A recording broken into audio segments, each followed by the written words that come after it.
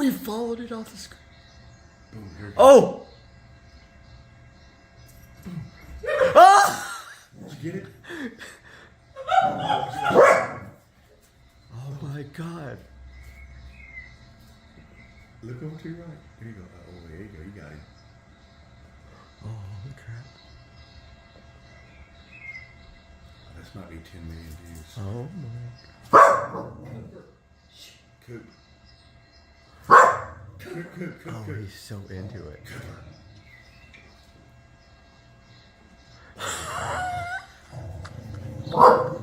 Cooper. That might add to it. Oh my god. Cooper, that's enough. Hey, buddy. Sorry, I can take the sand out. We know that. It's okay. Oh, I can't believe he jumped on the screen.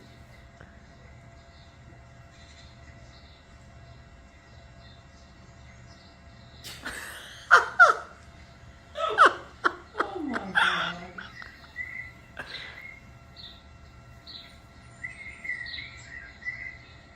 He is digging it.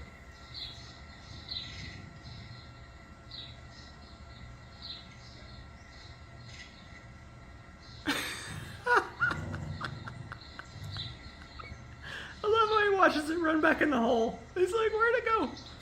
Get it, dude.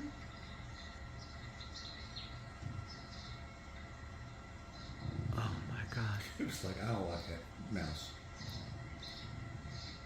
Cooper's so triggered. Cooper's watching it too. Oh, Yes. I love it. Cooper's growling at it. He is. Cooper, what is that invading your house? Get it, Bubba. Oh. Oh. Oh! He got it! Oh my god. That is The head's right there. Look at that. Look. Oh, he went after it.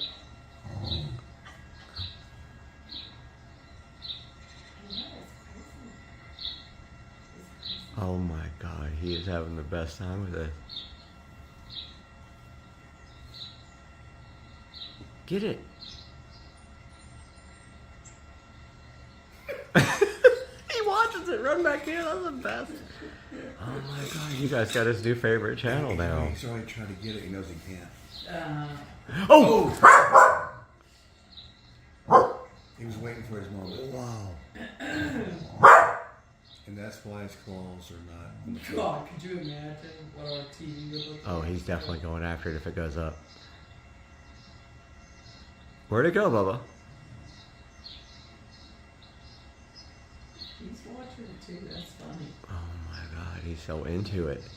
Now you know what you gotta leave on. Bubba, you gonna let that thing go way out there?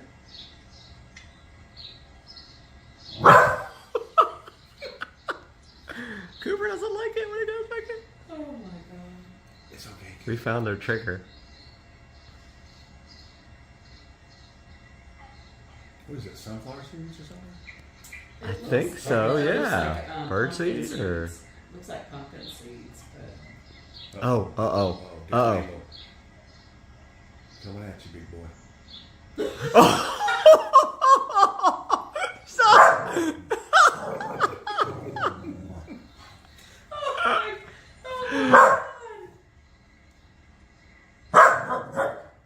Holy crap. Oh my god, he followed it off the screen. Are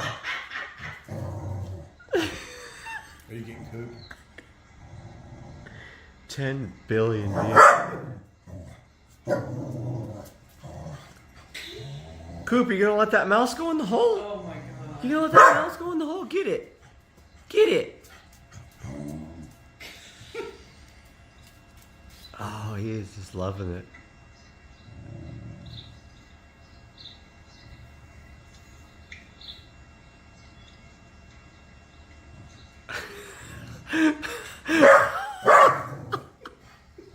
I love how the mouse comes right at his face. Get it, Bubba.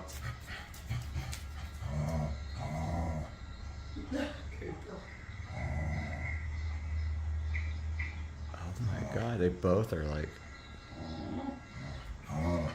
Get it, Cooper. Oh, Cooper's just. Get it, Cooper. I know, Black. Alright, now you know his favorite channel on earth. Holy He loves mouse. Cat TV. Oh!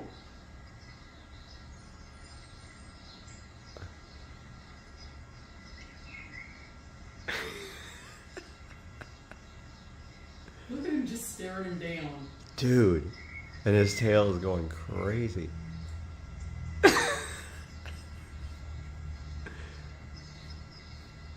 Oh, you missed it. Oh. Oh, a new scene. That's just the scene. They started it over. Oh, did it? Yeah. I remember that pumpkin seed, that array of pumpkin seed. He first comes out. Oh. Doop. The first one he grabs and runs back.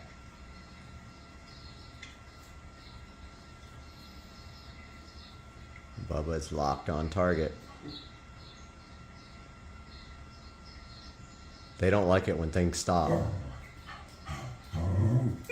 Get it, Cooper. Cooper's just annoyed. He's like, damn it, I can't get Cooper's it. watching it too. Oh, he totally is. Oh. Oh my God. Get it, Cooper. Get it, Cooper.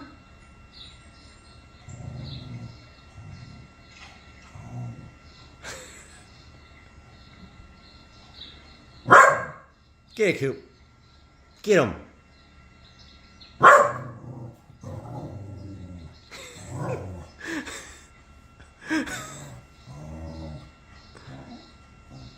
Cooper, you're too short.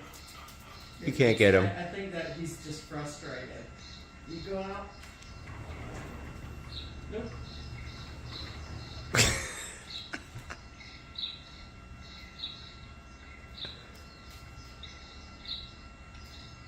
Bubba's is fascinating. Bubba's into it. Oh, yeah. Totally. Yeah. Oh! Get it, Bubba. Then he gets bummed out when he realizes he's got He it, can't. nothing happens. Can't get it. Yeah. And of course, Coop's jumping up there at him. Distracts him. Get him, Coop. Oh! Bubba wants the seeds. He's like, okay, so what is he after? Look at that. I know.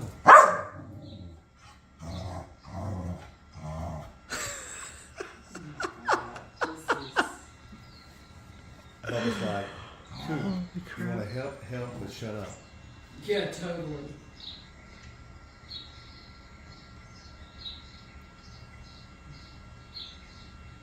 He's eyeing the big seeds. You can tell the rat, mouse, whatever. It's a mouse. Is it a little mouse?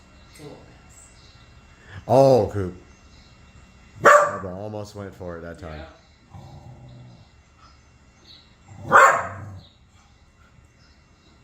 Cooper.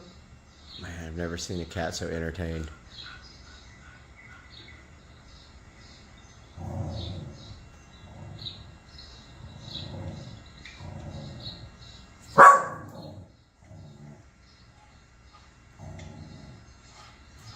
Bubba, you can let him eat all your food? Oh, he was stockpiling on that round. Oh, oh. Get him, Bubba. He thought about it. Tail is going crazy.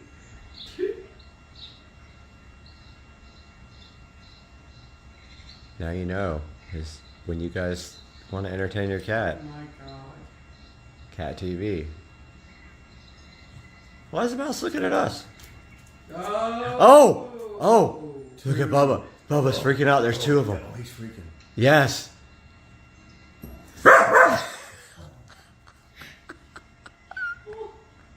They don't know what to do.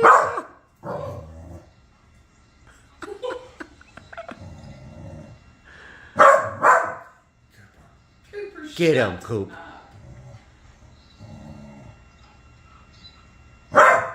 Cooper. It's okay, buddy.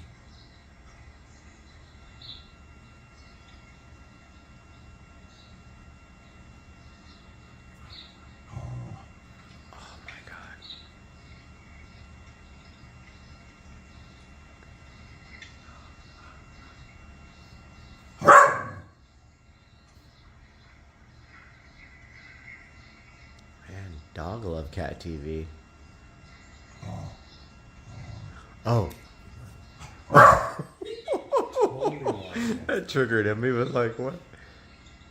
Now Cooper's watching us. I know. Alright, that's enough. Bubba? Oh my god. Don't stop your asthma treatment. Hey, dude. Get some birdseed. Tell your doctor if you have a parasitic infection. There's 2.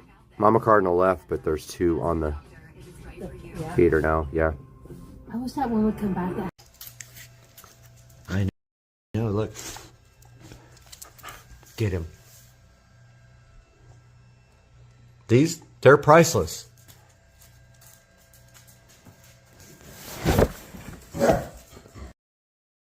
Treadmill, and I'm watching Solos. You guys gotta check that out.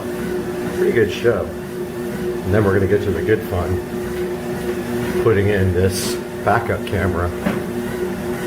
Good morning, everybody. I am working on the backup camera install for the dash and the navigation system. I already have the RCA cables run to the back of the nav and the new ID4 instrument cluster.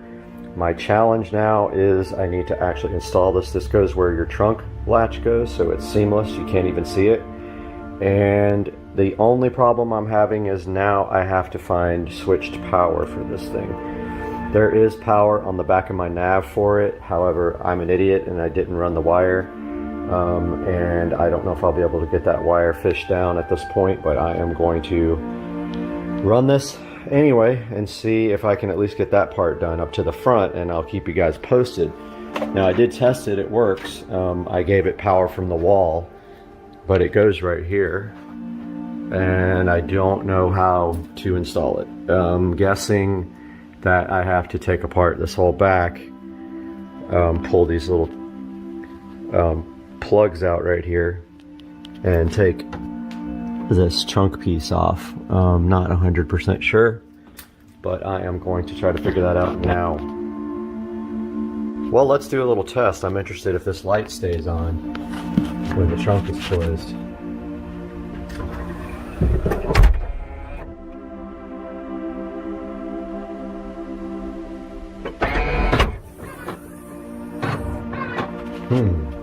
This probably isn't a good test, just because it probably turns off after you start the car after a little while, unfortunately. Alright, went back and watched the video. That light definitely turns off, unfortunately, when the trunk is closed. The batteries under here really wouldn't do me any good without some way to relay that on. Doubt this camera uses much power, but still, I don't want it to be on all the time. Or I could just run battery power. So my best option, easiest, is probably the cigarette lighter. To maybe put a little Y adapter on it and run a wire from that, or just actually open up the cigarette lighter in the center console and tap off the back of that. But first things first, I mean, man, why isn't there switched power back here? I heard some of the cars have like a accessory outlet in the back somewhere, which is very cool. This car probably doesn't, so I'm gonna get to work trying to get this camera installed first. Okay guys, I'm consciously trying to keep the camera a little bit more steady in this video because I noticed last time it was annoying. I did get my camera bundle wire done here.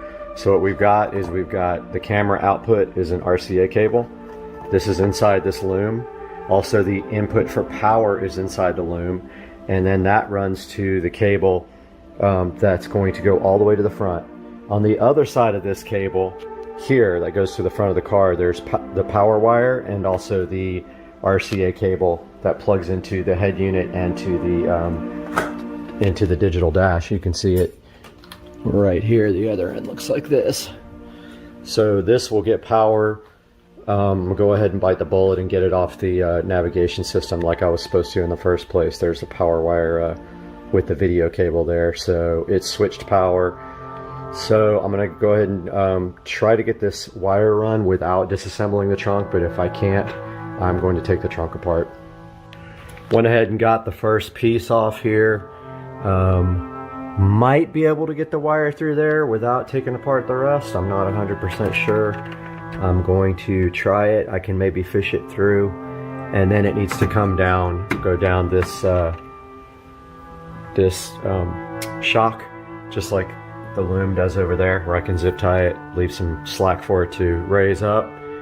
So I'm gonna see if I can get in there right now. I turned the light on kind of see if you can get in there or not, but boy would it be great if there was some power in there. That would be amazing. I'm gonna check it out. Well, the good news is I was able to fish the hanger through to here, so I'm gonna go ahead and pull my wires through, and then hopefully I can get them down through this part without disassembling the whole trunk, or I might just, yeah, I can just come out right here, you'll barely see it, and then come down the shock tower here. I'm gonna go ahead and do that now and get my wire fish through. So what I'm gonna do is tape it to the end of this with electrical tape, and then just pull everything right through.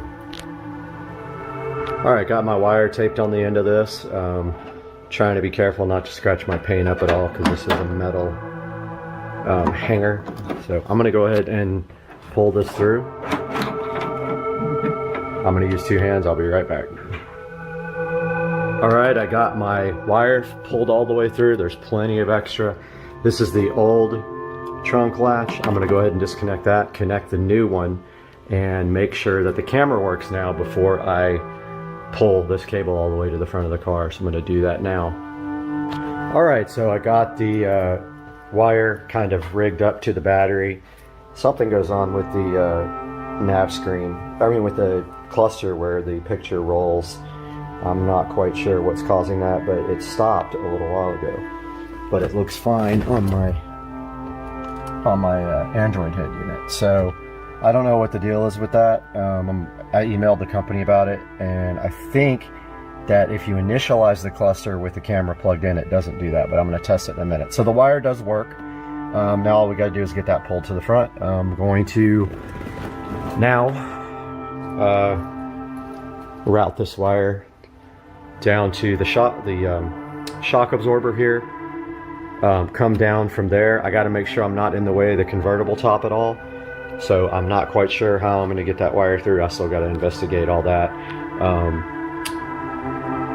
I want to run it down, down through the trim right here and everything. So I'm going to work on that now.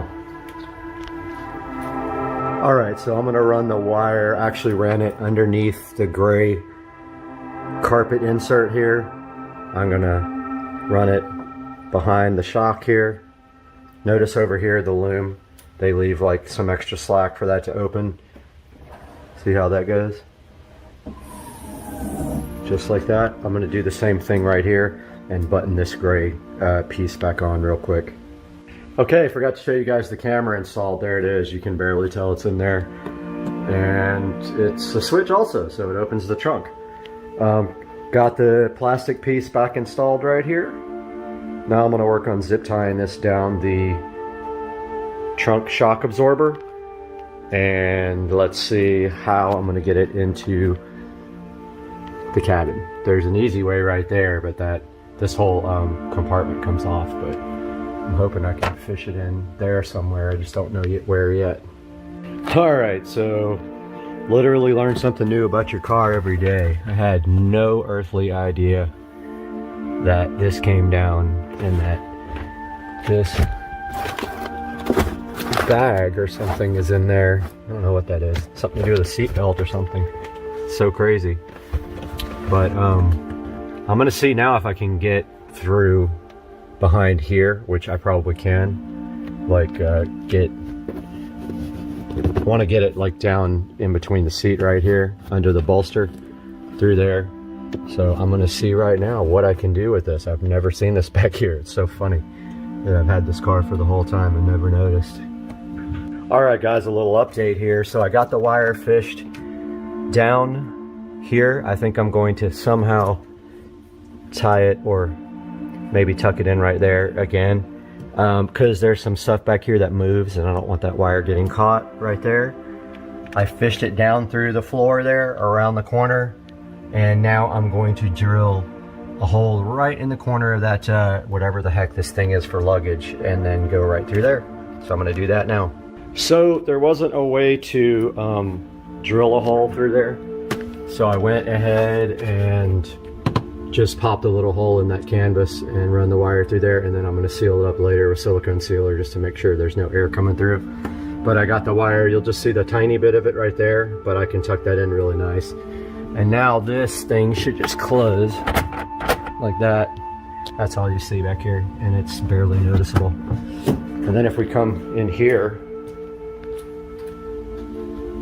so the wire comes through the luggage compartment here, and it's kind of hard to see with this light. I am going to run it right down the corner of the seat and down through here to get to the front of the car. I'm gonna work on that now, but I'm gonna put the top down first, make sure nothing is in the way. Got everything out of the trunk here. I'm gonna do a little experiment and put the camera in here and just make sure that, hopefully I can see right there. Make sure that nothing is in the way.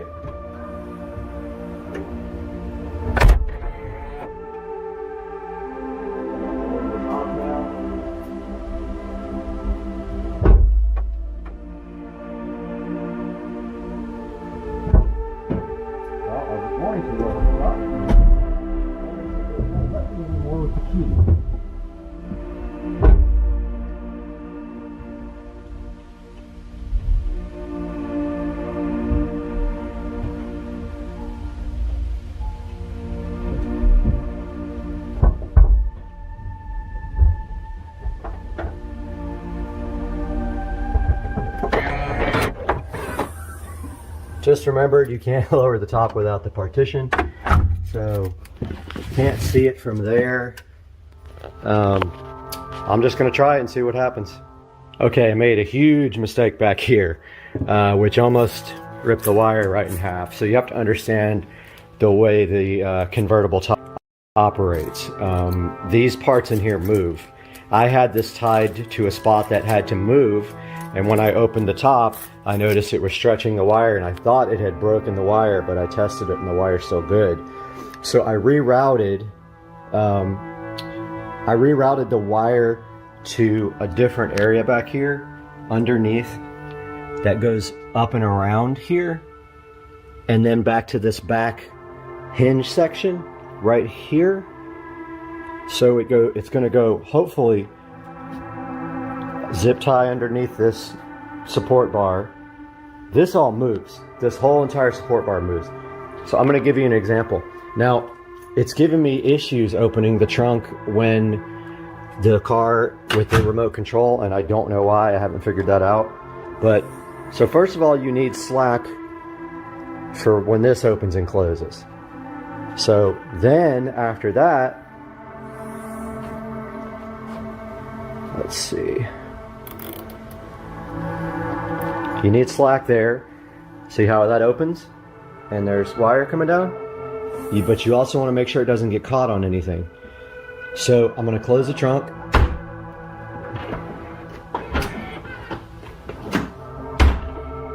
I'm going to try to put the top down with the key fob, but it has not been letting me, and it sucks because I really want to watch it put the top down, but let's see if it'll let me put it up. Okay, so it did roll the windows up. Let's try down. It's got a red light on, so I don't know what that means. So I'm just going to go a little bit here. Let's see, turn the power on. Okay, it works there. Now what happens now is the back flips up. Watch. As soon as that flips up, I need to go back and look. That's what was pulling on the wire last time.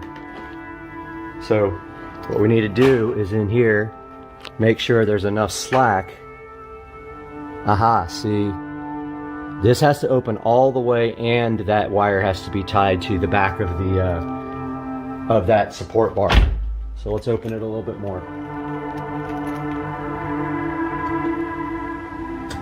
Let me go that way.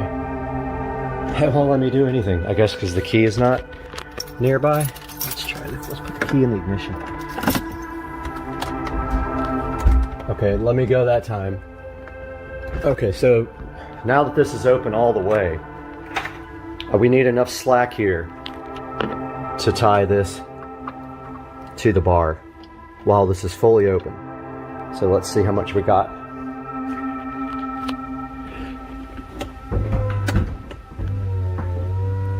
Okay, so that's as far as it opens.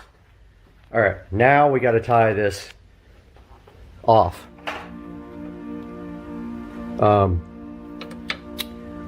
I got to figure this out because I don't know if it's going to get pinched when the thing closes. Not 100% sure.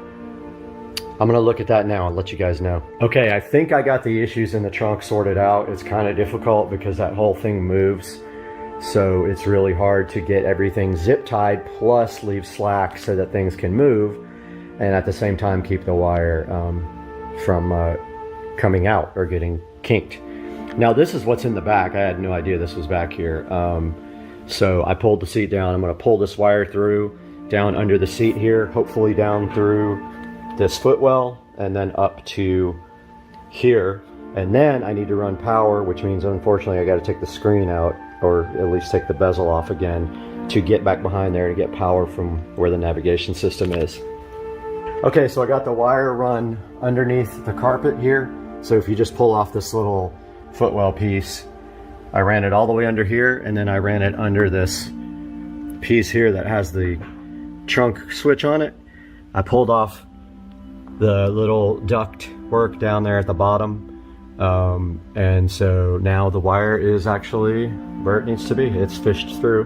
Now I have to take out the nav and make sure that there's power back there, and if there is, I have to run that up through the dash, which is going to be not fun at all. So I'm going to work on that now. All right, I got the nav pulled out. I verified with my voltmeter that there is power on this wire, and I don't think it's on full time. I hope not, because that's going to run the battery down. I believe this is switched power. It says, let's see, it's plus 12, so I don't know, better be switched. I'm gonna go ahead and try to get a wire run over here to the wire that I fished to power the camera now. Hopefully I don't have to take out the ID4 again because it's a pain. Okay guys, so I pulled out the navigation system, I pulled out the digital dash, I ran the wire back behind the dash, I've got it here. This is the power wire for the camera. I'm gonna go ahead and cut that right now and then crimp it to this. I need to order a barrel connector because that's all I got, and it's ghetto of course, but I'm gonna go ahead and do that now and I'll update you guys after. All right, I got the wire spliced in. I'm gonna go ahead and start the car now. Actually just probably put it in on mode. See if the camera works. Hopefully. I'm gonna be kind of mad if it doesn't. Alright, well, looks like we got a backup camera both there and there. Now, this one here is noticeably more, I know it's hard to see with the with this camera, but this one's noticeably more clear, but doesn't have the backup lines. I haven't used them yet, and I don't really remember how to set up the navigation system, and I don't know what these things do here. So check this out guys, got the backup camera installed finally, something I've been wanting to do for a while. Update you guys in a minute when I go for a drive.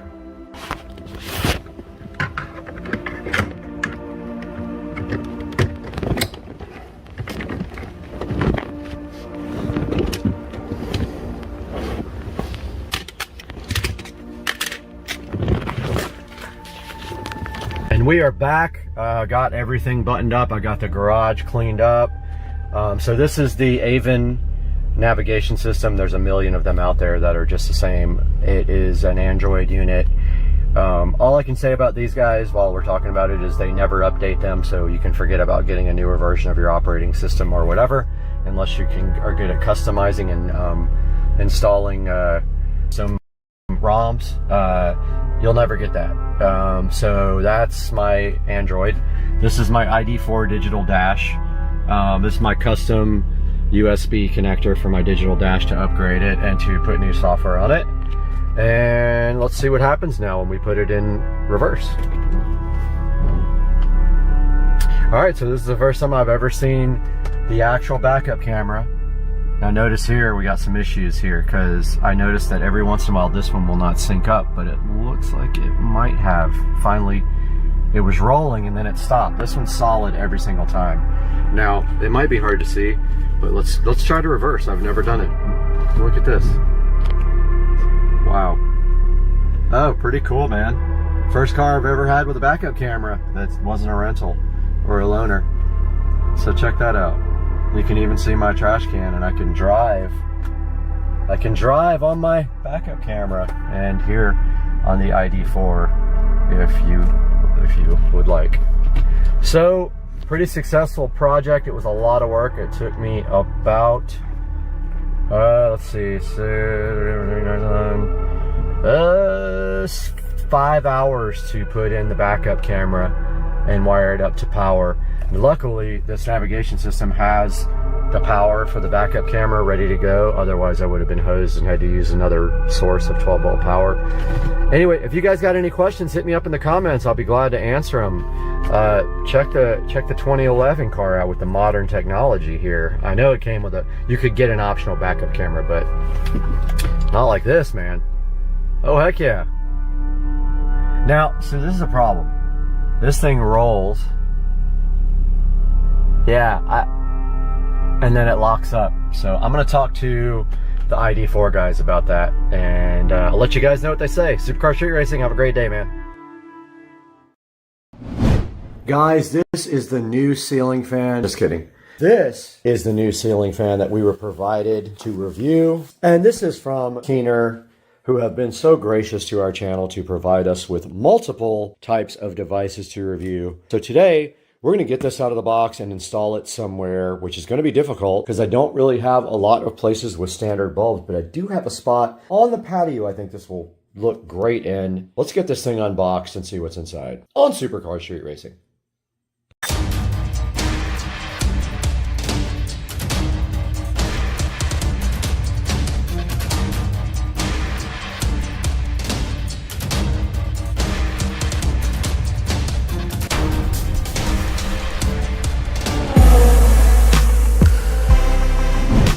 Keener makes this E26 base fan for adding a fan anywhere you have a light, and I think it is just very cool. Comes with a little remote here too. We are unboxing this now, and if we pull this top part out, we can see inside we have a bunch of little fan blades right here. This thing is so cute. And we have the base right here. Let's get this thing opened up ASAP. Inside the box with the Keener turn your socket light into a socket fan light fan is this cool little motor right here that is so cute. Comes all packaged up in this styrofoam condom. And then all you have to do after that is take your blades right here and put them right inside of it. And I think they just snap in. We'll get those unboxed. We'll get this unboxed. Get it a nice battery because there is nothing else left inside of the Keener fan box. I got everything unboxed here now, and the remote looks like AAA batteries in there. Got to go see if I have any. Then we have this nice little extension right here as well. And basically, now here's the actual screw-in base, but they gave you a little extension, which we will probably need. So you just screw the extension on right there, and then you screw this into any standard E26 bulb base. Let's go see if I got batteries for this. Back to the Keener fan light. The batteries just go in just like this. 2 AAA batteries replace the cover. And then let's get on to the process of assembling the fan. Back here on the Supercar Street Racing desk with this nice LED lamp light to illuminate our assembly of the Keener fan. Now they do provide you with all these blades, and I'm assuming they're super easy to clip in. It looks like they clip in this way because there's a little indentation right here which I see inside of this, so I think they go this way. Let's see. They do. So you just place them into the fan like this.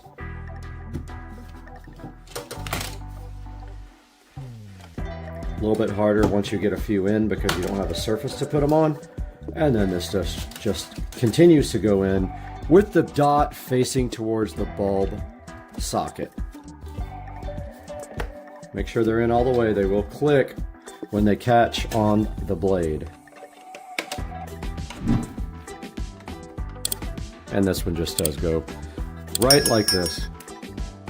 And now they are secure, and I believe that's a light, but I don't know yet. We have to check. There's your fan fully assembled, and it does have a light on the remote right here, an on-off switch on the remote, a timer, and then these 1 through 5 buttons here, which might be the speed.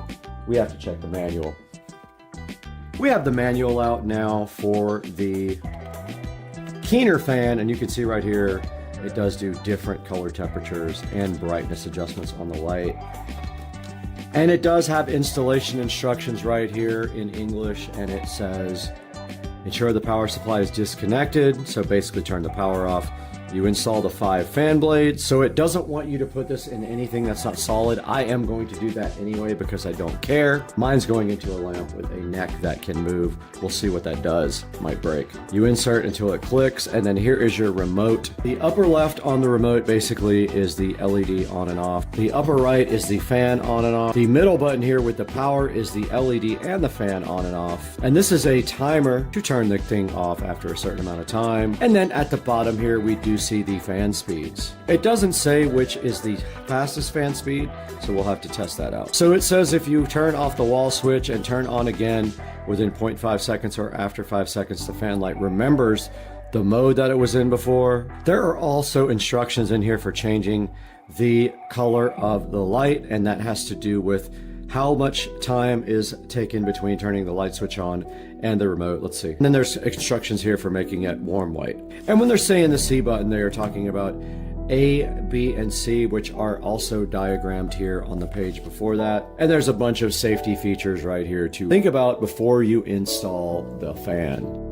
Here's a good up-close look at the remote on the fan, and you can see on top here there is a light switch and on-off switch. The light switch for the light, on-off for the fan. This does both. There's a timer right here, and then the bottom here. All these right here are fan speeds. We have to test that out when we get outside. So I was just chilling here with the Elecan LED fan light, and I noticed this might be the infrared receiver for the remote. Let's go. Okay, this lamp is definitely on. I have no place to put this because I have no regular standard bulbs in my house. So let's see. Oh my goodness. Let's go. This thing rips, dog. All right, so it is on. Let's turn the light off. The fan is on, so let's see what 1 does. 1 is the lowest speed. 5 is the highest speed. And this thing is ripping. I wish I could use this on. Light on, works perfect. Light off. You push it, it changes the color temperature. Every time you press the light button, it changes the color temperature. Let's try to find another place to put this.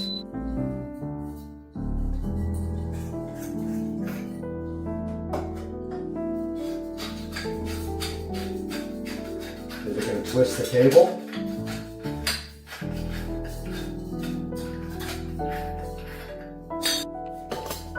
Okay, what happens when you install this fan on a cable? I believe the cable is going to twist up.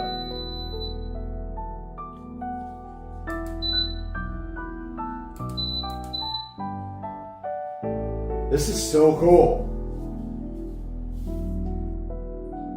This is high speed. This is low. So that's how you install the Keener light fan.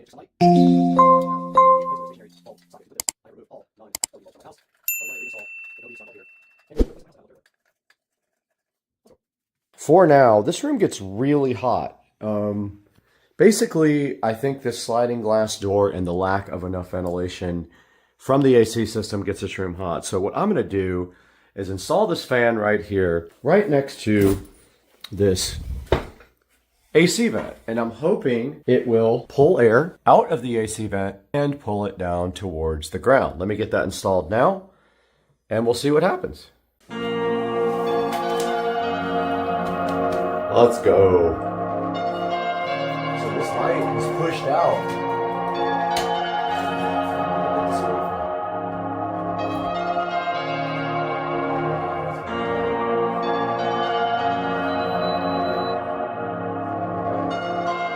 That's cool, man. How cool is that? Oh, let's go! Let's go! Let's go! And then we have this remote here so we can do the light. Check that out, guys. Now this fan will blow the air coming out of the vent around and circulate it a lot more. And then we turn the light on with this. And we can change the color, temperature of the light with the light button right here.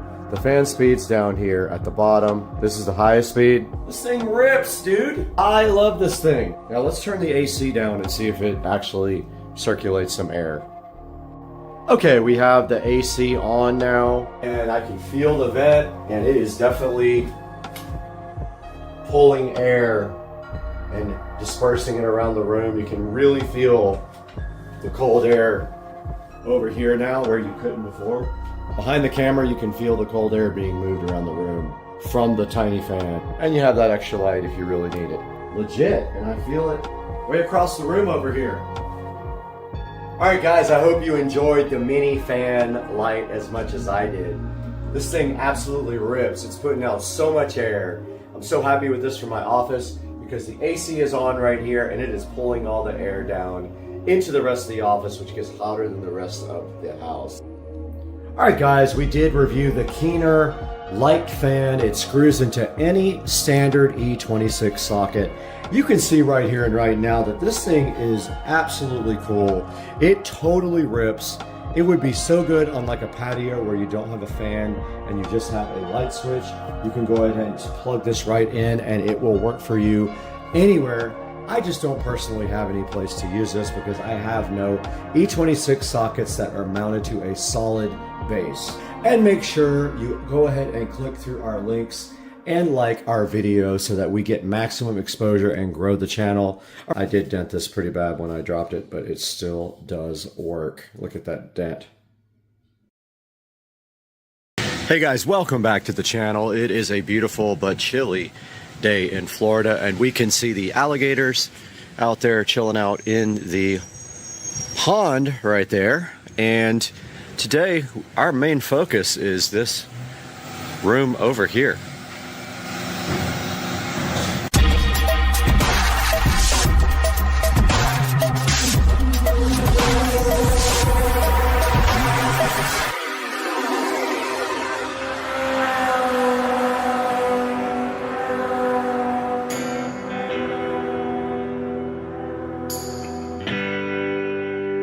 Guys, we are over here on the side and the neighbor's dog is barking at me like crazy, but I am opening up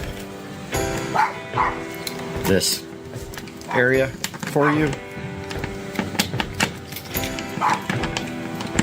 You can hear the dog going crazy.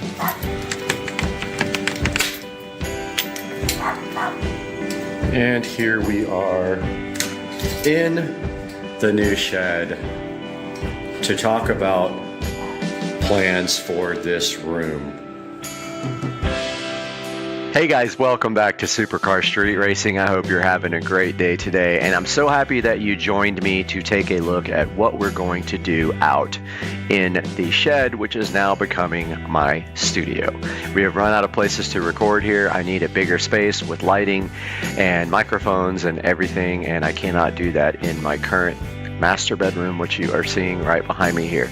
Now, taking a look on the screen here, just pretend that this window isn't here. I found this rectangle PNG online, but picture inside the shed. This would be where the large door is, and when you walk through the front door, which would be right here, this would be the back wall up against the house. So basically right here we have the house wall, and I don't know why it did that. Struggling. Okay, so this one we want to transform this to make it bigger. So let's just put that right there. It just kind of shows us what we're dealing with here. This would be the wall that you look at when you walk into the shed. And we have options here for this wall or this other wall, which you can't see in this picture here, but my thoughts are this. Get to my clip art page. So I'm thinking this. So I know this isn't going to be correctly perspective because they're actually not facing the correct way. But imagine if this TV was facing this way instead of being, I might be able to skew it that way. Let's see. Not sure if I can make this actually look right. That's kind of fine. Yeah, that's perfect. So imagine this TV facing forward. Let's duplicate that. And drag. Whoops, I didn't mean to do that. What did I do? Okay. That's not working. Keeps going back to the other. Won't let me drag the television.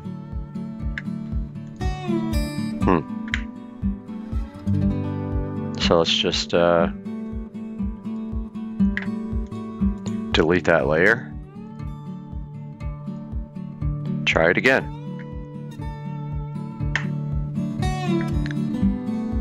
It is not letting me drag that.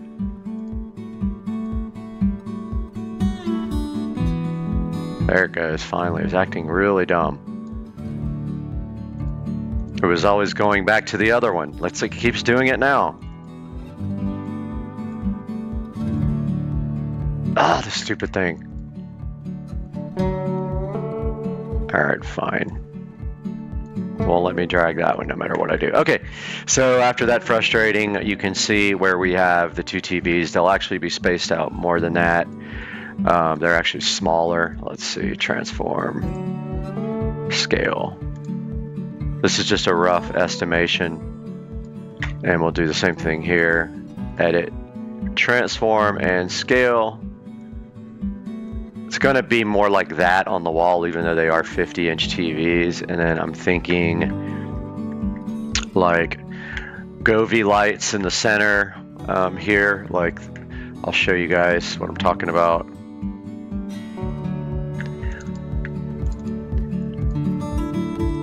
Govee lights, LED. I'm thinking like some of these panels. Like one right in the center. Let me save that. See if there's any way I can put that on the wall here, but I'm thinking right in the middle there would look cool. Like right in here.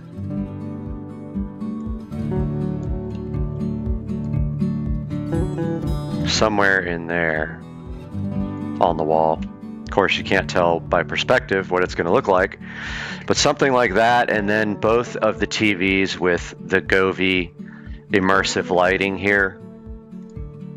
So that looks like this. If I can get my...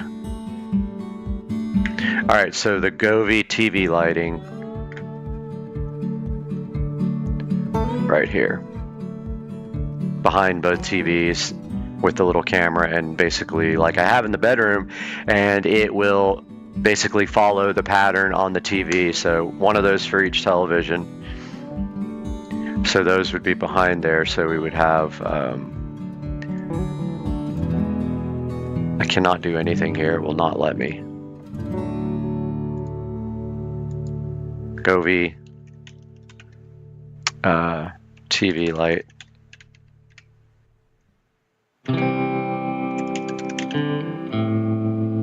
And edit, transform, scale.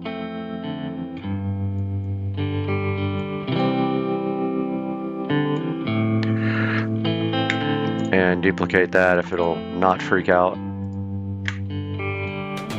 and let me actually move it. Okay, cool. So that's the one wall there as you walk in and you're looking straight ahead, and I would have a desk right here, apparently, if I could find one here. Let's look for one. Desk PNG. This might work because it's kind of perspective. Let's see.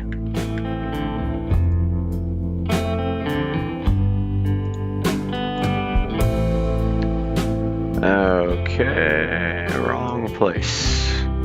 Clip art. All right, so here's our desk. Let's take a look at that in clip art.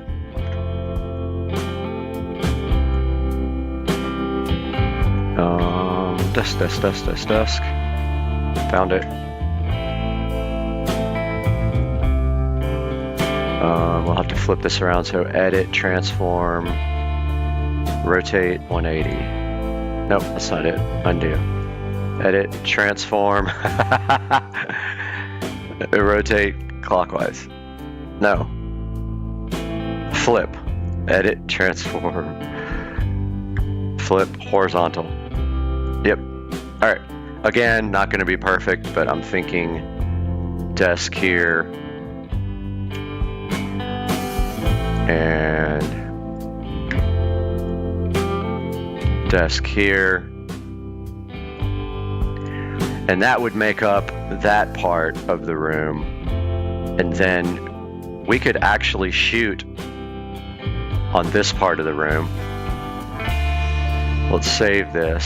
So let's do projects, and let's make a new folder here for it. New studio.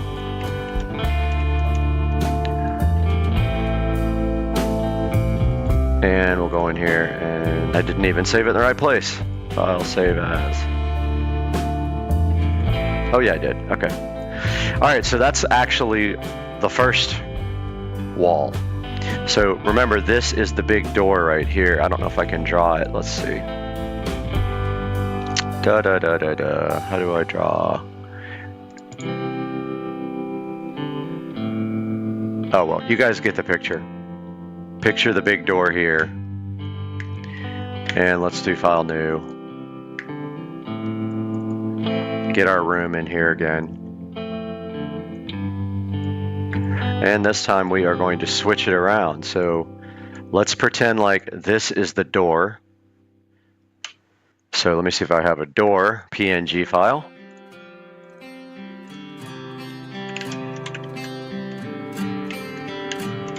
I don't have one. Let's grab one real quick. Perfect. If we can actually get this one without signing up. I don't think we can, but let's try it. Free download. Nope. These guys want you to subscribe, and I am not putting my name in there. Just need a regular door. No big deal. Let's see. Perfect.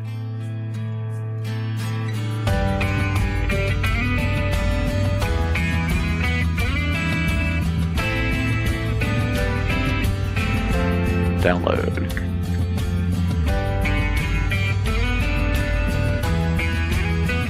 Did it not download? It's tricky, man, finding out the right. There it goes. You never know which one is the right button to actually download. All right, so there's our door. And it would be on this wall here. And let's see if we can skew it.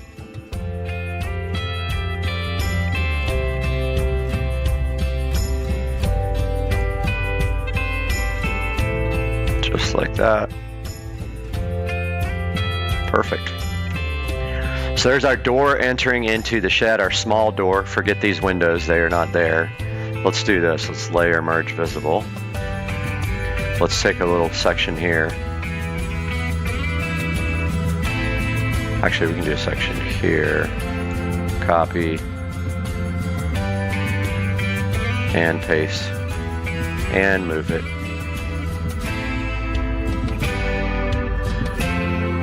Layer, and then let's edit paste again. Paste, and move it. Wait, what happened?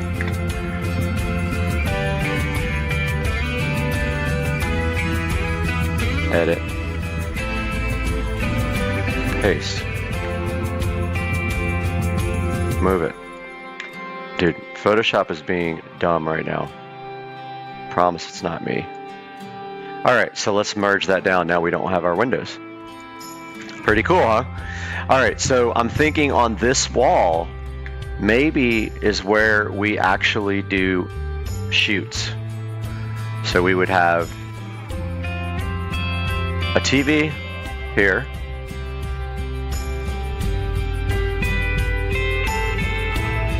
With Govee lighting behind it.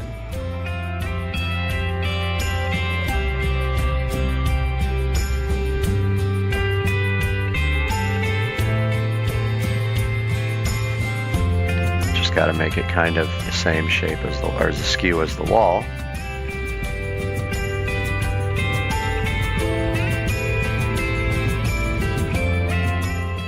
Alright, so my recording got cut off right in the middle of designing, but here is the finished product here of that wall. And then of course this wall where the door is will not have anything on it except just be drywalled and maybe some lighting, like some regular lighting. I'm not sure yet. Maybe some wall sconces since I have the ability to do power before I do anything else. But yeah, now let's go back out into the shed and take a look at what's going on in there.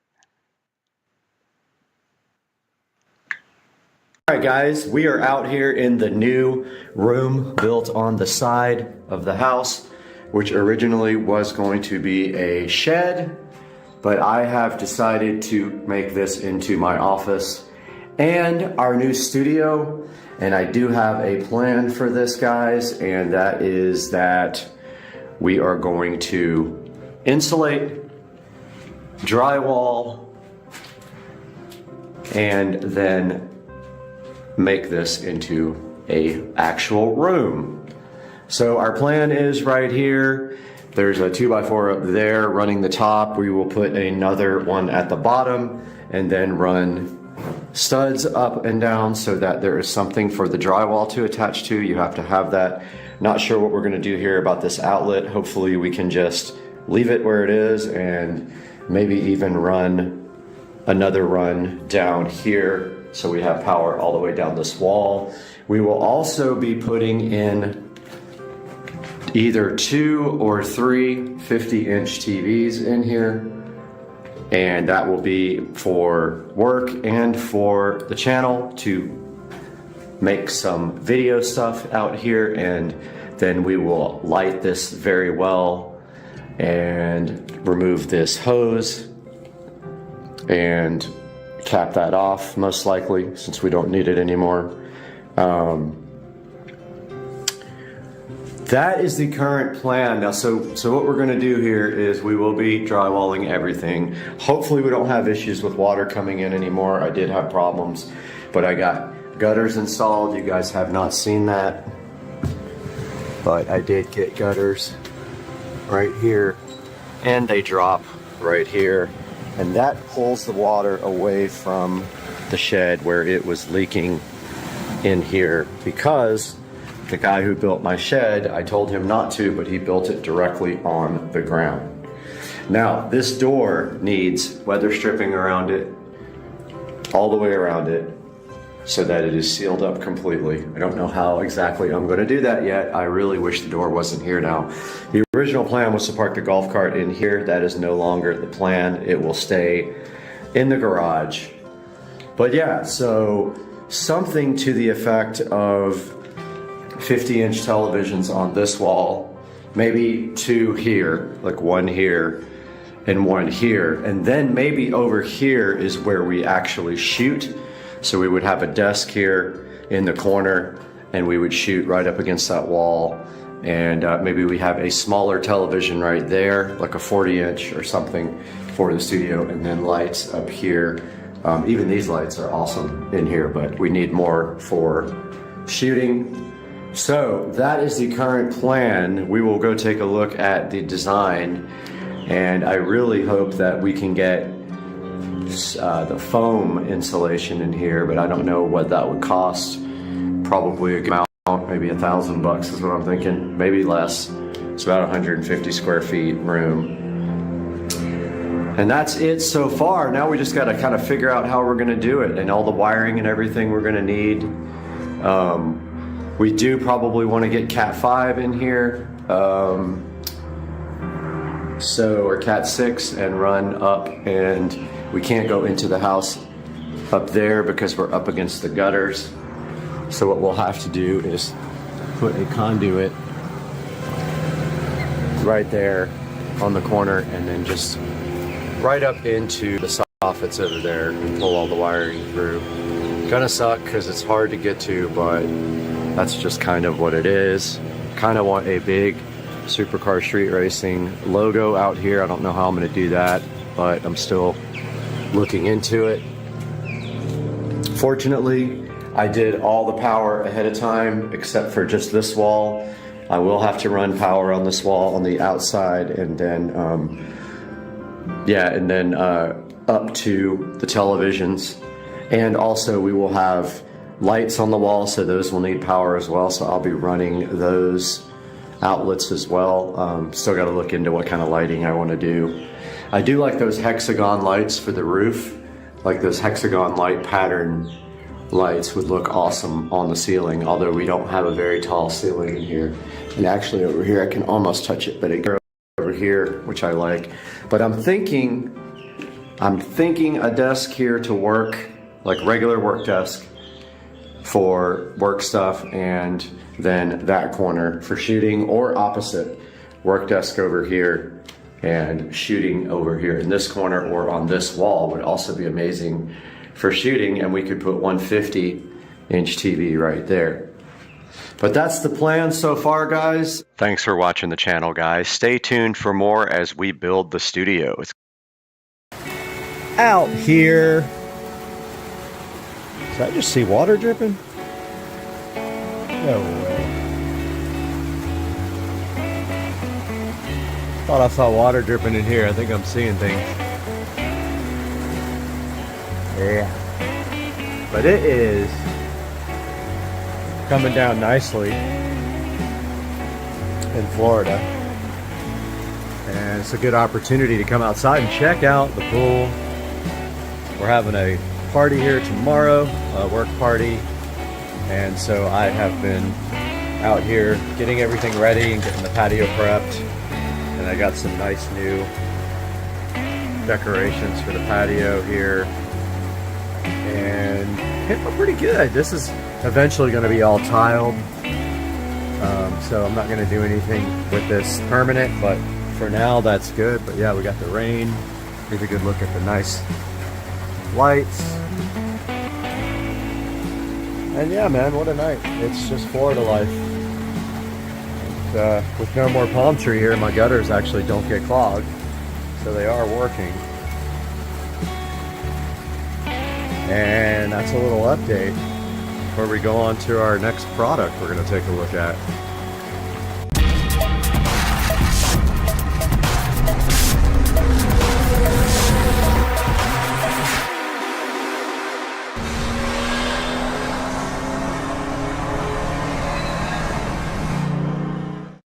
Are you guys enjoying the pool in the rain? I don't know. I'm happy. And did you feed Bubba Jr.? Let's go, Brandon. Yep, we did. Thank you again, Brad. I can't post this because it's got music in it. Guys, welcome to the channel. And we got some good mood lighting here. But today we are taking a look at a wireless USB Type-C microphone that I bought off of Amazon. And the determining factor of whether this thing is going to be kept or not is the sound quality compared to the stock microphone. And as you can see here, this is about a $30 microphone that I've been putting off getting one, and I wasn't sure whether I wanted a wired or a wireless, but Here's a look at this, and you can see here it is a Chinese-made brand. It's supposed to be rechargeable as well, and so I like the box design a lot. See if I can get it out with one hand. May have to like put the phone down. Yep, gotta put the phone down, I think, to get this box out, and I'll be right back. Here we have the ALW Quali wireless USB Type-C microphone, and we're gonna crank the lights up a little bit here to see this. Just realized how cool this bathroom is. It's just the best bathroom ever. Anyway, got the ALW Quali. These guys have the funniest names on their products, really. It's hilarious. I was actually expecting it to be a little bit bigger than this, but now when I think about it, it literally is just two small pieces like that, and one of them is for the phone, and the other one is for your lapel mic. And they stressed a lot how it's a basic starter, you know, it's just made for like podcasting or whatever. And it looks like we have a recharging cord in here. That's another thing that's difficult to get out. So I will get that out and be right back. Taking a look at what's inside the box, we had this other little box there with this lightning adapter, which we're not going to need. We don't have a product, never have. And so we don't need that. That's a USB Type-C to Lightning adapter, and also have a nice little USB Type-C charging cable, and some instructions here, which probably are ridiculous because they're always don't know how to hire translators to write them. But we have here some basic instructions on some how-tos. Sorry for the shadow. We've got some overhead lighting here, but it's just like little basic instructions. I mean, there's not much to it. We have this charging case, and we have this little adapter thingy that goes on the bottom of your phone. And then we have the lapel part. So I'm guessing both of these charge. Well, no, you can't charge that in here, I don't think. Now I don't remember which way it was in the box, but I think it was like this. So that thing also has a USB Type-C on it. So I believe that has to charge separately, but I'm gonna take a look at these instructions right here. So the receiver is what goes on your phone. It is right there and right there. This goes on your lapel, and this is the charging box. I'm guessing that you can't charge the receiver in the charging box, only the microphone, but I'm gonna find out real quick because I'm gonna plug it in for you guys. I'm enjoying this wonderful Angel's Envy bourbon that my lovely co-workers treated me to, one of my vendors actually, and I have been sipping on this for the evening after we had our pool party today. We had a together here, and this is the Angel's Envy, that of which I speak of bourbonish, and it is just the loveliest thing. And we did some of these lovely tequila shots too, but yeah, it's good stuff. It's really smooth, and I am thoroughly enjoying it on a Saturday night in Jacksonville, a rainy Saturday night with a leaking patio roof. Point of clarity here, the receiver, this guy right here, goes into the actual phone, does not charge. It uses phone power, but if you need to charge your phone, you can actually plug your phone in right there while you are using it to charge your phone.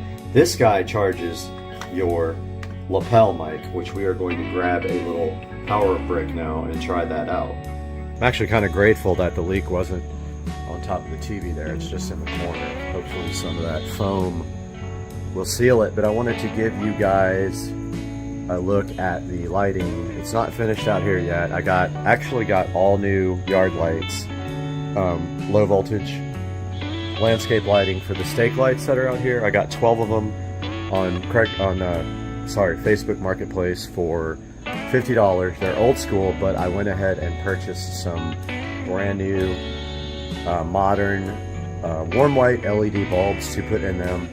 Even though these guys already have bulbs in them I could have used, I'm going to save some of these lights as well for the side of the house. Both sides, I'll probably put 4 or 5 lights on both sides, but I just wanted to give you guys a good look while we have some free time in this video at how the landscape lighting looks. And down by the water there, we have lights that go over the water. They're just lantern hanging lights, and then we have a blue LED rope light. I don't want to go out there because I got no shoes on, but a blue LED rope light over there by the dock to round out the lighting. And of course, you guys have already seen the lighting we did on the patio, and those LED color changing light bulbs are in my sunroom, lighting up the pool deck. Pretty nice.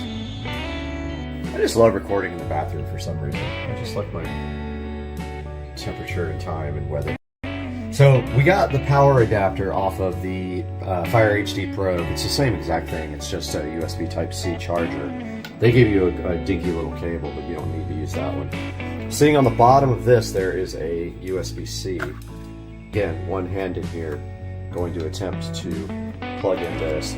Now, I will say it's kind of awkward why this is on the bottom of the... You know, you can't really... Now you just have to kind of lay it down. I mean, why wouldn't it be... I guess there's no good way to put it on the side, but I mean, I guess you can lay this guy over. But I don't know if you guys saw that very well, but there's a flashing red light on the bottom, meaning that is charging right now. And I'm guessing that that will go green when it's done charging. I am going to let that charge here for a little bit and show you guys this diagram and this instructions one more time. But it's pretty simple. It just says to connect the receiver to the phone port, to your USB-C port. Press switch key of microphone. The indicator light turns green and the power is turned on. The indicator green light of receiver keeps always on. Then open the phone camera, live app or other apps, and then to use the microphone to receive sound. And then here it tells you that there's no battery inside the receiver, that you just use your phone is basically what powers the receiver here. And then you can plug your charger into the side of this to charge your phone if your phone is running on low power, or if you want to keep that phone charged the whole time that you are doing recording. So I'm going to let this guy charge up for, I don't know, maybe 30 minutes, and then we'll be back and we'll give this thing a try. Test the range, test the sound quality compared to the phone, and make a determination on whether this thing is going back or not.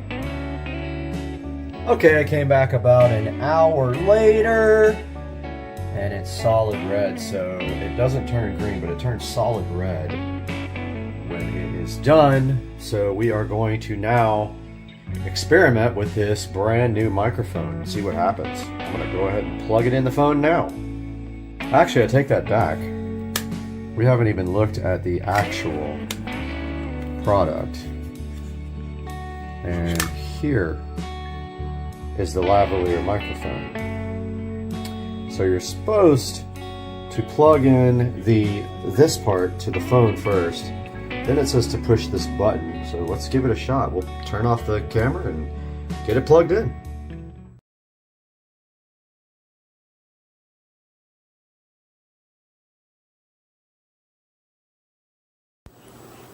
Okay, so the light is green now. I'm assuming that it is working. It's got a little clip here. Hoping this audio is working. Not really sure.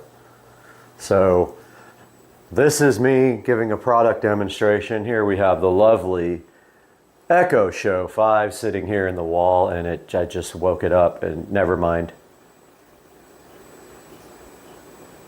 So here we have this lovely product here, and we're testing out the new lavalier microphone so we can start doing nice presentations. But first of all, I do have it dark in here on purpose because the light switch doesn't work anymore. So here's what we're gonna do. First, we're gonna walk to the kitchen, about 20 feet, give it a test. Okay guys, we are now in the kitchen. Hopefully this audio is coming through loud and clear. We are now walking into the guest bathroom.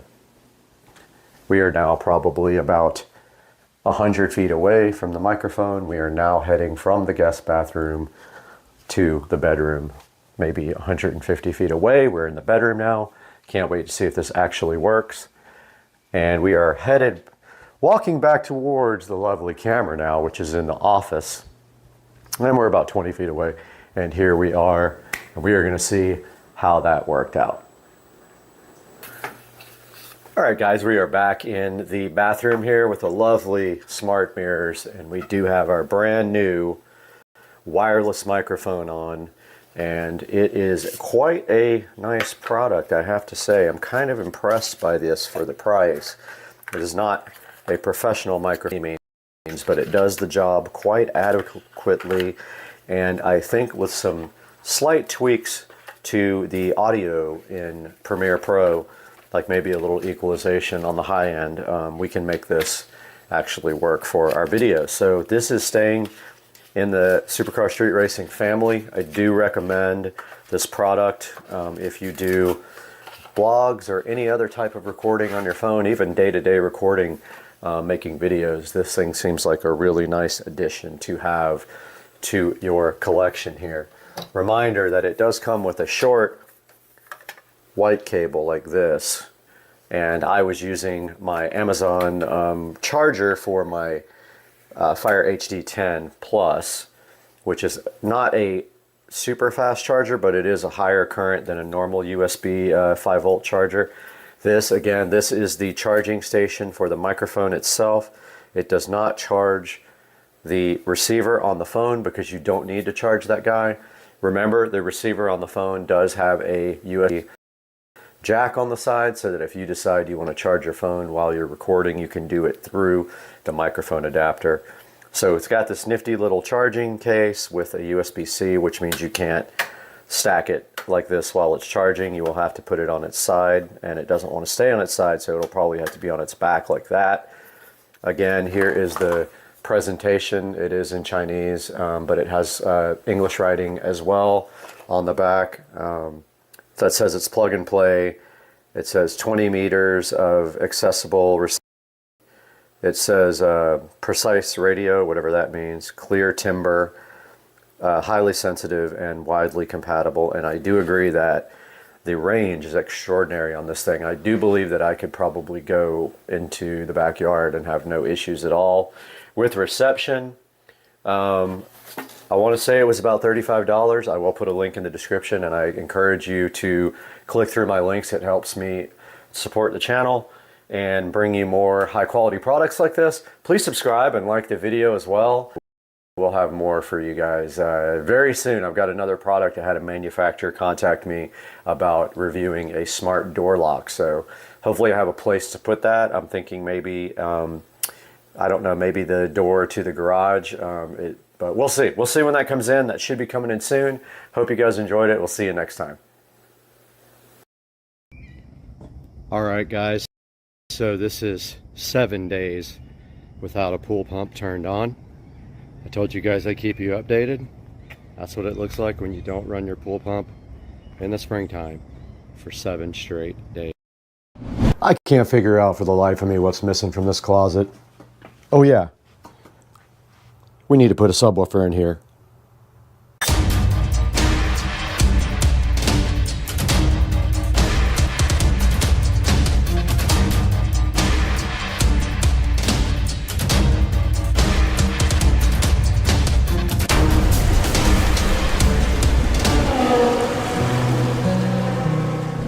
Guys, welcome back to Supercar Street Racing. Brad is here on a beautiful Monday in Northeast Florida, and we need to get this Sony subwoofer installed today, and we're going to put that thing right down there by where we have power. So our goal today is pretty simple. This guy has a section on the back for speaker level inputs. We're gonna go ahead and get up in the attic, drill a hole in that cap, stick a hole in the side of the wall here, and go ahead and hook up this Sony subwoofer. So let's go ahead and get that sub down now and take a look at it.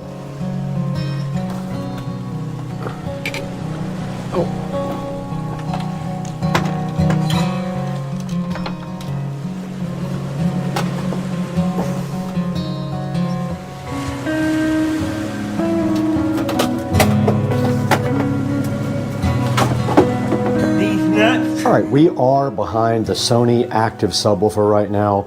I don't know how old this is, but it looks to be a little bit old. I did pick it up at a thrift store, and you can see inside it has a nice size heat sink down in there. I don't know if you guys can see that or not. But here on the back, we can see we have both inputs and outputs. Now what that is for is so that you can come into the subwoofer and there is a crossover built in, and you can feed your speakers like the ones up here in the ceiling with the crossover output. However, we are not doing that.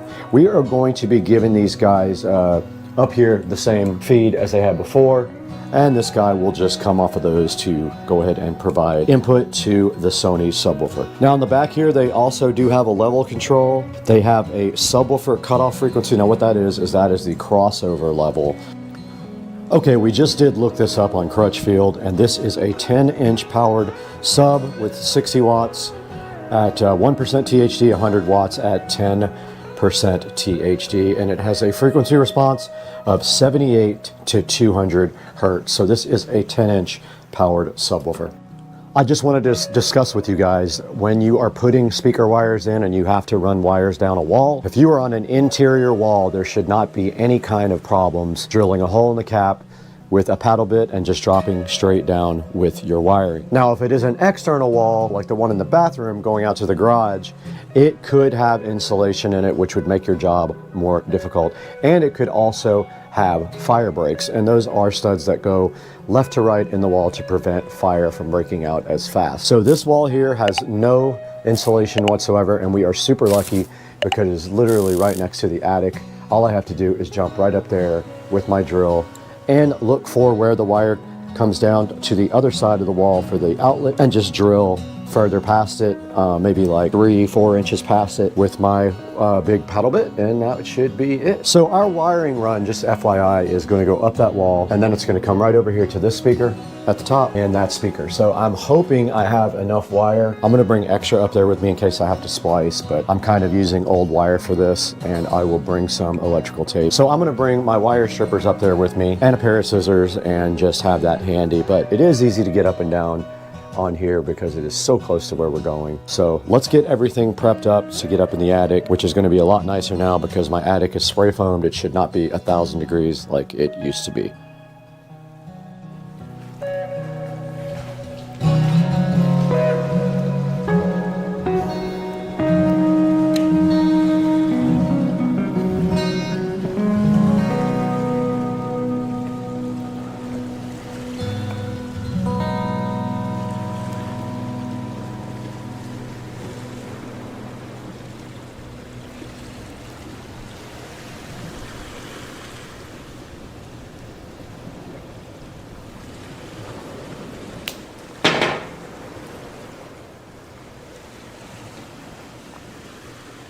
Okay, we did prep our wire for going up in the attic. This simply gets it so it can just go straight down the hole, and then all we have to do is drop the wire all the way down and pull it out of the hole.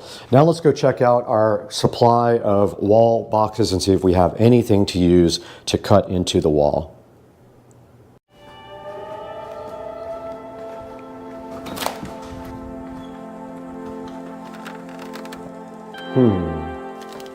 I actually found that I had bought an extra one last time, so I have the box and the little cover plate that the wires can just pull right through that has the little brush on it. So we are good to go to have everything to do for this project. This is the brushed part where the wires come through, cover plate, and actual box that we have to trace and cut out with a drywall knife.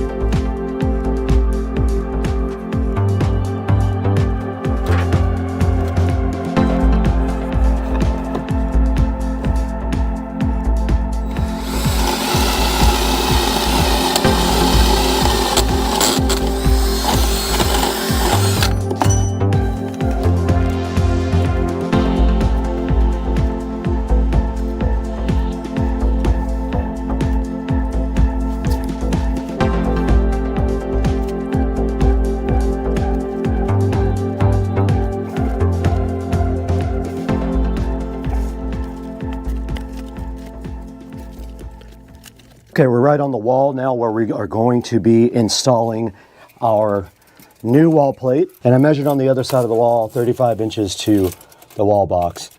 Okay, now I really measured it. It's 49 inches from the side of my dining room wall, which is going to put it way, it's going to put it right about there. Hopefully I can come in right here. That's my goal, is to not hit anything on the other side and also be the same distance to the center of the outlet, which is 14.5 is the center. 14.5, and then we're just gonna send it. I don't know what else to do. Hopefully my wire's in here. Now the way we do this is put our template up there, level it out, and then mark it.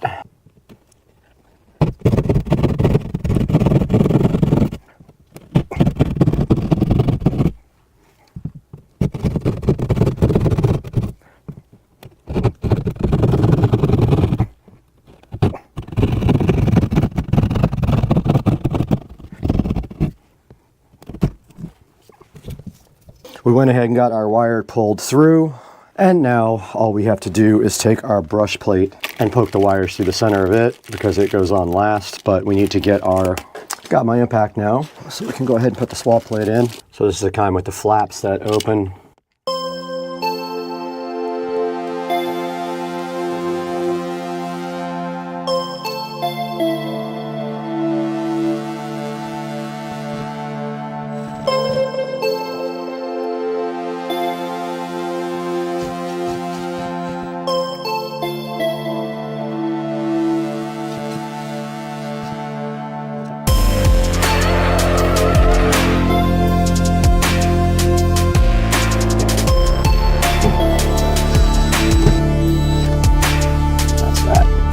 All done.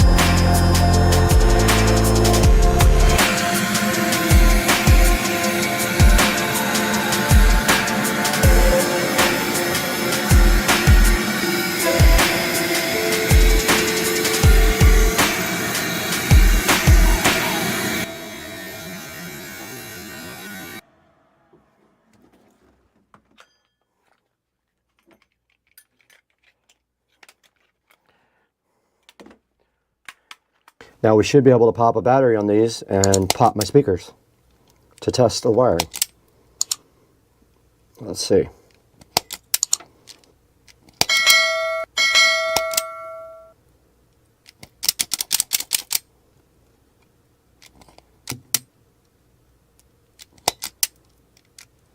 All right, let's grab a battery. 9-volt battery right here to test. We should hear it in the speakers right now. There's one and the other. Both of these work. Doesn't matter which is left or right. This is a mono system when you're using a sub, so you can Connect it to anything you want. In is the back ones. Positive is always stripe, remember that. And if you don't hook it up right, it'll be out of phase. All right, it is connected. Power is on. Go ahead and plug it in. I wish it was lower now so you didn't see the wall plate. Go ahead and get this thing connected all up. This wire behind here.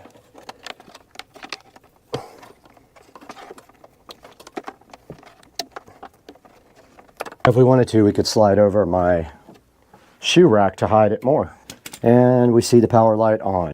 All right, there should be no copyright music playing right here. And it does hit pretty darn good for a 10-inch Sony sub. And this is designed to add some bass fill back around the bathroom area where I have speakers in the ceiling. And it'll also help out the entire house. But that is going to do it for this project. And I hope you guys enjoyed yet another subwoofer build inside of the house. 8 total subs with 6 being connected to the main house audio system. And we'll see you guys next time on Supercar Street Racing. Please don't forget to like and subscribe to the videos. And I'll put a couple of good subs in the description for you from Amazon. Go ahead and grab those. Click through my links. It helps us out so much. We can do more projects like this, more fun things with you guys. We'll see you next time.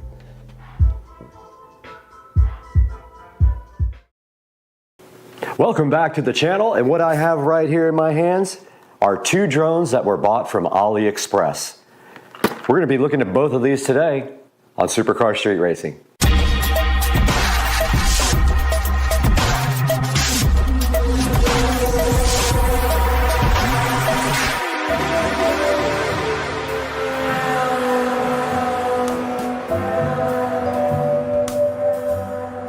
Guys, sitting right here on top of the Supercar Street Racing mini bike, we have the S116 drone and the E99 Pro drone, and these were both bought off of AliExpress for under $70.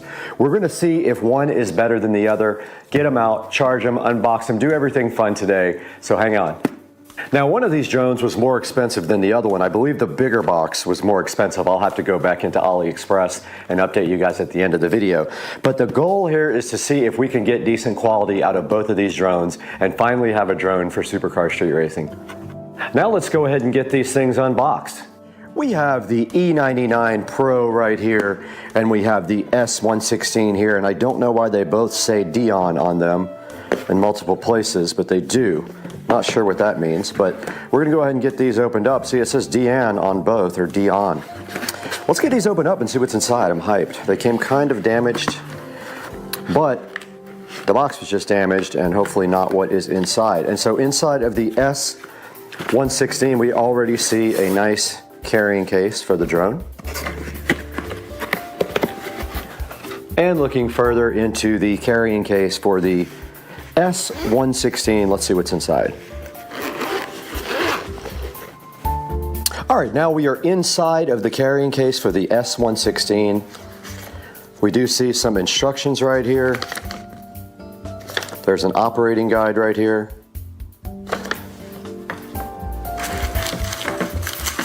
Then we have another user guide here, so I don't know what the difference is between these two guys. But there's this one and this one. Look inside, that side is in Chinese, I think. And then here are the actual operating instructions for this guy.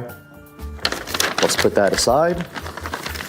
Looks like they gave us some spare rotor blades just in case. 4 spare rotor blades, a USB cable, and a small screwdriver included. And then here is the actual drone. Good look at the top and the bottom. There's the camera. And I don't see any plastic peel on the camera, so no peel satisfaction for you. But I do see this.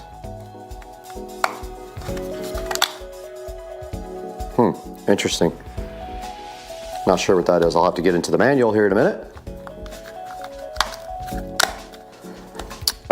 And then I'm guessing this is the battery.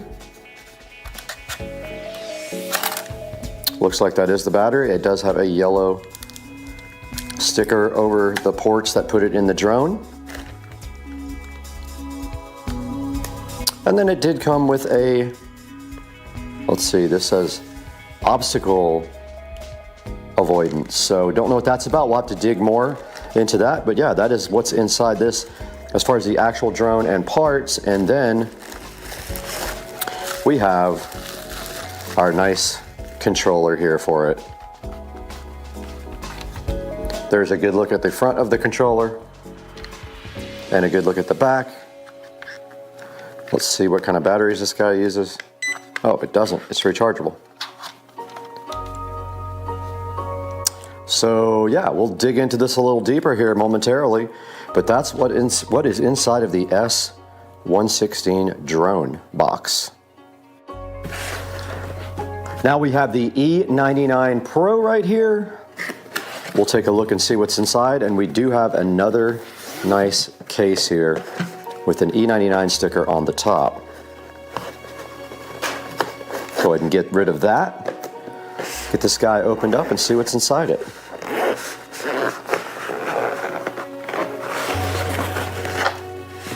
All right, so we have another controller here. There's a good look at the actual controller with the two antennas. Feels really cheap though, really light, really cheap. Not sure if this has batteries or what, or if it's rechargeable. I don't see a charging port. I see a back door on it. Here is the actual tiny little drone. And that is going to get some peel satisfaction. And my thought is it unfolds like that. It says Drone Pro on it right there. And there is the camera. Now this one looks significantly cheaper than the other drone already and feels cheaper. And at this point, I don't know where you put the batteries or charge the battery. Ah, there's the battery right there. So again, these are just flip-in rechargeable batteries. There's a little antenna.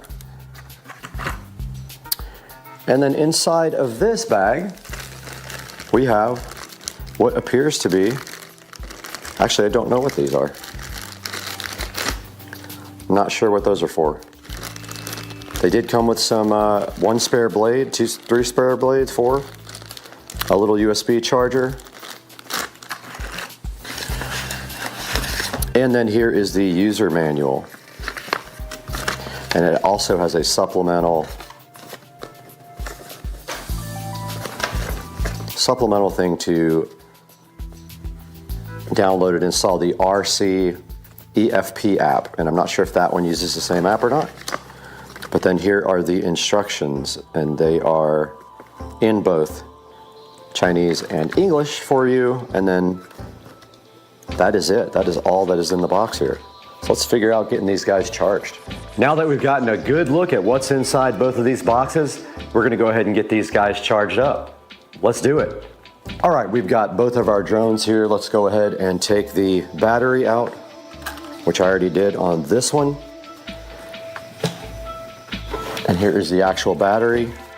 And then on this one, the battery is right here.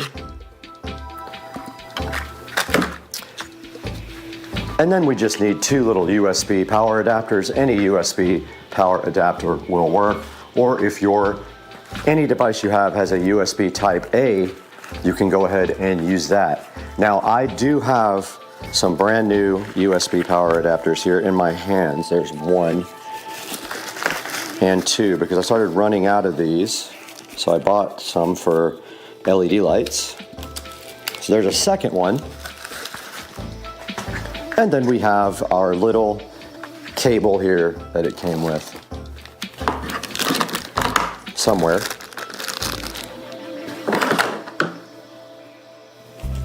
Here is one cable.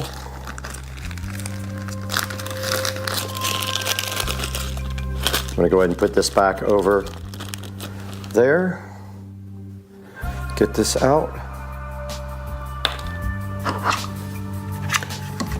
And we'll plug this in right here to this USB type A USB power supply thingy. And that would be the one I guess it doesn't matter which one. It does have the old school style of adapter though, the old school USB, not the new one. It doesn't have USB Type-C. And it is plugged in and there is a red light on that one. Let's get this other guy plugged in and charging.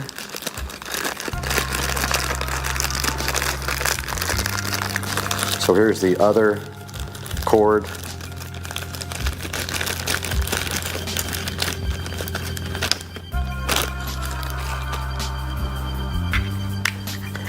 And our other USB-A adapter to whatever type of USB that is, I forgot. And we will plug that right into where?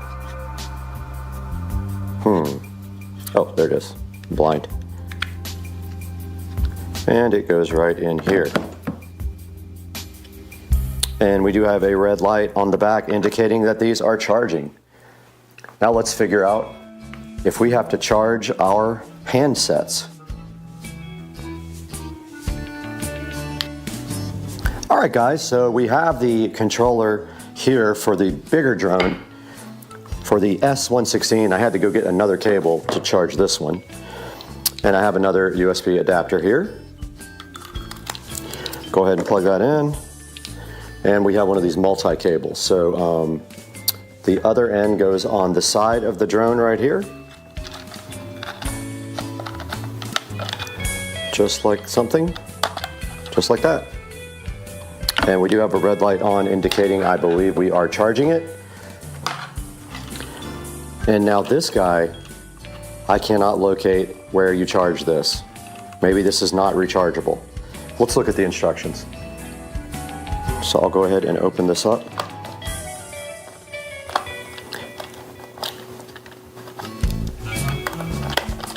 It's kind of annoying to have to take a screw out to put batteries in, but that's the way this one works. 3 AA batteries, which we will now insert into the drone. I called it a drone, it's actually the controller. It takes 3 AA batteries. No rechargeable controller on this one, is 1 definite minus. And then the cover just goes right back on like this.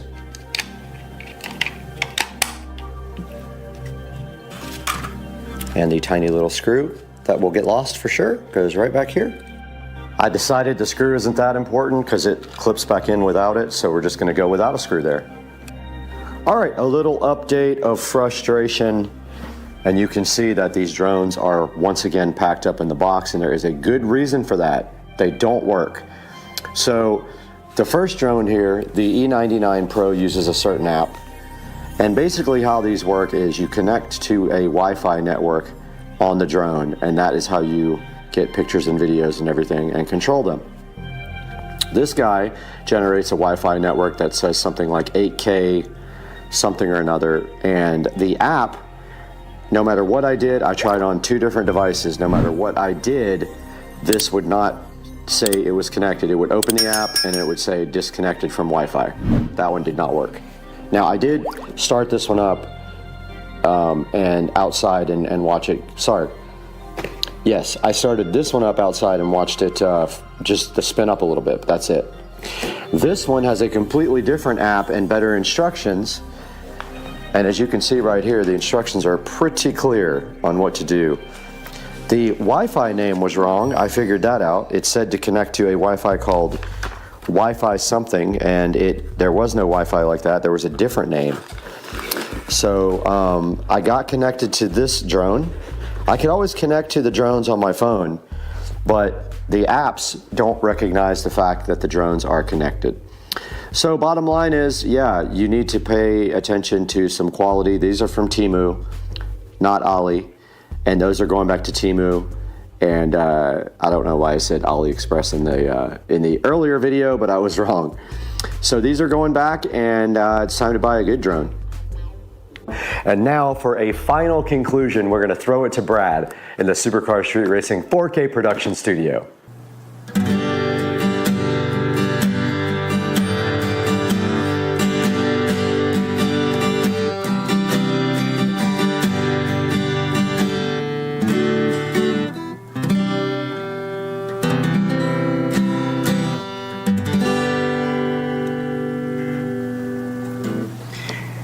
Hey guys, just getting a little guitar practice in. Welcome back to the channel. And you just saw we had these Temu drones and they were absolute garbage. It just goes to show you that you get what you pay for. If you want a good drone, you need to go ahead and go get a DJI drone. Do not mess around with $30 and $60 drones from Temu or AliExpress, because you are going to get what you pay for. Both of my drones that I bought from Temu did not work. Both of the apps did the same thing. They both said not connected to Wi-Fi.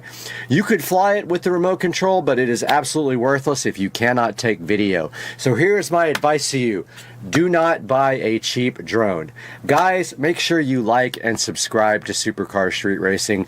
We appreciate you so much. We built this 4K production studio for you guys just so we could play music right like this for you guys and make videos and do all kinds of fun stuff, and we're glad you're here. But please like and subscribe and buy through our affiliate links, and we'll see you next time. I got a concert I got to play right now.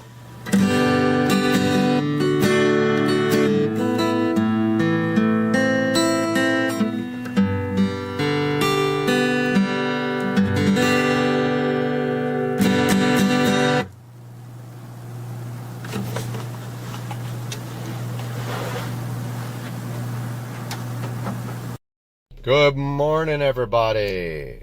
Supercar Street Racing with a long awaited update. I have not been doing much with the car. Been kind of out of it in a relationship which ended recently. So now I can concentrate on doing other things with this car. So it's going to be a multi-part video. When the video runs out, I'll start a next part. But what we're here for is the AVEN E90 Android navigation system. So let's talk about AVEN first of all, who is believe a Japanese or Chinese company who has a US office in California. I believe it's in California. I'd have to go back and look. So you can get these same units on eBay. I don't know what the support would be like, and we will talk about AVEN's tech support here shortly. But so basically this unit, when you have a E90 car, you either have no navigation, in which case you don't have this hump. That's kind of a better option for the new navigation system retrofit, and I'll tell you why later. Or you have CCC or CIC, depending on what year, and they improved the navigation drastically. I believe in 2000, either 10 or 11, they upgraded it. But they have a replacement for either one. So basically what you're doing here is you're removing this screen completely. You get a whole brand new screen. It's more than double the resolution of the original screen, and it works with the factory BMW navigation system. So you get the best of both worlds here. You get to keep your old factory nav, and you get to get an upgraded modern Android head unit. And the way this works is your screen is up here. Let's not confuse that for your navigation system. That's the screen. Your navigation unit is right here, okay? So the cabling goes between here and the screen, and to install this unit, you have to first of all, you have to pull this trim, pull the screen out with 2 screws, pull this climate control system out. I drew a blank there for a second, with these little clips that are on the side, and then you have to pull out this navigation system with screws. They give you a pass-through cable. Basically, it's not a cable, it's more like a wiring nightmare. It's a big bundle of wires that you plug in between this system and that system. This is now one unit. This has the CPU and the screen all in one box. So everything is included in here now. You take out the wire out of the back of this, you plug it into the harness, then you plug the harness into the back of this. And then you move the fiber optic cable. Without the fiber optic cable, the audio will not work. So if you install one of these, don't forget to move the fiber optic cable from the back of your original plug here to the new plug that goes in the back of here. So let's talk about the difficulty of installation. This video will probably end soon, and I'll start another part. Difficulty to install. This is very incredibly difficult to install. There's a couple of reasons for that. It wouldn't be so bad if there was room back here. There's absolutely no room back here for the wiring harness. And when I say no room, I mean no room. The fact that this is mounted in here now and working is a miracle, because I sat there for an hour and a half trying to figure out how to get that wiring harness behind here and put this back in. It's so much wires.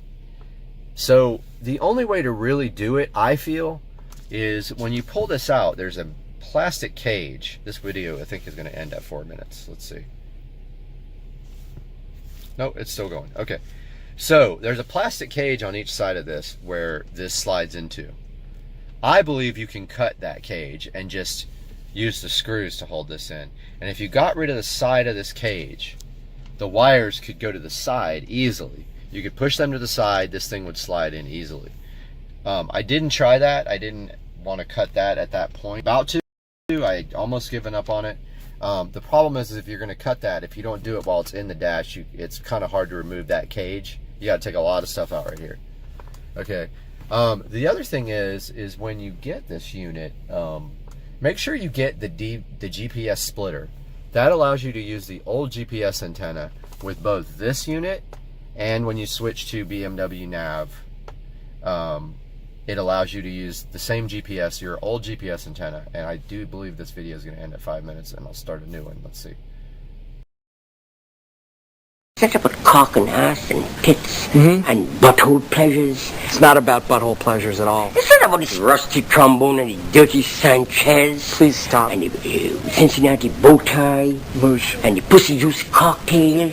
And the shit-stained balls. Moosh, just please stop.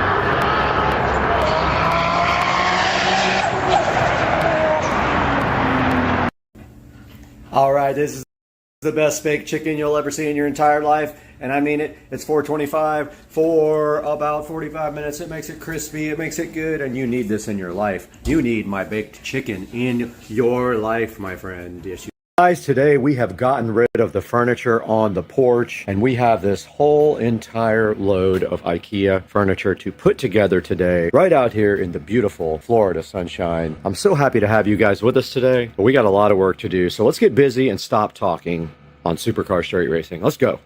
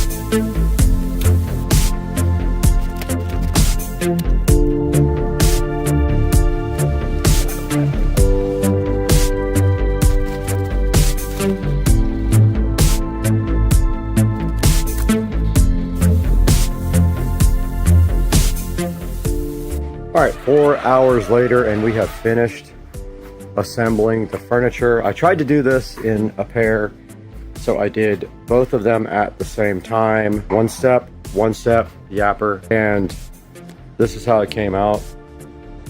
So these are mirror images, and I think this looks fire, dog. I'm just gonna move everything over like an inch or two to fit on the carpet here. That.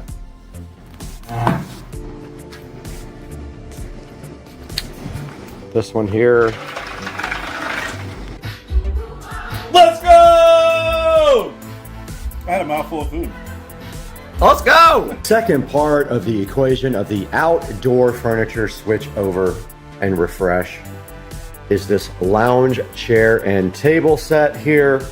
We got to get this out and get it put together. One of them is a table and chair. The other one is just a chair, and it is from Hdmi Outdoor Living with very good reviews. Let's get these outside, get them unboxed, and have probably the most fun ever by building more furniture that only took 4 hours to do the other set, guys.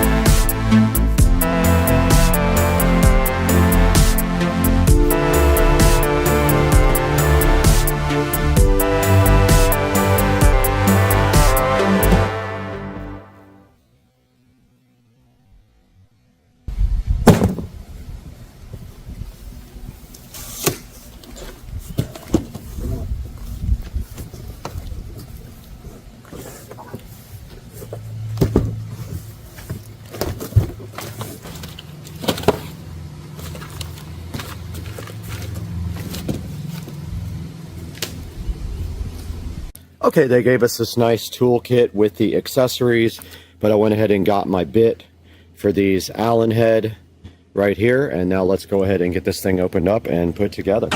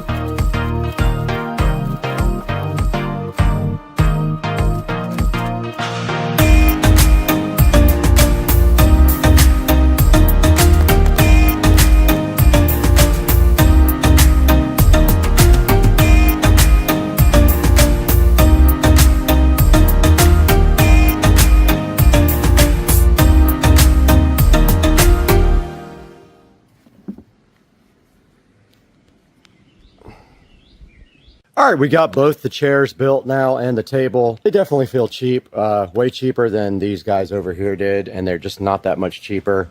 I kind of wish I would have gotten metal ones instead. They have some metal, but it's mostly plastic. And, you know, I had a few issues getting them together, but nothing big. But yeah, these are the new chairs there. That rounded off the new patio furniture there. And now let's throw it into Supercar Street Racing and Brad to see how you can get both of your sets of these on Amazon and IKEA.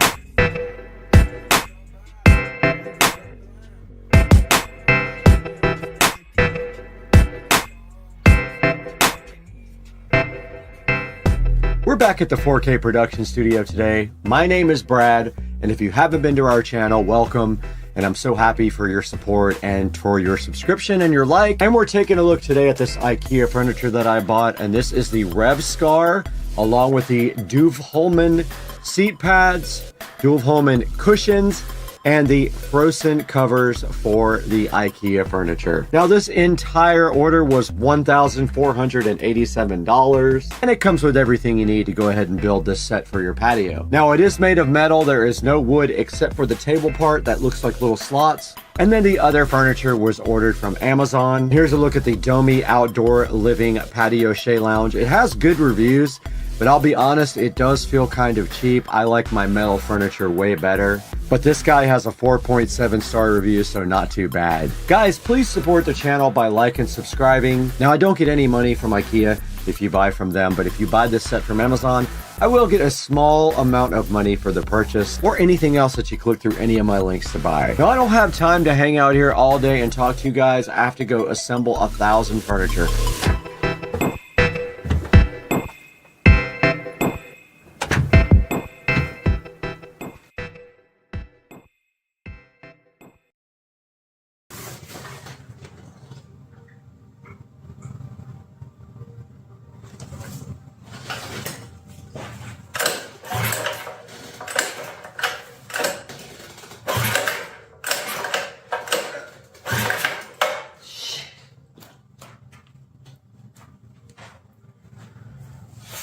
Fuck.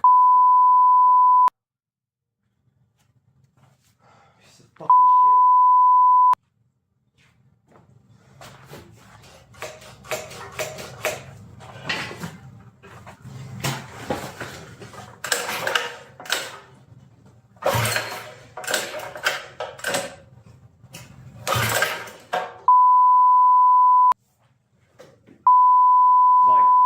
Over it.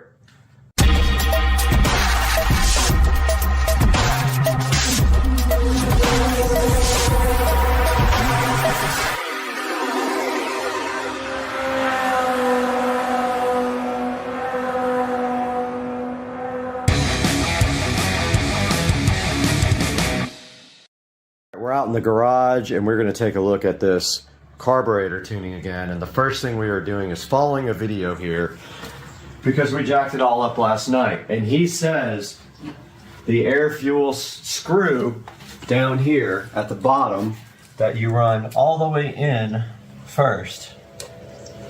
So I'm going to do that because Joe did some craziness with it trying to tune this thing.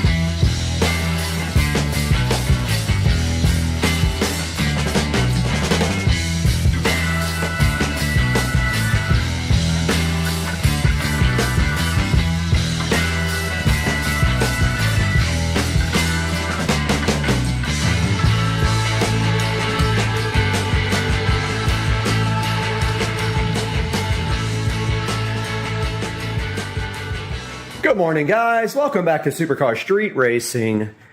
And you have Brad here on the channel, and we have a big problem today I need your help with if you know about these engines. It is absolutely hosed. I have no idea what's going on with this.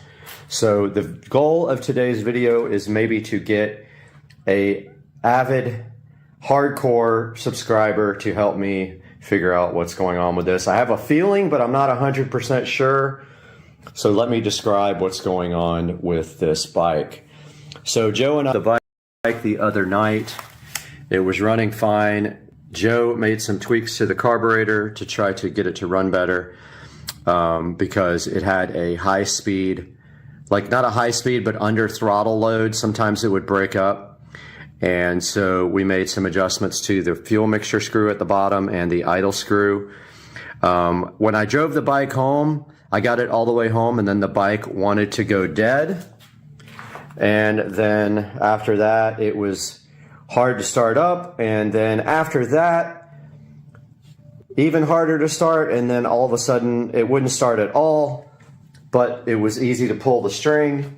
And then I sprayed some carburetor cleaner directly into the carb and attempted to, oh, the light went out, attempted to start the thing, and that's where we are now.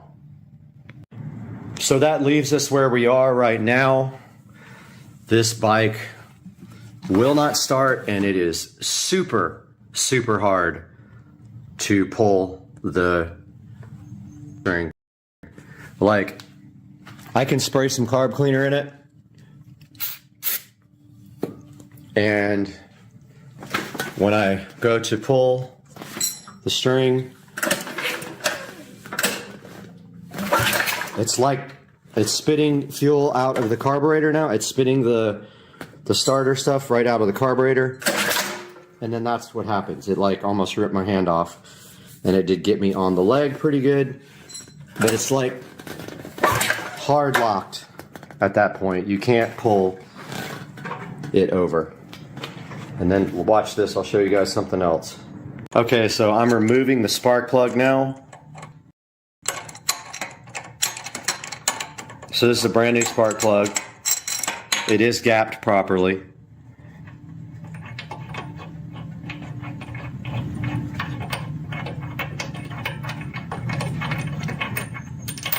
Spark plug is completely out of the motor. And now pulls over just fine. And there's no fuel coming out of the spark plug hole when I pull it over. And I have actually blown out the cylinder with the air compressor.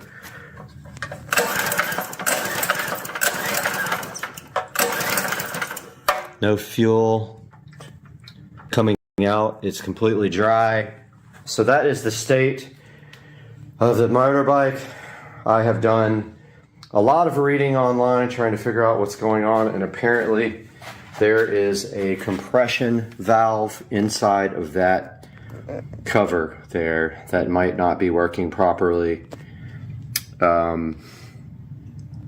It's going to take some research to figure this out. I'm not sure if I want to pull off this valve head and try to clean out that maybe there's goop in it, or maybe it just needs to be replaced. I'm not 100% sure, but I think it has a spark plug hole under there. I got to do some research on it, but I'm going to pull that cover off and see what's underneath.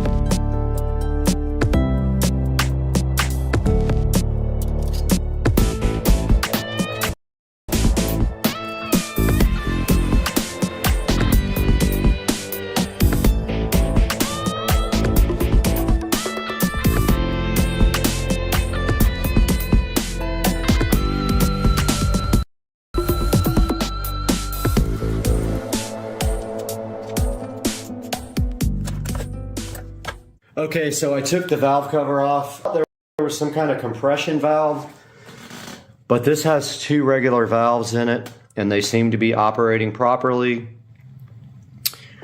So I don't know what's going on, but now you can see, like,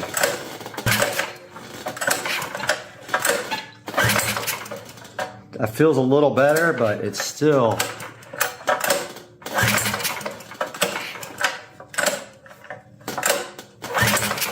It actually feels better. I don't know why.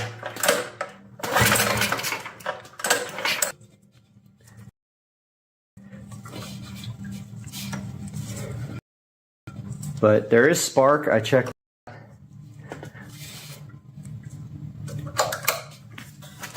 It actually feels much better.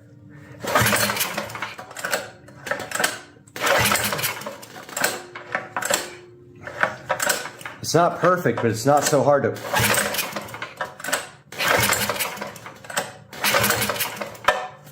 It's different, for sure. I don't know what I did, but it's not starting. Let me make sure it has fuel in it. That'd be funny if it didn't have gas. I can't get the fuel cap off.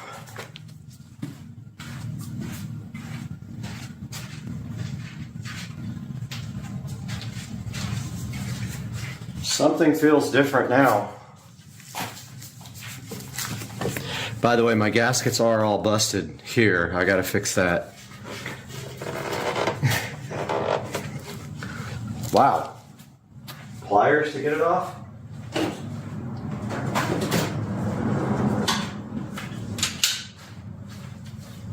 Something is up with that as well.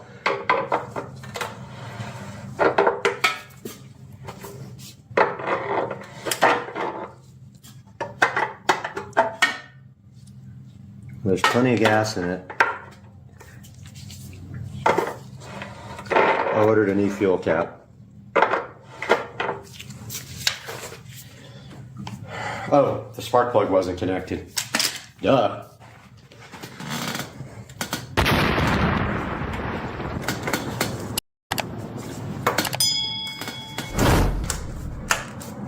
Probably start now, huh?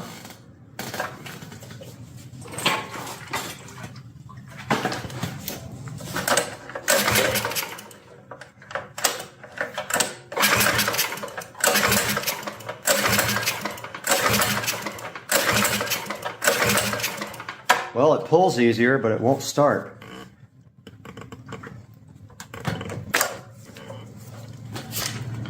Let me tighten the spark plug a little bit. Oh.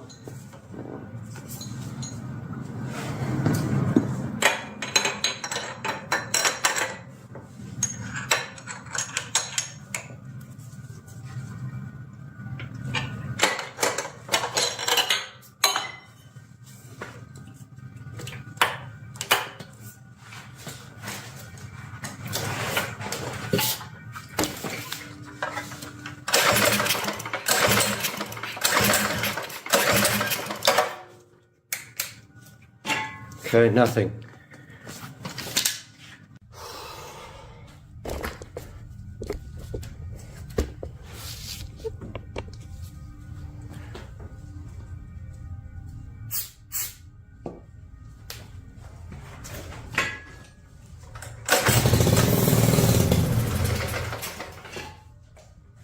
Started.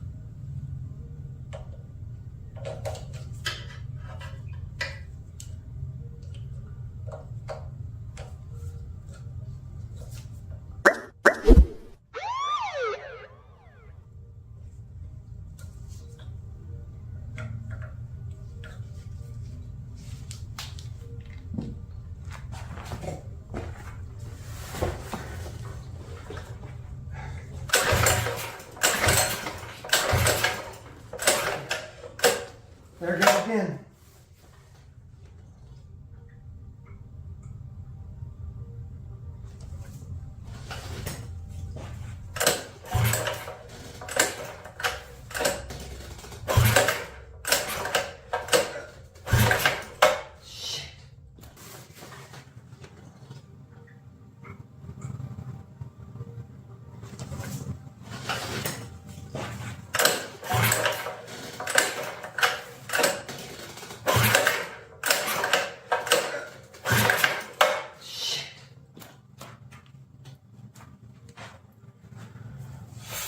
Fuck.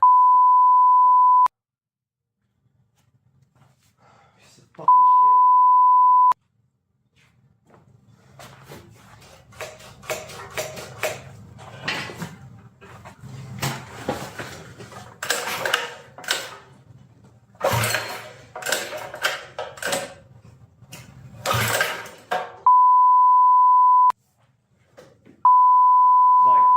Over it. You can see my frustration with this thing. I was able to get it started once and now it's fully completely locked up again and I can't start it. I don't know what's going on. I mean, I don't think it's the carburetor. That's working fine when I move the throttle. Does it have fuel?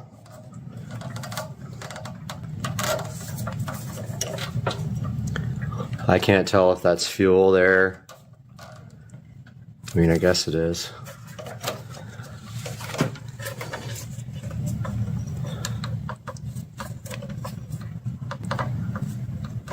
Can't tell if that's dry.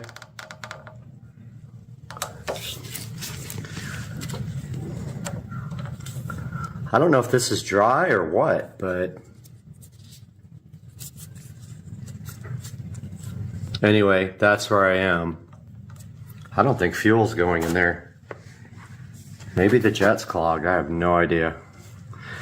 That's where I am. I don't know what to do next. I'm super frustrated. I'm ready to just get rid of this thing, honestly.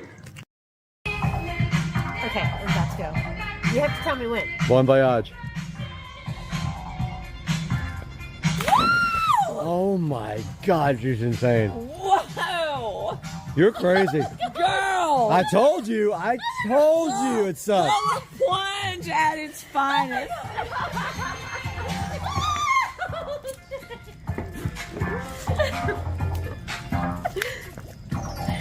Oh, you need way more than this towel. You need to take that damn shirt off. You need to take that shirt off. That was crazy.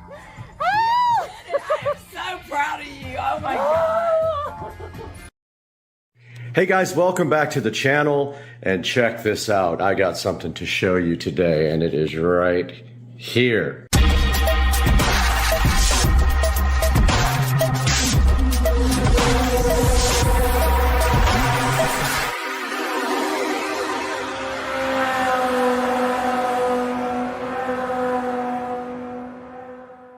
Hey guys, welcome back to the channel, Supercar Street Racing, and I woke up this morning to this wonderful Echo Show 15 with a lovely message on the screen that I will show you now.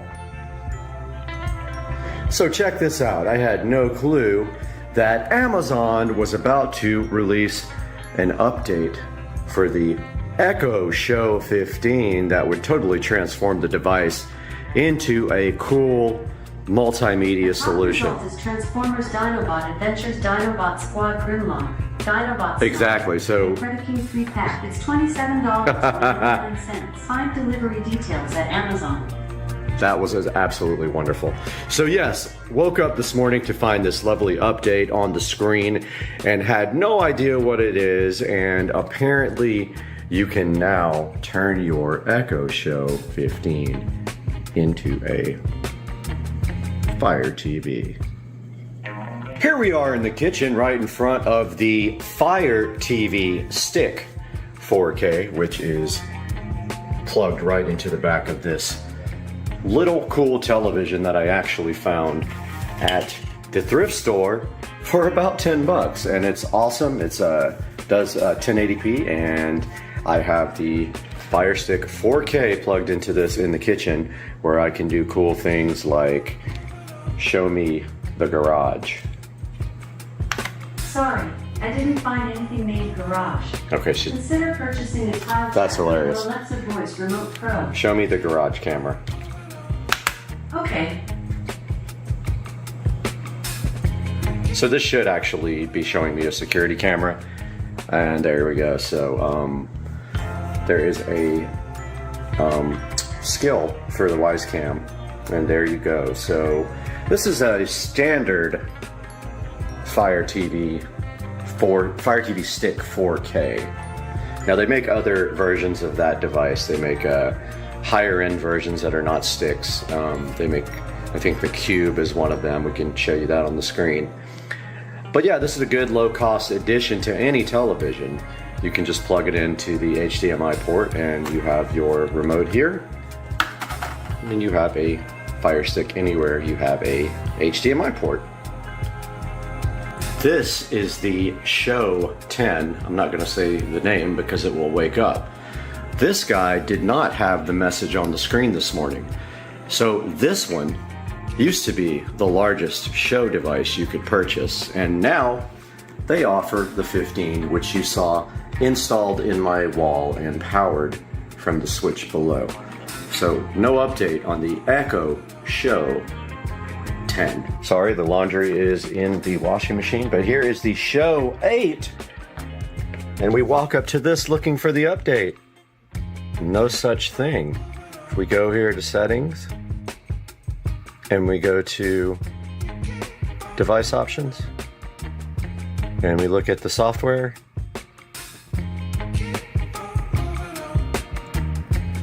we hit update.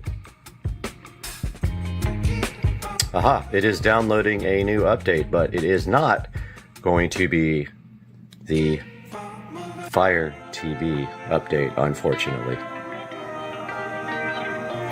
Okay, walking into the office here, we can see the Show 5 sitting here looking all wonderfully flush mounted into the wall, which I have a video on that if you are curious as to how to flush mount your Show 5. And this is powered from the switch right here. Let's turn some lights on in here.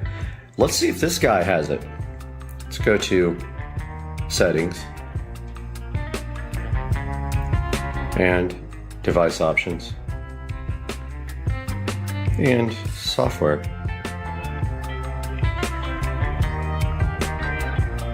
No updates found. We will not be able to make this into a Fire TV.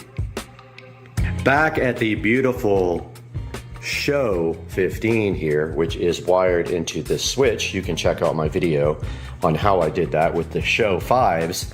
You can see here, this would look cool flush mounted into the wall, but instead I chose to cover the old hole for the Show 5 and mount the 15 here. Woke up this morning to that lovely message about getting the Fire TV experience on the Show 15. I hit the yes button, it downloaded an update, and now we have this lovely button right here that says Fire TV. Now, why is this cool? Well, let's push it and find out. And check that out, guys. This thing turns directly into a Fire TV. And this is cool because now you are not locked into the Fire OS limitations anymore, because you can get apps now that you can't get on the Show model. For example, the Show does not have YouTube. Let's see if we can find it. There's YouTube TV. Aha. No YouTube, huh? Let's see. Oh, wait, there it was. I looked right over it. There it is. This is absolutely fantastic and a game changer. Because now you don't have to use the browser in a Show to get YouTube.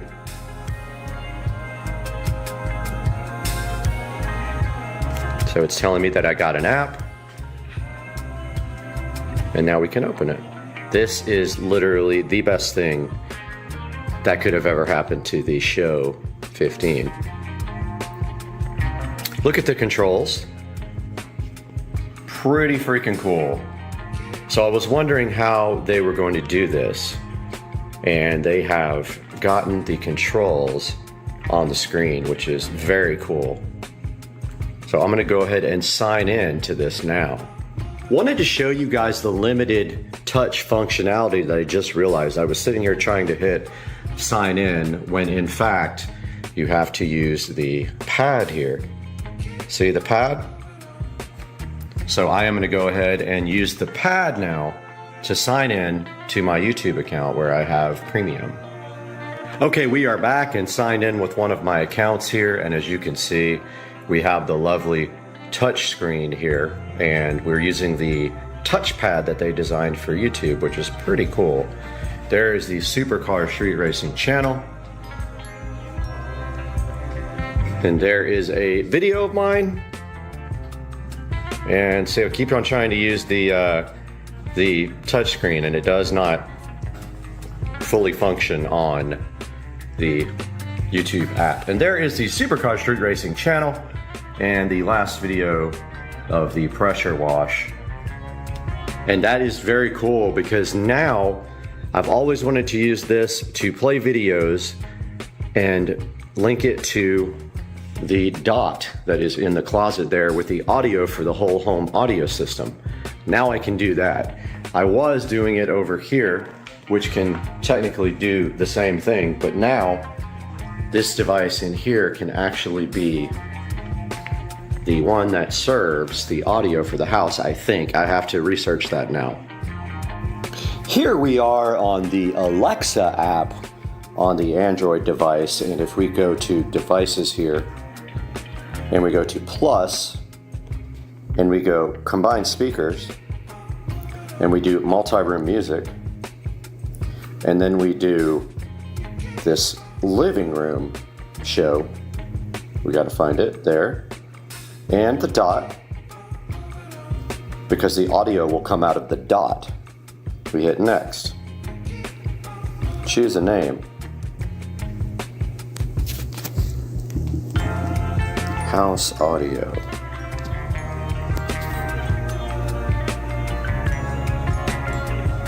Okay, so now we can go back and see if that actually worked.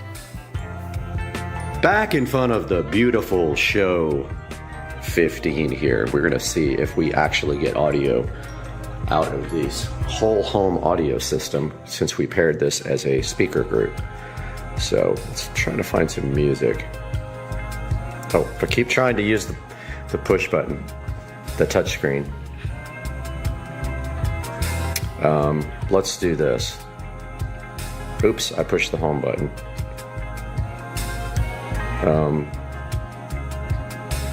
Okay, let's try that again. I keep going. Okay, so search. And let's do, we can't. We can do the voice, but let's do space music. Space.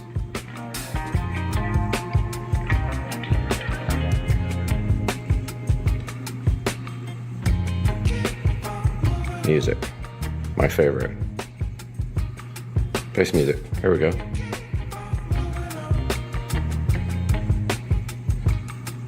Okay, let's see if that worked.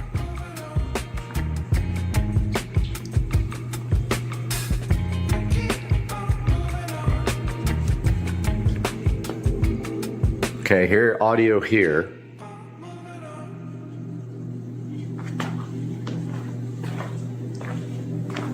Echo, raise the volume. Not hearing it. I'm gonna check out and see why. Back, and I was able to figure out the multi-room audio, I think. You have to actually push this button. It doesn't actually just start playing on the multi-room audio. And here are all the groups. And you can just actually press the group that I created to make the audio actually play on that group. I had no clue because it doesn't work like this on the Fire Stick. On the Fire Stick, you literally can just start playing and it just works. But this is your little groups to send the audio to. Pretty cool. That's how you do multi-room audio on the Show 15.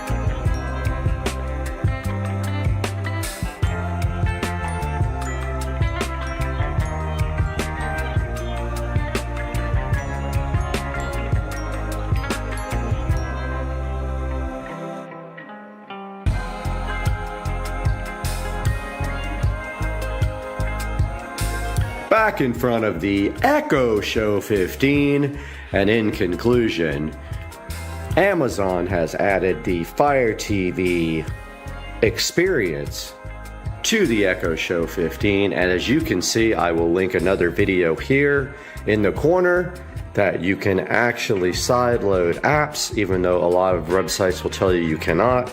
You can go check out my guide on how to sideload apps, and as you can see right here, you too can enjoy Kodi on your Echo Show 15 with all the video add-ons you love so much.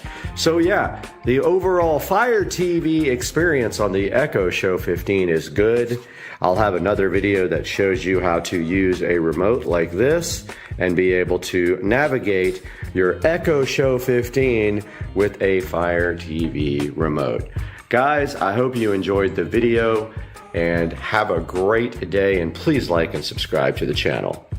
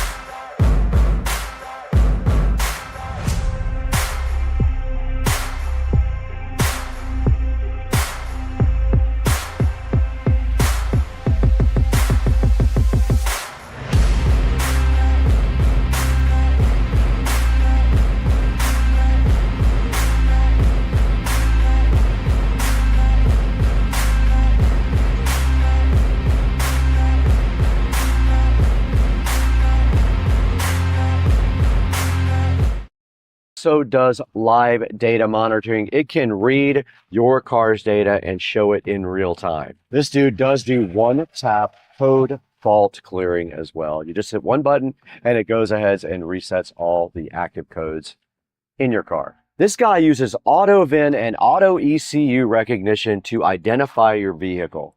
It's pretty future-proof because it uses CAN FD. This will keep this guy on the cutting edge of technology for a really long time.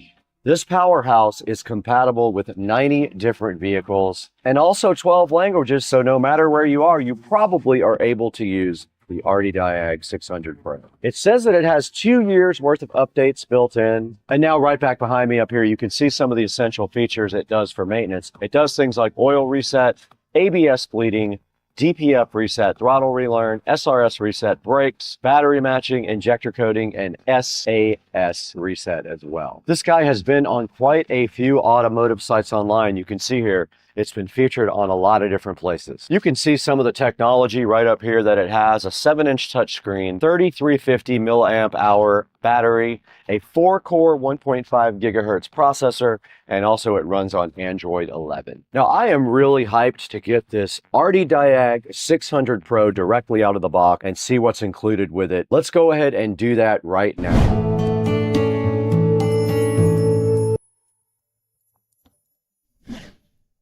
All right, guys, right in front of me here, we have the Diag 600 Pro by Topdon.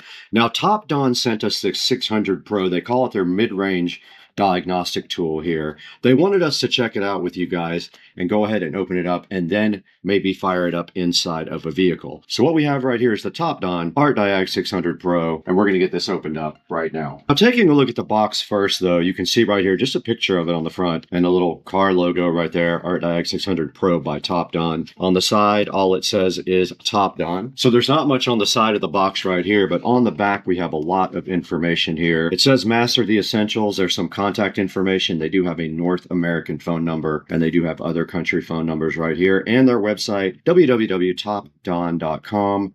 There is a code right here indicating which one this is, and on the outside, there is not much more to this box than that. Now, let's go ahead and get this thing opened up and see what's inside. All right, so the first thing I see here, the presentation is real. We have a nice bag with all the stuff for the Topdon inside of it, so we don't need this box anymore where we're going. And nice looking case here for your OBD2 scanner. Let's go ahead and open it up and see. It has a nice handle on the top also for you to carry it. And inside of this, we do have the OBD2 cable. So it looks like it has an old school serial. I think that's a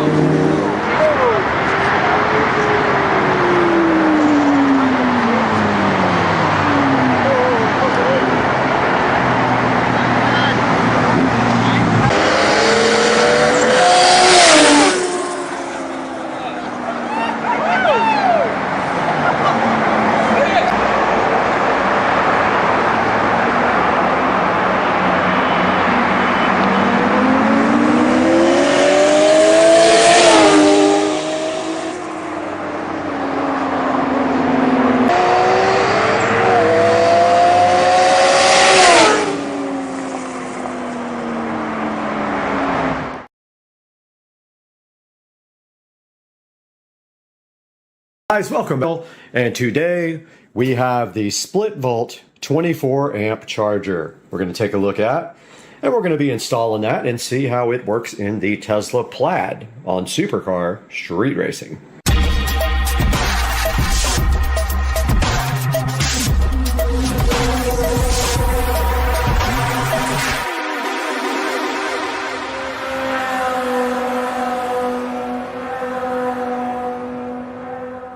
This is the split volt NEMA 10-30 charger, and it came in this beautiful bag, which I probably won't use because I have a Tesla mobile connector coming for the car, but this will be permanently mounted in the garage.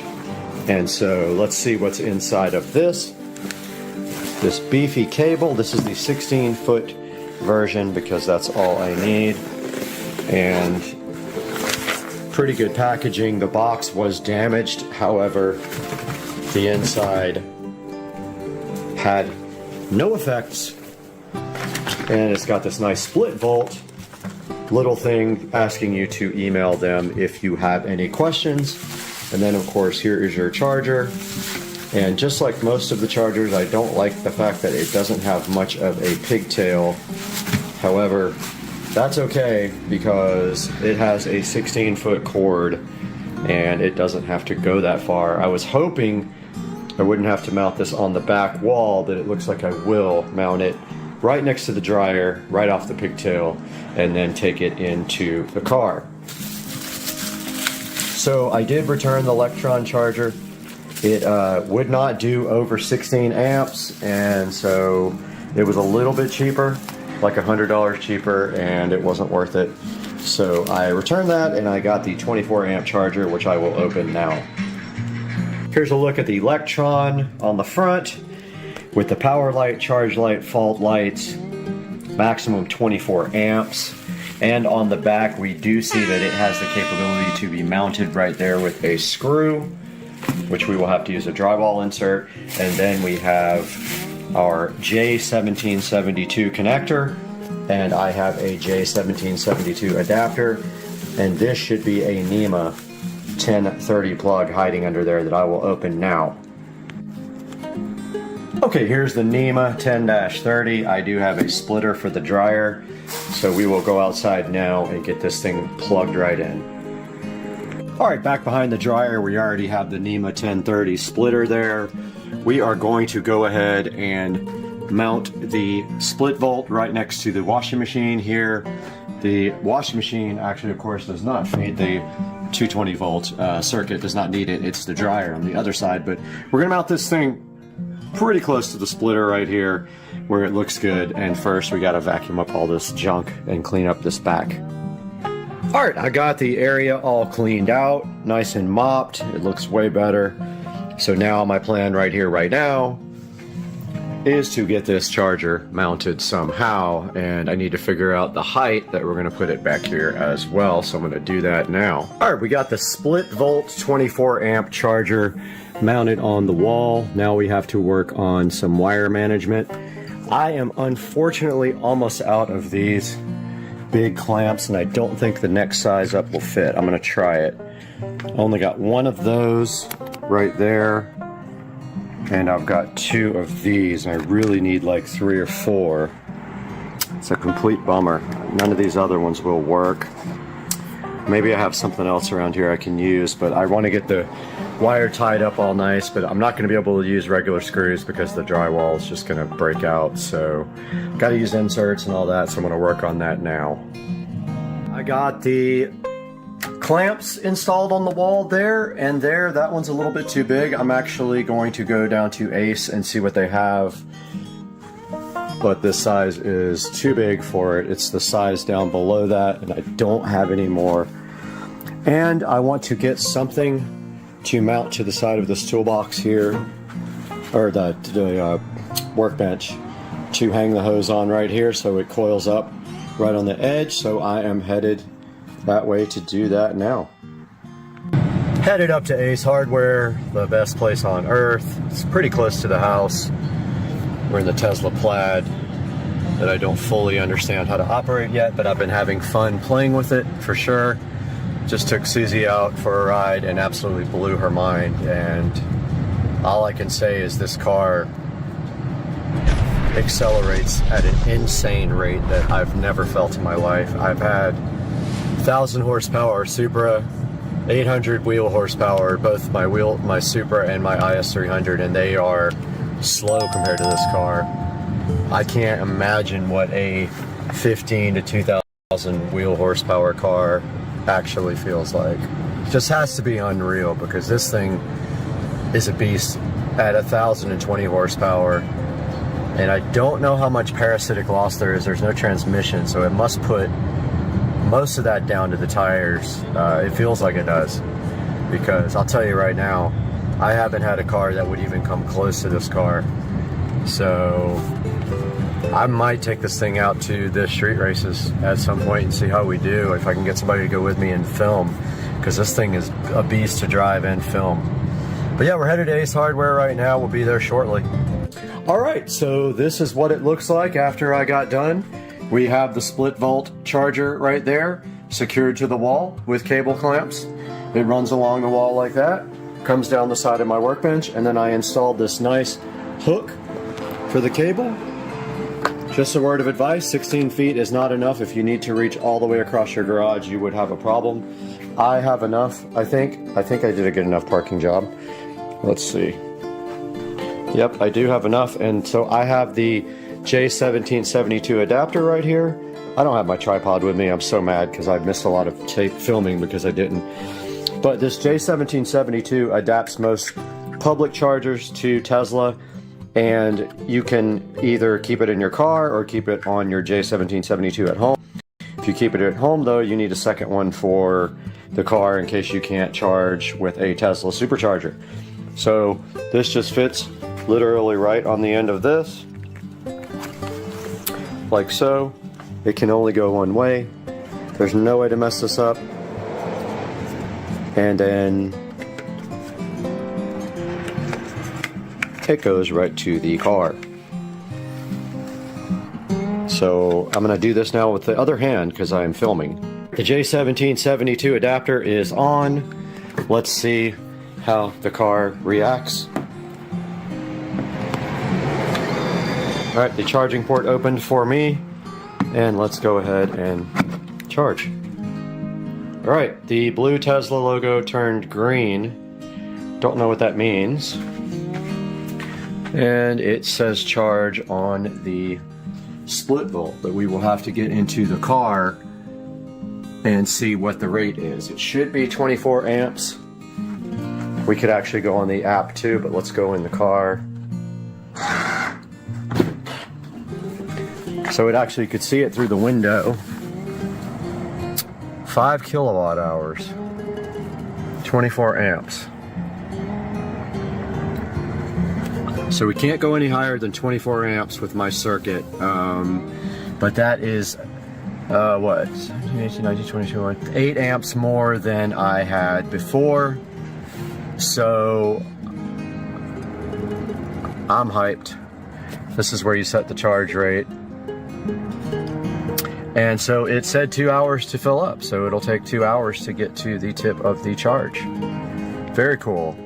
So that is the split volt 24 amp level 2 charger for the Tesla, all mounted up and ready to go. I kind of like the charging thing that was on the screen when I closed the door. I'm going to try to get that to come back up so I can show you guys on video. So this is what comes up when you are away from the car. It says charging time remaining 2 hours and 45 minutes, 24 amps of 24 amps, 238 volts, 6 kilowatt hours. By comparison, a supercharger the other day did 62 kilowatt hours. So about 10 times faster would be my guess. But yeah. Looks pretty good. I might put a couple more cable clamps on this over here. There's not much more I can do to clean it up, aside from running something through the wall and plugging it down here maybe or something like that, but I'm not disappointed with this turnout. It's pretty clean. There's really not a better way to do it. This dryer vent already looks like crap over here, so now all I have to do is put my charger right up on this hose reel thingy when I'm done. Guys, I hope you enjoyed the video. Thanks for watching. Sorry it's going to be a short one because I didn't video everything I was doing, but we'll see you guys really soon. Welcome to Split Volt. Want the fastest electric vehicle home charger for the best price? Split volt portable 24 and 40 amp EV chargers have the best overall value, with the lowest price and fastest allowable NEC safe charging rates. Its 16 feet length provides flexibility, while also being lightweight. It coils easily into the included canvas carrying case. Split volt portable EV chargers can often use an existing dryer socket. Just plug in, and you have 21 or 37 mph fast EV home charging.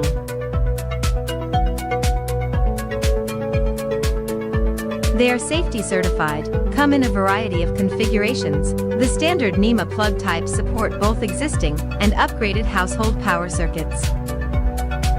Split volt chargers use J1772 handle connectors that are common across North American EVs and fully support the standard Tesla adapter.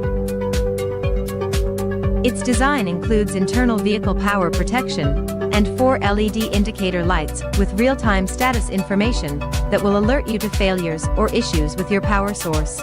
Although designed for optimum portability, the charger may also be easily wall-mounted. Just plug it in and you're fast home charging. Thanks for watching. This is for Philip, who just bought this car. Just thought I would go ahead and take a video. So it has hood buttons. Just push those two in, and you need a hood prop. But there's a pic of the engine bay, spotless. When you close the hood, the little buttons just kind of close back. The latch does work. You just gotta finagle between the two buttons to get the latch to go down, but you don't really need it. But there's a look at the car.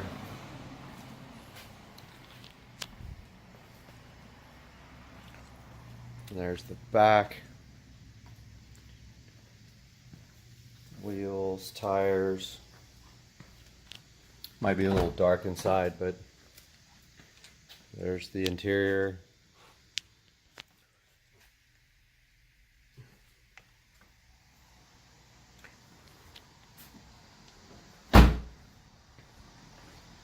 Front. There you go, man. If you want anything else, if you want specific pictures, just let me know. A little later.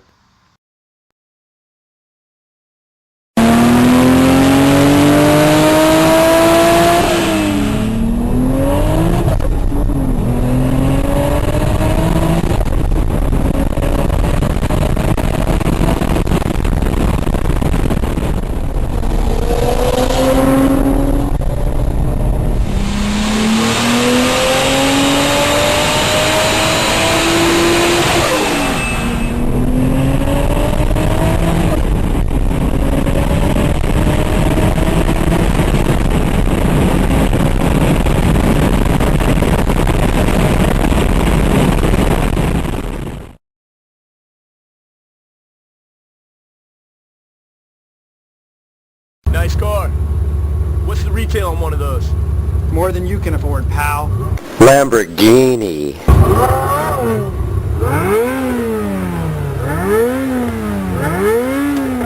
Smoke. Yep, done. Oh shit. Dude, it's a Murcielago. They're both Murcielagos.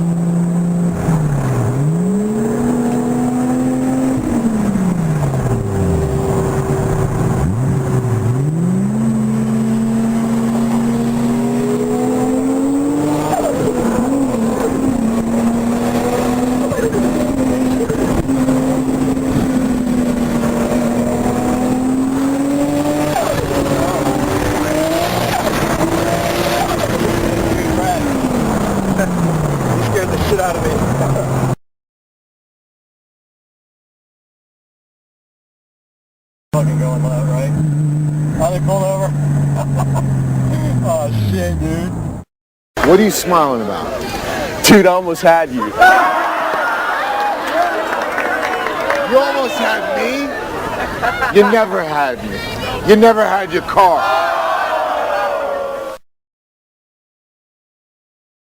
We are out here in the supercar street racing sunroom after a short break. And today with this tiny Tesla, we do have this Keener or Quinner, not sure how they pronounce it, LED curtain light that was so graciously given to us from the manufacturer. We're going to get this thing unboxed today on the channel and see what it's all about. Hang out with us for the Keener or Queener, whatever it is. I will get an answer from them. LED curtain light on supercar street racing.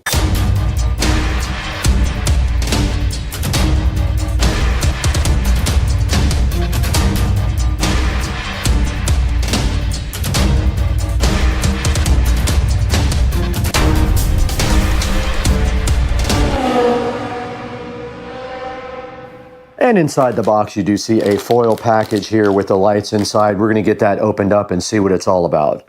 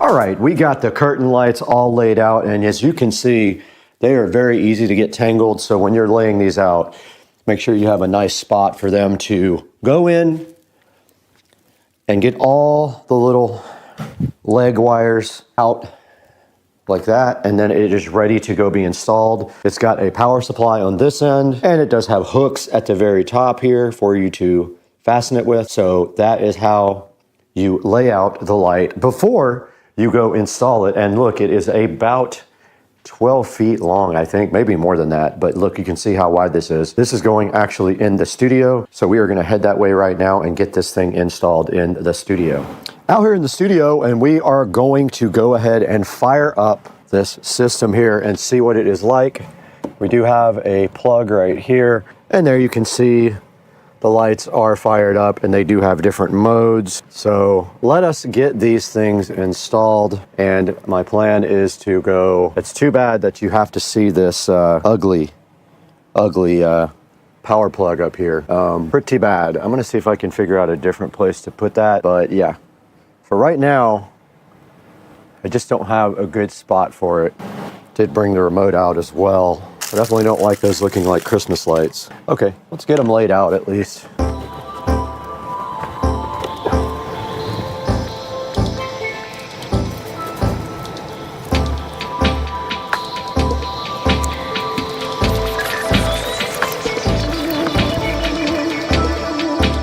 Oh, now it's a mess.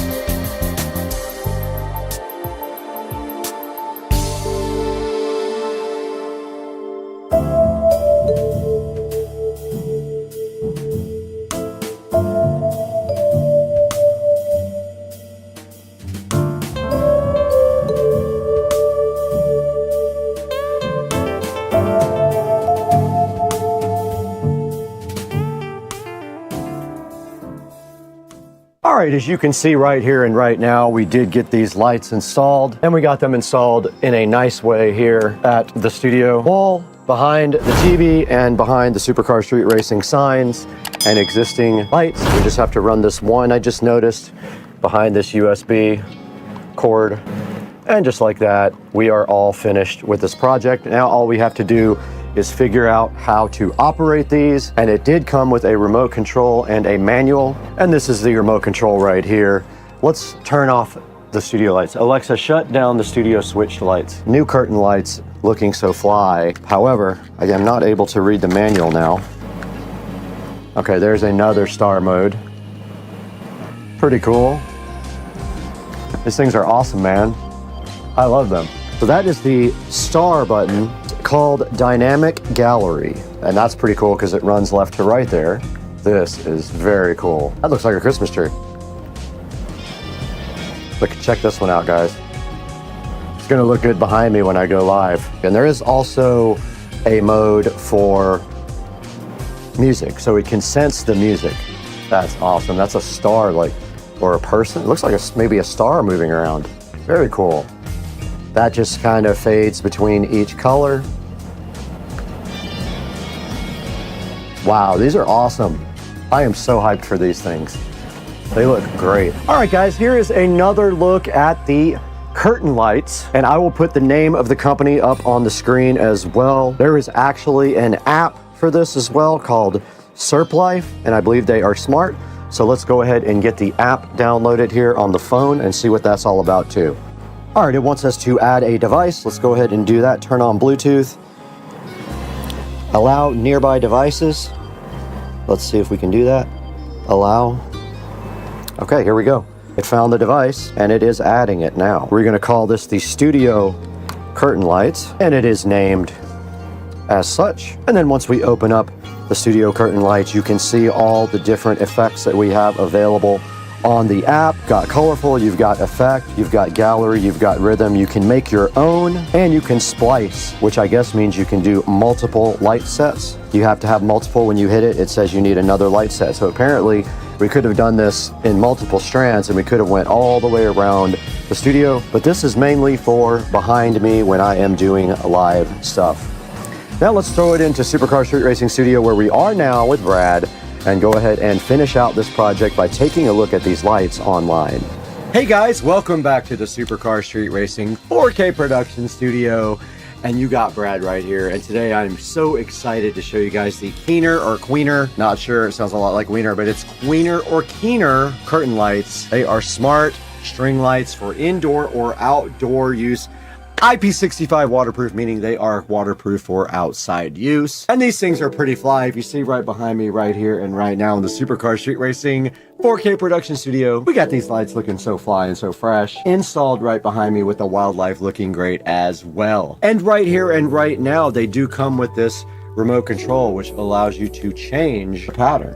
And you can see right there, we switched the pattern. Every time we change it, it does something very cool. And these things are just so awesome and look so good behind me in the Supercar Street Racing 4K production studio. And right here, we switched the color again. And this is the star mode on the remote. And this remote has a bunch of different things you can do. It will sync to music, or you can just do regular colors, or some of their predefined patterns are also very cool. And looking right here at the reviews, they have 4.8 star reviews, and they are pretty cool. Let's take a look at some of the pictures here. Now you can see right here and right now, they do have Christmas tree going on in that, and I saw that pattern actually when I was flipping through these. But look, every time you hit this button that has a star on it, it does something else really cool. And there is kind of a diamond and an X pattern, which looks awesome. And every time you push the button, it just does something super cool. There is a kind of fan pattern going down from top right to lower left, and up to down, and left, right to left, and that's just going between colors there with the dissolve. That's kind of like a whirlwind kind of thing, pinwheel. And yeah, guys, so you get the idea. These things are actually really awesome, and this is the remote control here that comes with it, and there also is an app. Now these are Bluetooth, not Wi-Fi, so you cannot do Alexa smart features with them. It has its own ability inside the app to do smart features. And looking at some more of the pictures here, we see the IR remote and app, and we did just wake up our device back there. And look right here, you can do some cool things like spell out the word party on them. You can create custom patterns on it with the app. And right here and right now, you can make patterns for like Halloween or Christmas or whatever you want. And showing you right here, these are cool for gaming. And you can see right here in the Supercar Street Racing Studio, we are using them to accent the background when we go live. Now, please, when you buy something from Amazon, just click on our description and buy anything you want through any of our product links. And it helps us out greatly. And you don't have to buy the product that's in the bottom. You can buy whatever you want. Now, right now, we would love to stay and hang out with you guys all day, but we have to go get our garage floor shark coated. Let's go.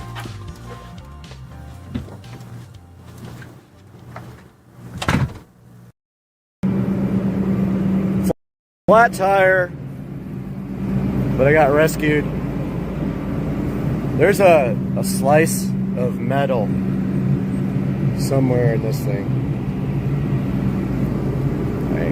We are out here in the Supercar Street Racing sunroom after a short break. And today with this tiny Tesla, we do have this Keener or Quinner, not sure how they pronounce it, LED curtain light that was so graciously given to us from the manufacturer. We're going to get this thing unboxed today on the channel and see what it's all about. Hang out with us for the Keener or Queener, whatever it is. I will get an answer from them. LED curtain light on Supercar Street Racing.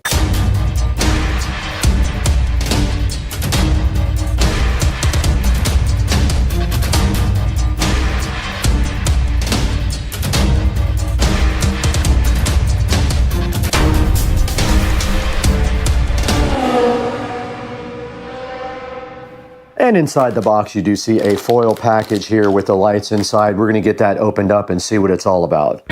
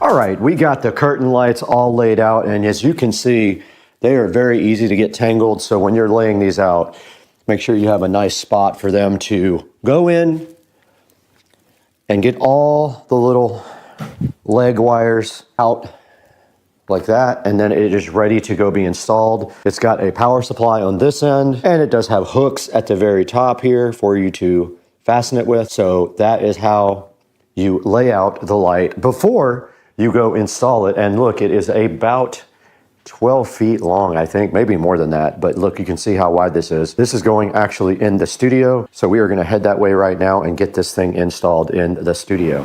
Out here in the studio, and we are going to go ahead and fire up this system here and see what it is like. We do have a plug right here, and there you can see the lights are fired up and they do have different modes. So let us get these things installed, and my plan is to go. It's too bad that you have to see this ugly power plug up here. Pretty bad. I'm gonna see if I can figure out a different place to put that, but yeah, for right now I just don't have a good spot for it. Did bring the remote out as well. I definitely don't like those looking like Christmas lights. Okay, let's get them laid out at least.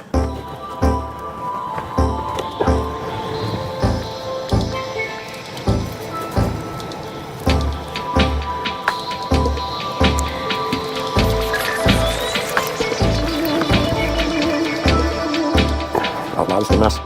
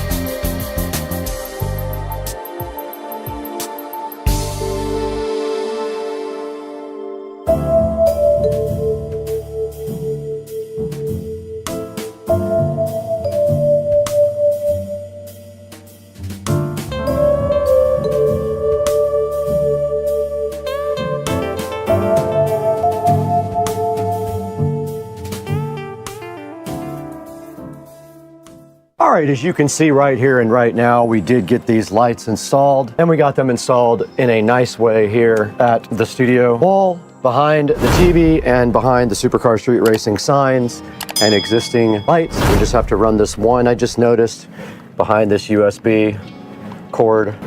And just like that, we are all finished with this project. Now all we have to do is figure out how to operate these, and it did come with a remote control and a manual, and this is the remote control right here.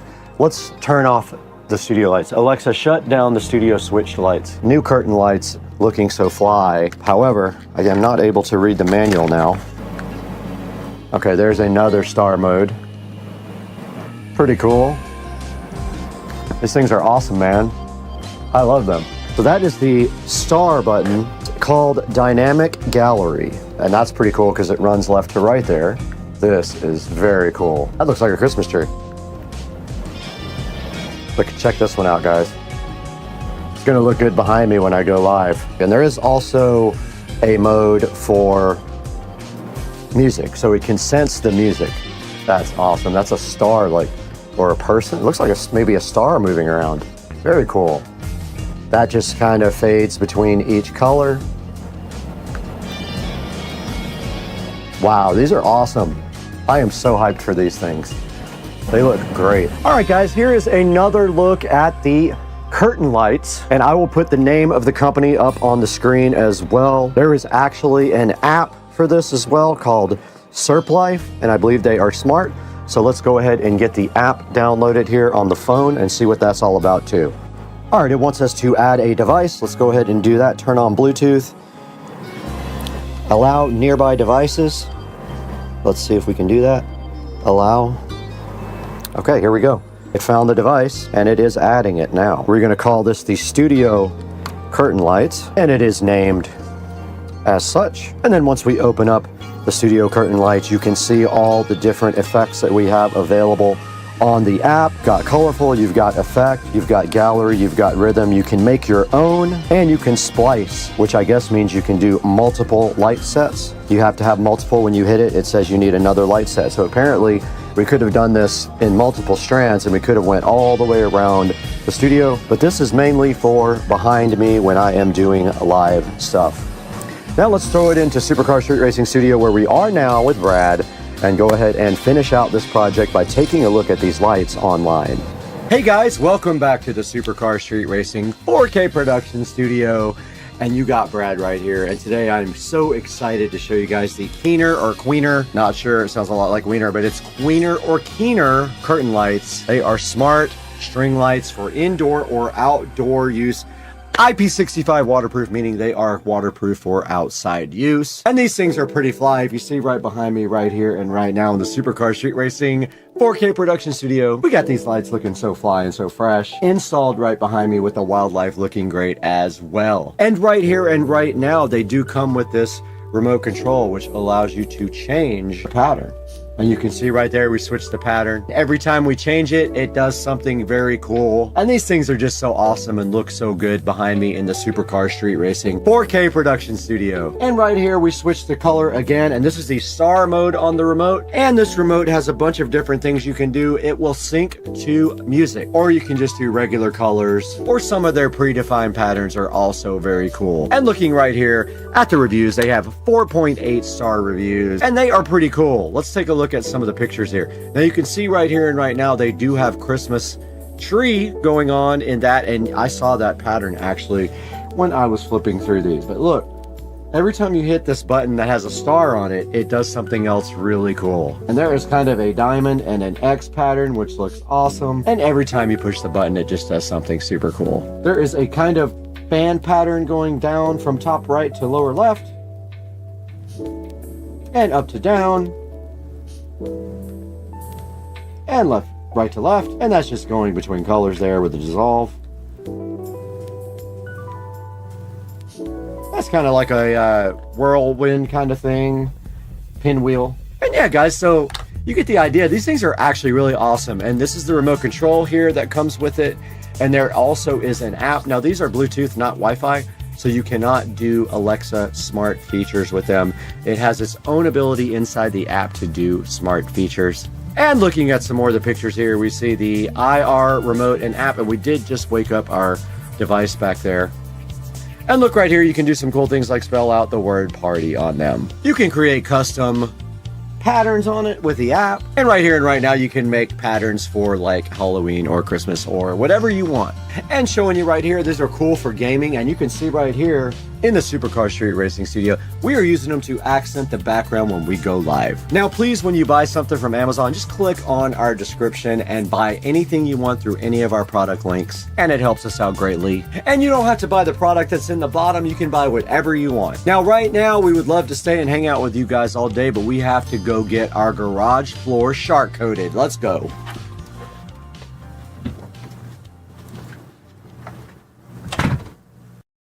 Good morning, guys, and welcome back to Supercar Street Racing for another unboxing video.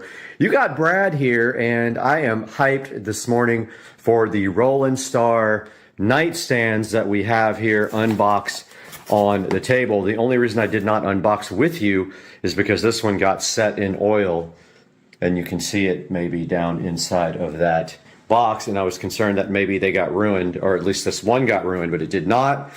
But when we open the box, we see this lovely styrofoam condom leading to the Roland Star nightstand table with power USB and LED.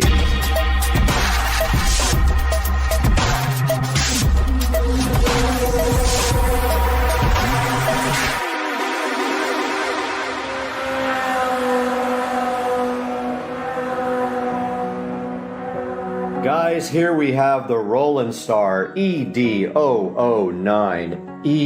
EWERR nightstand, and this guy is a powered nightstand with both LED built in and ports on top such as power and charging. We have not seen that yet, but we will get to it soon. And when we open up the box, the lovely box filled with the styrofoam useless condoms, we trash those and get these out of the way. We have the following inside. We have this beautiful IKEA-like documentation here. More styrofoam to get in your way. Actually, I'm grateful for good packing, so I'm not going to get mad at it. But yes, we have this, can't figure out which way is up, but we have this lovely instruction manual here, which we will go through shortly. We have this accessories list here, shows you everything in it. I did read that the instructions on this guy were really good and that it was easy to assemble. It says you need a drill, pencil, Phillips, and a flat edge here. And then it has your instructions for putting together this nightstand, which we will get to here shortly. It does have this power strip thing, so it looks like it has two USB type B's on it and power. And here is the rest of the accessories and parts that come with the ED009WERR side table, which is going to be loaded onto the hype train here momentarily to be installed. And there is the lovely LED strip on the table. And this is a look what's inside. So we will get all these parts out and laid out for a beautiful video of putting the nightstand together next. Okay, we have all the parts for the lovely nightstand laid out on this wannabe workbench, my brand new Wayfair mattress and bed frame. What we're gonna do right here, right now, is assemble this right here.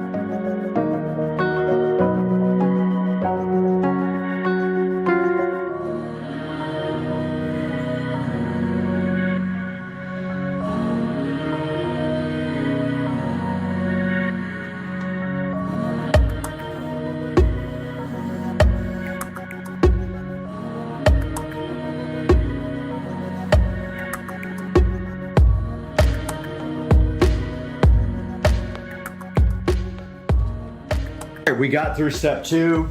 I was a little bit confused about these screws, but it's clearly labeled. That is my fault. And we are on to step 3 now.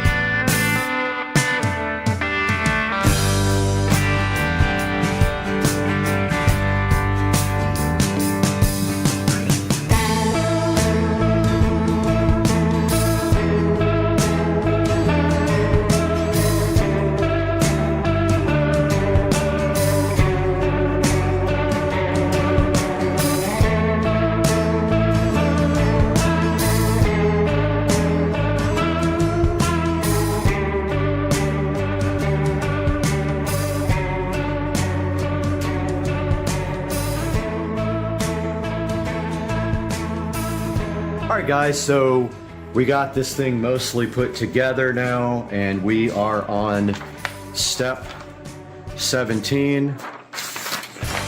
And I actually skipped step 14 to put in the power strip. I'm gonna go ahead and do that now.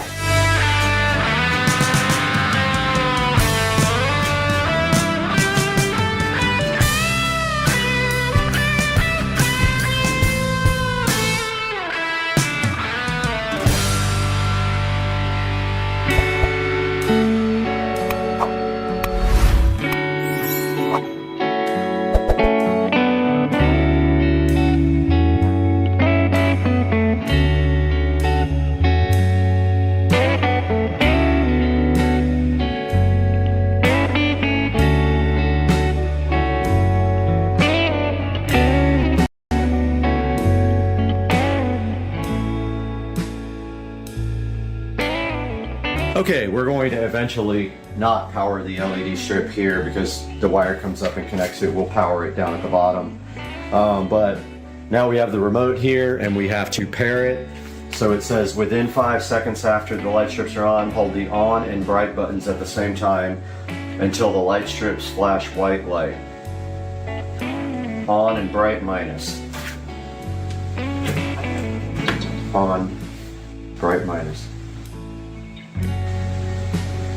Oh, it's actually already paired. It's already good to go. So there you have one of the two side tables fully assembled, and now we will work on the other one.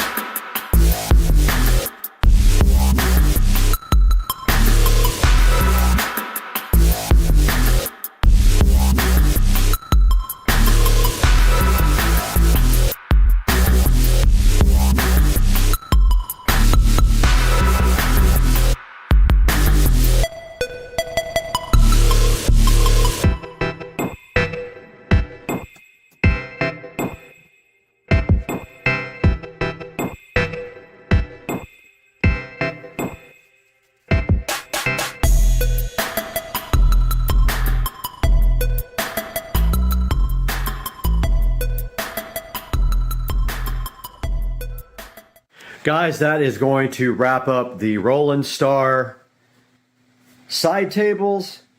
The LED side tables are right there, fully set up and good to go.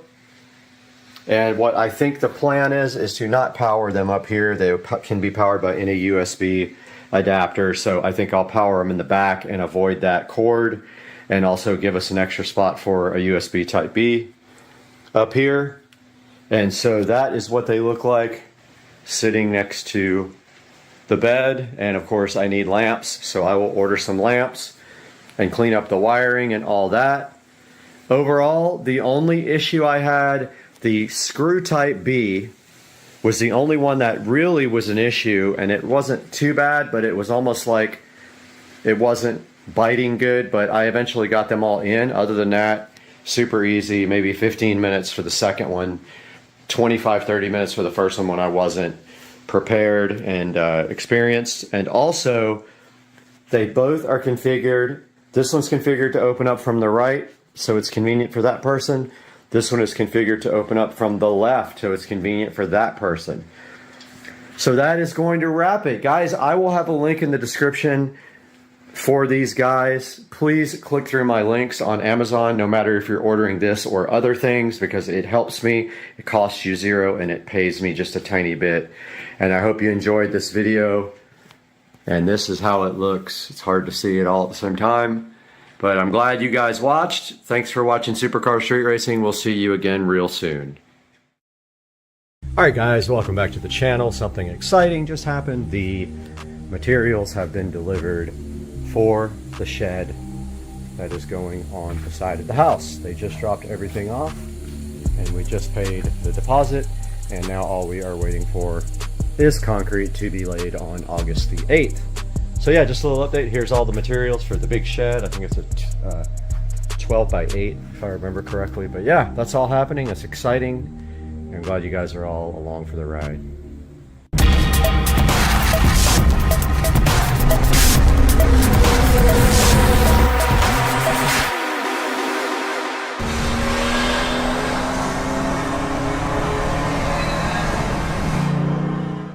Making a label with my brother label maker, which by the way has a fatal flaw. If you leave all the batteries in it, it drains the batteries overnight.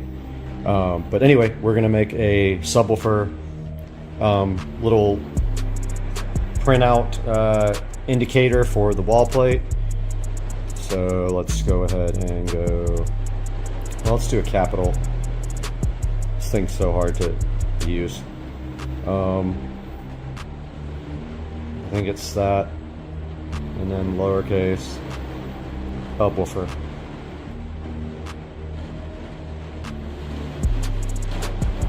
Let's see how that prints. I think it's black. Yeah.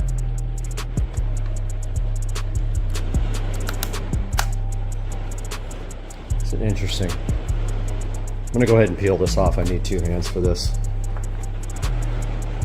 Alright guys, we got our label made for the subwoofer jack with my label maker, and that is looking good. And we're just literally waiting for speaker wire to come in the mail, and then we can start wiring up these speakers where I can get in the attic tomorrow and pull the wiring. Well, they drained my pool to do some more acid washing on the finish because they weren't satisfied with the way it came out, so pool is refilling again. So I'm gonna go grab the other hose so we have 2 hoses going. All right guys, making delicious keto burgerage. Oh, those are gonna be good. Guess what happened though? The mailman just came and he brought this, what I've been waiting for, package. Boom. There is our speaker wire. There's what, 200 feet or something, I guess, 100 feet, I don't know, 200 feet I think, of 14 gauge speaker wire we've been waiting for. I have all of the lengths ready. So right after dinner, we are gonna pull out these lengths, cut them off, mark the wire so that we know where they go. And then we are going to, tomorrow morning, first thing before even daylight, get up in the garage when it's nice and cool and get up in the attic and run these speaker wires. All right guys, so we got the speaker wire in. We have it measured out and marked. We have a code on each wire so that we know when we pull it into the attic which one is which. When we pull it down through the cap into the speaker wall plate, we'll know which one to connect to which wire. We have front, center, front, both rears. So what we're going to do now is take these speakers in, hook them up, and then we are going to attempt to throw the wire as close as we can to where we got to put it down the cap so I don't have to drag it through the insulation tomorrow morning. Well, let's get started with this. I have a plan. We have our wire already ready to go, stripped back with my auto strippers here.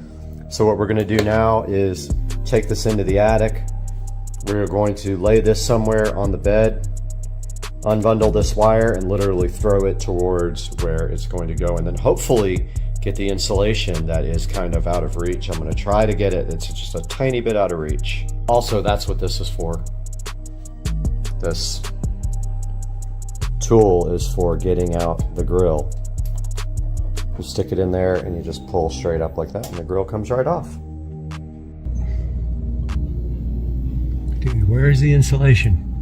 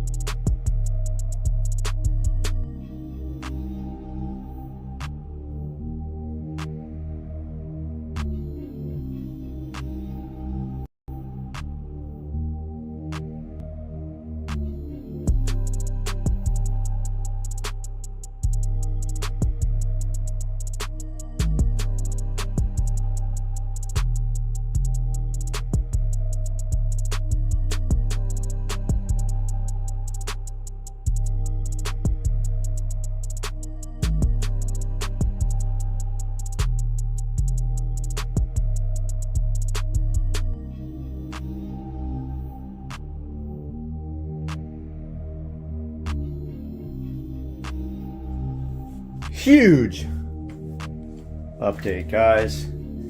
Oh, I'm nervous already. Nervous already. I was just in the attic pulling wire. I don't see my wires. I don't see my wires.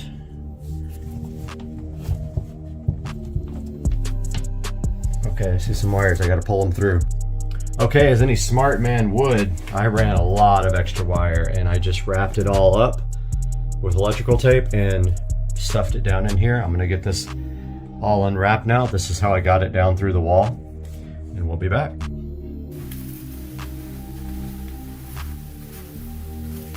What's up, guys? We have some fun gonna happen now. We are going to install our home theater plate and prep all of our wires. We have a lot of wires to prep. So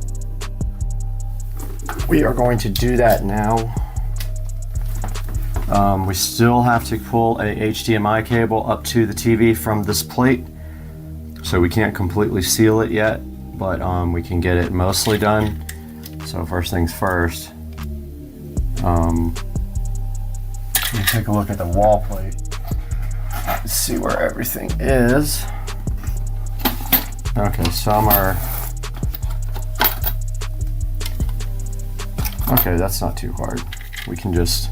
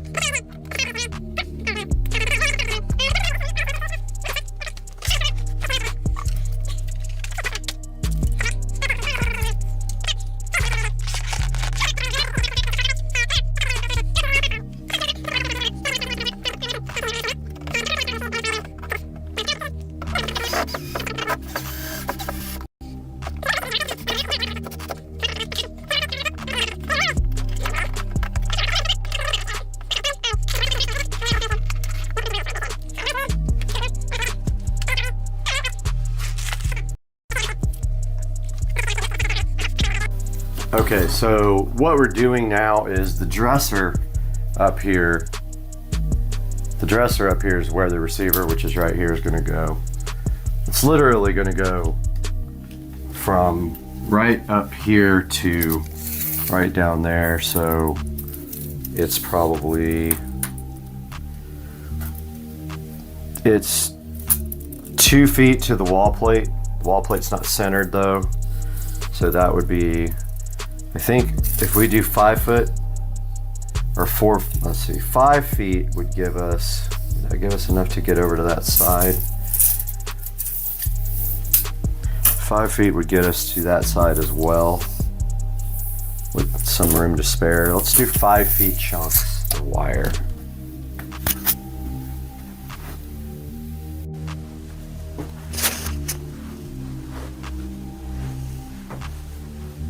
I am ready to make some wiring, guys.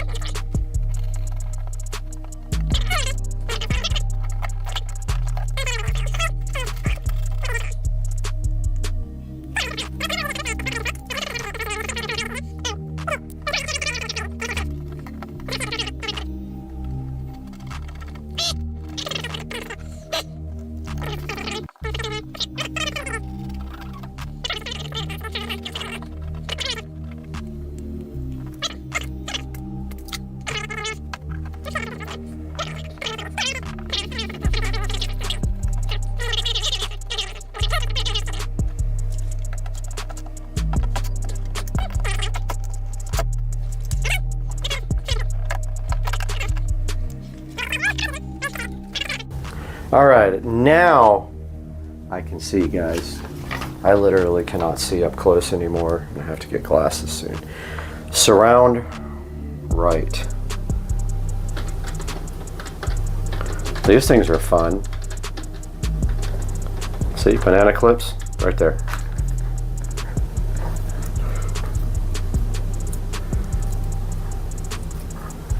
Makes it much easier, guys. I'm just saying. I don't know if I should come in from the bottom. What do you guys do when you hook these up? Do you come from the bottom with one set? Like this? I mean, you can't see the bottom. How do you? Or do you go?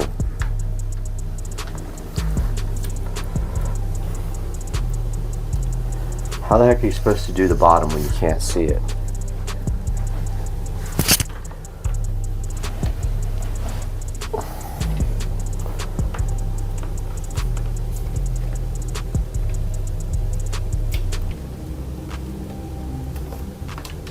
Can't find the hole. I guess I can just come up from the top. So forget it. Why aren't the speaker holes up and down? I mean, seriously. I saw a receiver where the speaker holes were up and down, and I'm like, thank you for actually being smart. And why didn't they do that on every single receiver? Why are they angled? So stupid.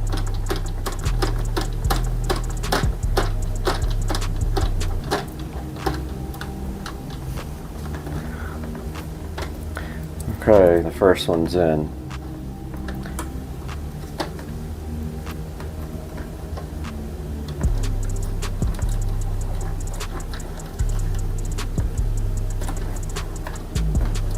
Second one's about to be in. Wish I had like a drill that had an attachment for these, so you could just tighten it down with a drill. Okay, so that is surround right. Next.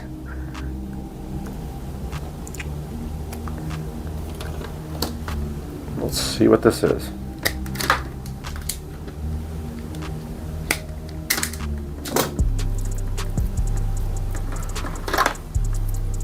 Here's our next one.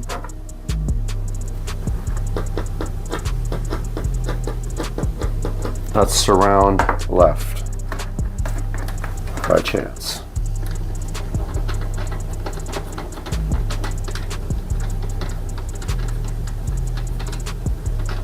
You know what I'm talking about, right, guys? These speaker wire holes should be freaking up and down, not diagonal.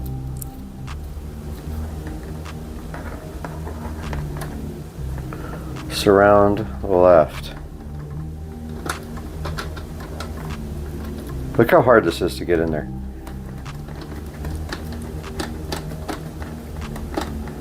Man, this thing's borderline old, I think, because it still has component video and composite video. No Wi-Fi, but I have a little adapter to bring LAN for this. Got the little power line adapter. But yeah, you don't see, they don't put composite video and component video on receivers anymore because there are no components that use it. If you see one with S video, you know you got a really old receiver. They probably don't have HDMI either. Notice here there's a 5-volt output. Never noticed that. There's a wireless LAN adapter available for this guy. Wi-Fi adapter. No, it had a 5-volt out. That's awesome. Can use that definitely for something.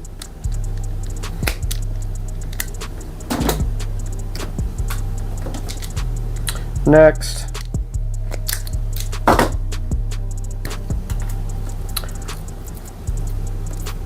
Three more left. Let's see what this is.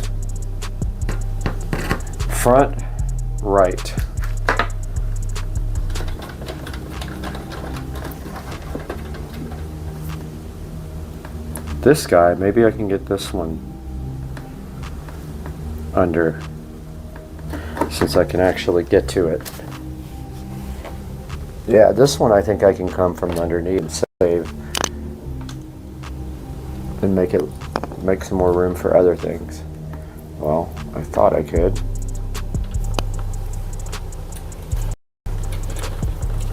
Stripped way too much wire on this one. Yeah, this one's going under, fine.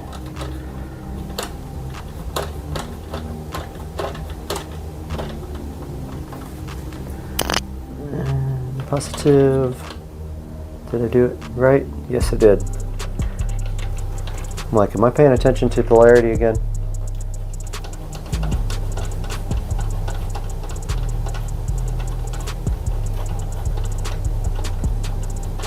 Got a lot of freaking analog audio too here. Does it have any analog audio outs for the front? No. No, it doesn't have preamp outputs. All right. Is this going to be center or front left?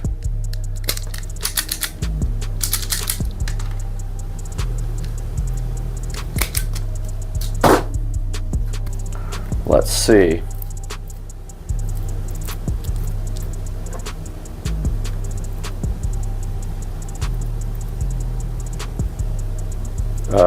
What? Can't tell. Center.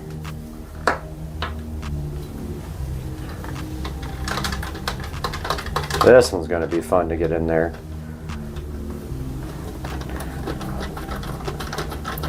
Yeah, this is not going to be a good time. I'm going to see if I can come in from the bottom, because this guy is hard to get to from the top. Let's see if I can feel the...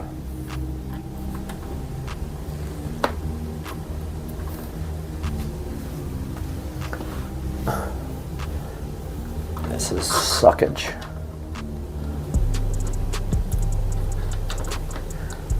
Of course, every time you touch it, you have to bind your wire. It's right there, dude.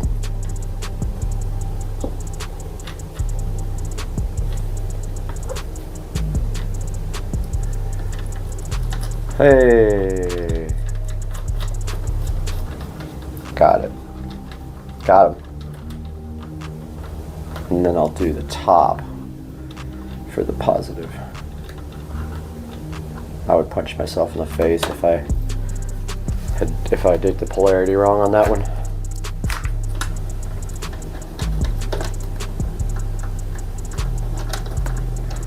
So for testing purposes, we will be using this receiver for video.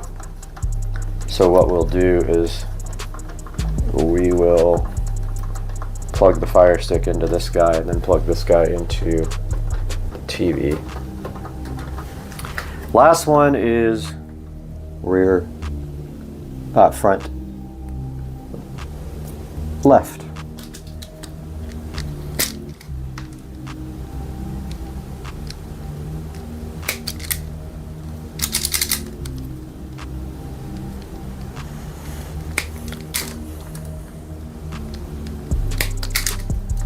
Front left. Let's see if we can get underneath that one. That's another one that's hard to get to.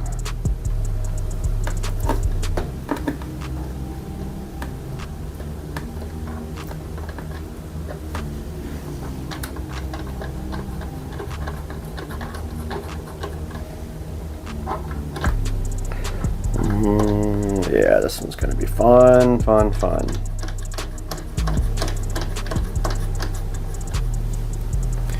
Okay, here we go. That should be right there. There we go. Got lucky on that one.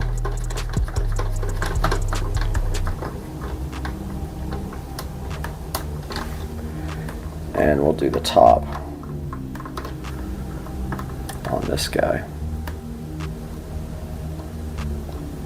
See why banana plugs are so freaking awesome?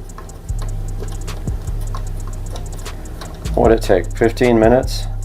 10 minutes to wire this thing? Banana plug, 10 seconds.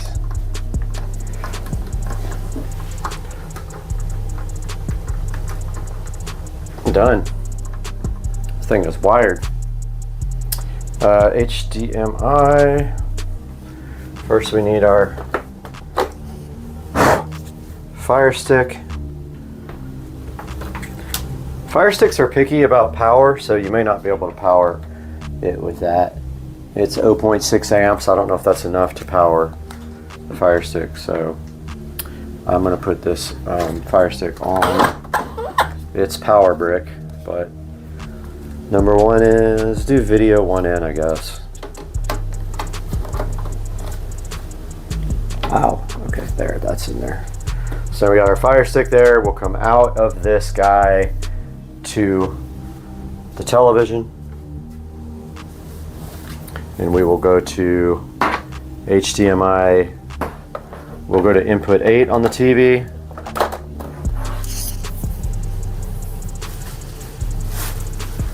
And go to out here.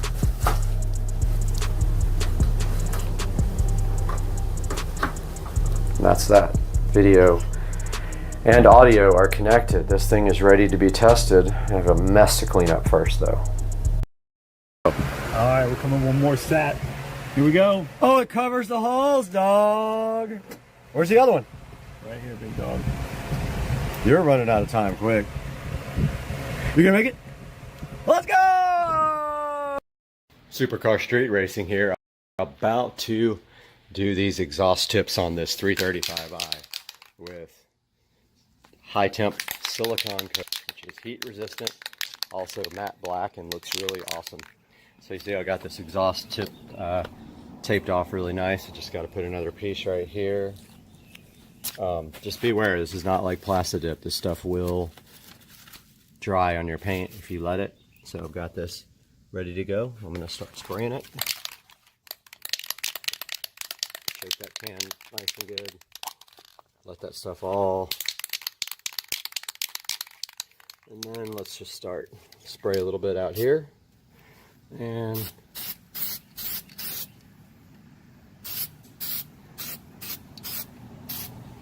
just like that.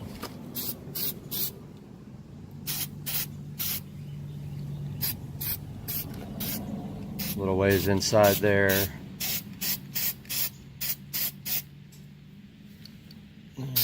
Can't really see up, but get that anyway. And that takes a little while to dry.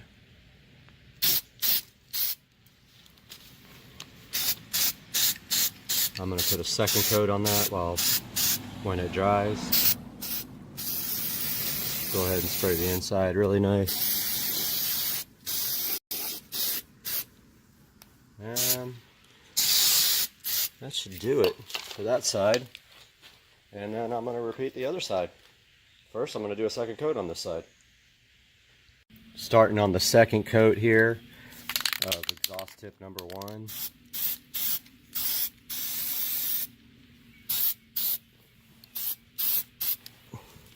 Pretty simple process. And that is it, my friends. There you have it. That's how you do your exhaust tips with DEI high temp silicone coating. Stuff prefers to be baked on, but it lasted as long as I had my SL65. So that's funny, it's coming out of that one now. I'm going to go ahead and do the other side now. Hope you guys have good luck with this. I'll show a picture from when it's done. Alright, I got 2 or 3 coats on each exhaust tip. But there's a good look at how that looks. Came out pretty good. Next shot will be without tape installed. Alright, I believe that's enough coats.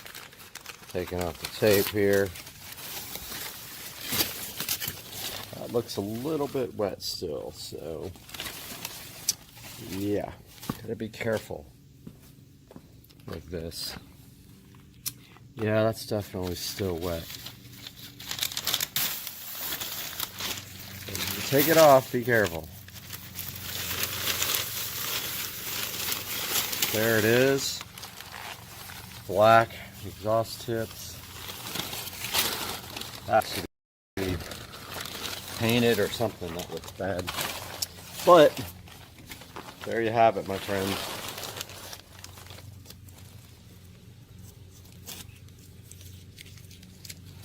Taking off all the tape. Wow, that looks so good. Came out really nice. Came out really good, guys. So that is the DEI high temp silicone spray on your 335i. Do it. Ultimate Tesla peel satisfaction. New sill plate. Let's go. Let's go. Yeah. Amazing. Guys, today on the channel we have this generic wireless and Wi-Fi repeater. We're going to be taking a look at this, unboxing it, setting it up, all that on Supercar Street Racing today.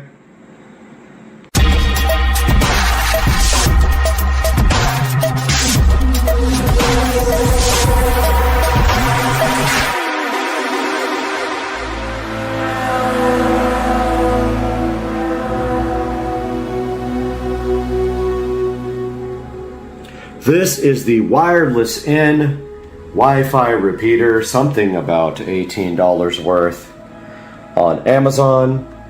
This guy right here can take a Wi-Fi signal and repeat it from the wireless side or also from the wired side with that little port right there. And we're going to be unboxing this right here and right now on the channel. We're going to try it with one hand. We got skills. Maybe we got skills. We do have skills to open this and pay the bills. And inside of the wireless N, and of course being the band of Wi-Fi that it is able to repeat, we have this lovely little generic cheap Wi-Fi repeater, range extender, and this delicious manual that it came with that tells you how to set it up. Now, I already have one of these in the Supercar Street Racing Studios, and I'll be opening this for you right here and right now because I can't do it with one hand, I don't think. Let's see. Oh, maybe. Maybe. Nope. Need two hands. We got the one-handed peel satisfaction on a video short on Supercar Street Racing, and we take a look at this Wi-Fi repeater. It has a number of confusing indicators on the front. Just one plug, so it's super easy to work. And if you have a Ethernet connection you want to then create a Wi-Fi from, you plug it right here in on this little port right there. And inside we have these quick installation guide. I will put that up on the screen.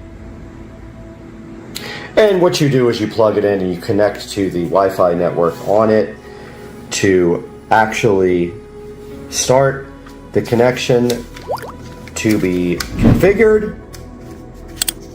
And all the instructions are right here, right now. So we are going to go over to Joe's house where we have to install this, and then we will continue the video from there with the wireless and Wi-Fi repeater. Just wanted to point out quickly the thoughtfulness of providing you with a tiny little Ethernet cable right here that came with the wireless and Wi-Fi repeater. So only thing you get in the box with the repeater is the actual device, and you get this little tiny little little tiny Ethernet cable, which is actually useful in some cases. You don't need a super long cable in most cases. Alright, installing the wireless repeater is as simple as just plugging it in like this. Or actually, I don't know if this will take up a plug, but like maybe like this.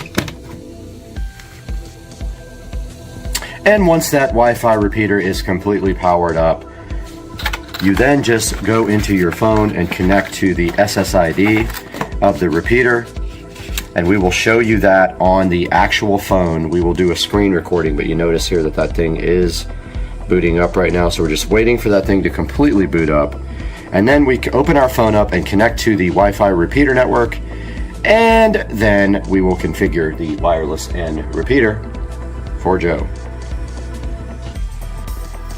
All right, here we are back on the phone, and we will go into our Wi-Fi networks and see if we can see this repeater. We're already on Joe's Wi-Fi, and there is the repeater, so you just connect to that. And it should open up the page. If it does not, you manually browse to the correct IP address. Notice it will say no internet connection. That is fine. And it did not. Ah, there it is. So you can say always connect or connect this time. We're going to actually configure it now. I'll just say always connect. And then there is a web page you have to go to in order to configure this. They give you a quick start guide in here. And there is an actual IP address you have to go to. And let's see if it takes us there. That is emotional damage. Okay, it did not take us to the IP address of the page. So we will be right back when we figure out what that IP is. It's on the actual instructions. I just don't want to bore you guys with it waiting. I will find it now. Okay, it is 192.168.11.1 is the gateway address. So we put that in.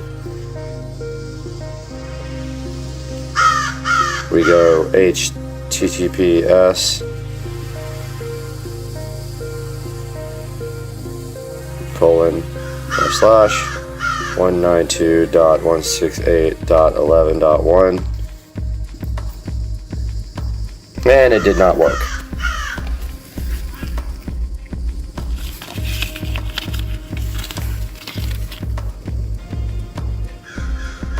Try that again. 192.168.11.1. 186. Okay, try that again. 68.11.1. Wi-Fi repeater. There we go. Alright, so then you just click login. So you see on the picture, the top one is for Wi-Fi, the bottom one is for wired. We are doing Wi-Fi. It will scan for your available Wi-Fi.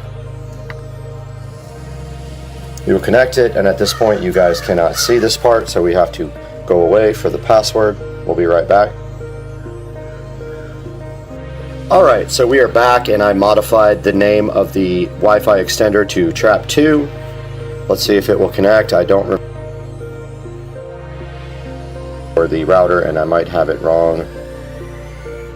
Let's see if it will connect here. We will check here momentarily and let you guys know. Okay, we have successfully connected to the Wi-Fi extender. You can see there, Joe's Crab Shack Trap2. And if we go to our browser, we can go anywhere like this. We can go to nasa.com.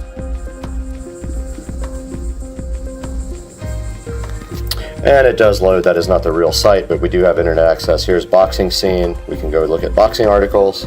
So we are connected to the Wi-Fi extender now, guys. So hyped. Alright guys, we just took a look at this generic Wi-Fi extender. So we have the page up here on Amazon so you guys can take a look and see exactly what this is that I bought. And you can see right here that this is a 3,000 square foot and 30 device extender. And what that means is you can only connect 30 devices to this. So if you have 300 like at my house, you're probably going to be in trouble with this 30 device Wi-Fi extender. And you can look, it has 3.4 stars. I don't know why. I have a few of these. I actually have one right here behind me in the 4K production studio, and it works absolutely perfect. So I'm not sure why the reviews are so low. We could probably take a look at that as well and see what some of the reviews say. So a lot of people having trouble connecting, a lot of people having trouble with the range, saying it's junk, couldn't set it up and things like that. I had the opposite experience with this. Had a little trouble at the first in the first try, but after that I was able to get it set up with no problem. And you can see right here that it is $18.88 right now, and it has a 10% coupon as well, so not a bad deal for a Wi-Fi extender for your house. And if we go back here and we go search for other Wi-Fi extenders, you can actually spend quite a bit on Wi-Fi extenders. If you really want to spend more and get a better product, you can definitely do that. For example, the TP-Link here, and there's a few of these right here about the same price, but there's the TP-Link right at the top. Looks like it's sponsored. So always be aware that people pay for their products to be at the top on Amazon. So if they're at the very top, they're usually sponsored, so they get more hits. But you can see here a very large range of Wi-Fi extenders available, and you can actually get some that have more devices available to be connected, and you can get some that are faster depending on what range of Wi-Fi network you need. The one that we bought for the studio and for Joe's Crab Shack is actually a wireless N repeater, and you can go anywhere from $30, $18, $229, $249, depending on your budget for your project. So this basic Wi-Fi extender here, don't forget, also has the ability to connect to a wired Ethernet port. So what that means is, just like right here in the studio, if we look on the side of this Wi-Fi extender here, you can see that it has a Ethernet jack, and that means that you can connect it to a LAN port, and you can extend a wired connection also. So that's what we're doing here in the studio. We have a switch up in the corner, and we extend one of the switch ports into Wi-Fi for the Supercar Street Racing studios here. And taking a look at the front of the device here, we see that the power indicator is at the top. Then you have another couple little indicators here for your wireless signal when you do a WPS connection, and whether you're using the LAN port on the back. The WPS button on the front is for connecting it to the router without having to put a username or password in. You would just hit the button on the front of the device, and then over on your router you would hit the WPS button. And also, if it ever gets confused and stops working, there is a reset button right here on the side of it. And right here you can see how it is installed. If you're going to use the WPS, that is how you do that. And it shows you the optimal connection, like in your house, what you should do if you really want a good signal there. You should follow this chart. And here we can see this generic used in many places. You know, you could use it with your family in a restaurant or at your house, any of those things. And then it shows you how to set it up here on your smartphone. So basically the way that works, I showed you in the video, you basically connect to the access point. It'll have a SSID that's pretty obvious in your Wi-Fi settings. You connect to that, you navigate to 192.168.11.1, and then you can actually connect it to your existing Wi-Fi network. You can set up a different username or password than your regular Wi-Fi network, and you can either be the same SSID as your main Wi-Fi network, or you can set a new SSID there. And that's going to do it for this edition of Unboxing and Reviews, and I hope you guys enjoyed it. As always, please click through the links in the description for anything you need to buy, not just this product here. It helps out the channel a lot and gives me a few dollars to pay for everything that we do. So we'll see you guys next time on Supercar Street Racing.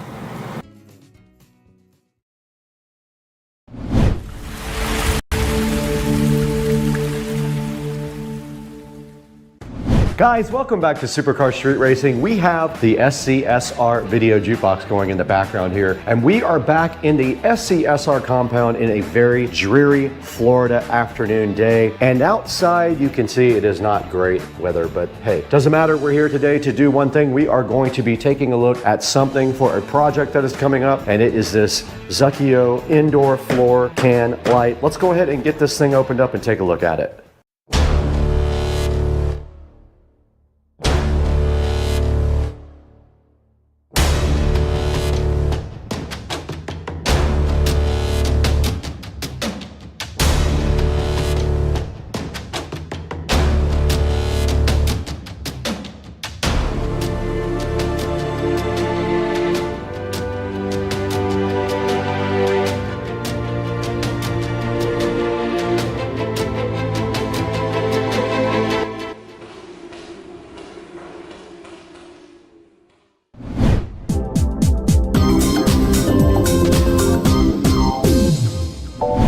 Guys, Supercar Street Racing wanting to thank you again right before we get started for 61,000 subscribers. We just need to get the video views up now. But today we got the SCSR jukebox playing. We have some work to do in here, and we are going to be looking at this Zucchio. This is a indoor floor can light, but I'm going to be using it for something different. I have a specific task in mind for this guy, and I know exactly where it's going, and we might have to do a little bit of wiring cleanup afterwards. But yeah, let's go ahead and get this thing unboxed after we take a look at the box itself.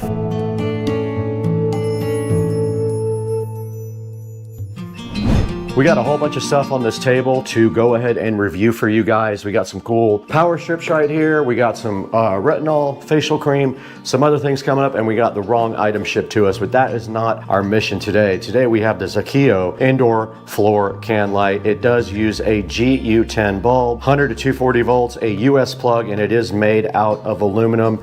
That is all of the information that they give you on the outside of the box. So I guess in order to actually see what is happening with this thing, we're gonna have to go inside of this box. All right, we got the Zucchio light here. If you guys are wondering, it is a 5-watt indoor spotlight, kind of made for uplighting pictures, plants, anything like that. So let's get it out of the box here and see what is inside. And first of all, we got a nice user manual here. Looks like it has a GU10 base and a switch. Here's a good look at the instruction manual. You can tell right here, you can change the color of the actual bulb. Here's a nice little remote control that's included.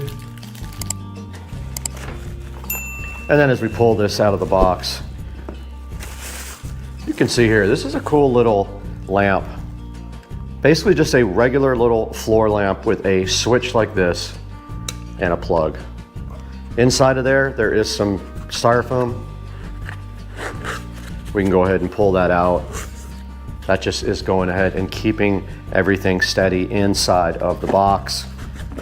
Let's go ahead and unbox this remote. Looks like it might be infrared. It does not come with batteries. That looks like infrared to me, if I'm seeing this correctly. No batteries. It does use AAA batteries. Okay, got 2 AAAs here.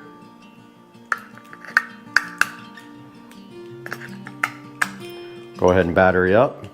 And taking a look at the instruction manual here, basically it says works from 100 to 240 volts. Don't mount it near anything related to fire or heat. Don't secure the product with staples or nails or place it on hooks. This is not a toy, risk of burn. But it also says unplug it in extreme weather conditions. I guess if you're having bad weather in your area. Never use strong or volatile chemicals to clean the lamp, otherwise the metal parts will be damaged. And they do give you a nice email address there to email support if you need to. Looking at the remote control here, the controls for the actual light, it's got a brightness control, an on-off button, 16 static colors, and then dynamic color changing modes. Let's go ahead and plug this guy in and see what it actually looks like. And I've gone ahead and plugged it in, and you can see it is a nice shade of red now, like that. And it just did turn yellow, and then green and blue. Let's go ahead and make it white. We did make it white. There's a good look at the white color, pretty bright. And you can go ahead and take the brightness down on it with this clicker right here, and you see it did go dim. That is the dimmest it will get. And then there are controls down here for the color changing mode, flash, fade, strobe. But yeah, you can just press any color there and it goes directly to that color, or you can do fade modes like this. And it is fading between colors right now. This as a specific need in mind. I'm going to be using this for something very specific.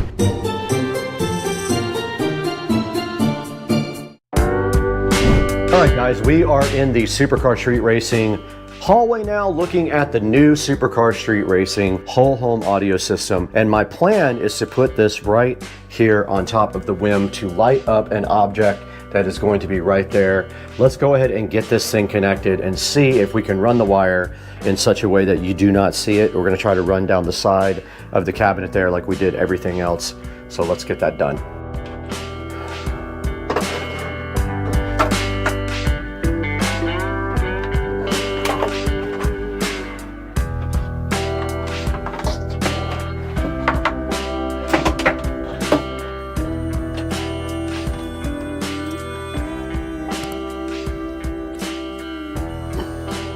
Okay, I did go ahead and get power applied to the bottom. It was kind of a pain, but I am going to have some wire cleanup to do with zip ties, which will come later. But you can see right here, the light is on and shining up on the wall. That's kind of exactly what I wanted it to do.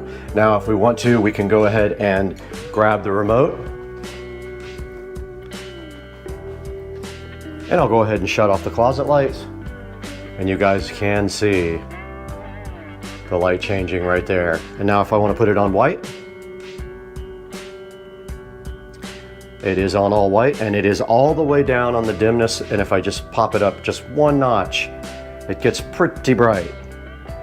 That's the only thing. You don't have a whole lot of range when you get to the very bottom one. So that might work right there. I'm going to go ahead and leave it just like that. Now let's go ahead and take a look at today's sponsor on Supercar Street Racing.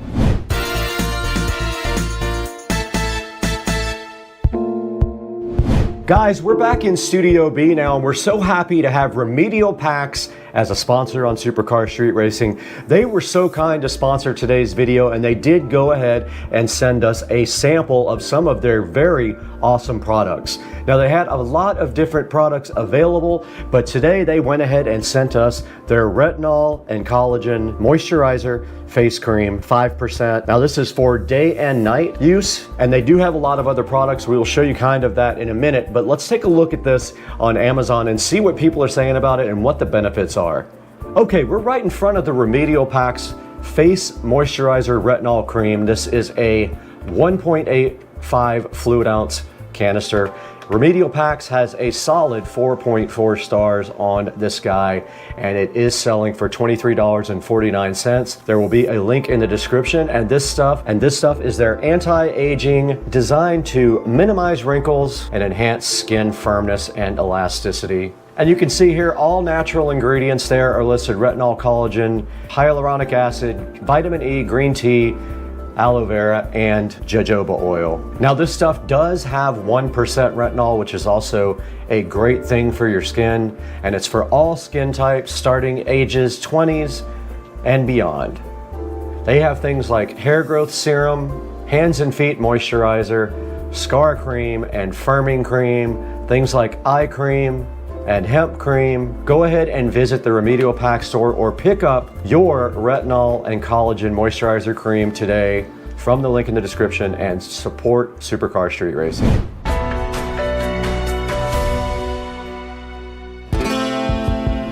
Guys, back in SCSR Studio B, where we are so happy to have you guys supporting the channel. We are so grateful for you guys. You have no idea how much the support means to us. If we take a look at our channel now, we have 61,645 subscribers, plus 20,000 in the last 28 days, which is amazing. But we're here today to look at the Zucchio, or Zucchio, however you want to pronounce that, indoor uplighting RGB floor can light, LED spotlight. Now, this thing is pretty cool. It has a 5¼ inch cord. It works on 110 to 240 volt, and it does come with a remote control. It does color changing, and it does uplight things, so it looks pretty cool. This is very cool for things like pictures or plants, anything that you want to actually highlight. You can see right here they have a picture of it uplighting some plants. It does have a bunch of different modes. It's got RGB and warm white plus 16 colors. It does have memory, 16 colors, 3 brightness level adjustment, 4 dynamic color changing modes, and an on-off control. High brightness, very bright. I showed you guys how bright the white light would get. It'll work for 50,000 hours. It does have a foot switch, and it has a US plug right on the back there. It does have a GU10 bulb inside the lamp, so that is how it obtains all of its colors. It's about 3.5 inches wide and 9.8 inches tall. There is a 2-pack for 45 bucks or a single one for $25.99. There will be a link in the description to this guy. And this guy has 4.6 star reviews, very good reviews, and I'm curious as to why it has a 1 star. Said the remote doesn't work right up against it, or it says the remote doesn't work unless it's right up against it. Other one says poorly designed. I don't know. I think it's a lamp. I don't know how it could be possibly poorly designed. It feels fine to me. It doesn't feel cheap or anything like that, and it will get the job done. Guys, go ahead and go to the link in the description and order this lamp or anything from clicking that link in the description, because as long as you use any of our affiliate links, it will go ahead and help out Supercar Street Racing tremendously. And it helps us just a little bit by giving us a few dollars to go ahead and keep supporting you guys on the channel. Something big is coming, guys, and I just cannot disclose it yet, but we have a big partnership coming up soon and also another big event coming up, pending how the channel does in the next few months. Please like and subscribe, and we will see you guys next time. We gotta get out of here.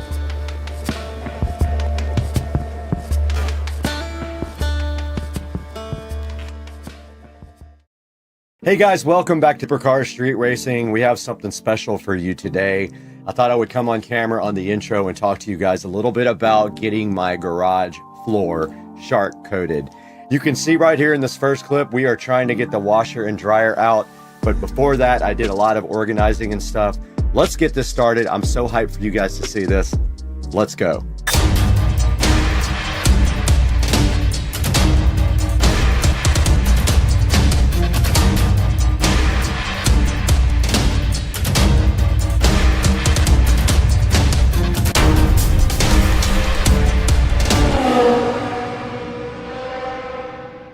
Welcome back to the channel. We are Supercar Street Racing. You can see right behind me here, it says it somewhere.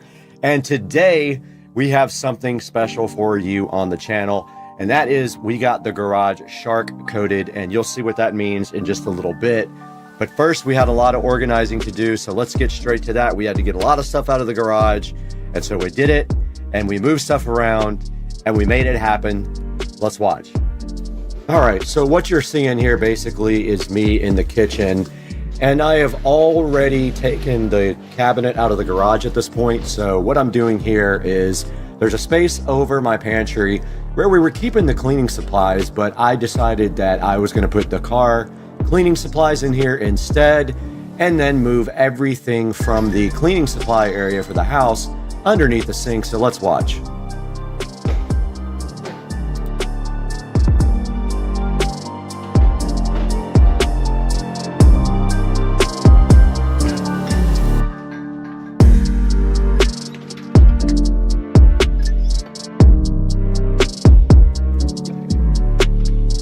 So right here, basically what I'm doing is putting everything for the stove cleaning above the microwave, but actually I ran out of space under the sink later, you'll see. All right guys, as you can see right here, we got all of our cleaning products in here. It is a tight fit, unfortunately, but that is all the space that I have. I also have some overflow going up here where I will put some stuff that won't fit down there, but that's how it's gonna have to be from now on. And now I have to move the car products into the top here on this very top shelf because I can't fit all of the house cleaning products there, so it only makes sense. I just don't have a lot of kitchen storage here, so let's get busy putting the car products up here on this top shelf.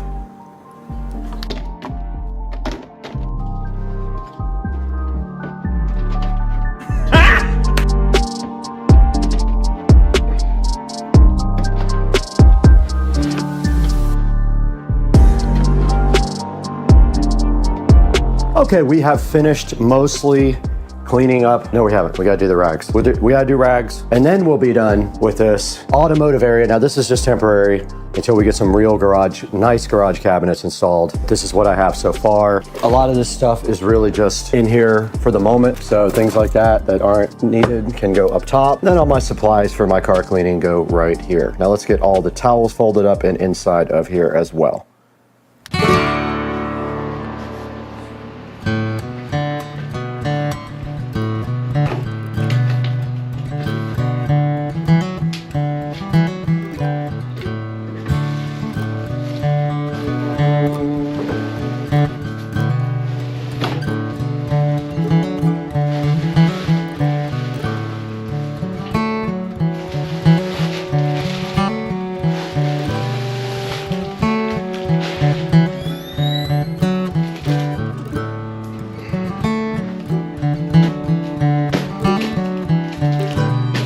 All right, guys, we are back in the Supercar Street Racing Garage, and we have finished part 1 of the video about our new garage floor being put in. Tomorrow, we have to get this washer and dryer out tomorrow with them. They're gonna help me. And you can see that this floor has gone through some abuse in the last 4 or 5 years, and it has tire marks on it, and it actually peeled up the epoxy here when the tires were hot on it, which is why I put the mats down. And you can see that the mats have basically melted onto the floor. But as you can see, I got the cabinet out of here today, completely out. I got cleaned out underneath it. Unfortunately, we can't take out the hot water heater. I was gonna do tankless, but I don't have enough service. I think I only have a 100 amp breaker right here, and you need at least 200 amps. I can't do that. We got all of our products out of there, out of our garage cabinet, up into the cabinet up here and up there. We got all of our cleaning products out of there and move them down underneath the sink right here. And then we put the rest of the overflow right up here on top of the stove.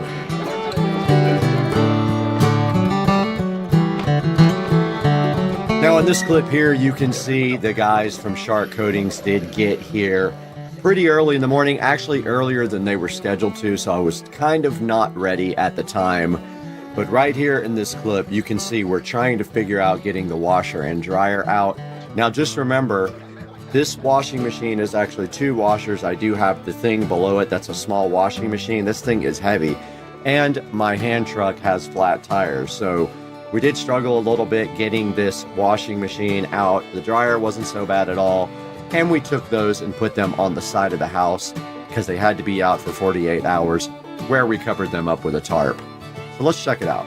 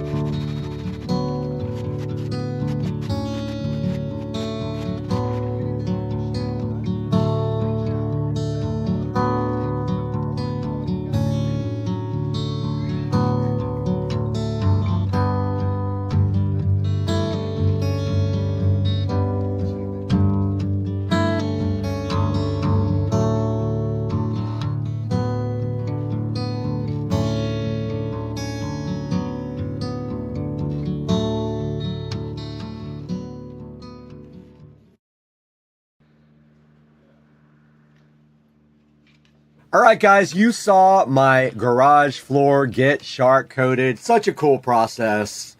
They had those huge grinders. They ground everything down, and then they put the surface coat on there. And now what you're seeing on the screen right here is me prepping this back wall. Now, I took the bench out, and the bench had electrical running under it, so that left me with an issue that I needed to put electric down closer to the floor and over by the wall for my sprinkler controller and my landscape lighting timer. So what you're seeing right here is me doing the electrical work in the back of the garage.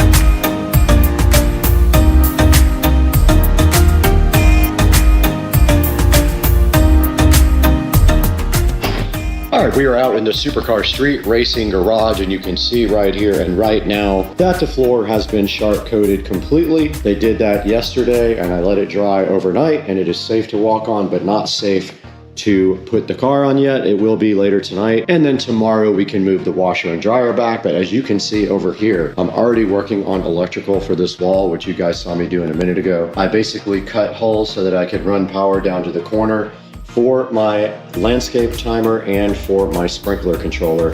I just had to figure out what I'm going to do about this wall, because basically I'm probably going to have to cut the pegboard and screw it back on, because the wiring is all running really bad through there. So yeah, I'm going to go ahead and keep working on this, but you can see I've got the box in. I've got the power run up to where I'm going to tie into the other power, and now all I have to do simply is tie in right here. But I went and painted the new receptacle and the new cover plate black, and also I put in a Echo Show wall mount hole here, and I have a Echo Show mount that I just painted black, and I ordered a Echo Show in black to go right here. Now let's get back to work.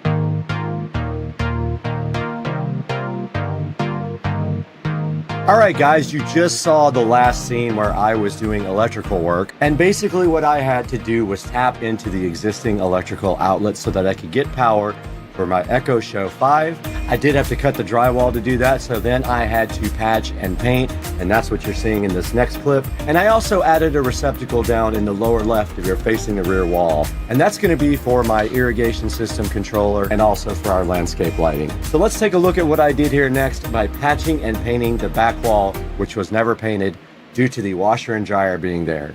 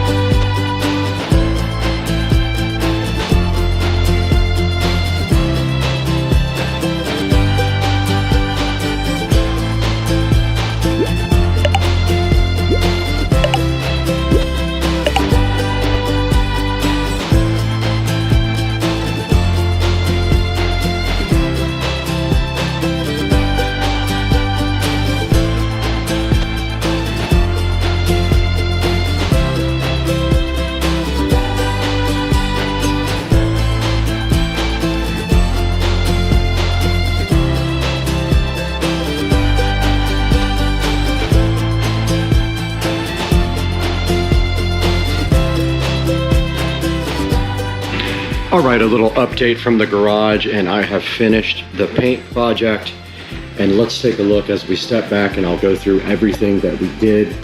Ah, yeah, that peel satisfaction. We did have the floors sharp coated, and then we put the washer and dryer back up against the wall here on the newly sharp coated floors. We also removed the workbench, added an Echo Show 5 there, and ran power down to this brand new receptacle, which is also a USB-A and USB-C charger. We moved our landscape light controller over here. We had to cut the wall, so I have to repair that somehow. I haven't done that yet. And I did a terrible job patching the wall, probably one of the worst times I've ever done. However, there is a banner going right here that hopefully will cover most of that. So it's 4 feet by 3 feet. It'll cover a lot of it. And so taking a step back, you can see right here and right now how everything looks after the garage project. Now, I am considering getting a cabinet for right here. A really nice cabinet that covers up this ugly breaker box. We'll see if I can get one found, and it would just be as tall as I can possibly get it, and then cover from about here to here, or all the way across here to cover up this hot water heater. Eventually I would like to go tankless, but for now I don't have enough electrical service. Let's get the car pulled in here and see how it looks.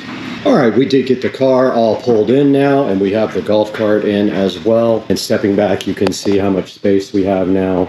And I did pull the car in kind of sideways, but you can see there is a footer down here that you have to be careful of. I could go back more and over maybe another 6 or 8 inches, but now we have much more room in the back because the workbench is now gone. I could come back another foot easy there. And you can see I moved the charger cable to the wall here as well, and there is our Echo Show looking so fly in the wall. And so we have the Echo Show ready to go there as well. And stepping around, we have plenty of room here now to detail the car. And we have plenty of room for the golf cart as well. And I did keep this thing that was found in my yard randomly to put my car cover in. But yeah, guys, this is going to wrap up this part of the project. The only thing left to do, I have black blinds for that window. That's the last part of this project. And now let's take a look at it with the brand new garage door closed. And there you have it, guys. That is the garage project that I have been working on for months and months and months, coming to a close. And I do say it looks fly. Don't forget we have the hex lights. We have colored lights up here that we can change. And there they go, looking so fresh and fly. And guys, I hope you enjoyed the video, and I hope you enjoy all this hard work I do for you guys. Guys, welcome back to the Supercar Street Racing 4K production studio. I'm Brad, and you just saw my whole garage project come mostly to a close, besides getting the blinds up on the wall. And now I want to take a look at this shark coating website with you guys. Go ahead and go online to sharkcoatings.com and check out the website. And you can see they did a great job on my garage floor, and I would trust them with yours as well. Guys, thank you for liking and subscribing, and we will see you on the next video. I'm so happy to have you guys with us. We got to get out of here. We spent way too much time sniffing paint fumes.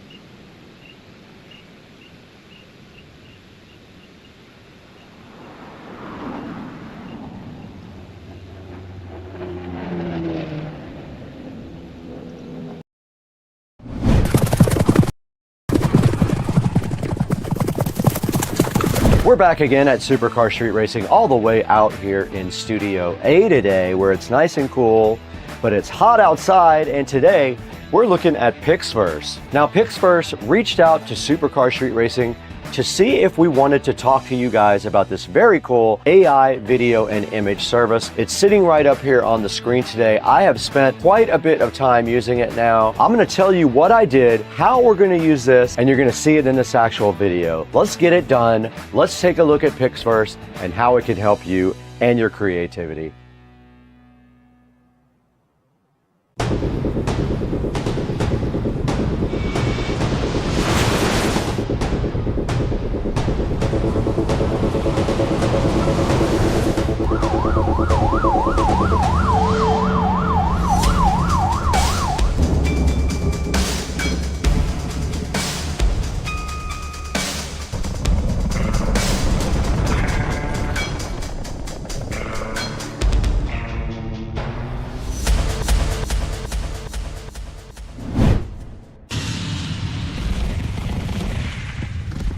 Back in Studio A once again with Supercar Street Racing. I'm so happy to have you guys in the studio with all the fly lighting and cool equipment we have in here. And today, Pixverse reached out to us to see if we were interested in working with them on the Pixverse AI video and image generation tool. And it's sitting right here in the background, and I have spent quite a few hours with it. I made some cool things that you're gonna see today in this actual video, and I might even switch from my traditional AI program to this. Now, as you guys know, if you watch my videos, I use AI a lot in them to add a little bit of fun to the videos and kind of as bumpers and on the opens. So I spent a lot of time working on this on camera for you guys. So the first thing we need to do is go ahead and throw it back into Studio B, where we can take a look at all the cool features of AI in Pixverse. Okay, we're here today with a new sponsor. Pixverse reached out to us and wanted us to show you their very cool, very creative website where you can do so much with AI video. So we're gonna go through the first part of this right now, and that is image or text. So let's get our prompt up here. We're gonna paste our prompt right here. So I pasted this into the prompt area, and then all we have to do now is just give it some sound. You can see I've created some stuff already. So it's in the queue now at 3%, and there is the final product.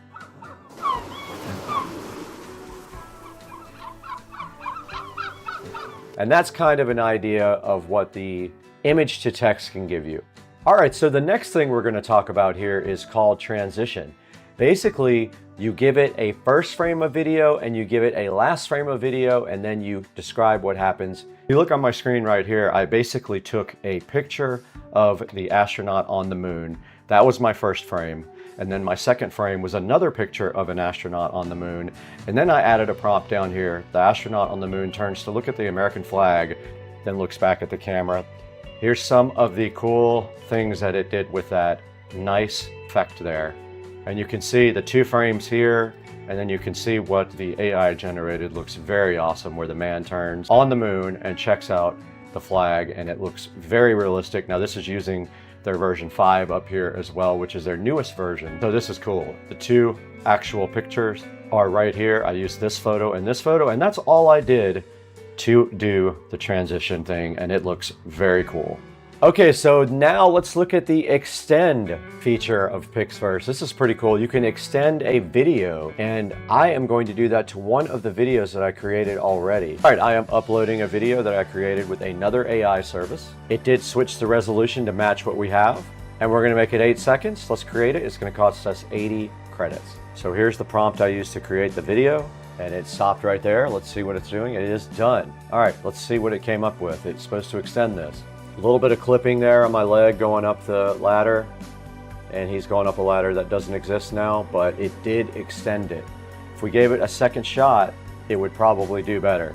But that's how extend works. It took my 5-second video and made it into 8 seconds. And technically you could take something shorter than that and also make it into 5 or 8 seconds. All right, sound I have not done yet. Apparently sound allows you to add sound to any video by describing the scene. So let's do that with the same video. The sounds of rockets taking off, and that is fast on that one for sure. And here it is, let's download it.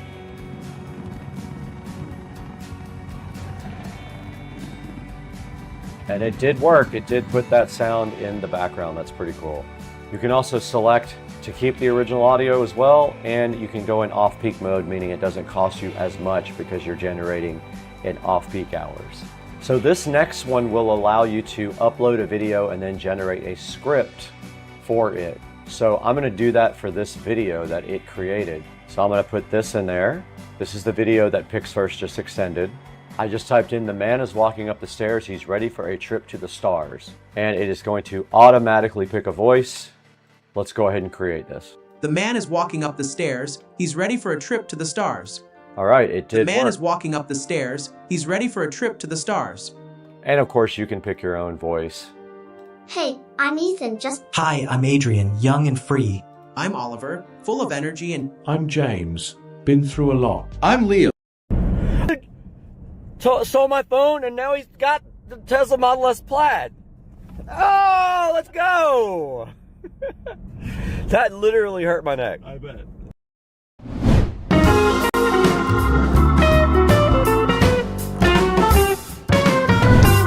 All right, guys, right in front of me, we have the DeWalt DXV06PL-QT. That was sent to us to check out. I'll have a link down in the description where we got this from, and I'll put it on the screen right now as well. But we're gonna take a look at this DeWalt right now because I need it outside in the studio. The studio is definitely messy because we're doing some electrical work in there, and it has foam in the walls, and that stuff goes everywhere when you cut it. And there is the beautiful DeWalt we'll be taking a look at today on Supercar Street Racing.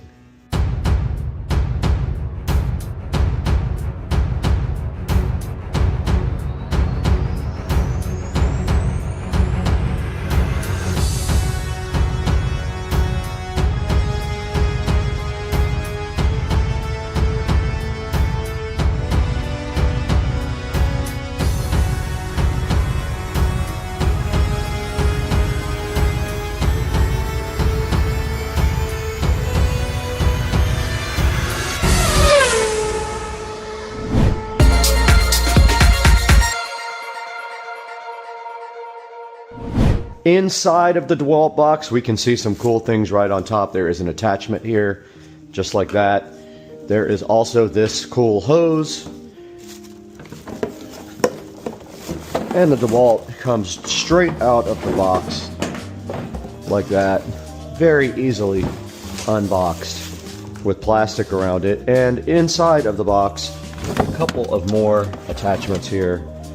They're just extensions for this attachment here. What else came with the DeWalt? Let's see. Everything else is inside of it. So they did give you a lot of other cool options. There is a look at the filter that it uses. There is also a bag here, and we will be taking a look at how to actually install the bag. And that thing pinched my finger right here when I pulled this out. It got me good, so be careful. There's some wheels in here as well. Some cool little attachments. This thing is awesome. I'm so hyped. All the attachments are in there.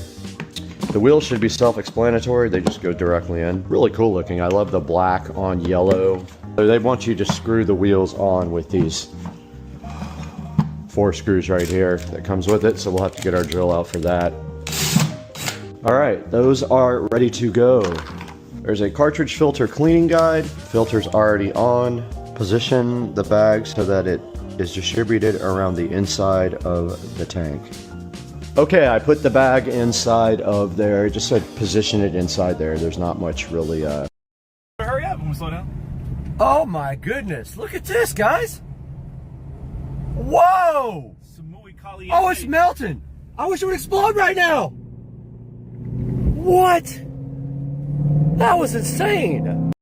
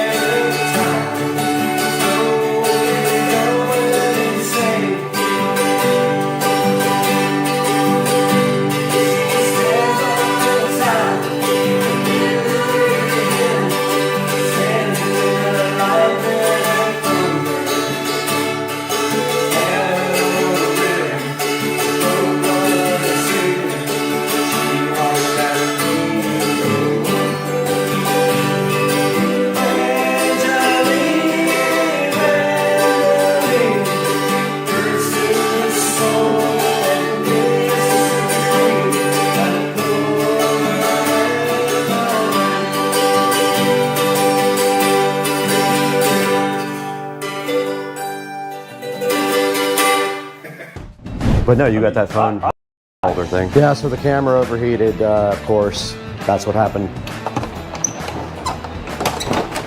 You have to take off all this corrugated crap or it won't fit through the hole. Oh, it won't? And then you got to go all the way to the top, and then the dash goes on after you put this through the hole. Where's your stool? Oh, put it inside.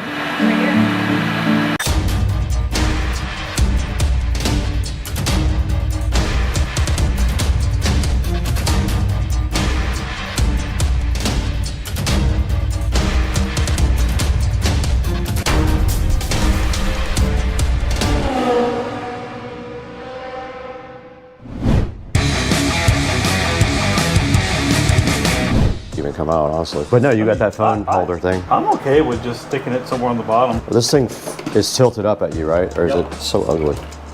Sure didn't have to put it up here. Just bend the wires like this and go straight through if I... Because I've got 3M stuff and I've got the good 3M stuff that's not going to come off. Or I've got Velcro. What do I do with all of it? What about this? All the way to the back where you can still get your finger on it. Oh, I like it. Yep. You gotta have to get into there to hold the button down if it needs to be paired to somebody else. You kind of need to see it too. Oh, perfect. Yep. And then the wiring straight back. Yep. So I found a place to put your charger cable through. Look, charger cable can go. Oh yeah, perfect. Right through that hole and right up to here. So do you have it? Right through that little. Yeah, pull it back. Yeah, grab it. That's exactly what I do with mine. I knew there was like a. It certainly does. Look, it's got threads. That's how you flush mount it. Oh, it comes apart. I don't know how to get it apart though.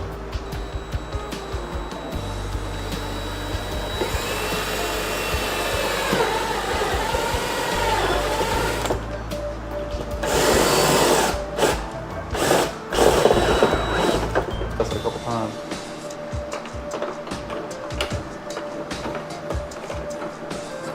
Oh, literally. Perfect. What's it hitting?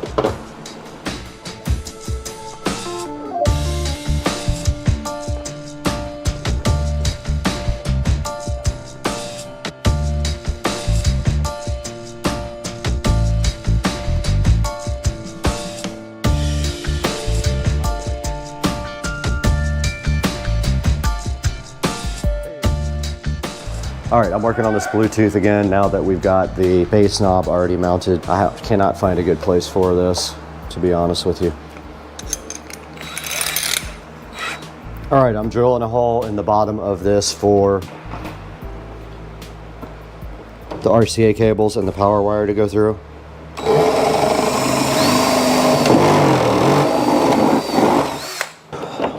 So I sent a hole straight through to the back here. I'm gonna put the Bluetooth adapter on the top. But first I gotta feed all the RCA cables through the hole. Camera's 1,000 degrees for no reason. All right, I got the Bluetooth adapter mounted. Sorry about all the noise, but it's very hot in here. We're good to go on the Bluetooth adapter. We got the bass knob mounted, and I got the power run for the charger for the iPad. So pretty much this dash is ready to go in. Everything is done on the dash. I used double-sided 3M tape on the Bluetooth adapter and ran the wiring back through the back. So now we can go ahead and get this thing installed.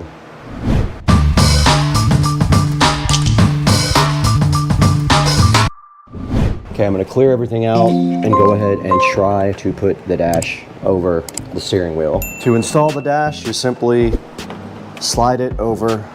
Now I can work on running the communications cable underneath the cart for the display.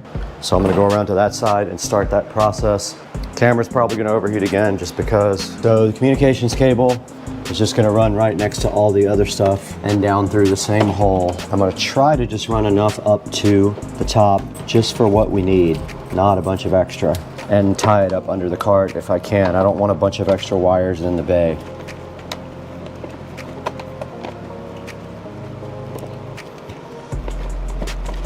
There's plenty of wire, that's for sure. Okay, I have to get under the cart to do the rest. Got the first zip tie on. Now I'm just following these other cables and I'm gonna zip tie to them. It's got its own hole to pass through though, the one that I drilled.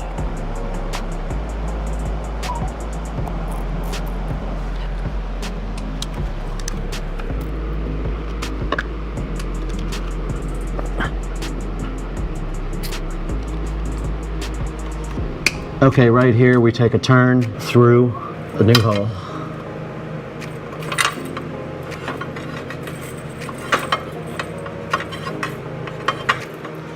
Okay, I got the comm cable run into the bay here. I'm gonna try to pull some of it all the way over here so it's not all in the bay.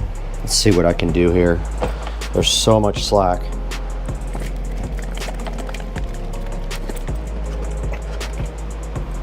Yeah, so this is gonna work out perfect. I'm gonna come down like this. I'm gonna stuff the rest on the side of the battery, and I'm gonna come just like this and zip tie to these guys.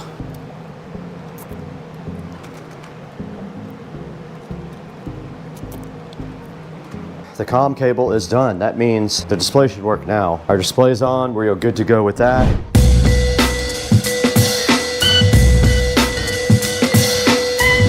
To get this plug through, you have to put the wires through first, like this, before you slide it over the wheel. And then there's just enough room, I believe, for the wiring to go down. But you have to take the corrugated stuff off of the wiring. See how it goes on now? No problem. And you can also pull it till you get to that part.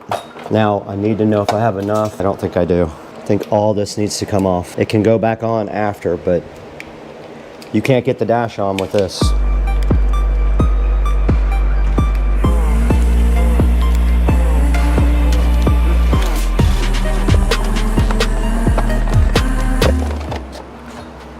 That's how you do it.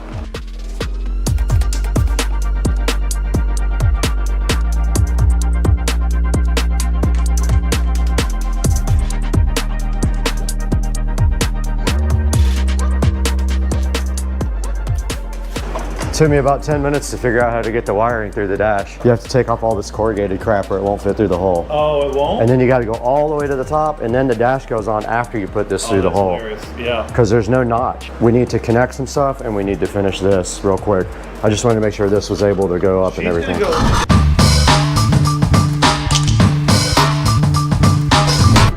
All right, so here we're back, gonna work on the subwoofer. Found this thing actually on the side of the road. Somebody had a sign that was just said free stuff. So I found this subwoofer along with an amplifier, and it's been sitting in my garage now for probably 5 years. So I'm like, perfect timing. break this thing out, clean it up, get it working. The porthole was rattling around in there, so I'm gonna take the time. Brad already screwed it back in, and I'm gonna take the time to seal it off, caulk it up to make sure we got a good seal on it. And then after that, I'm gonna go ahead and carpet it, fresh and new, put the subwoofer back in. Hopefully we'll be able to hear some sound out of it here in the next couple hours. We're on the home stretch with just probably 5 or 6 more things that need to be buttoned up, and then hopefully everything will be done and we'll be able to fire it up and test out the new system. All right, while you're doing that, I'm gonna go ahead and finish up getting your blinker control back on and start plugging things in your dash so we can get this thing back together.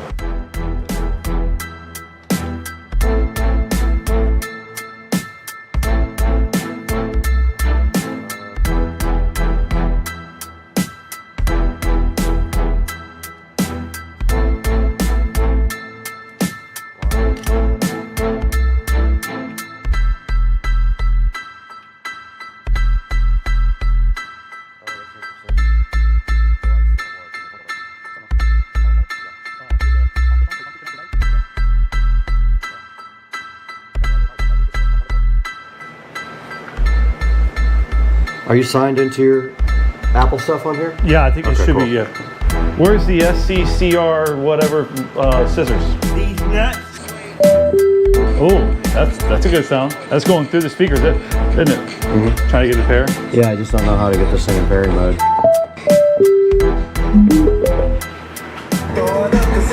Oh! Okay, we're back in the garage. Joe has carpeted the enclosure and he's over here working on the quick disconnects for the subwoofer. I have the entire dash back together, minus the bezel. We're gonna leave it kind of open just in case we gotta get back in there for now. I've got to reassemble the turn signal and get the steering wheel back on here momentarily. And all 4 speakers are working and tested. The iPad is connected to Bluetooth. And yeah, that's it.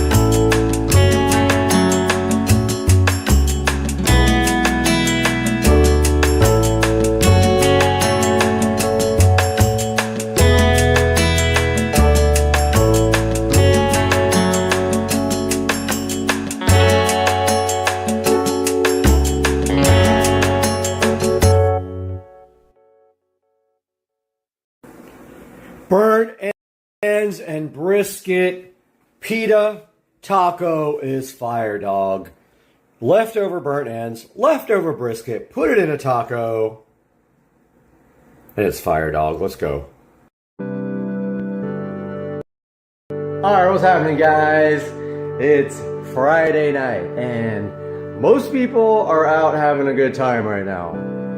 Drinking, partying, but what are car people doing? That's right.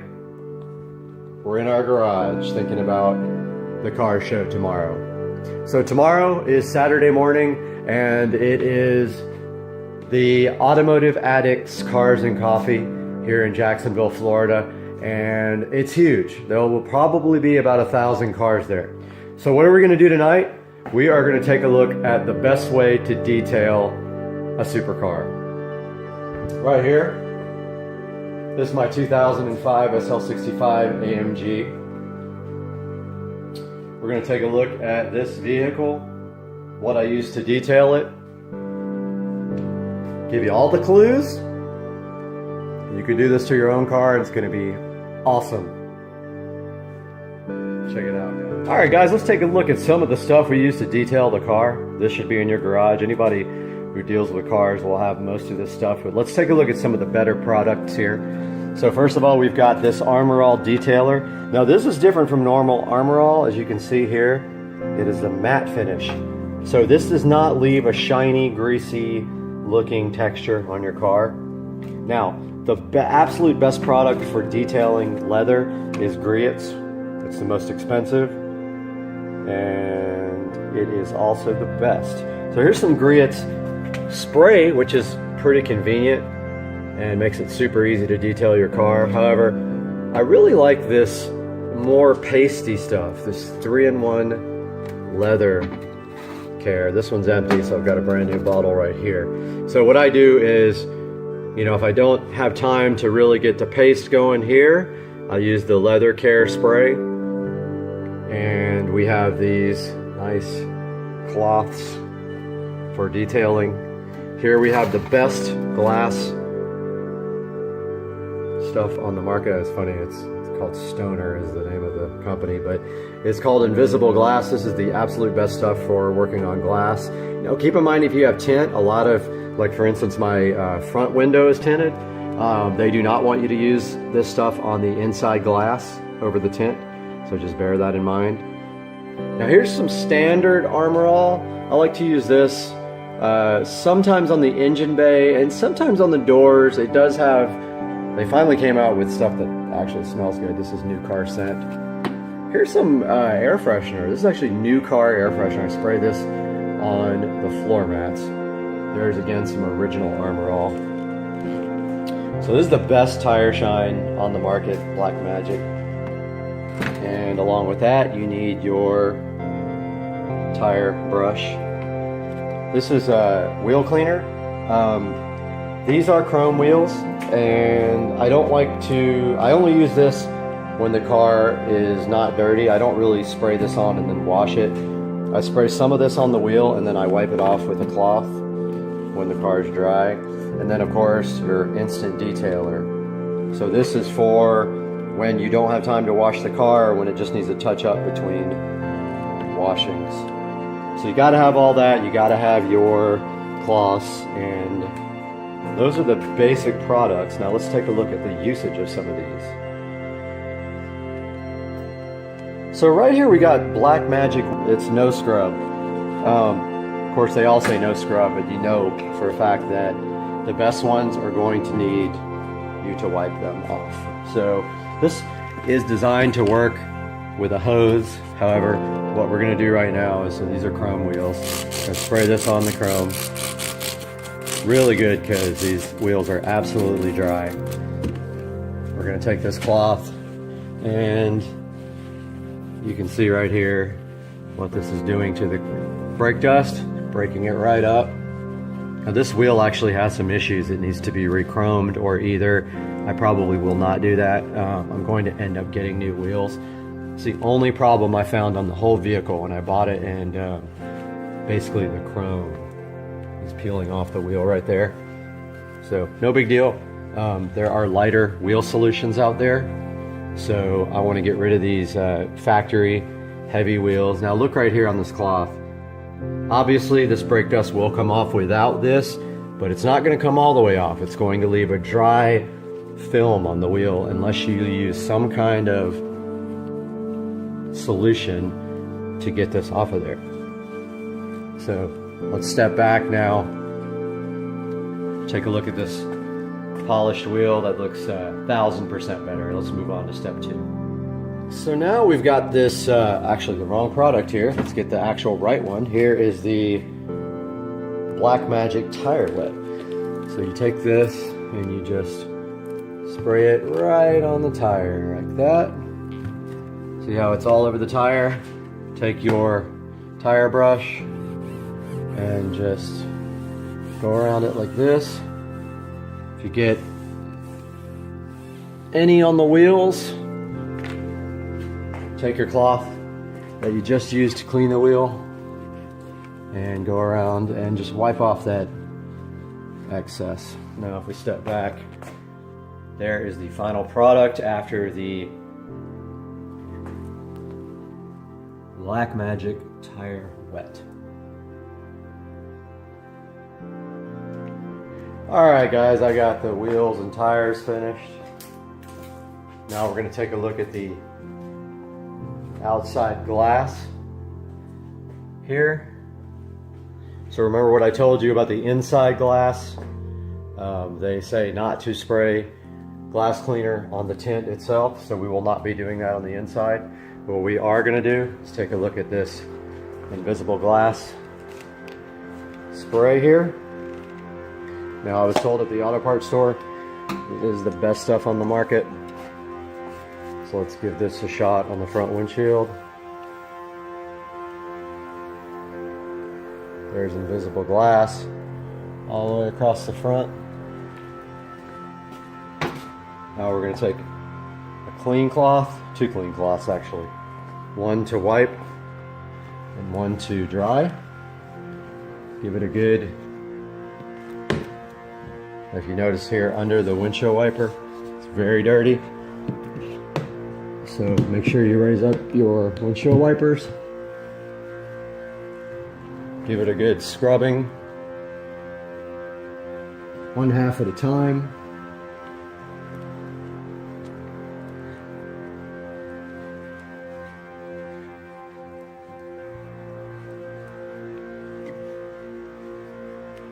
So there's that one. That's the dirty one. Grab a dry one.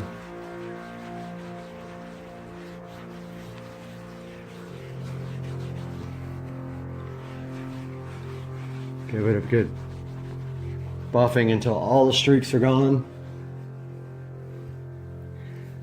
And that is that. Now this car came with a chip in the windshield. The person who owned the car refused to change it because of this signed plaque by the person who built the engine. So something to think about when you have a car that has a hand-built engine with a signature on it. That's it. I'm gonna go do the other side. All right guys, I finished the front windshield. I'm gonna move on to the side windows and the back window.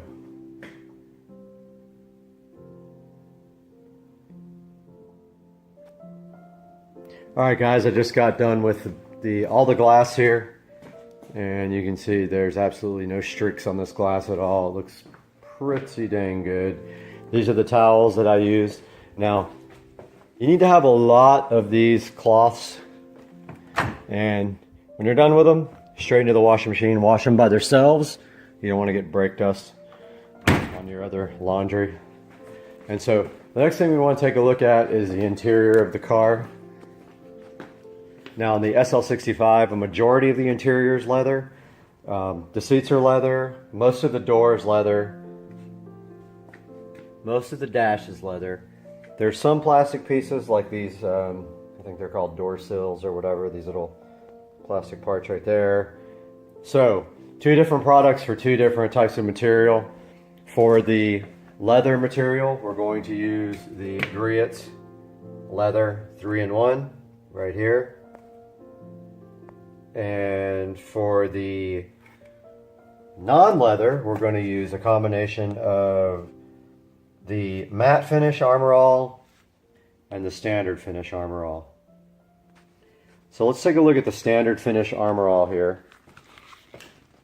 Now this is going to leave more of a greasy, shiny on your car than the other one will. So let's take a look at this on the door sills. This also smells really good. It's got the new car. So I sprayed that pretty good right there.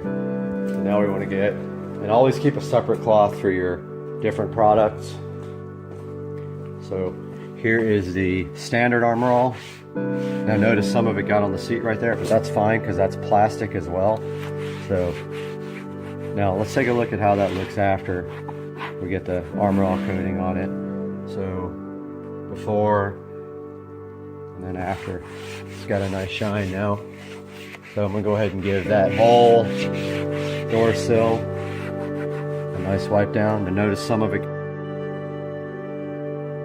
So I went ahead and moved the seat forward so we could get to some of these other plastic parts. I'm spraying some of this Armor All right there on the plastics.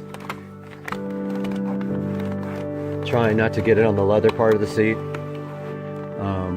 The back of the seat is kind of a leather material, so I'm going to go ahead and use the other leather conditioner for that. The sides of this dash and this bottom part are not leather, only the top part. So I'm going to spray it there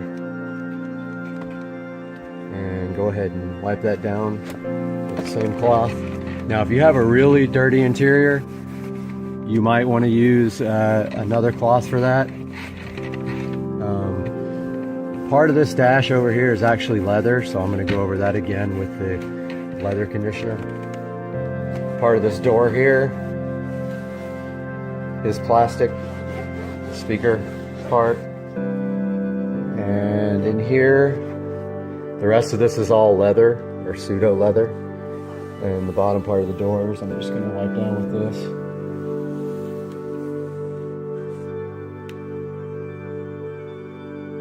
So again, just find any plastic parts of your car, go ahead and use the Armor All on that, and save the leather conditioner for the other parts. Alright, so now it's time to take a look at how we're going to treat the leather. This is the Griot's 3-in-1 leather.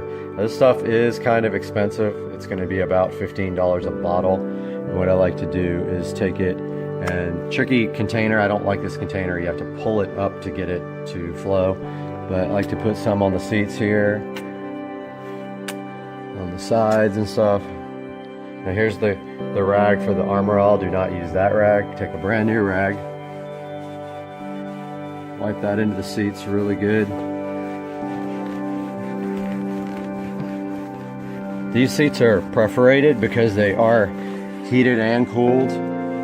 So you gotta make sure you get that stuff rubbed into the holes if it gets in there. Now you might need more or less depending on your seat, but I like to be generous with this stuff. You're not gonna hurt the seat if you put too much on it. So go ahead and rub that in really good. Get in all the cracks there. As you can see, the bolsters and the seats and stuff have seams. Get it all in there.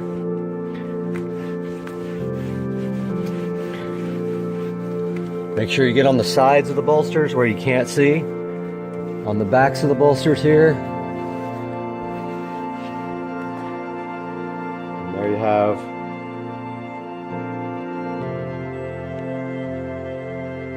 camera will ever focus. One conditioned seat. Make sure you do the headrest next, and then we'll look at the door panels.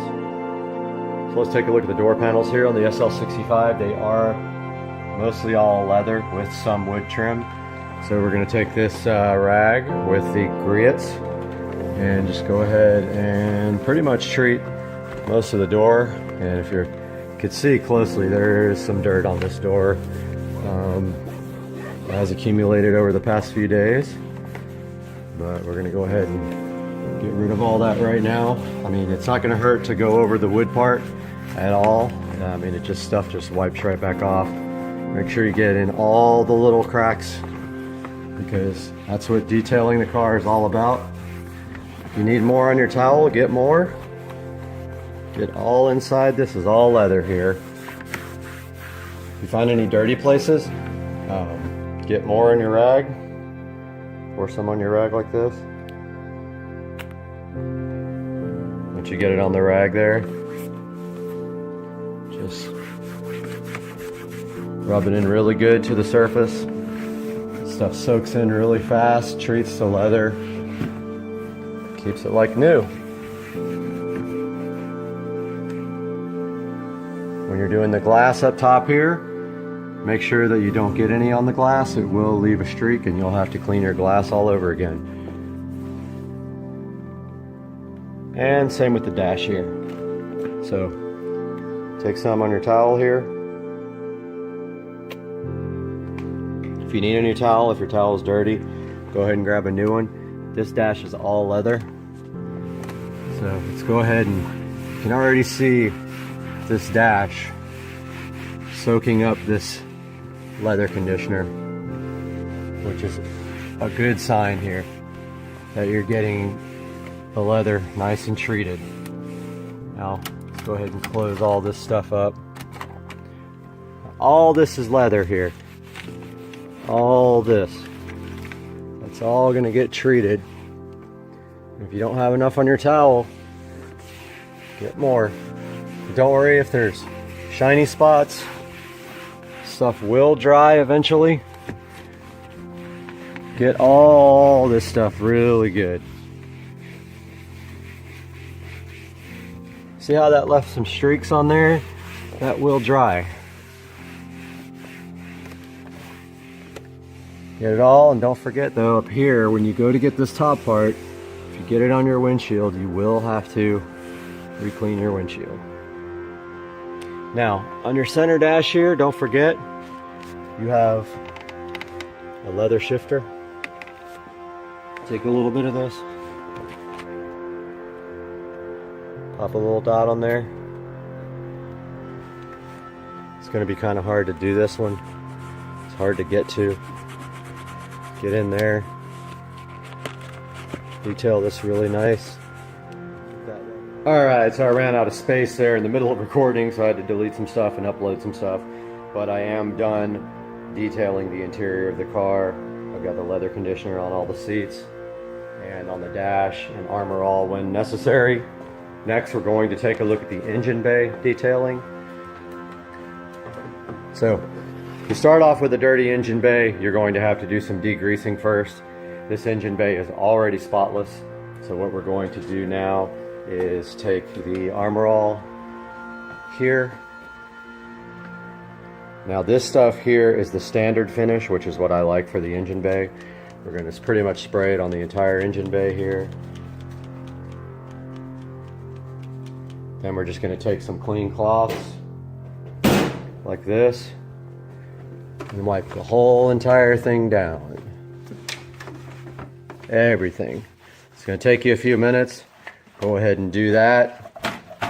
And while you're doing that, I'll do mine and we will check back with you here momentarily. Alright guys, I just got finished detailing the engine bay, which was already in pretty good condition.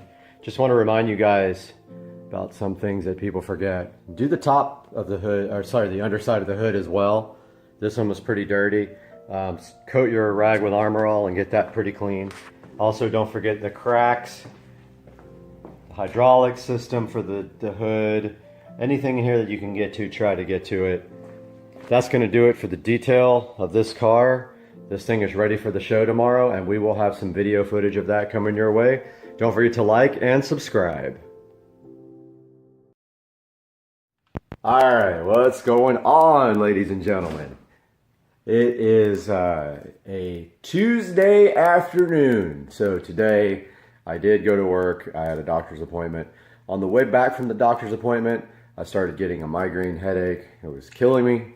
So I ended up coming home and working from home for the rest of the day. It's after 5:45 now. And one thing I've been wanting to do is give you guys a tour of the SL65 interior. A really good look at what you get with this vehicle from the factory and some kind of descriptions of what everything does. So that's coming up right now. Alright guys, so this is my 2005 SL65 AMG by Mercedes-Benz. Take a look here at the inside. Let's start with the stickers here. And this vehicle was manufactured on 7/04. So this vehicle is about to be 13 years old officially. So here's the interior of the SL65 AMG. Let's start with this door panel.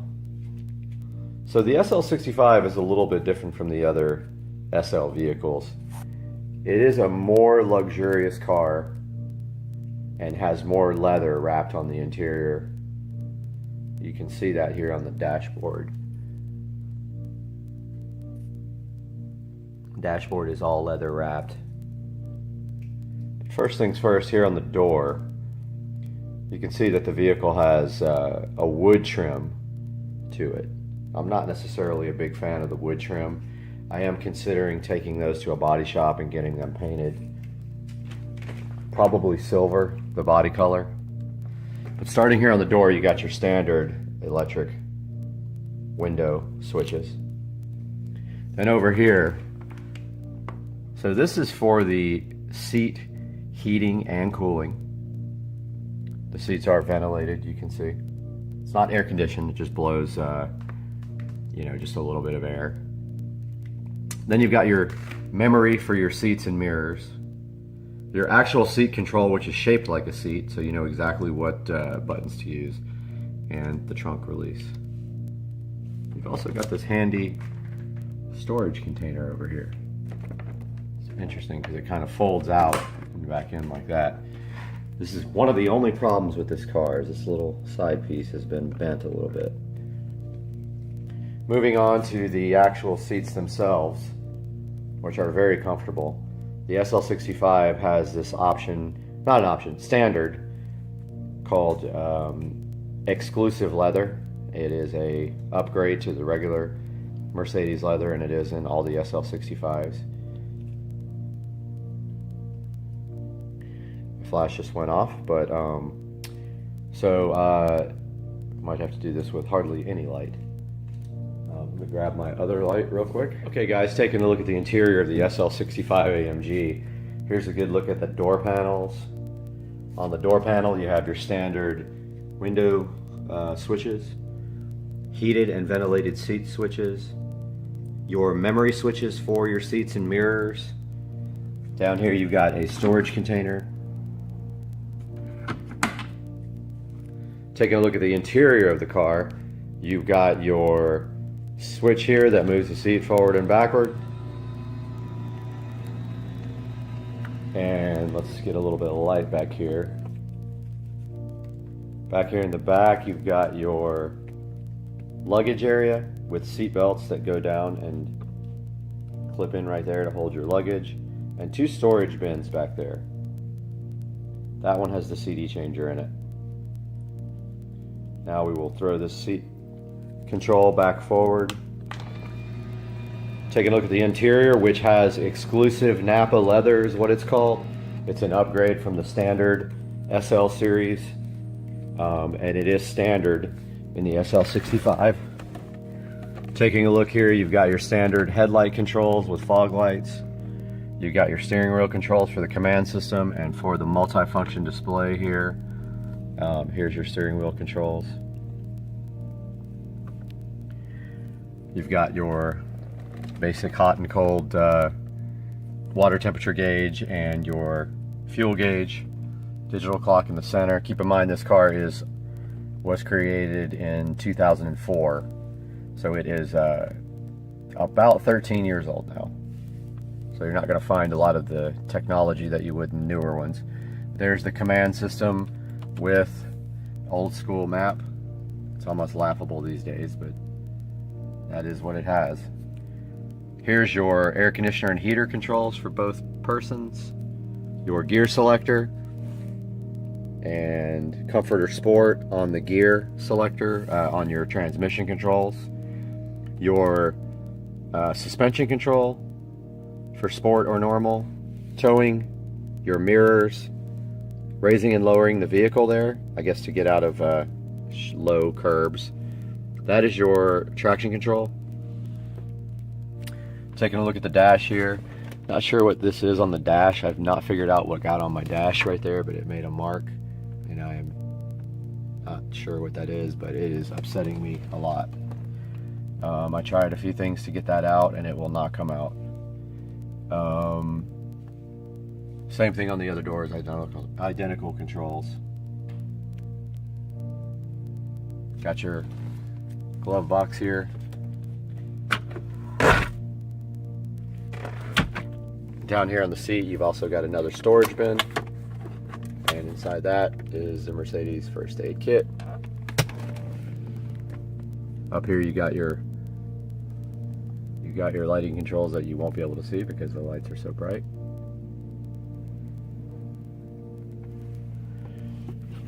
Down here you've also got your convertible top switch. You just pull it back to raise it, push it down to lower it.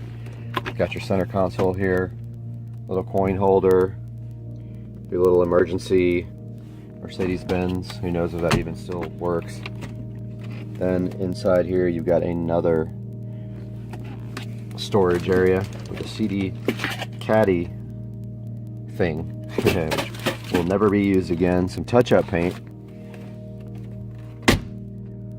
And so that's going to do it for the interior of the SL65 AMG, giving you a little idea of how the car looks on the inside. This car is exceptionally clean. That's why that one little dot is driving me insane on the dash. I got to figure out what that is. But let me know in the comments if you have any specific questions about the car. Otherwise, that's going to do it for this interior tour. All right, what's going on, guys? We are headed out to the car meet tonight, and so about to start up the car right now. Pretty much head that way. This thing sounds wicked. Cold start. I'll update you more when we get there. So a lot of people have been asking what it sounds like with the windows down. That's moderate throttle. It's definitely louder than it used to be. I'll roll the windows down. So here it is with the windows down.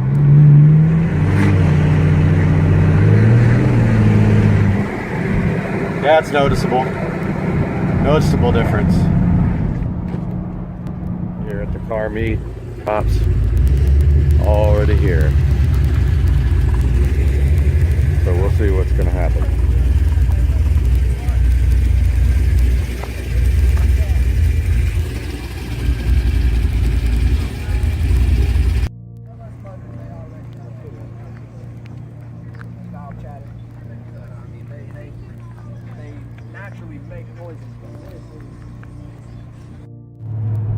Just went to the car meet and it was fucking dead as hell. So I'm gonna try to get some pulls in right here.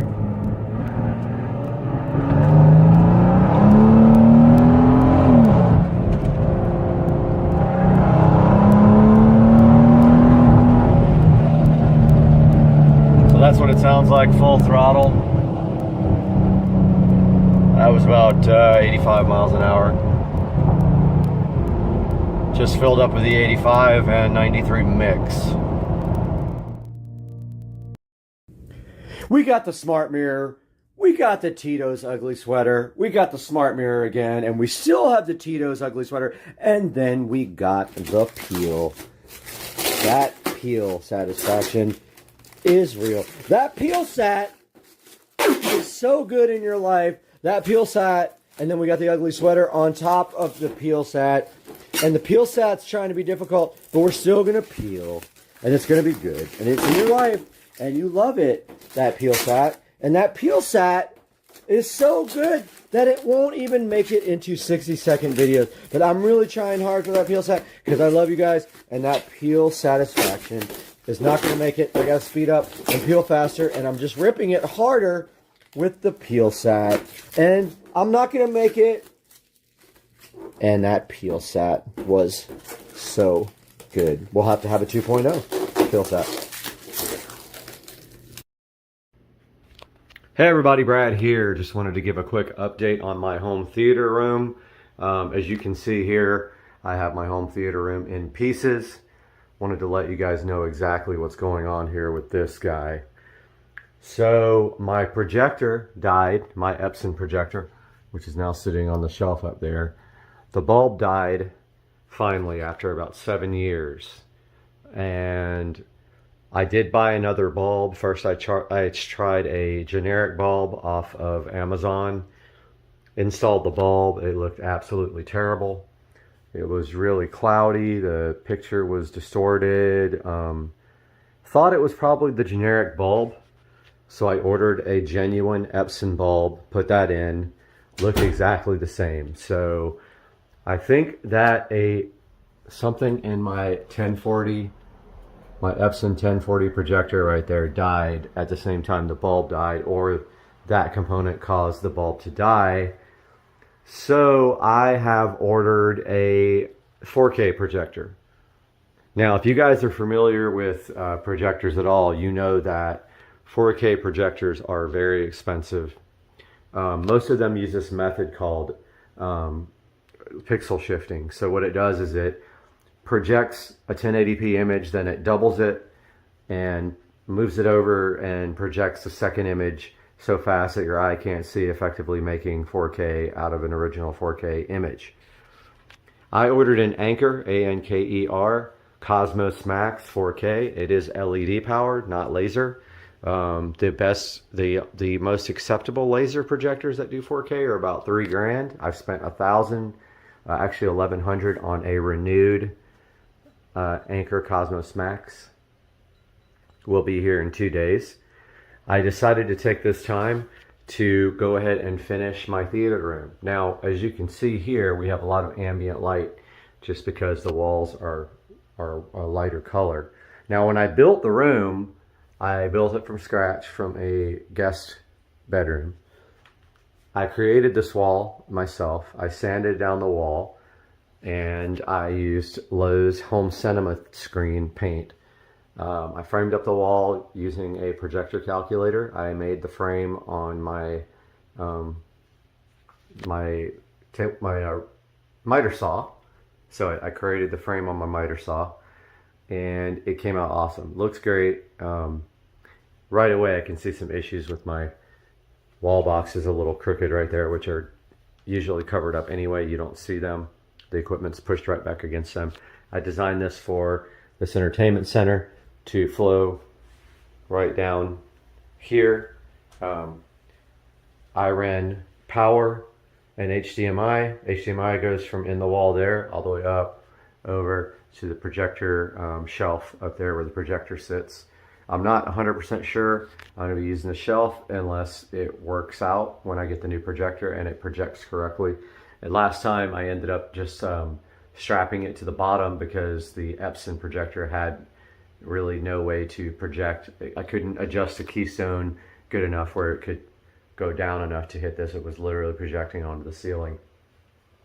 Only thing I'm worried about is this fan being in the way. I've added that since, and I don't know if the projector being on top of this shelf is going to hit the fan, but if it does, I'm gonna have to remove my moon men. Right there, my little astronauts. I think at the very worst, that's what I would have to do because it is a slight downward projection to get to the screen from the center of the lens up there. You can see up there I did a wall box, a double wall box with power and one of those little brush inserts so you can run a cord through it and bugs and stuff can't get through it. The shelf is a glass floating shelf. As you can see, I had the projector strapped to the underside there and upside down. This time I'm going to turn the Anker Cosmos Max upside down and lay it on top of the shelf because it has a LED star constellation on the bottom. You'll be able to kind of see through the frosted glass there. Now, another thing was my other projector was quite a bit brighter. It has a standard 200 watt bulb. This Epson Home Cinema 1040 right there. The new one is LED. It's quite a bit dimmer, maybe half the brightness. Now I ran this projector up here on eco mode the whole entire time I had it because it was so bright. You could actually have the window open here and still easily project on the screen and see the picture. The new projector, LED, going to be less bright, so I'm making strides to get this room brightness down quite a bit. First thing is the whole entire room is going to be that color. So it's all going to be that dark shade of green. I forgot what the name of it is. It's a dark, like brownish green. I'm going to do the ceiling as well, so I need to take this vent out. I need to remove my rear surround speakers there and get this room prepped and go ahead and paint the whole entire room. Now, if the shelf doesn't work or I have to lower it, then that's going to be a little bit of work, but I think I can manage to figure that out. I'm going to leave my shelf here that has my artwork on it. It's just all movies and TV stuff that sits on that shelf. It's been there forever, even before this was a home theater room. So I want to show you guys this hilarious mistake I made when I first put the surround speakers in. It's so visible up there where you can see where I cut the hole, and I was right on top of a stud and I had to move it and fill the hole. Unfortunately, you can totally see what I did there. It's not noticeable unless you really look. But yeah, so I am waiting for my projector to get here Wednesday. Meanwhile, I've got work to do in this room. I already have everything taped off. These closet doors are going to be permanently removed. They are going to be curtains here. And I'm pretty sure I'm going to get rid of that door as well and just do a curtain on the outside of the door. So I think what I'll do is a curtain rod up there with two curtains that hang straight down to the ground right there, black. I think that's what I'll do. Not sure yet, but I think on the inside here you'd be able to see a lot of ambient light from the other room, and my concern there is that. So maybe I'll do two sets, one on the inside, one on the outside, like two on the outside, two on the inside, for a total of 4 curtains that you walk through. That'll also help with the sound deadening. So I'm not sure yet. But yeah, just a little update. I still got to take the Echo Show out of the wall here. I got to remove these speakers, this vent, pull the bell off the fan and slide it down a little bit so I can paint underneath that, if I can even get that down without removing the, might not be able to get that down without removing the fan blades, which is going to suck. So I'm going to start working on that now, and I'll update you guys in another video. Have a good day. What's going on, everybody? It's Tuesday, beautiful day outside in Jacksonville. Walking around downtown. My work is back there, one of those really tall buildings, but I like to get some exercise on my lunch break. But I wanted to let you guys know the Mercedes did sell on Saturday. The transport truck came and picked it up and took it to St. Petersburg, Florida, where the new owner has let me know that they are ecstatic about the car. They absolutely love it. They gave me a big thank you, saying it was everything that I told them it was. Of course, that car was immaculate. Had very few problems at all. So a little bit of a hint about what's coming up next. So I did buy another car. Not going to give too many clues, but I will just say that it is an import. It's an imported car. I am paying for it tomorrow, and it is going to be delivered to me. I would guess by the weekend. I will update you guys again after that point. But stay tuned, some big things are coming. You're gonna like this. This is a special car. Stay tuned.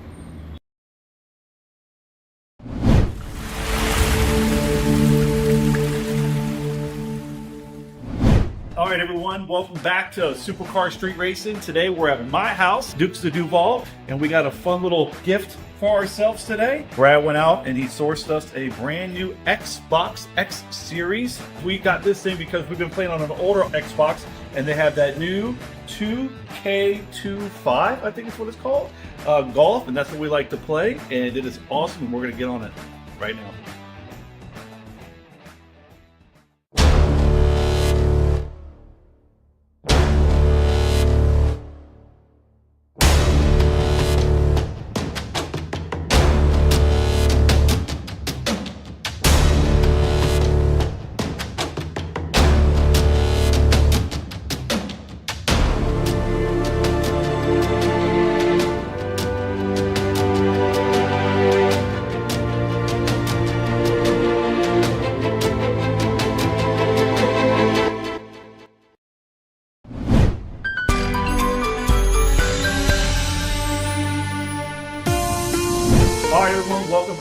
Car Street Racing. Today we got myself and Brad behind the camera, and we have this nice little Xbox X series that we just picked up. Brad and I, on our fun time, like to play Xbox, and we have a golf game that we play, which is the 2K23 PGA. We've been having a lot of fun with that, and I know that Brad's been working really hard behind the scenes and wanted to surprise himself. I think he's reached about 70,000 subscribers, so that's kind of a big deal. So I think this is a little bit of a gift to himself and to me a little bit. So pretty excited to open this thing up. Apparently the graphics and everything are so much nicer on this, and we're gonna take a few minutes to get this thing unboxed, looked at it, and plug it up and test it out.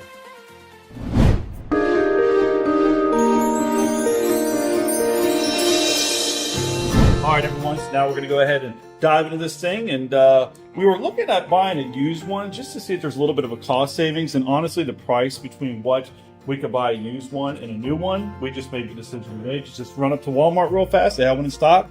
We're able to go to the drive-thru and pick it up in a matter of minutes. So it worked out really well. So look at this. Boxing on this. This is sick. Man. Wow. All right. This is sick. First level there. Dang. All right. We got another. Oh. I think this is just packaging to keep it tight, most likely. I can't imagine there's anything in there.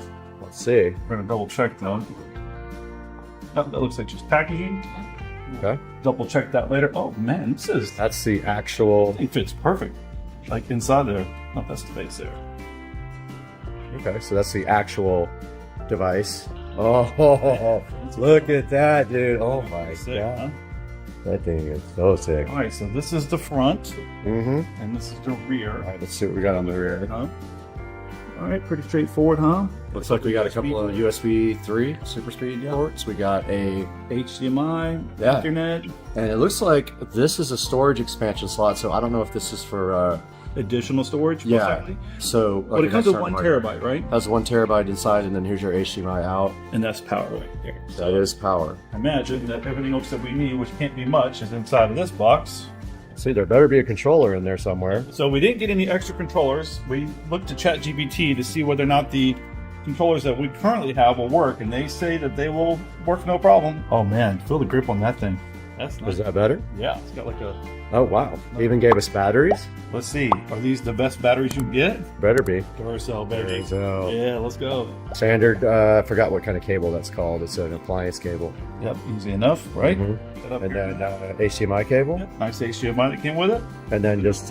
that's it. There's really not much more that you need. What's the that green manual over there for, that green thing? About as easy as it gets, guys, you know? Yeah, there's not really much to it. You know, there's an application that you can download on your phone if need be, but put the batteries in, plug it in the wall, plug it in the back, get your HDMI hooked up, and easy enough. So, and so apparently this is the fan. So if we look down in that little slot, you can actually see the cooling mechanism. This thing must be working pretty hard. Power button there, a little USB 3 port, and then what's that, a reset button? Well, this will be quick, so we can go ahead and hook it up, and then we can come back and crank it up. Yeah, let's do it. Let's hook it up.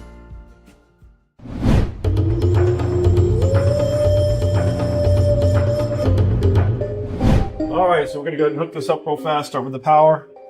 Let's hope we got enough room down here. Is that your last?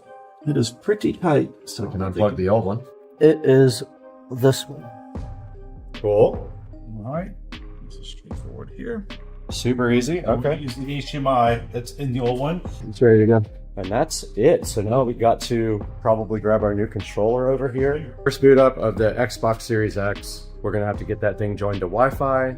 SetX with the Xbox app. All right, I guess I'm gonna go ahead and download the Xbox app. Okay, we went ahead and signed in on the phone, which is crazy. The phone did everything. Now it says provide optional data, and we're getting signed in here. We gotta go ahead and buy PGA 2K25. All right, so he's gonna keep the display at 4K. Do that one.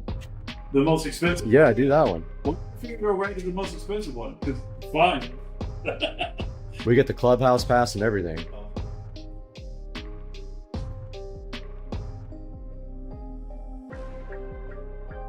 Work. 70,000 people might potentially watch this. Boom. Installing.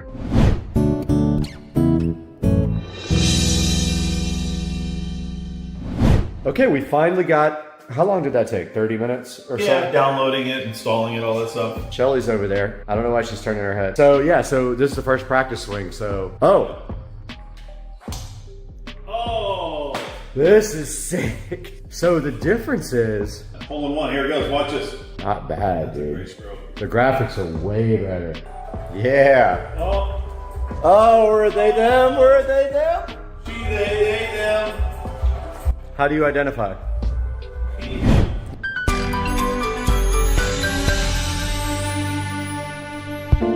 Alright guys, this is the part of the video where I beg you for subscription. So what I do in this part of the video is just basically say, please subscribe to the channel, because we are getting cross-posted on plenty of platforms. We're getting clipped a lot and we are getting subscribers. So I love that. So I'm trying to do a lot of shorts every day and figure out a way to get us more subscribers. I am looking for that magical silver play button, and part of that is going to be doing 3 or 4 shorts a day, even if it just means we're going to be highlighting this nice e-paper from Veeb Projects, which are my best friends.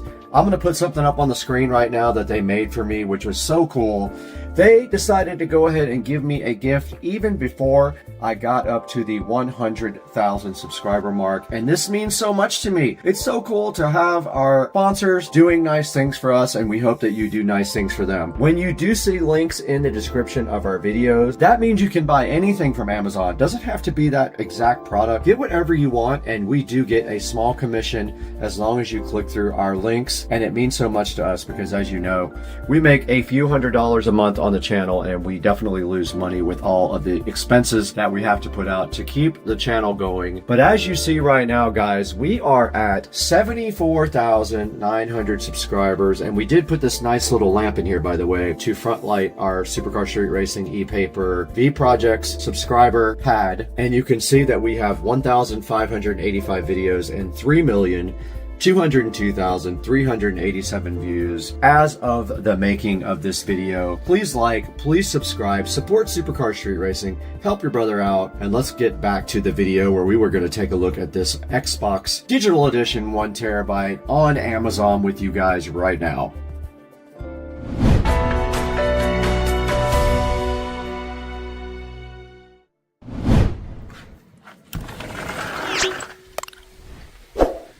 It is 60 degrees right now in Florida, and this pool is definitely full of leaves. This is not a good time for my pool guy when they want to come and clean my pool. Yeah, 60 degrees, and it is very, very pretty outside right now. The wind is blowing all the chairs down like crazy, and you can see out in the distance there, we do have some alligator action way back in the back there in the pond there, and also over here, if we take a little walk around the corner right here, check this out, guys. There's an alligator chilling in my neighbor's yard. Right there, he just jumped in the water when he heard me coming, and he is headed our way. This is Florida life, guys. One there, one behind him, and one out there. And here comes this dude ready to hang out with us. Now let's get back to the video and take a look at this Xbox Series X 1TB digital edition on Amazon. What's up, guy?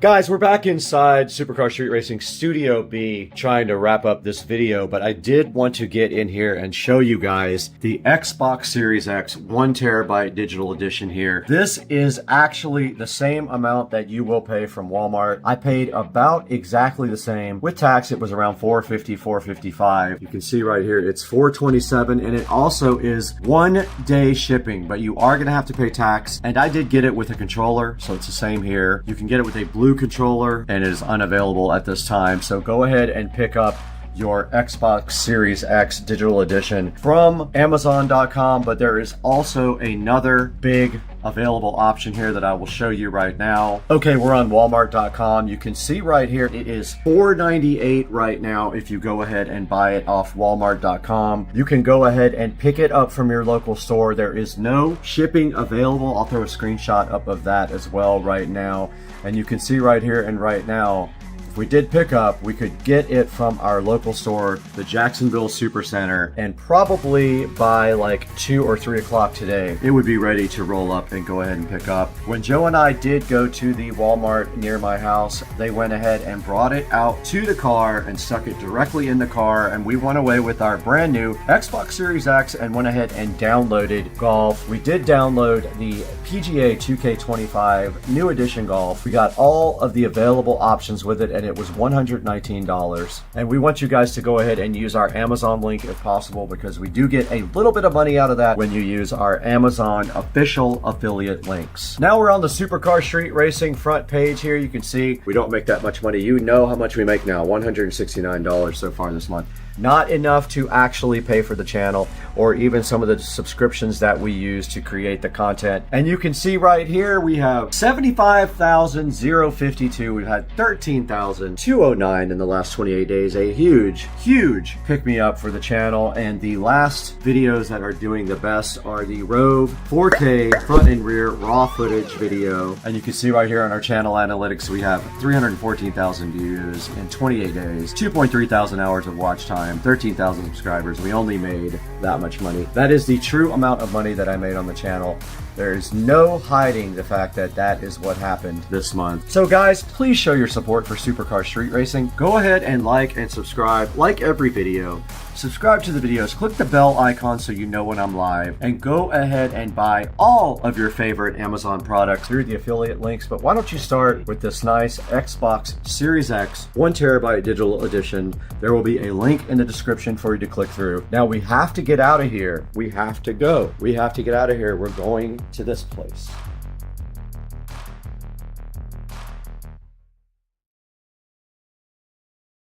Look at this guy just chilling with something in his mouth, heading towards the salad.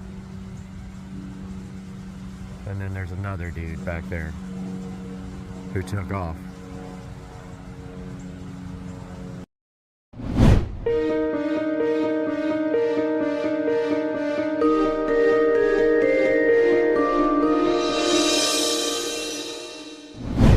What's up, guys? It is Football Sunday today. You're at the Supercar Street Racing compound. We are outside in beautiful Florida, where the weather has been exceptional for the last couple of days. Nice and cool here is a great change from what we had last week or the week before that, where it was 90 degrees and very warm. We're out in the sunroom today to tell to you guys about something. I'm super excited about this. We have the coolest thing waiting in the garage for you guys to check out. Let's go see it on Supercar Street Racing.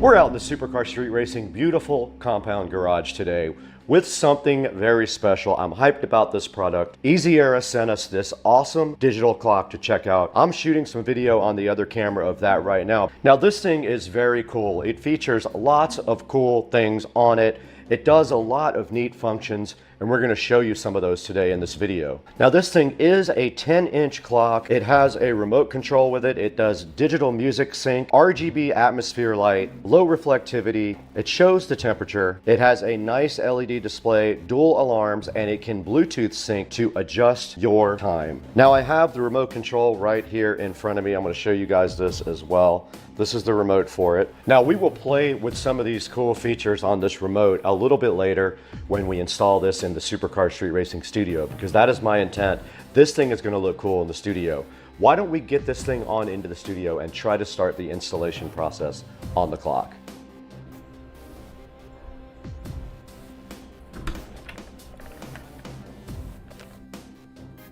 Okay, we're out here in the Supercar Street Racing studio with all the cool lighting. Let's go ahead and turn on this one.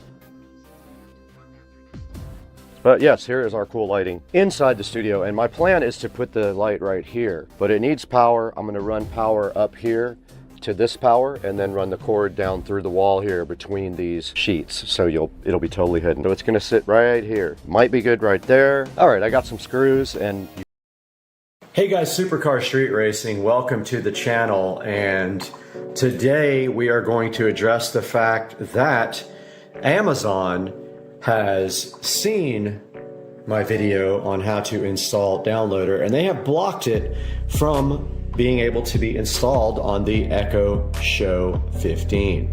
So what we're going to do today is show you an alternative to getting the Kodi app or any other app you want to get over to this device by using another file manager.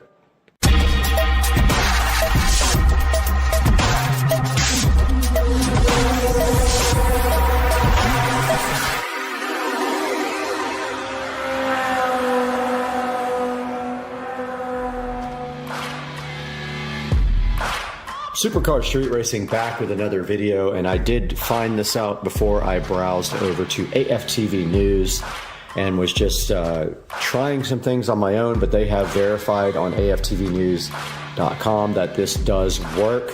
So I am going to show you step by step how to get apps over to your Echo Show 15 and get them installed. Now, first things first, here I already have Downloader installed here, so I'm not going to show you that. I am going to show you how to get any APK file from your NAS device or your computer and get it over to this guy right here.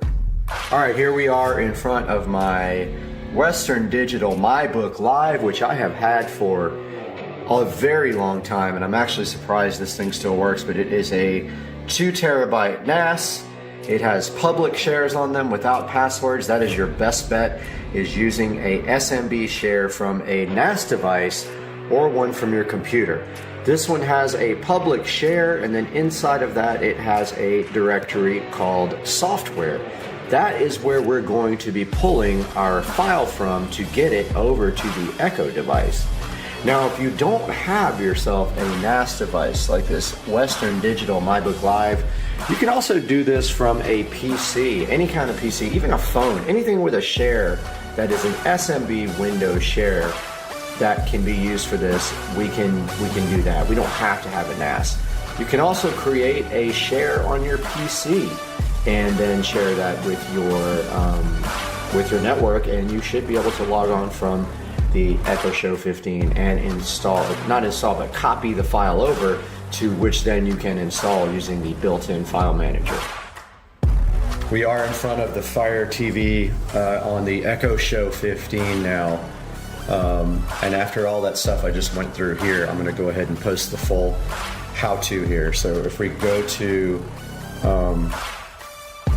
let's see, so the app you actually want is called Explore. It's right here.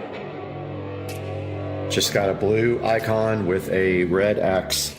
So if you go up here to your home screen on the Fire TV and you go to Find, Explore, File Manager. Go ahead and download Explore File Manager. Okay. Now for this to work, you need to have your Downloader app installed, actually not installed, downloaded to a share on a NAS device or a computer. So it has to be available on your LAN. It's going to be difficult for some people to get, but it has to be available somewhere that this software can browse to. Alright guys, Supercar Street Racing here, and I am going to show you guys how to create a user and a share on the computer that you can use then with the File Explorer app on your show to get that file copied over. So the first thing you need is a user. So if you right click your little Windows icon in Windows 11, go to Computer Management, and this pops up, and then go to Local Users and Groups. Go to Users, and I had already created one. I'm going to remove that now so we can get this from scratch. Go ahead and right click and go New User. Pops up a little window here asking for a username. Make it easy, just type share. You can call it share. Password, put share. Confirm the password of share. Uncheck user must change password at next log on. So you've done the user here. Now you need to do a actual shared folder. So I'm going to delete the one that I previously created and create it all over again. So find any drive you like. I'm using my rendering drive. Go to new folder. So you can right click inside that folder or go new up here. Pops up and says new folder, just type the word share, that names it share. Right click that folder, go more options, so show more options, give access to, and then specific people. When this comes up, it's asking you for a user, just type the one you just created, call it share. Click add over here. All you need is read privileges and click share. Now notice who you've just created it on desktop. This is the actual computer name, desktop F7Q119K. Keep that in mind if you can't find the IP address, because that's how you would add it to File Manager on your show. But if you want your IP address, go down to the search box and type in CMD for command and hit enter. Type in IP config. Now this might be complicated if you have more than one network adapter, but my IP address is here, 192.168.0.11. You can also get your computer name by going to system. So if you search for system, pops up, here is your computer name that you would then put into the file manager. Mine's desktop F7Q119K. So yeah, guys, that's how you actually get a user setup and a share that you can then go into your Show 15 and get files from. One more thing though, I have downloaded the actual Kodi APK. Let's show you how to do that real quick. So first things first, let's open up a new Chrome window here. Go to me, and so we can get Kodi from Kodi.tv. When that pops up, click the download. Make sure you get the Android version. So here it says ARM 32-bit or 64. Make sure you get the ARM 32-bit version. It's downloading here in the right-hand corner, or left-hand corner, sorry. And our folder that we just created is here called share. It's done downloading. Let's pull that over here and then let's right-click where it downloaded and show in folder. And here is where it downloaded. Let's go ahead and cut that. So right-click on the little cut, or if it says cut, choose cut. Go to our share folder that we just created. Find that. Here's our share folder. And just paste that there. So now we have our Kodi APK ready if you wanted to put that on your Show 15. And then the next step is we'll show you that from that side.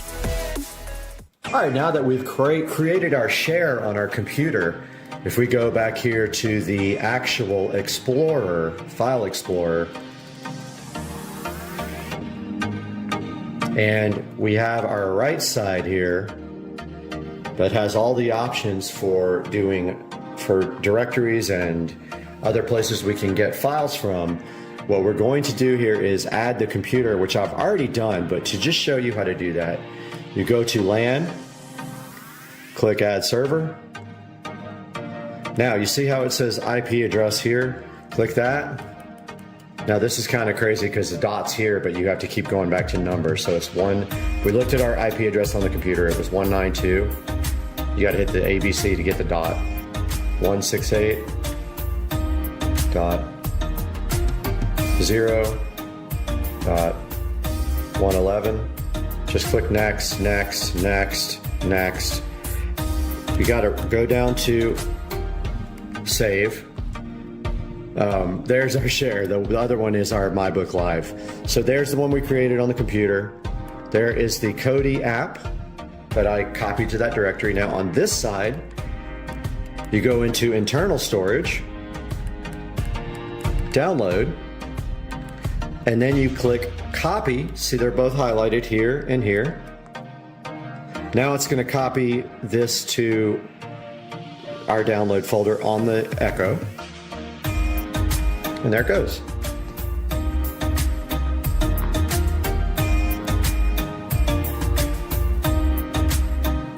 Once you are done with that, you can click the home button here or on the on-screen remote. Go to all your apps. Go to your Toolless app or either your developer tools menu, but there's Toolless.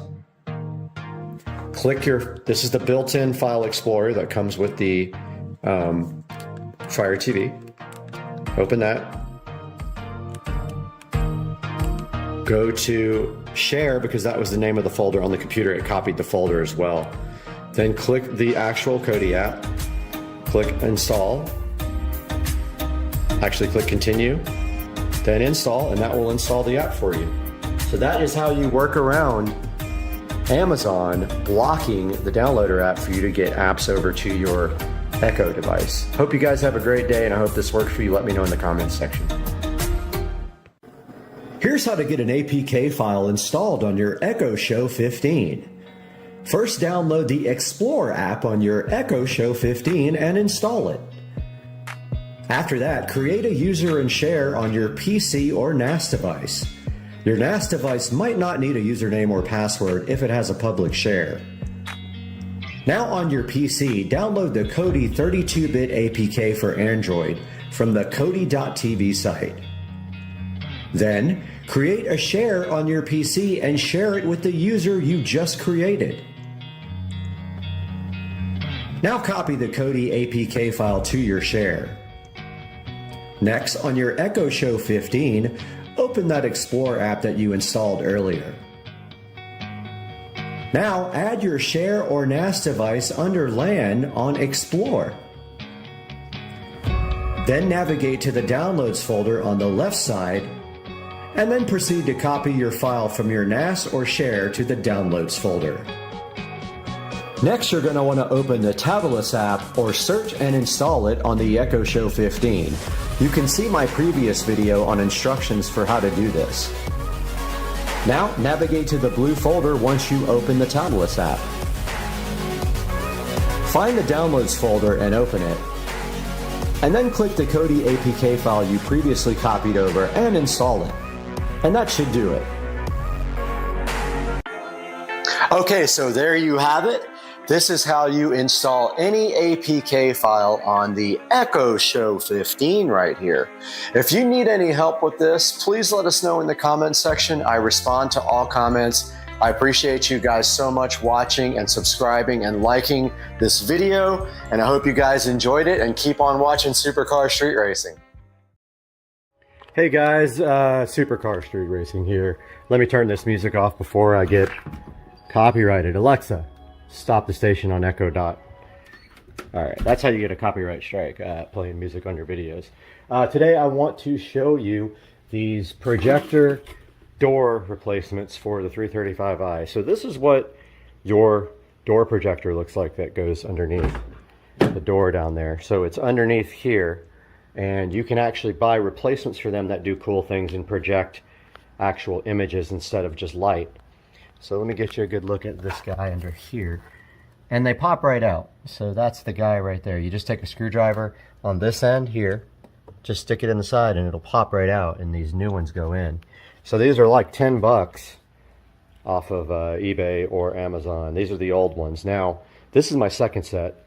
The first set has failed after about 2 years. The image became distorted and looks like crap. So I just popped the old ones out, and these new ones, the old ones said BMW. The new ones are going to say M, like BMW M Power. So I'm going to shut the garage door here. Show you guys exactly what this looks like in the dark. Noisy garage door. Alright, so my lights should go off. Yep, those went off. Now these guys need to go off. Alright, let's take a look at the M projector lights. And there they are. So as you can see, it's pretty cool. They're not super bright, but they're just bright enough to make like a cool little M on the ground, and just wanted to show you guys that, and stay tuned. I've got some new floor mats coming too in a separate video.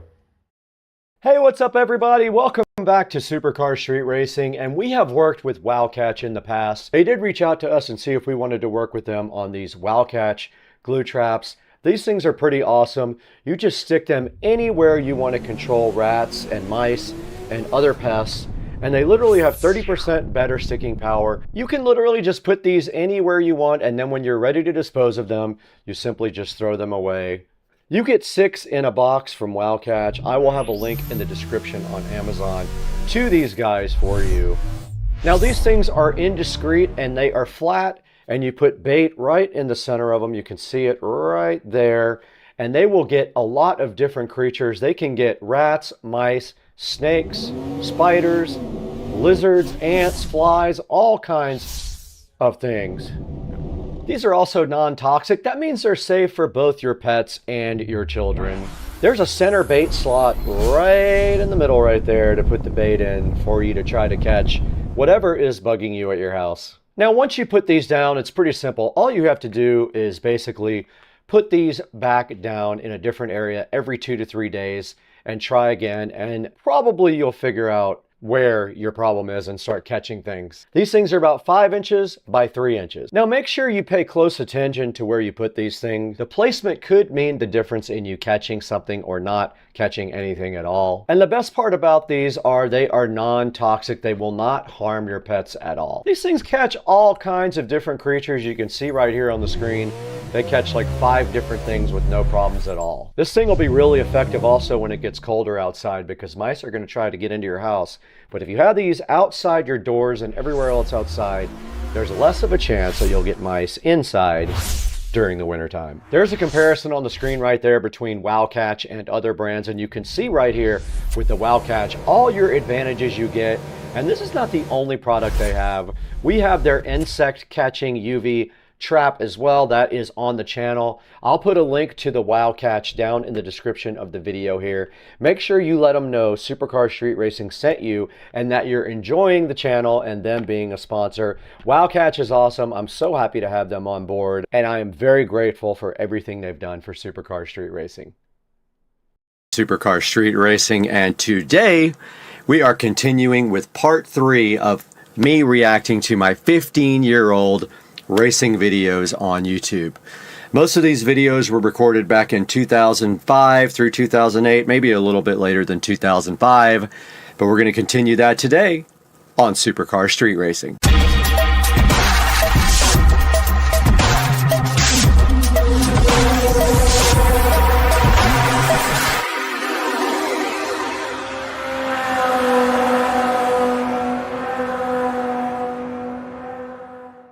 Guys, welcome back to part 3 of me reacting to my 15-year-old racing videos on YouTube. Today I've got 4 or 5 videos queued up, and we're going to take a look at those, and I'm going to react to them. I haven't seen them in a really long time, and you guys may have not seen any of them. Some of them are pretty cool. I had a pretty nice Supra, and I regret to this day selling it. So let's take a look at what we got first over here. Alright, so this says Brad's GT74 Super Crazy Burnouts at the Luxor Hotel. So basically what this is Supras Invade Vegas, and everybody was egging me on at the hotel, and so I did some crazy burnouts there. And I do remember in this video, I believe the police come by at some point. So what we're going to do is listen to this, and I realized there was an echo when I had my mic on yesterday, so I'm going to go ahead and turn the mic off when we do this. Or actually, let me just do this. Let me mute desktop audio and turn up this video audio, and we'll see if we just listen to it there, how that is. So you guys can still hear me. Alright, let's give this a shot.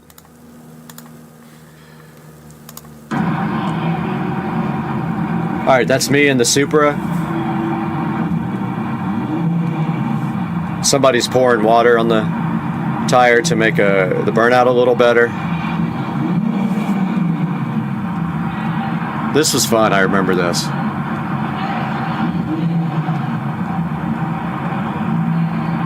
It's literally the Luxor parking lot where most of us stayed for the event.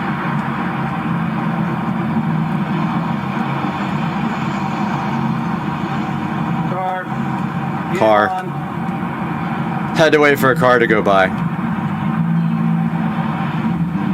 I gave the thumbs up. And of course the play other video things came up at the end. There I go. Surprised it didn't kicked out, but there was cops. I believe there's a second view of this, and there was police driving by the second I did the burnout, so pretty crazy. So that's me at the Luxor Hotel for Supras Invade Las Vegas. I don't know what year, 2008 maybe, ish. Alright, so this next video, I believe the audio was removed from. This is a 2005 R1 racing me, and my buddy David, I believe, was filming, and he kept dropping the camera, and I kept getting mad at him because it was a pretty rare opportunity to race a bike. So let's see what this is all about. Yep, the audio was replaced on this. This guy had 165 rear wheel horsepower. There's the actual bike. We stopped and talked to the guy. He was really cool. Really, really beautiful bike. Now the bike's so old. This one was modded, exhaust, tune, 165 at the wheels. Pretty fast for a bike. And there is me chasing the bike on the way to an Orange Park car show with my buddy David. Audio, of course, is removed because I didn't realize back then YouTube was going to start cracking down on the audio copyright stuff. And my buddy is freaking out because he's never been in a car. I'm like, dude, come on, man, get it on video. Terrible camera work. Also, the music is absolutely horrible on this. And I think that he tries again. Yeah.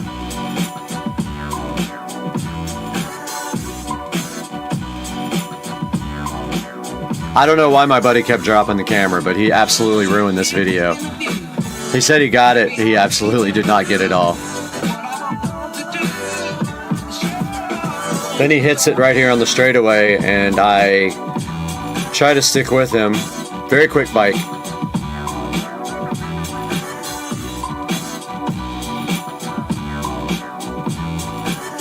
This had some Star Wars stuff in it, I know, because the bike was black and like it just reminded me of Star Wars.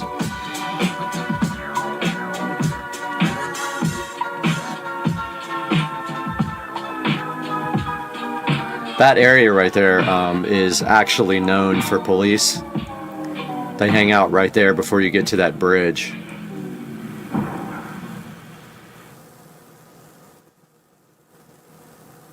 So I guess, I don't remember this part, but apparently his tire was shot. Yeah, he was riding on cords doing 170 miles an hour. Back then we thought we had to put that it wasn't us in the videos. We were so worried about getting busted by the cops. Worst cameraman in history, my buddy David, who's an airline pilot. And back then I was sponsored by MVP Motorsports with my Supra. We get good, really good discounts on everything. Alright, so that's me racing an R1 in my Supra. Now this actually is pretty cool. So guys, this is me in when we were filming Kings of the Street. So Kings of the Street is a guy who traveled around on a motorcycle, and he would only film or record cars that had more than like 700 wheel horsepower. He invited me out there. I did this run before we actually did the filming, and I had a thing of race gas sitting in the passenger seat at the time. But this is, you can barely see it, but this is GPS on my Pioneer AVIC, I think N1 or something like that. But it's GPS verified 170. Let's see. So there's my speedometer maxed out. Getting there, maxed out.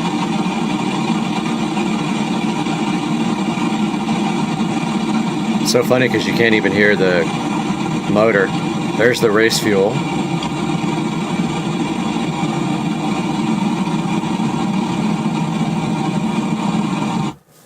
And then somebody stole this, so they dropped a advertisement at the end. They stole my video. So that's me going 170 on pump gas. I believe this one isn't my buddy's R6, and this was the last time I ever, I'm trying to get the words out. This is the last time I ever ran the car on the 67mm turbo. We upgraded to a GT74. We did bigger fuel injectors, and all that came after this video. This is a pretty cool video. Went to a car meet, and this is what happened. This might not have audio either.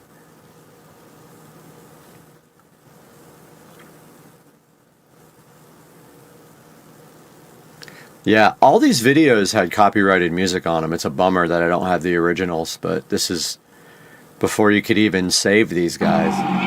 Okay, well, it does have audio. Okay, there's my Supra.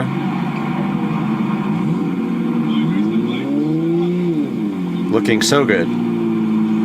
There's my buddy's R6.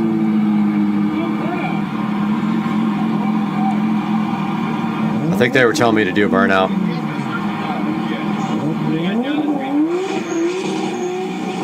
Maybe warming up the tires.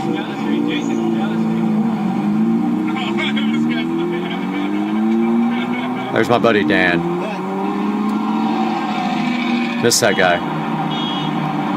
We couldn't get quite started here. We had a car behind us too.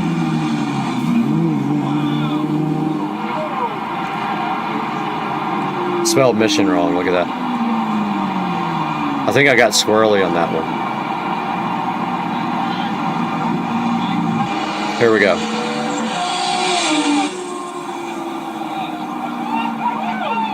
Pretty good run. It was a short, like maybe less than an 1/8 mile. Not too big of a run.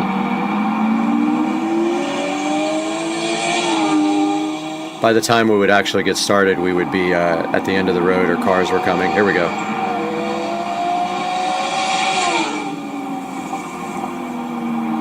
This was like on a little side road next to the freeway.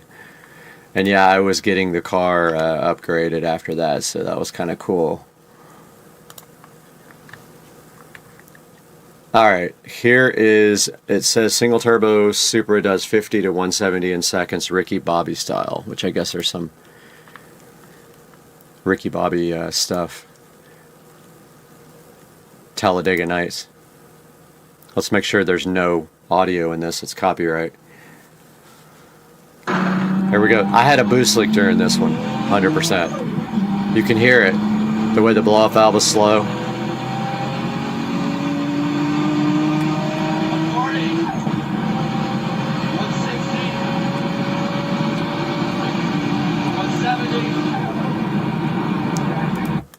So that's kind of, let's watch that one again. So this starts at 40 all the way to 170.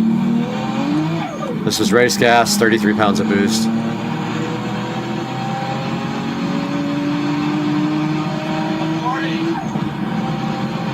Several boost leaks.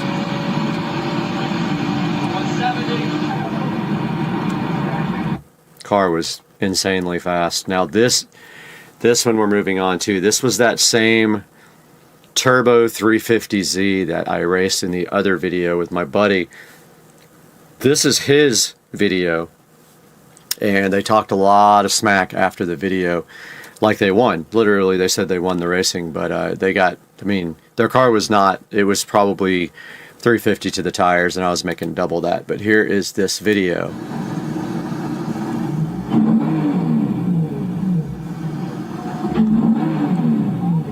You can't even really hear the turbo on that car, but here we go. That's me pulling up beside him.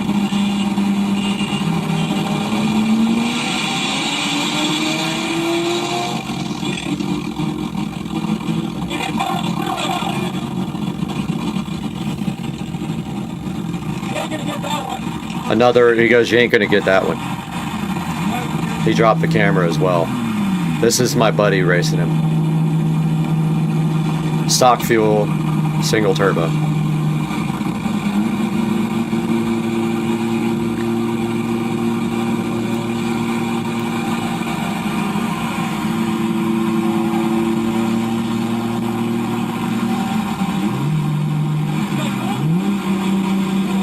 There we go.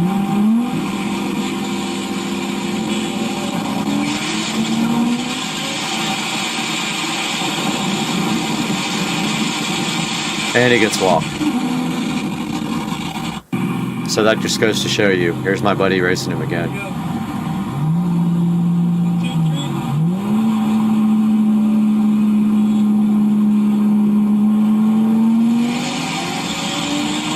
See, when they start evenly, my buddy just walks him. Try the #1 professional. And then we get an ad right in the middle of the right in the middle of the thing. For up to 72 hours. Formulated So let's with argan oil let this ad run out. acid, powered by science, prescribed by pros. Oh, that was it. Okay. So that was the end of the video. It cut off right there. I believe he cut like a lot of the video out. So that was the next set of videos, guys, on me reacting to my old racing videos. I hope you guys enjoyed it. Stay tuned for the next part of this series where we'll go over this again, do some more cool videos on Supercar Street Racing. Right here in the Supercar Street Racing kitchen again with Brad. And while we are working on our project, sometimes we need something extra, and that extra is this plant. Just kidding, it's actually in this box right here. When I was cleaning the wheels last time, I noticed I did not have a proper set of brushes to get in all the cracks of the wheels. So we went ahead and picked up something today that's going to help us out with our cleaning of the wheels on the Model S Plaid. Plan today is to get this unboxed, go ahead and go out into the garage and see if we can actually do some wheel cleaning. So let's get going. Welcome to the channel. Let's get to work.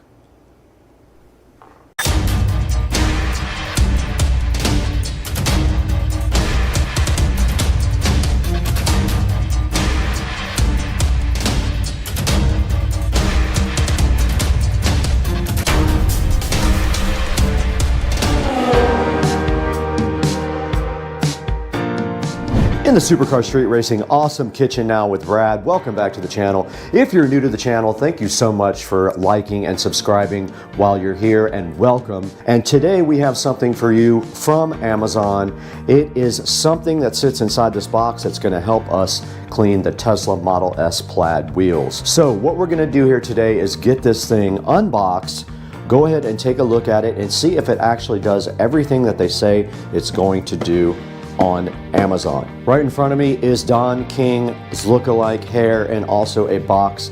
Let's get that opened up and see what all is inside. And first thing in the box we have is a nice terry cloth towel. Looks like a buffing towel.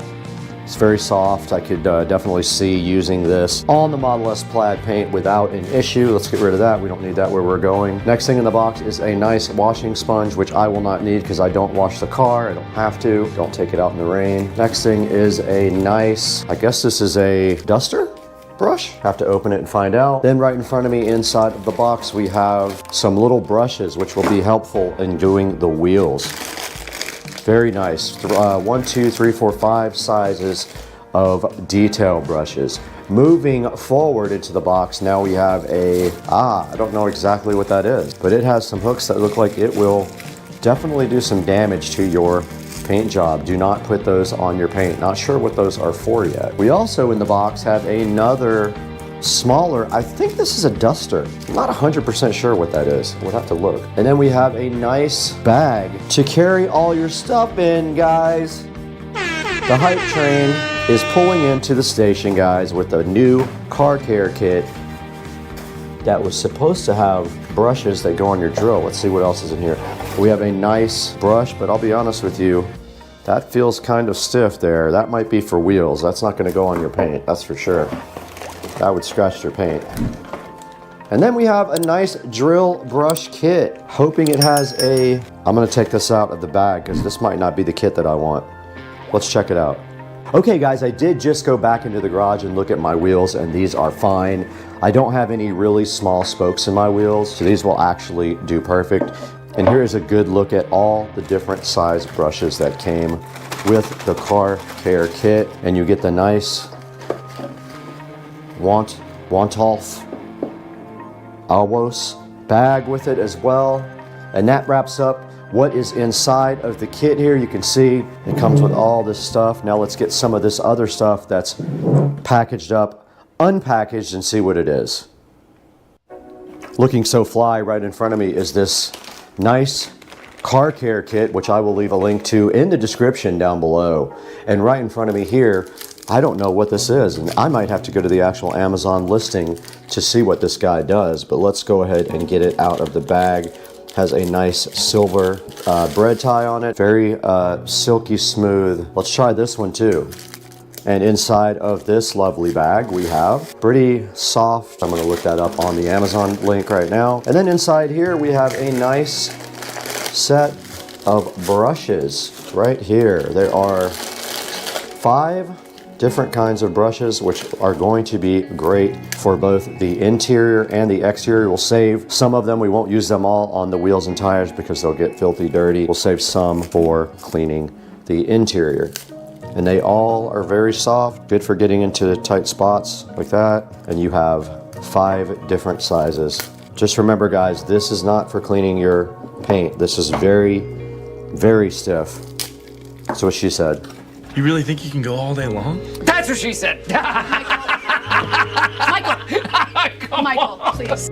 Okay, I was completely wrong about these two guys. These are made for like cleaning your wheels. If you look at the actual listing, which we will look at after this is for getting inside of the spokes of the wheels to get those nice and clean. And then I guess you could just wash this afterwards. I don't see why not. You could just put it in the washing machine, I guess. This guy right here is a car tire stone hook. This will get those little annoying pebbles out of your tires when you get them caught in your tires. That's what all these hooks are for on the end of this. Let's go ahead and unbox this guy as well.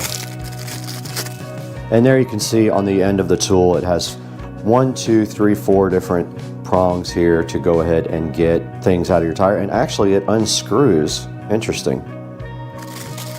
And we do have, this is actually a car wash mitt right here. And that is it, guys. The rest of these brushes and stuff are made for cleaning your tires. Like these drill brushes are made for cleaning your tires and wheels. They'll get right into the cracks there. You just put it on low speed and just go to town. Hopefully they don't scratch your nice powder coated wheels. And that's going to wrap up a look at what's inside of the kit. Let's see how it stores in the nice bag now. Honestly, I have no place to put this, but I don't know where I'm going to put it. But anyway, the bag is nice and roomy, and you just take all of your things, and don't poke a hole through the side of the bag with these hooks. They're very sharp, and they will go right through it, no problem. Probably never used the big one there or this big one. I honestly bought one that was way too big, but it was only a few dollars more. You'll see a link in the description for this guy. This can go with all my other car towels up here, and these are for cleaning the wheels and stuff. They're just cheap Walmart. And then these go on the inside of the wheel spokes to help you clean them. And then all your brushes for your interior or your exterior. I'll keep one of these for wheels, so it will get dirty. The other ones I will keep for getting the dust out of the inside of the cracks of the car. Now let's take this out into the Supercar Street Racing garage and see if it actually works.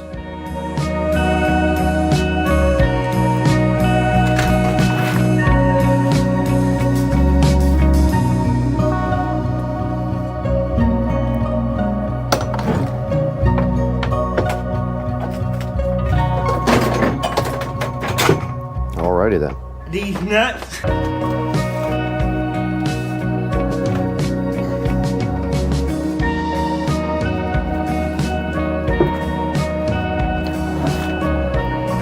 Alexa, turn on the garage lights. Nice.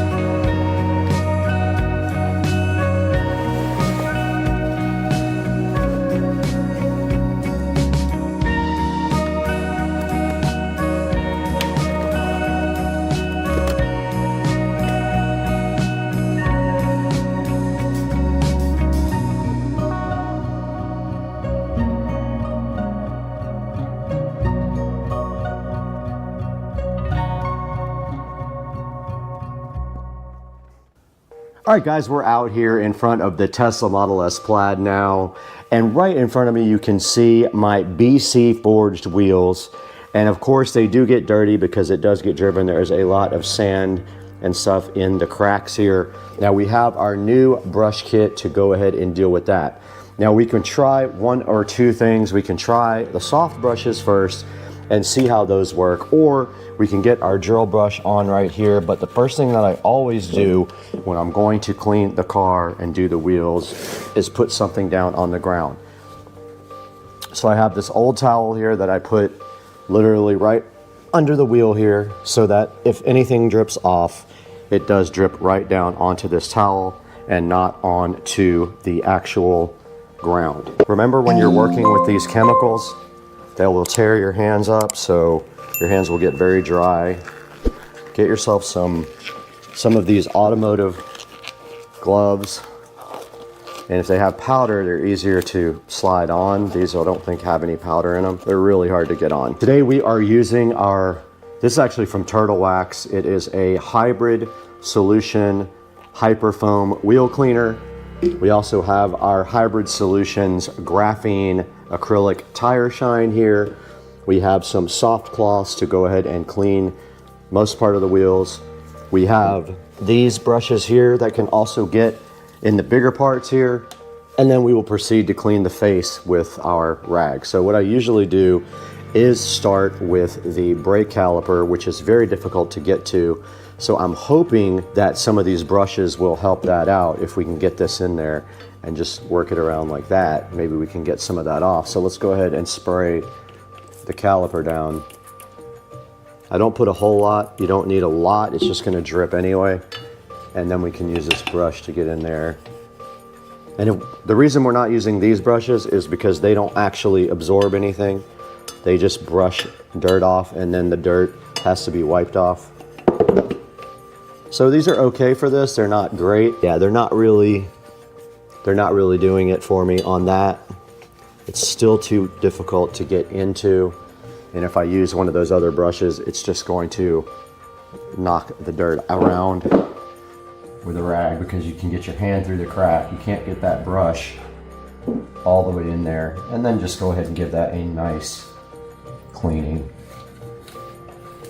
And that caliper is done. So this was not great for that. Doesn't have a lot of absorption is what I'm guessing. Now let's go ahead and try some of the other stuff. So I'm just gonna do the spokes like that. I'm not gonna put a lot on it. I don't want it dripping everywhere, and I don't need it at the bottom yet. So I'm just gonna start there. And this brush is designed to go like this and break up the brake dust. And you can get in the cracks there with it. It looks like you're also going to have to use your rag for this, because this will not absorb everything. If that knocks the dirt loose, come back through and just wipe it off. So the spokes part, these brushes work very well for. This will break loose the dirt. Like, there's a bunch of dirt inside the spokes that I can never get to. Especially over here, you can't see it, but there's dirt inside those spokes like sand. I'm gonna knock it off with these after I spray it, and then take my rag. So let's do that now. Now when you use this brush for the drill, you wanna make sure your drill is on low speed.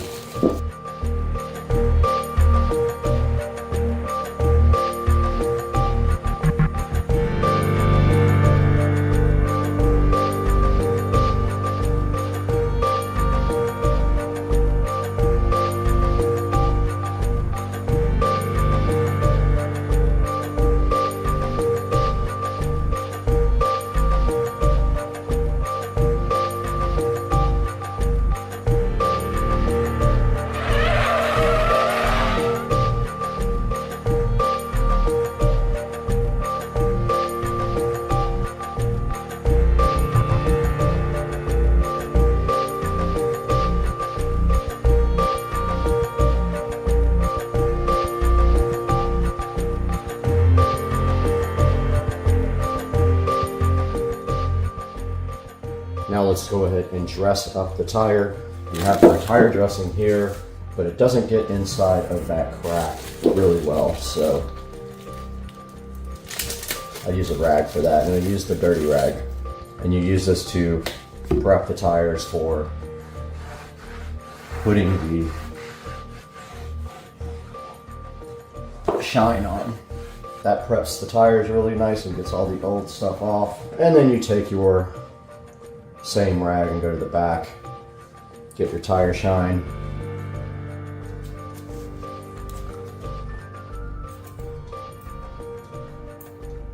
And I'm gonna get it in the crack right there.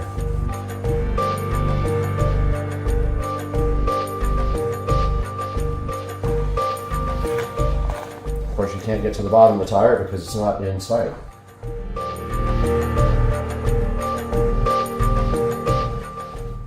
All right, guys, it's gonna wrap up part one. Let's go ahead and get to the other wheels and tires. Forgot to do the caliper first.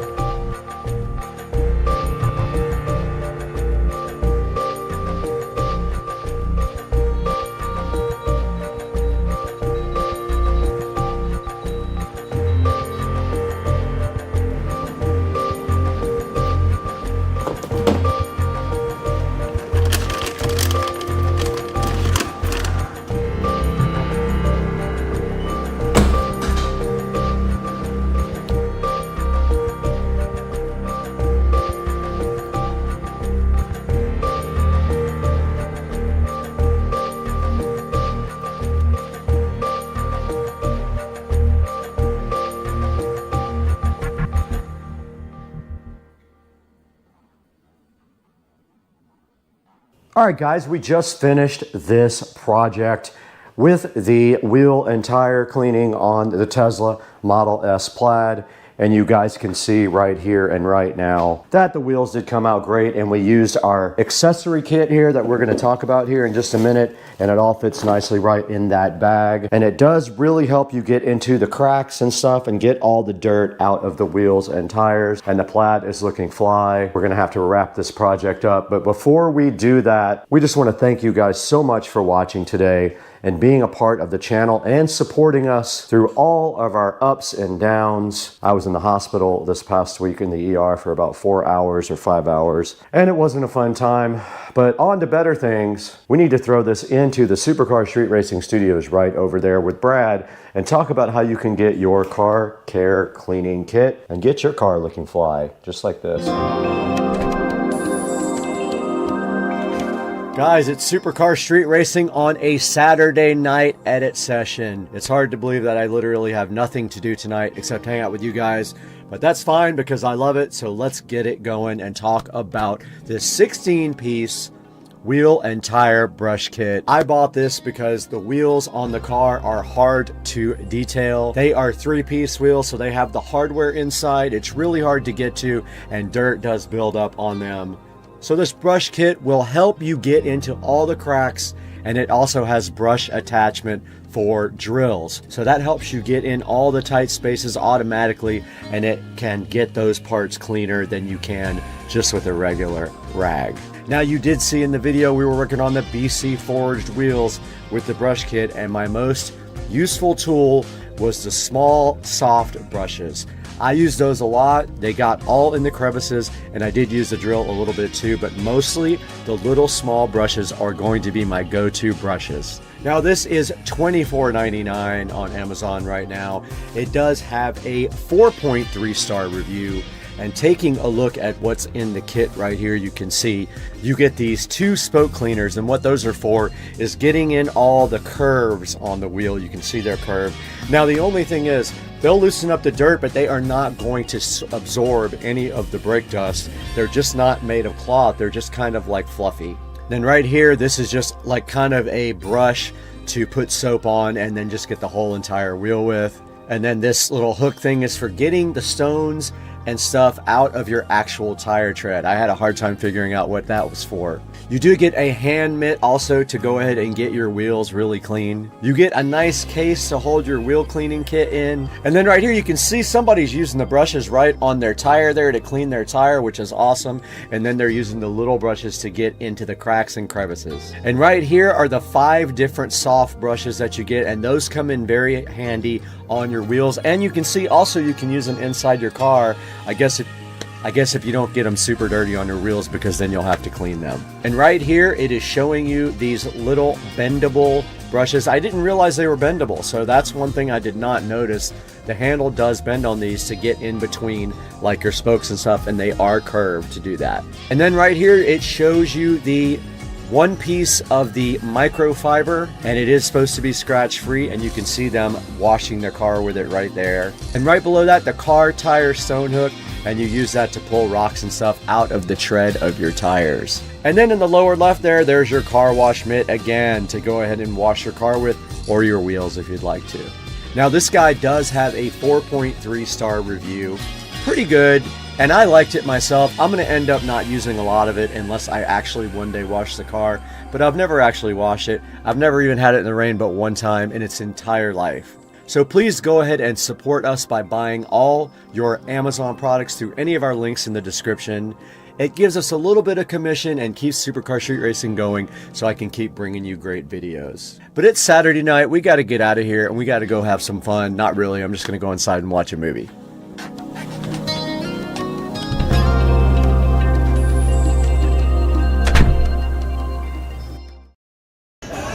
Here we are, top golf. Top golf. All right, go, Dan. The whole crew. Top golf. You gotta go with the big one. Right on YouTube. Hell yeah. You're going on YouTube. What's up, YouTube?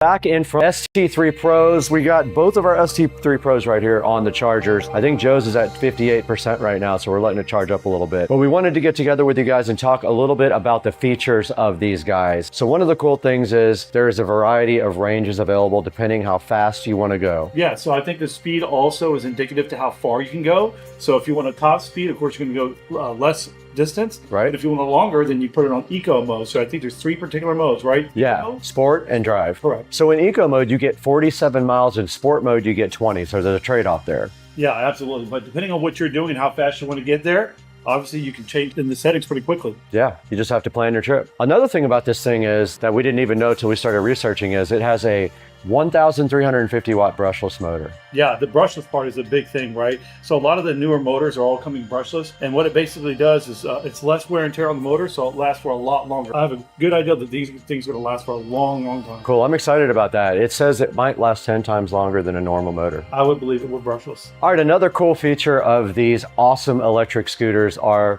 the suspension system. This is not a toy. This has a dampening system that uses a dampening arm.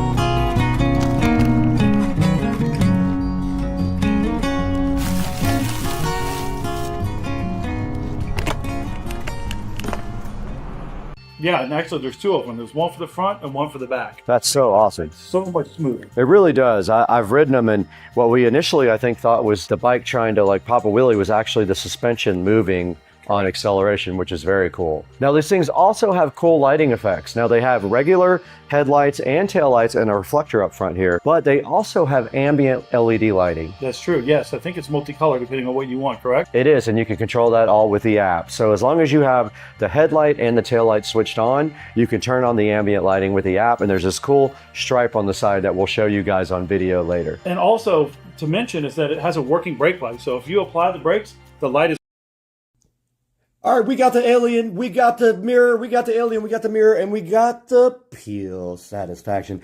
That peel sat is so good in your life. You love the peel sat. And then look at this. Look how good it peels with the alien and the pure satisfaction. Supercar Street Racing, welcome back to the channel. And today, I'm going to try something that I never thought I would try. And that is, I am going to try to paint these brown stripes on these seats black. And we have some stuff here. We're going to try this prep spray, which I don't even know if it's going to ruin my seats. And then we have this final spray for painting gloss black. We will see what happens.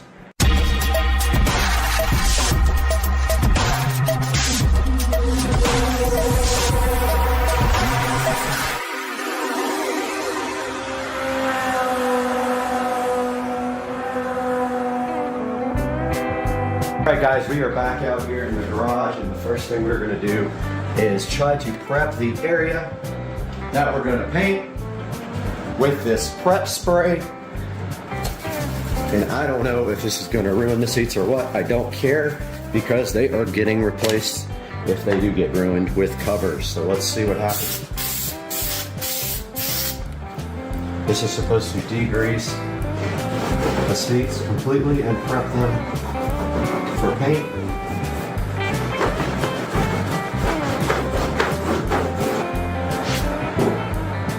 Looks like it's fine.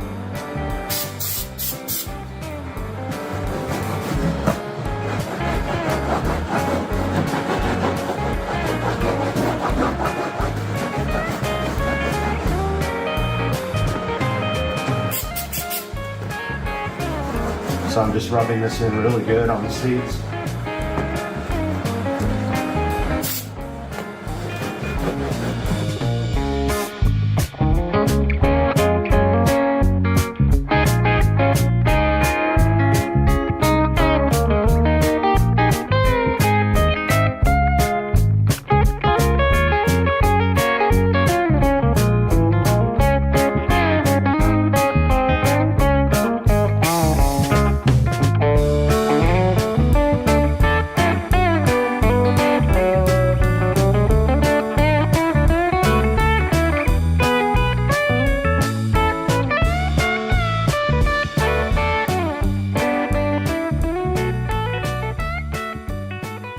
Okay, so we got the seat out, and we are just going to give it one more good spray and clean.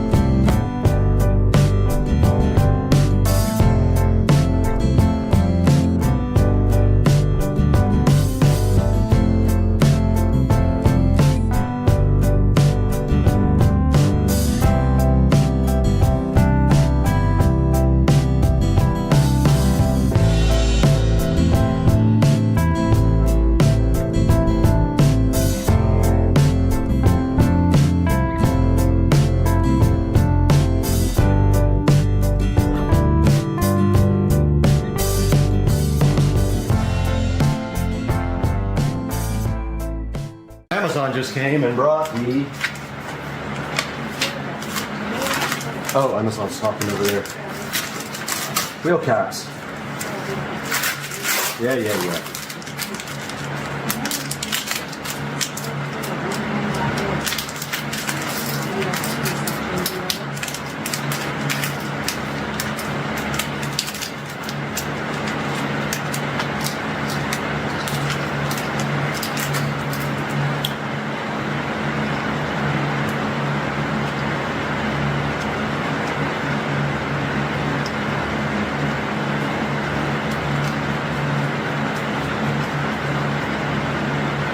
And that's what those look like. Came out good. Might turn out to be a disaster. I don't have any adhesion promoter. So I don't know if this is going to stick or not, or just look like absolute garbage. So let's find out real quick.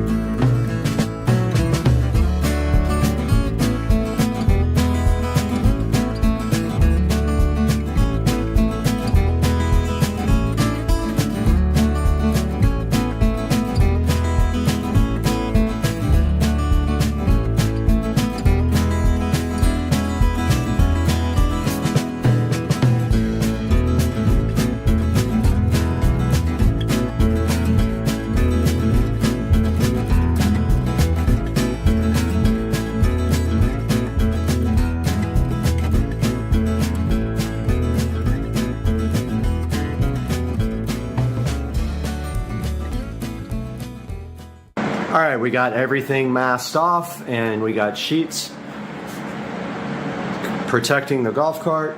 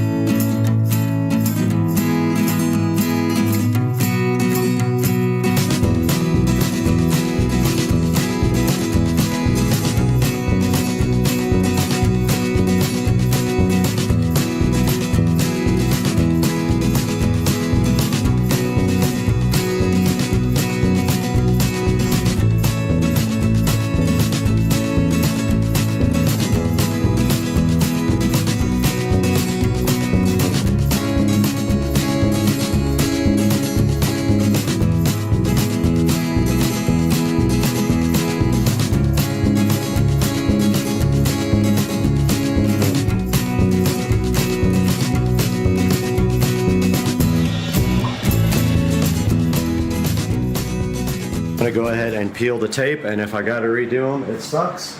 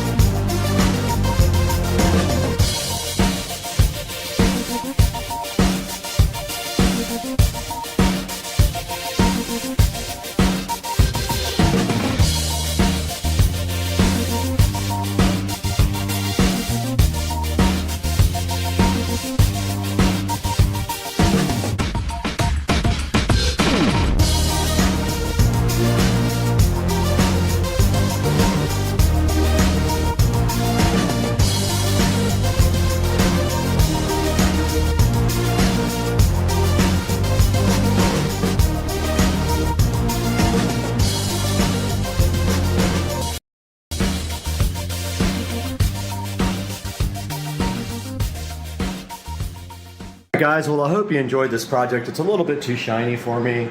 I might redo them with matte black or just get them replaced, but it does cover up all the brown. That was the last brown on the cart, so I'm happy about that. It's just a little too shiny, but it might be this light as well. Let's turn this light off. Yeah, not bad. I'll probably just stick with that. They're fine. And the alligator is a little bit more shiny than the regular anyway when you actually have the brown alligator skin on there. So yeah, that's going to do it for today. Hope you guys learned something like I did. And see you guys next time on Supercar Street Racing.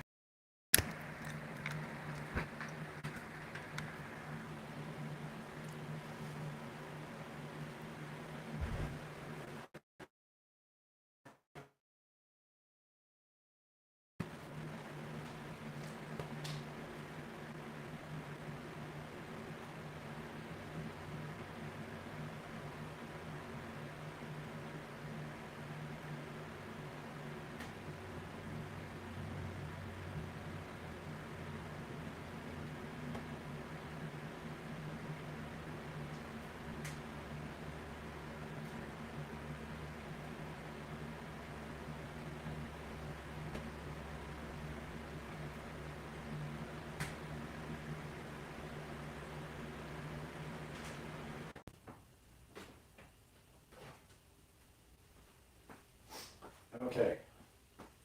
Check 1, 2, 3, 4. Mic's hot.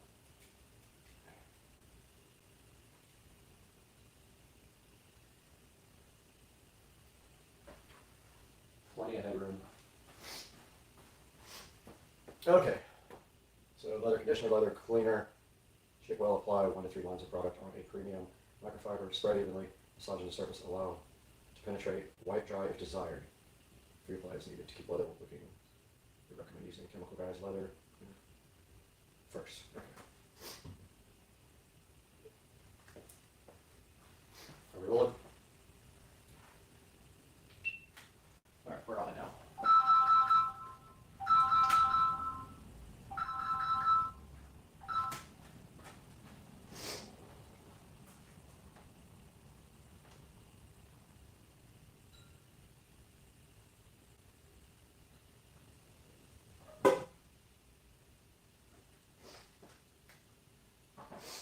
Alright, phone ring. Alright, we're back. This thing can see a lot. Don't need to see the washer machine and dryer.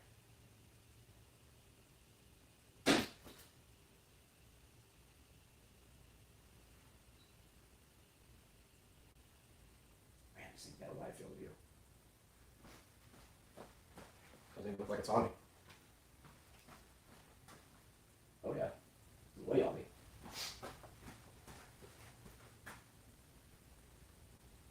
Ladies and gentlemen, welcome back to the SCSR Compound Garage. And today we have a new sponsor for the channel. You can see sitting right here on top of the Model S Plaid, another tiny Model S Plaid. And then right next to it, our new sponsor, Chemical Guys.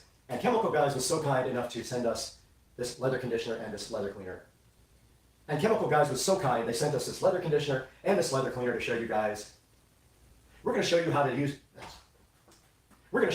this today, right here on the 2023 Tesla Model S Plaid, and right behind you on the 2014 Club Car President.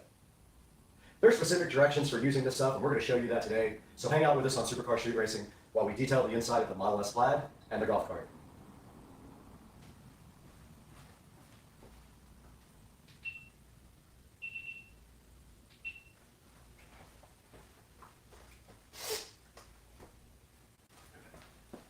Need a preview so bad. Welcome back to Supercar Street Racing, guys. You can see we're out here in the garage with our Chemical Guys leather conditioner and leather cleaner. They were super nice, and they sent us this to show you guys. They're trying to get the word out about their great products. So today, we're going to give you guys a look at these two products right here in the SCSR garage. Now, there's a certain way you need to apply these. There's a certain order and a certain way you have to do it. So we're going to show you today the correct way to do it, because we're actually going to detail the inside of the Model S Plaid. Now, we try to keep this car pretty clean. We barely... What? Deal with that. Just stops all this up. Stupid thing. Great. Wonderful.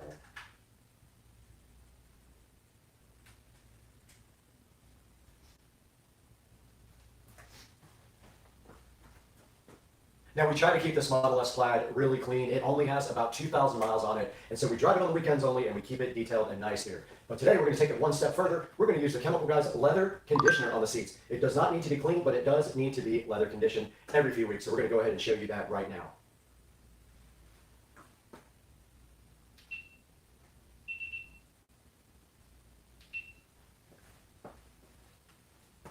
Now you guys just saw me clean the whole inside of this Tesla Model S Plaid with the Chemical Guys leather conditioner, but we got to take this one step further because we need to show you guys how to use the leather cleaner. So what we're going to do with the leather cleaner today is we're going to turn our attention to our club car precedent over here. We're going to clean all the seats and then condition them with the leather conditioner. So one step at a time, let's get busy now with the leather cleaner on the club car precedent.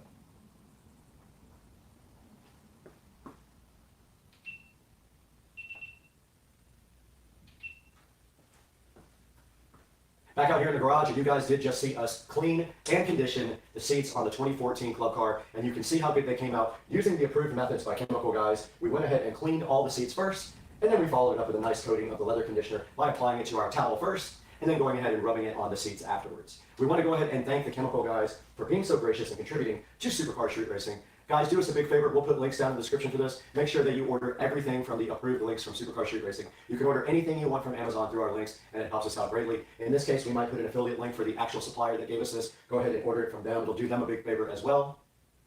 And we're going to have to get out of here pretty soon, but we're going to take it into the studio first and look at this stuff online with Brad.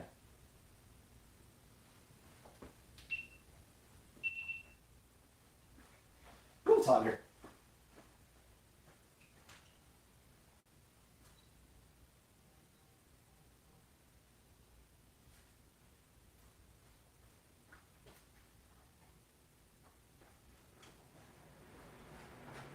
Go ahead and get pics while it's set up.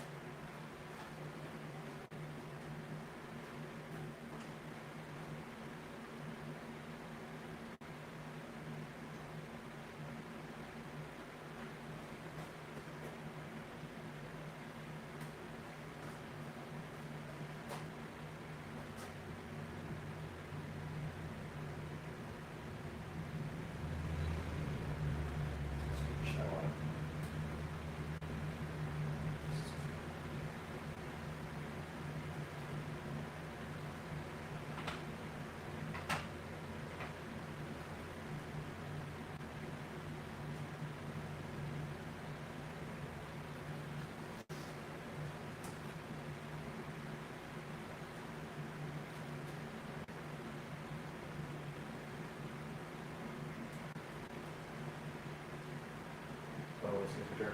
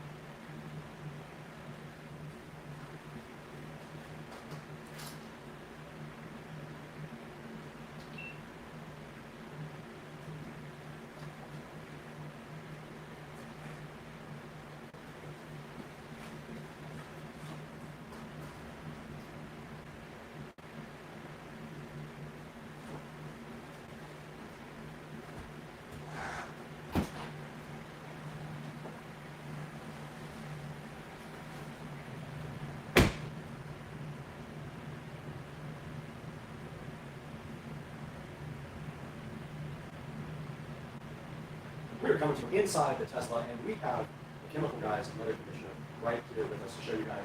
And we want to show you how to actually use this as well while it comes on. So the instructions do say take the leather conditioner and wrap in a nice soft towel, and then just take and put a couple of stripes, 2 or 3 stripes, directly onto the towel like this. Take 2.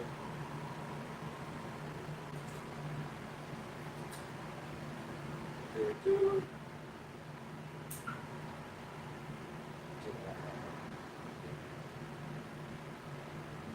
Zoom in on this.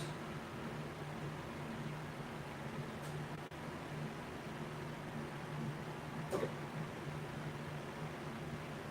Now we do have a couple of stripes right on the towel here to go ahead and start working with. And all you have to do is work it into the towel. And all you have to do is work it into the seats. And then when you're done, if you'd like to, you can actually buff it off and dry it. Or you can make, and when you're done, you can actually buff it off and dry it. And then you can do a second application if you really feel like it.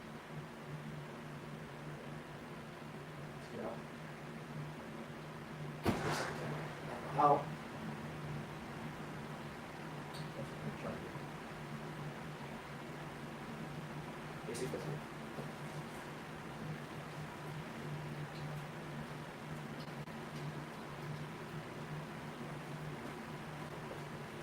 Oh, manage fan was on.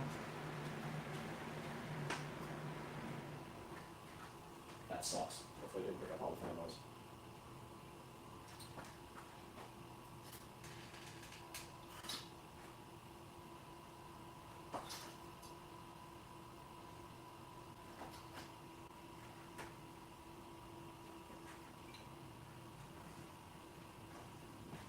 I guess in case that was a bad tape, I'll go ahead and record that part.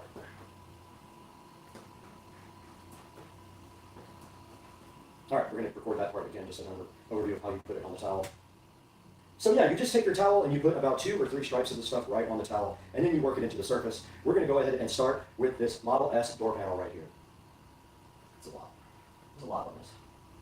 So I'm going to go ahead and knock this down a little bit because I've been putting quite a bit on it. So I'm just going to knock it into both sides here so it's not so thick. And then I'm going to go ahead and proceed to put it directly on the door panel right there. See it going on with a nice finish there. I'm going to go ahead and get all over the door panel with the stuff, and you can already see that it's drying. Don't forget to get into the cracks. Everywhere that you would normally touch to keep it clean. And the sides too.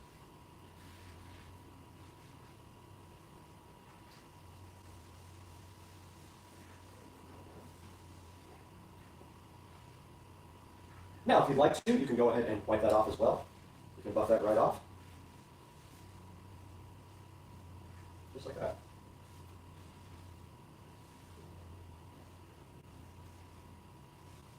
And that door panel is completely done. All right, we need to reset somehow for the seats. I don't know how we're going to get the shot. This one right here.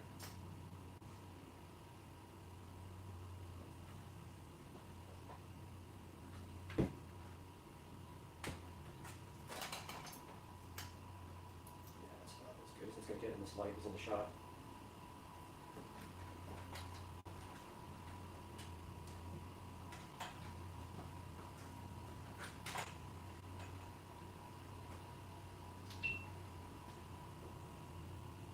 Check 1, 2, 3, 4, 5.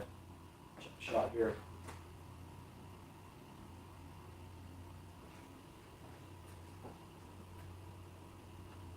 All right, guys, here is the front of the Model S, and we're going to go ahead and put a little bit more of the Chemical Guys leather conditioner on my rag here. I'm going to turn it over first. And this time I'm not going to put quite as much on it. I'm just going to put a couple little stripes here. It comes out pretty thick, so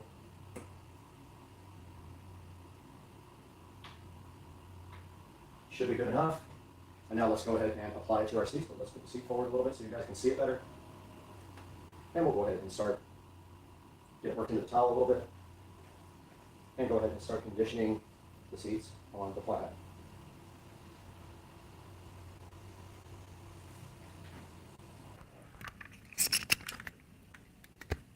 Overheated. You guys overheated.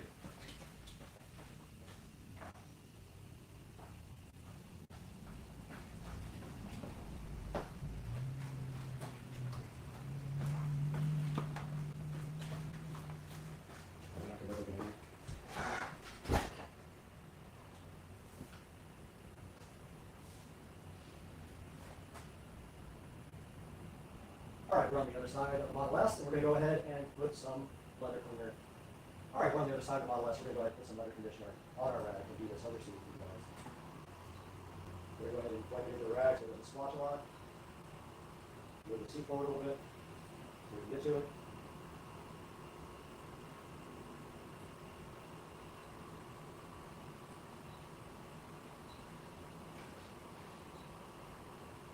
And go ahead and apply the leather conditioner.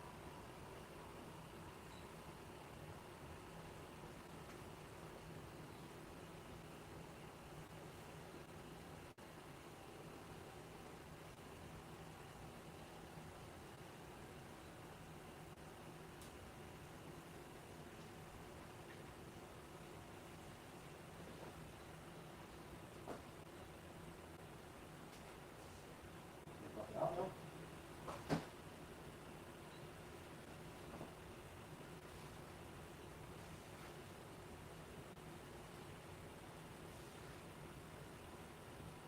And go ahead and do the bottom.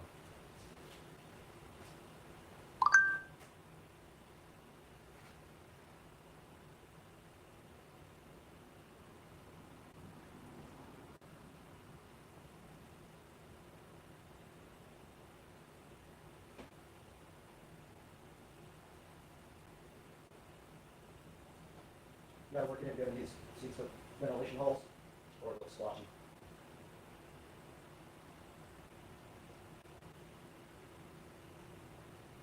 And I'm gonna buff that out.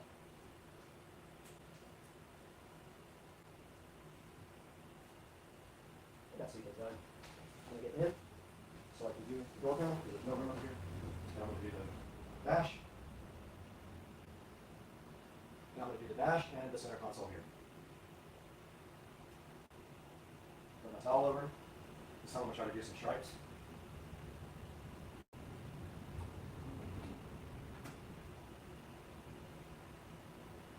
And I'm going to go ahead and rub that into the dash.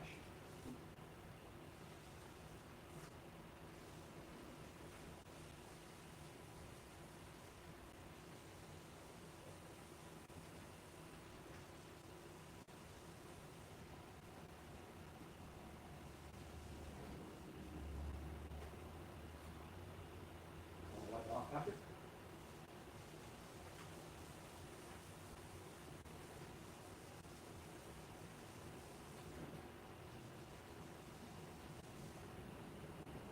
I don't have a dry enough towel for this, unfortunately. Moving on to the center console.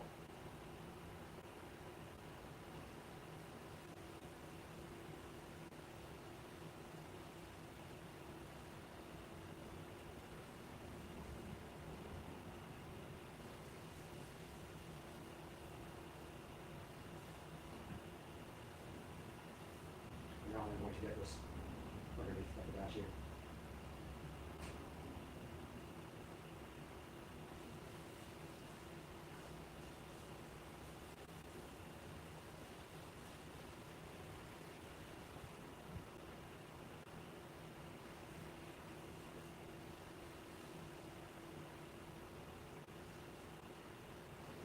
And now the door panel.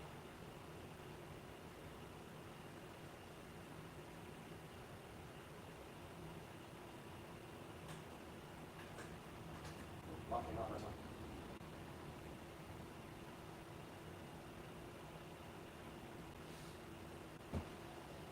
If you roll the window down, it'll keep you from getting it all over the window. That's pretty obvious, but a lot of people don't do that.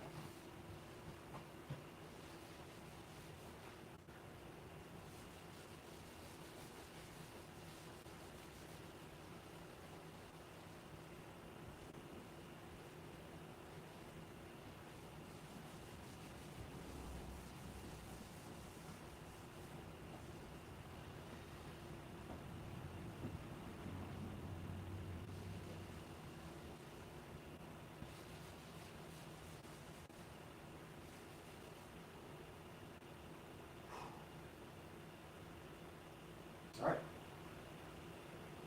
Front is done.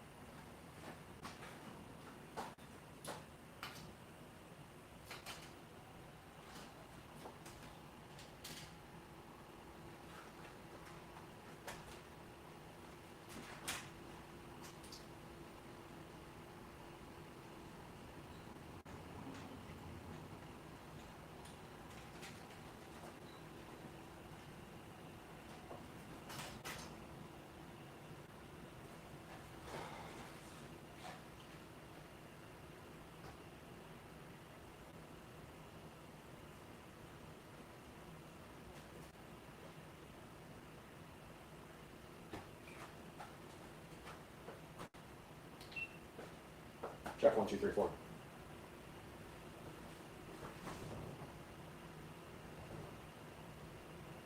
Moving on to the back with the Chemical Guys leather conditioner. We're going to go ahead and do the back doors. Try not to put too much on the rag, and it came out a lot already. So I'm going to just take that and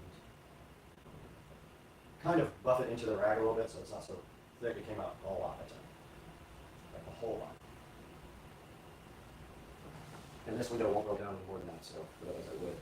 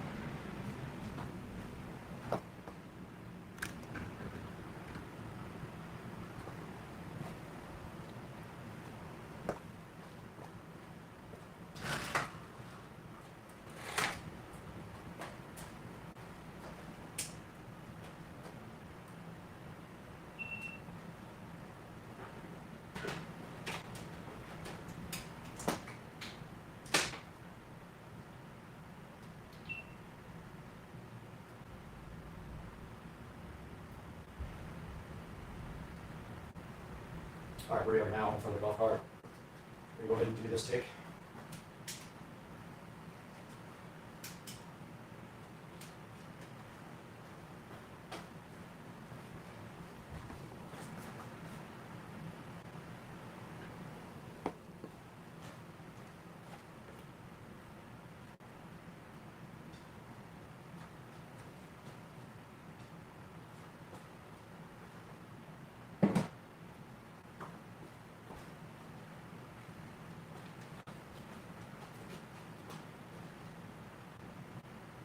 All right, we're back in front of the golf cart right now, and you guys can see we have the Chemical Brothers.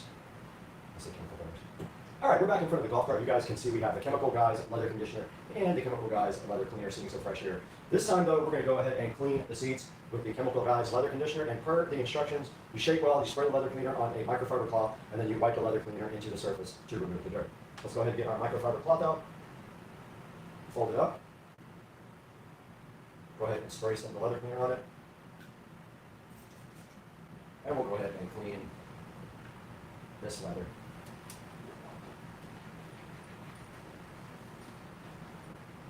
Does have a little dirt coming off of it.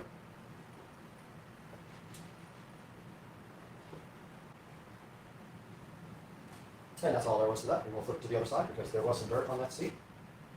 This cart is out in the garage all the time, so it is going to get dirty.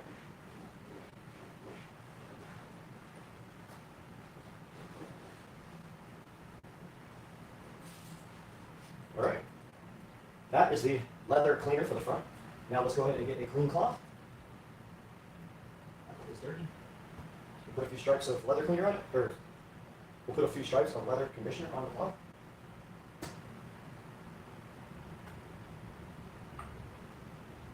And then we'll go ahead and condition these seats.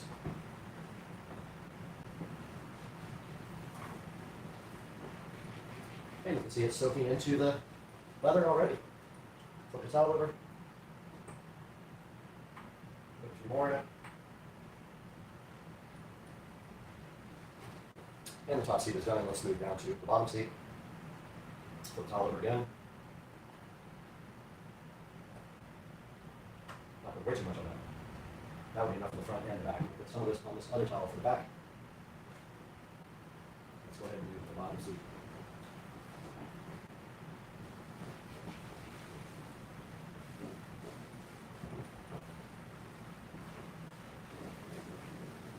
All right. The front of the golf cart is finished. Let's do the back now.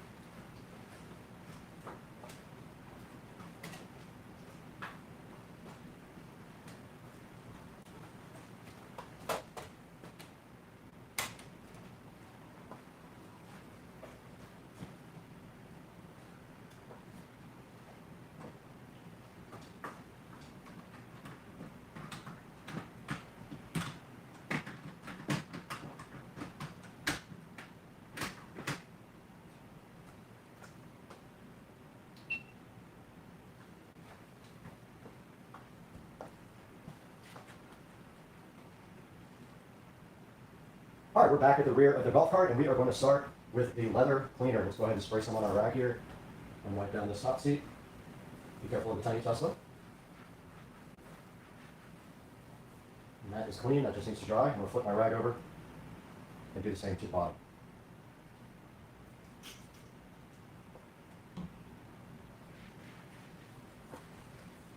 That will get all the grease and contaminant off the seat and clean it and get it ready to be conditioned.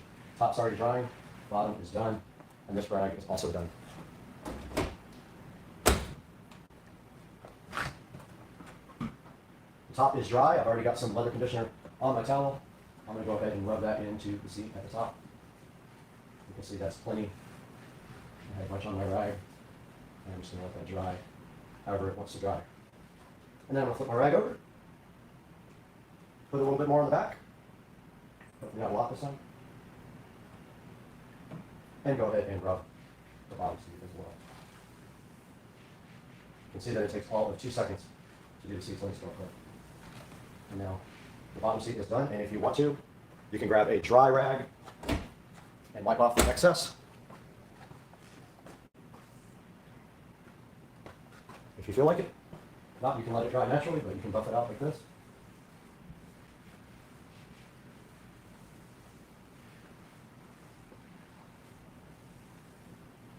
And that is that. I'll do another owl.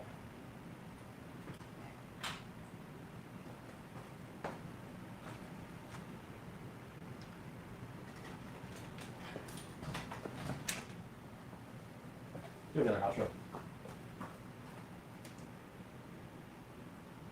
Up off the chemical guys cleaner.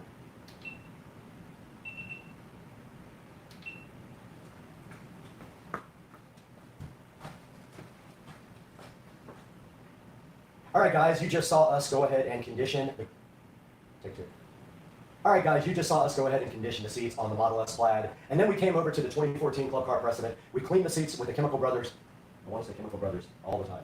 We cleaned the seats with the Chemical Guys leather cleaner, and then we proceeded to go ahead and condition them with the leather conditioner. If you want to pick up this product, it's going to be down in the description. Go ahead and check it out there. If you want to check out this product, it's going to be down in the description. Go ahead and check it out there. But for now, let's throw it over to the Supercar Street Racing 4K studio and see what Brad has to say about this product. Why was I looking at the light the whole time? Let me do that over. I was looking at the light, the camera. I'm stupid. All right, guys, you just saw we went ahead and conditioned the seats in the 2023 Tesla Model S Plaid, and then we came over to our 2014 Club Car Precedent, went ahead and then we came over to our 2014 Club Car Precedent. We went ahead and cleaned the seats with the leather cleaner, and then proceeded to condition them with this leather conditioner. Go ahead and check out the Chemical Guys. Go ahead and check out the Chemical Guys products down in the description and pick yourself up some. Now let's throw it over to the 4K production studio with Brad and see how you can get this stuff online. It's perfect. Come over. It's hot.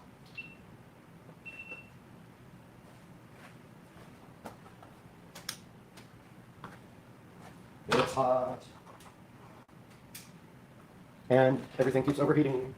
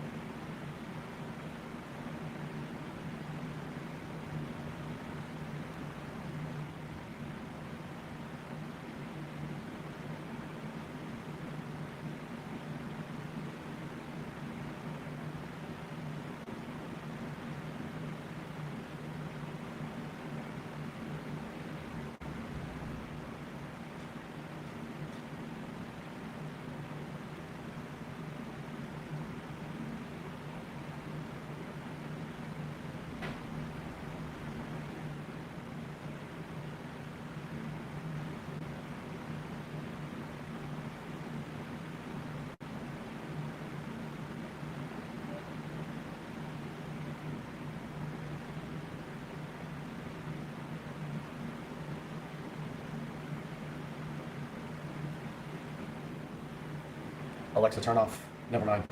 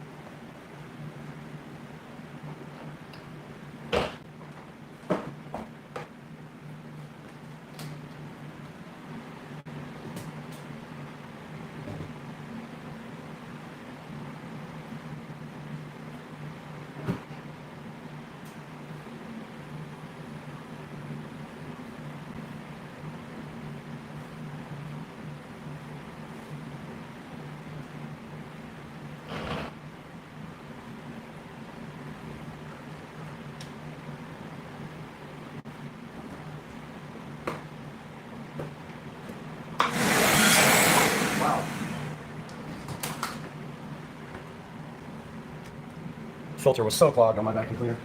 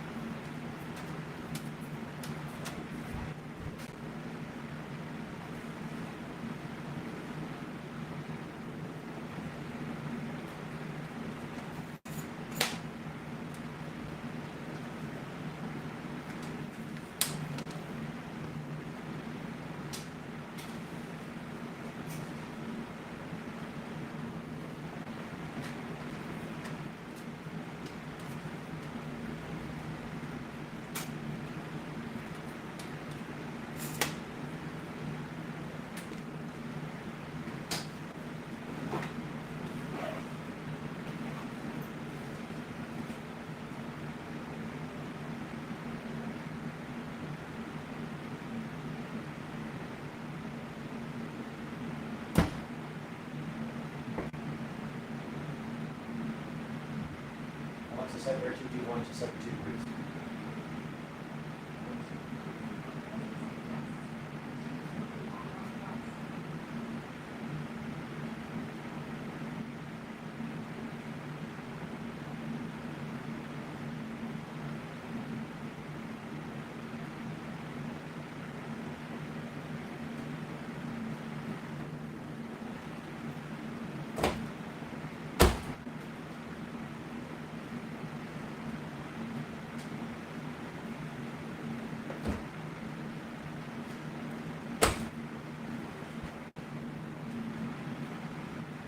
Let's fire up the studio.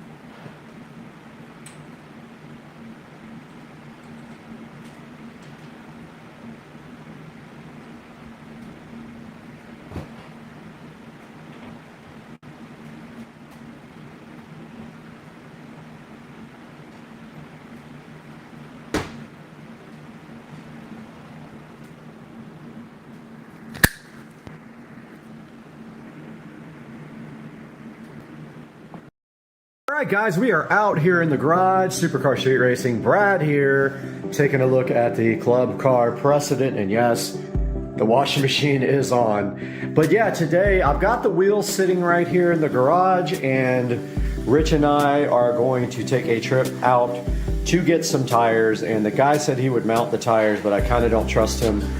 I think I'm just going to buy the tires from him and drop the wheels and tires off at Tire Outlet, which has done my car forever, and I totally trust them. So yeah, that's what we're doing today on Supercar Street Racing.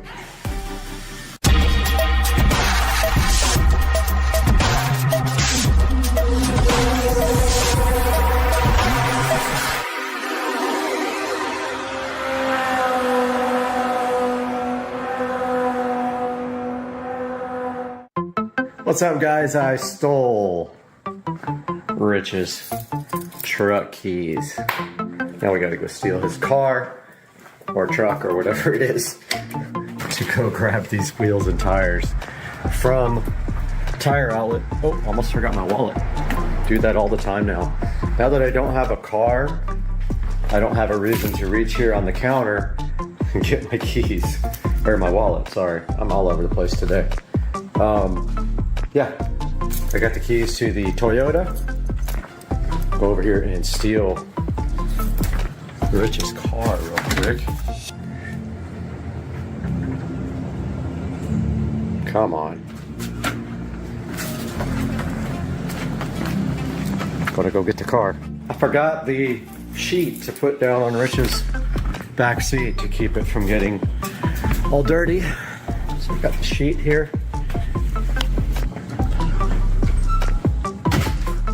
And now let's go steal Rich's truck. Successful mission, stole Rich's truck.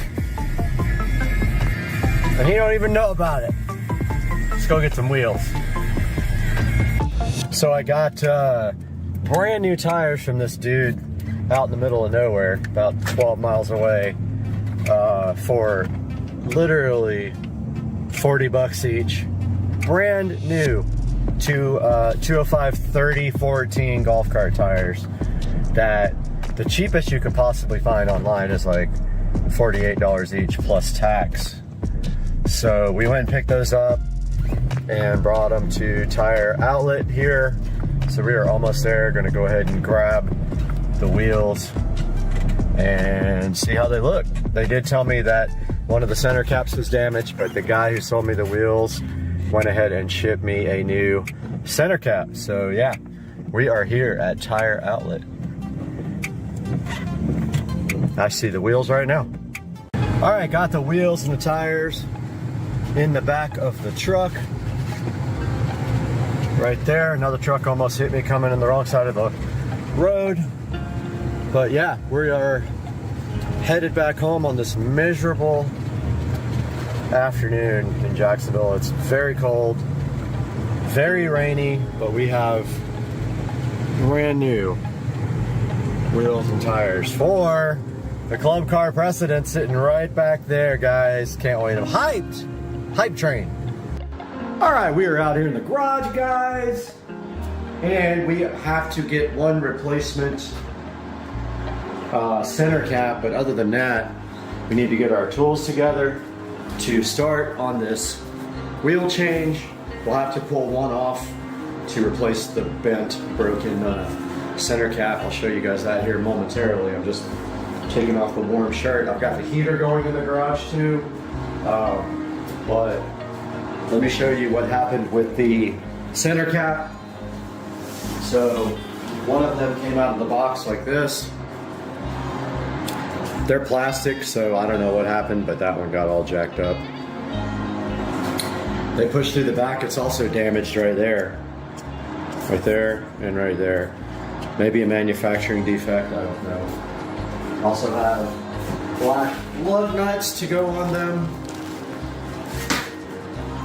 And we need our jack over here. Just get my handy dandy gloves on. And we will start. Even though I just rotated these wheels and tires, these are sold. Already sold. Which will pay for the new tires.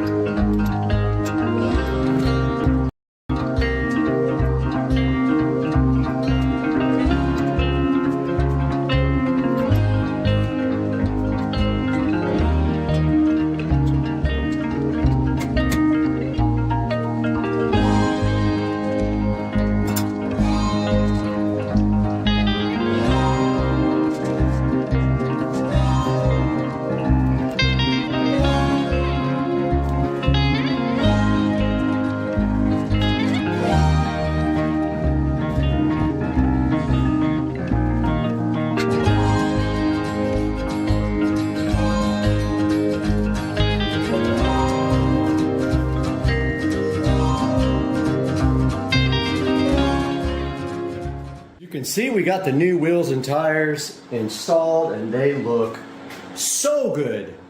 But now we need to get them dressed up.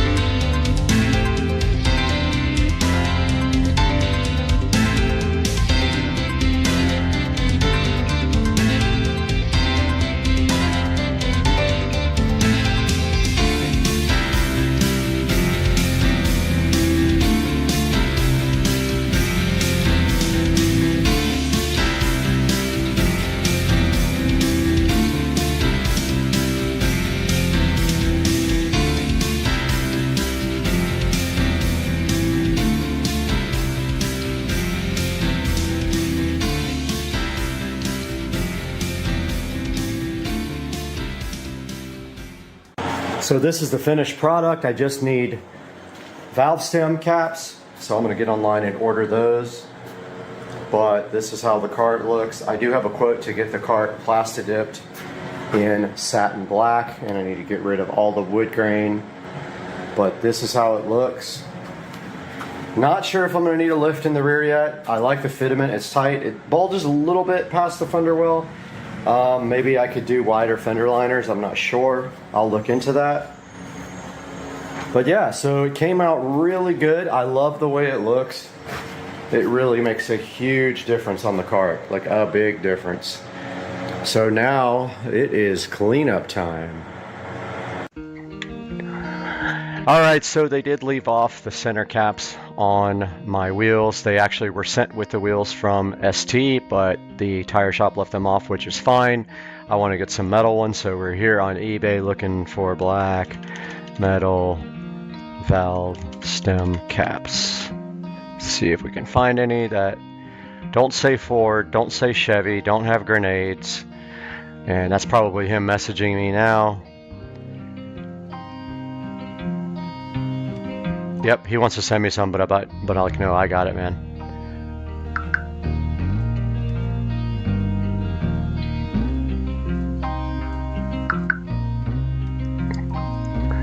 Yeah, he's apologizing for it, but it's actually not his fault.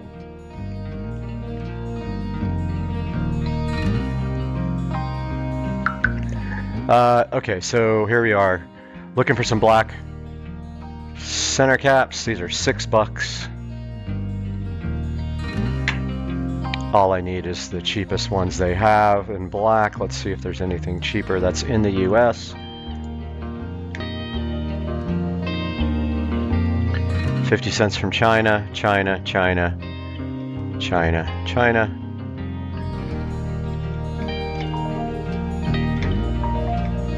And he is messaging me again, and I don't want him to feel bad about it.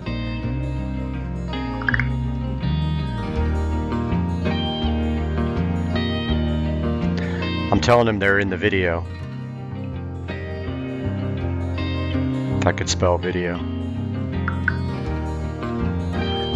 Alright, so all this is China. Really cheap stuff. I guess we're not going to find anything local for cheap. China, China. Here's one for $4.29. that arrives next week. Let's look at Amazon. Black. Tire. All caps. Oh, $5. Arrives before Christmas, arrives before Christmas. All these say arrive before Christmas. Let's go ahead and order these. We'll be here Friday. I don't need 12, good grief.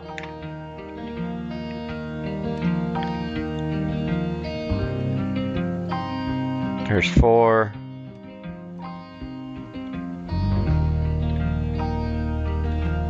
Look at the ones with the reflective stuff on them. So let's just grab these up here, no big deal. They're $5, $6. You get extra ones.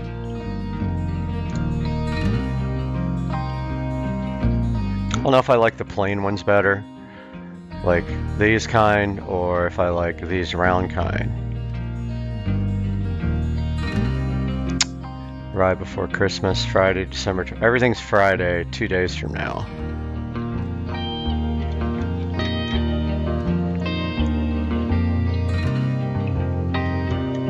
So let's just grab it. Let's make it easy. He's still messaging me. I feel bad for him. All right, let's go ahead and grab these. Enough talking. For $1, you get like a bunch of them, and they're on sale. Oh, that's cool.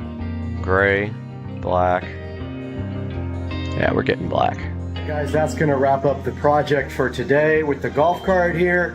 Now all we have to do is get some black valve stem covers, which I'm gonna go online and order right now. I'll share those in the description. Also, these came from ST Wheels on Facebook.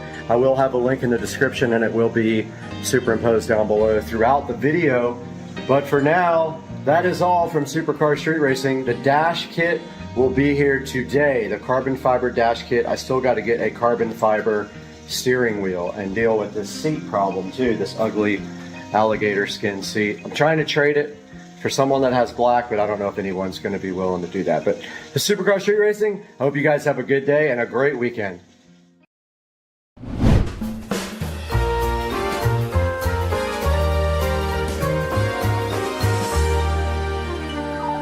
Welcome back to Supercar Street Racing, and we're out in the Supercar Street Racing awesome compound garage today, and we're teaming up with Navi once again. Navi sent us the ST3 Pro that you can see right here behind me. They actually sent 2 of them to us, and Joe and I took those out and did a whole video with them and absolutely love them. But Navi reached out again and asked if we want to look at their XT5 Pro, their scooter that's designed for off-road, and we said absolutely yes. And they also sent us something else as well, but that's not for this video. But right here behind me, we got the Navi XT5 Pro. We're going to be unboxing today on Supercar Street Racing. Hang out with us and let's check out this badass scooter. Let's get moving.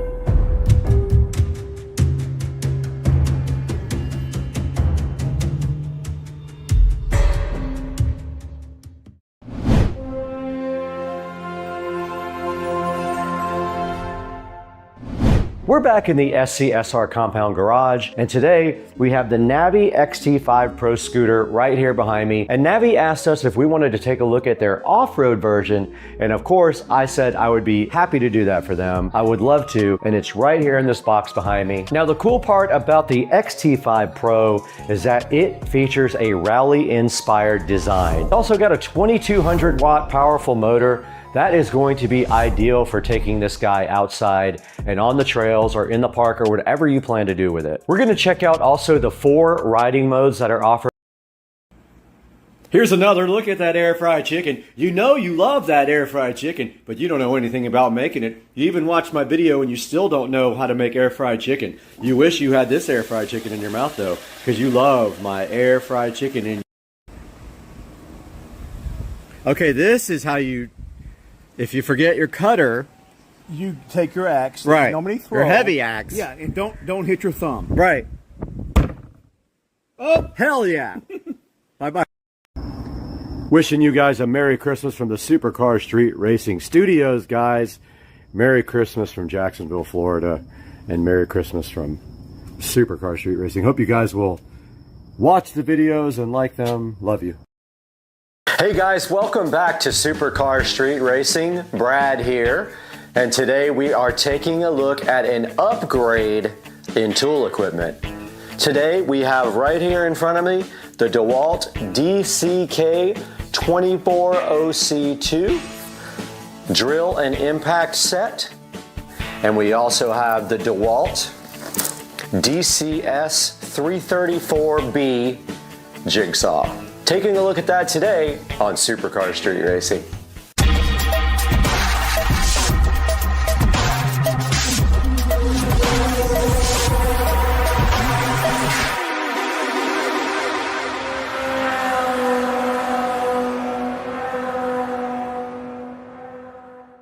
Hey guys, welcome back to Supercar Street Racing, where we do product unboxing, talk about power sports and cars, and do just about anything around the house and show it all to you guys. So today we've got a set of nice DeWalt tools here. Now I have suffered for years with broken Hitachi tools that I have gone through battery after battery, bought a new charger, and done plenty of other things with them, and they finally have really made me upset in the last couple of days, and I decided to go ahead and buy some good tools for the first time in my life. So today we have the DeWalt DCK2402C. It is a combo pack. It comes with the DCD771 drill and the DCF885 impact gun, 2 batteries, and a charger. Now we picked this up off of Amazon for the low price of about $150, and it came in about 2 or 3 days. So if you're interested in getting this, I will put a link in the description to this. I got the DeWalt jigsaw off of Amazon also, and I will put a link in the description to that. But now comes the fun part where we're going to go ahead and unbox this for the first time. It still has the sticker condoms on it. It is still nice and sealed. So let's take a look at this now. So it looks like they got some tape here. I got my trusty Christmas present here, my Smith & Wesson Extreme Ops, ready to take on some really tough cardboard boxes. Now on the back, it has your typical battery warning label, and I do have this turned the wrong way for the camera, so let me put this right here. It shows you the specifications here for the DCD771 drill. Right here you can see, and it has all of the specifications, the speed settings, and the chuck settings and everything like that. And then below that we have the DCF885 impact driver with all of the specifications for that. Down below that, it tells you about the warranty, 3-year warranty, 1 year for service, so 3 years limited, 1 year service, 90-day money-back guarantee. Battery is 3-year and for limited warranty, and 2-year of free service. Now right here, it also tells you that it includes the DCD771 drill driver, the DCF885 impact driver, a belt hook, 2 lithium-ion batteries, a charger, and it's supposed to have a contractor bag. I heard some reviews online that it might not be the biggest bag in the world, but that it will hold these. I'm hoping it will hold the jigsaw also. Don't know yet. I might have to buy a new bag for both of these. So that is the back of the package, and the side is the same. It just shows you pictures of the drill and impact with the model number for the kit, and that it is the 20-volt max kit. Now let's take a look inside the box here. So first things first, we have a bag, and I think the tools might actually be inside. They are. So this came everything inside the bag, and it looks like it might be big enough also for the jigsaw here. Now I bought the jigsaw because I do a lot of work with speaker stuff and woodwork and stuff, so I needed a good jigsaw and I haven't had one in years. So here's the bag right out of the gate. It does feel like a high quality bag. It does have these hard plastic things on the bottom so that when you set it, it doesn't deform. It is a zipper bag with 2 handles, no shoulder strap, which isn't even really necessary for a tool bag. But yeah, so let's go ahead and open up this DeWalt bag and see what's inside. Dun dun dun. All right, first thing we have here is the user manual. Now this is a user manual for several different pieces of equipment here. I don't know which one this is for right off the bat. Looks like it's for the impact gun, so we will put that right here. And then we have another one right here, and it's got a little insert with the wireless certification. So this must be the drill. It is. It's the DCD 771 drill manual. Looking further into our bag here, let's take this out and just get a good first look at this. Now, my buddy Joe does have these tools, and that made me want to purchase them. You've seen Joe tear up all my cars on all the videos. He breaks everything I have and doesn't care. And here is my new DeWalt impact driver, and I can tell you right out of the gate, it's got a nice belt hook here, but I can tell you right out of the gate, the quality of this tool. If you've seen other tools, and I have my Hitachi out in the garage, if you've seen other tools, you feel the quality and you see the quality right away of the metal here, and it just looks like a high quality tool compared to some of the cheap stuff. That is sold on Amazon. You know how that goes. You get a $20, $30 impact gun and it comes to you and it feels like plastic. Not this guy. Looking high quality, looking great with the rubber grip here. You can see on the front here, here's where you put the actual chucks in, or whatever they're called, the bits. And looks like we got 3 LED lights right here on the front of the impact gun. So here's a good look at that impact gun now with the belt hook. So it hooks right on your belt. The 20 volt max batteries go right here, and your reverse is right here, as of any standard normal impact gun is, and your trigger right there. But yeah, it's got a good heavy, I would say this weighs a good 1.5 pounds. I would have to weigh it to see exactly what it weighs, but you can tell there was some quality put into the DeWalt 20 volt max impact driver. Let's set this aside and keep digging in our tool condom. All right, so the second thing out of the bag is a battery, which is enclosed here in a battery condom as well.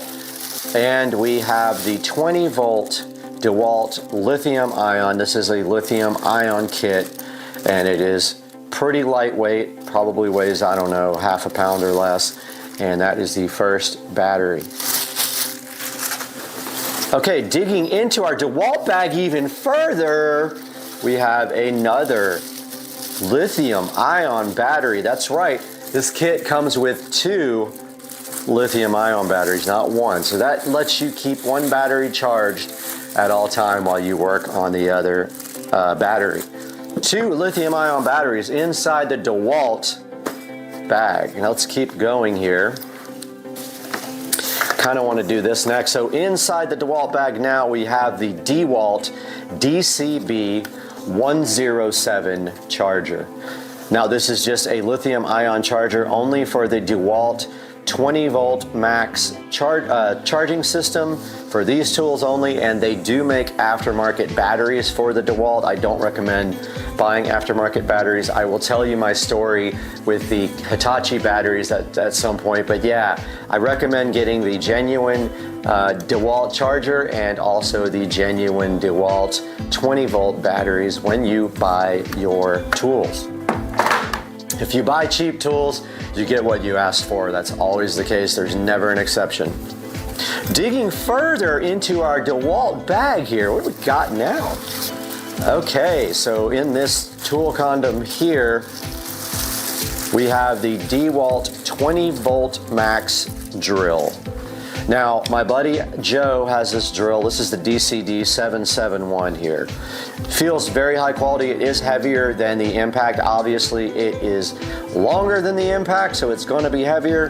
Here is your torque adjustment speeds. This is for a high and low speed on the bit. And so you torque down. Right now it's set on full torque here. That's the little indicator there. And then you can dial this back if you want the actual drill to slip rather than having full torque. Looks like you've got an LED on the bottom here, which is really nice that you can see when you are actually working. It lights up your work area. Standard 20 volt interface here for the DeWalt battery. Clicks right in to release the battery. I've never done it, so I am going to see how that is done. Okay, so you squeeze these two. No, that's not it. How do you do this? Oh, this front thing. Okay, so you push down on this front thing, the battery comes right out. Not sure what this is on the side here, but yeah, there's two holes here. It looks like that just might be screw holes, but that is the DeWalt 20 volt max drill. This is the bag once again. Also inside the bag, it came with just a filler like this and a little silica gel pack that you can eat later if you're hungry. Putting this aside, we have all these nice DeWalt tools, but let's move on now to the DeWalt jigsaw. So this is the DeWalt DCS 334B jigsaw. And I bought this because I am always going to be needing a jigsaw to do work on wood and plastics and projects for the channel. You know we like to do a lot of projects around here. We're doing something all the time here. So we're always busy at Supercar Street Racing. We need a nice, really nice jigsaw actually. And the jigsaw costs more than the actual toolkit did. It was about $150 alone. Now putting this together, I maybe could have got a combo 20 volt kit. I really didn't look into it that much. But on the front here, you see it shows you the jigsaw and it says that battery and charger are sold separately. I already have batteries and chargers. I didn't need one. Would have been nice if this came with another battery. If you need more batteries, you can always purchase them, and I will put a link in the description to new batteries. So let's take a look at the side. It just shows you the jigsaw again, the 20 volt, and it's XR. It is a brushless jigsaw. And on the back here, it shows you the specifications, the strokes, the keyless blade clamp, four position orbital action, and keyless bevel adjustment, and so on. And then it has something underneath the actual label here. Probably something about the warranty, not sure, but let's take a look at the sides. Nothing extra there to look at, so let's get open the DCS 334B jigsaw from DeWalt. Hoping this is a high quality device, just like all the other DeWalt tools have been known to be. First, we've got our instruction manual here in a nice instruction manual condom, and they were nice enough to, for our $150, it looks like they were nice enough to give us a free blade. Sound the hype train. Free blade for $150 device there. They gave you a free jigsaw blade. I did order more jigsaw blades, so let's put that aside here and take a look inside the box. Okay, putting the box aside here, now we have our brushless DeWalt 20 volt XR jigsaw, which I think the XR line costs a little bit more than the regular line, but I'll have to do some research. Looks very high quality, feels very high quality, something that you will not break easily, and it is awesome, and I love it already. I don't know how to operate it yet. I haven't broken open the instruction manual yet, but there is a blade here, and I do not know how to put it in. So blade would face that way, and then I believe you just push it in here, but I don't know if you have to do anything to do that. Let's see. Okay, that's not for the blade. All right, I got to do some research on adding a blade because I really don't know how you do it. Yeah, I'll find out, and we will do that later. But that is a look at the DeWalt 20 volt XR jigsaw, and of course it takes the standard lithium ion batteries right here in the back. Fits on just like the other tools. And when you're ready to pop that battery off, you just push the yellow button and you pop that right off. And now we're going to show you guys how to actually load a bit into the DeWalt jigsaw, but I got to research it first. Okay, welcome back to Supercar Street Racing. I did some quick research inside the instruction manual, and now I'm going to show you how to load a blade into the brushless XR DeWalt jigsaw here. So the first thing you do, you need to release the DeWalt latch here. This is the latch that opens up the blade acceptance shoe or something like that it's called. You pull this open, it will be opened up, and then you just take your blade here, push it in. It has to be a T-shank blade. Once it's seated, you let go of the latch, and now your blade is in place. It wasn't quite there, but now it is. It's got to sit on this little guide right here. So that is how you load the jigsaw blades into the drill, or the jigsaw rather. And there's some other instructions on here that tell you what everything is. I was kind of curious as to what this black thing was. So it's right here in the manual, it's number 6. And that is the orbital action lever. And not sure what that does yet. We will actually look into that and let you know at a later time. We are back here at Supercar Street Racing. You got Brad here, and I'm ready to show you this DeWalt DC-B107 charger here. So we have the charger all plugged in, and now I wonder what this little thing does. It doesn't look like it actually moves, but we are going to go ahead and take one of our DeWalt batteries and place it into the charger. And we can see a red light flashing here on the charger, and I don't know quite what that means, but let's take a look at the front here. So it looks like the flash is okay, so there's 2 LEDs here. The left LED flashing means the pack is charging. The left LED solid means that the pack is charged. And the 2 LEDs together, if you see that, that means that your charger has stopped charging because of a delay in the heat and cold. It has to be a certain temperature in order to charge the battery packs. So that is a look at your charging system. I do have 2 batteries here to charge, and I will let you guys know how long it took to charge this battery pack as I edit this video. Hey guys, we are out here in the garage, and I did time the charging of both batteries was around 45 minutes each.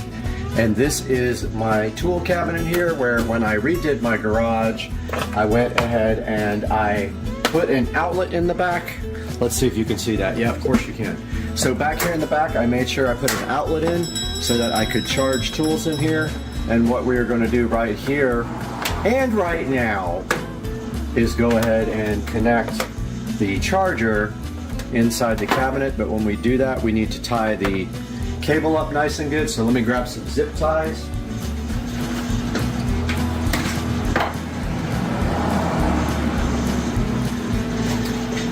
Okay, I got my zip tie here. We only need about, I don't know, 6 inches of cable. So we will tie up all this really nice. Right here on top of this $5,000 worth of washers and dryers. But we only need to get to the back of the cabinet, so that would be fine right there. We're going to go ahead and tie that up. Just like this. I know it might be hard for you guys to see. Oh, dryer always comes on when you touch it in the front. Turns on when you touch it. That's what she said. Gonna scissors real quick.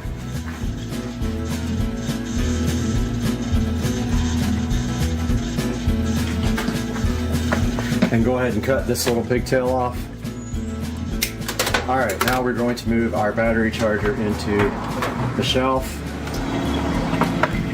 And go ahead and plug it in the back. Just like that. And now we have our nice organized So the battery wasn't quite done charging. I just plugged it in maybe 20 minutes ago, but the first battery did charge in 45 minutes. Got a nice chuck there for our mechanical drill, our wire drill. Now I'm gonna go grab the tools. Okay, we are back here and I have all of the tools. There is the drill. There is the impact, nice and organized. The jigsaw is going to live up here, and the extra battery can live right here.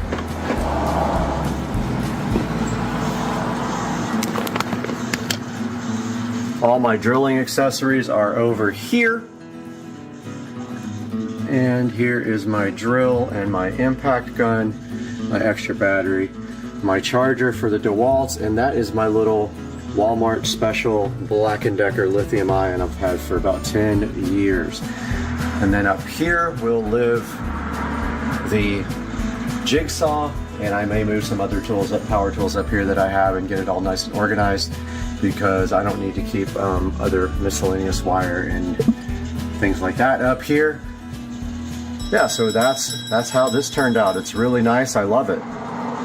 That is a look at the DeWalt 20-volt tool set. I got the full set of drill, impact, charger, and 2 batteries on Amazon. That link will be down in the description. I got the XR DeWalt jigsaw off of Amazon as well. That link will also be in the description. Guys, thank you so much for joining us, and we will see you next time on Supercar Street Racing.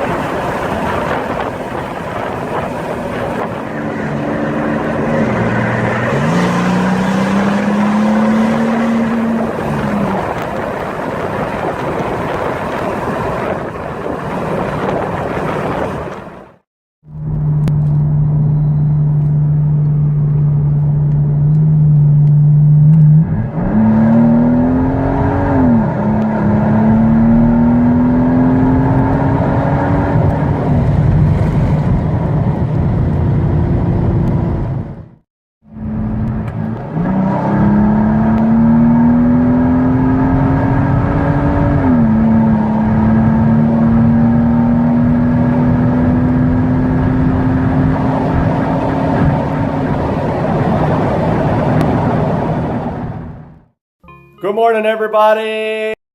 Hope you guys slept well last night. Had a crazy night out last night down in St. Augustine. I went to a cool restaurant with my friend Sarah, and then we went to hear some live music and went to Sangria's. It was really fun. But today we've got some important stuff going on.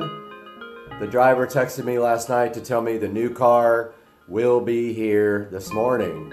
So that means I have to go find the money to pay for the transport, and I'm also working today, so I have to kind of get that in there.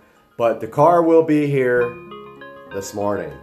My plan is to video the car coming off the trailer, and then you guys will know exactly what's going on with my car situation. Stay tuned, that's all coming up here shortly, in the blink of an eye for you though.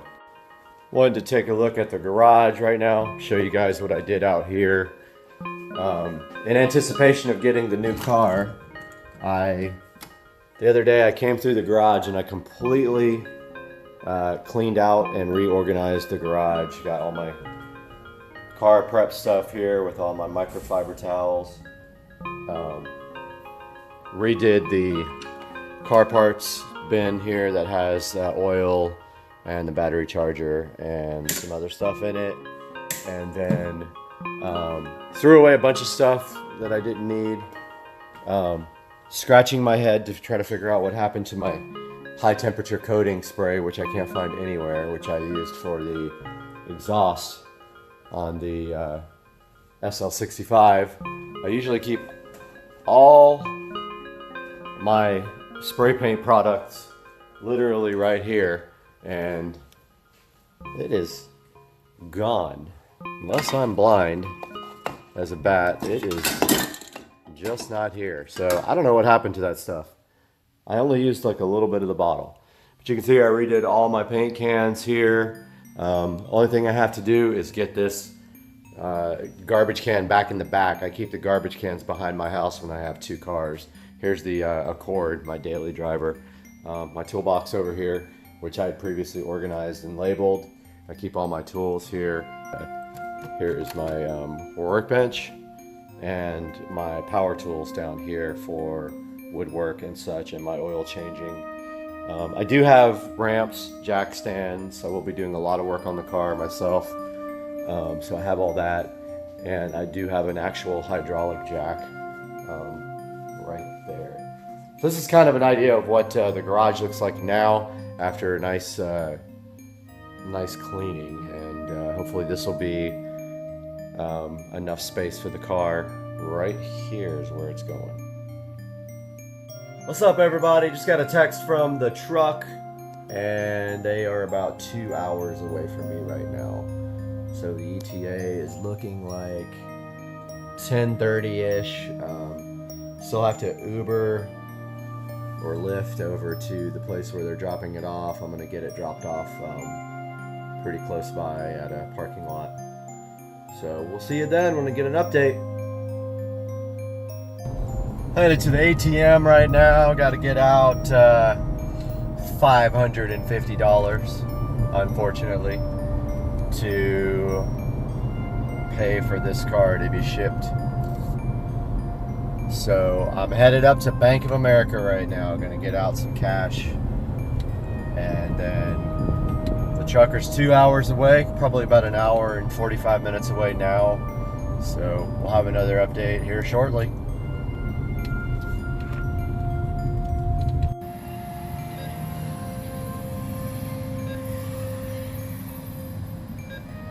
Let's see what happens. I don't know if it'll let me get this much. Oh, it's gonna let me.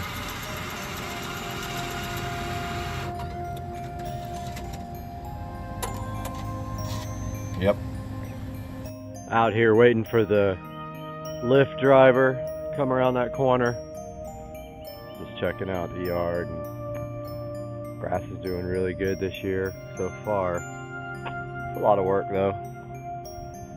That dude should be coming around the corner like any second now. He's gonna drive me up to Winn-Dixie. I figured that would be the easiest spot to unload the car.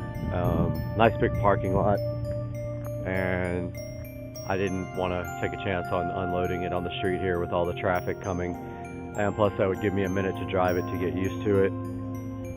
And dude should be coming. There he is right there. Out here at Winn-Dixie parking lot waiting for the driver to get here, and just kind of walking towards the road. Figured he would probably pull in right here. This is a really good place to unload. Maybe right along this wall right here, kind of, or the curb. When we do our drives from Mandarin to here for the drift shop, we always line up right here and wait for everybody to kind of regroup. So I figure he will be exiting the freeway momentarily and heading this way. Try to get some video of him coming down the road when he does. All right, I think I see it coming. Yep, that's the one. There it goes, he passed it. I know what you guys are thinking. Mustang. I know you saw that. He went right past it.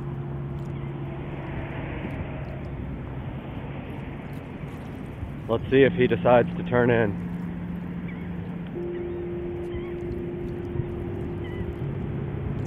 Coming back around this way.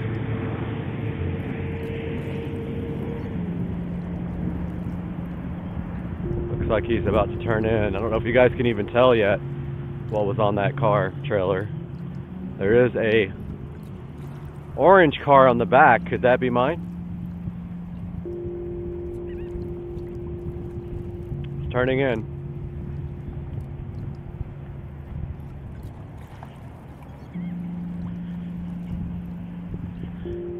And here it comes, guys.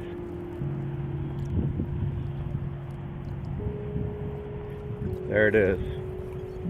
You guys can probably clearly see it now.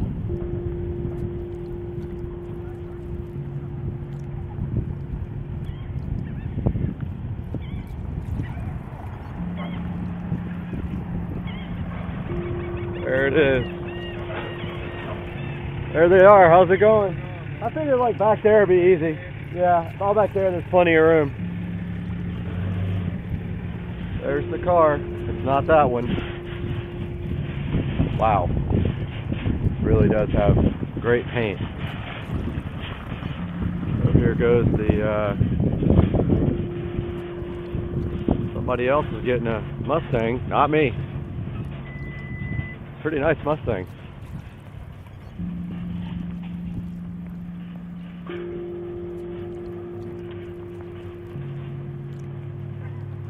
Gonna pause this for now so we can get this thing loaded up. Unloaded. Getting the car unloaded right now. Mustang out first. 427 Mustang Roush.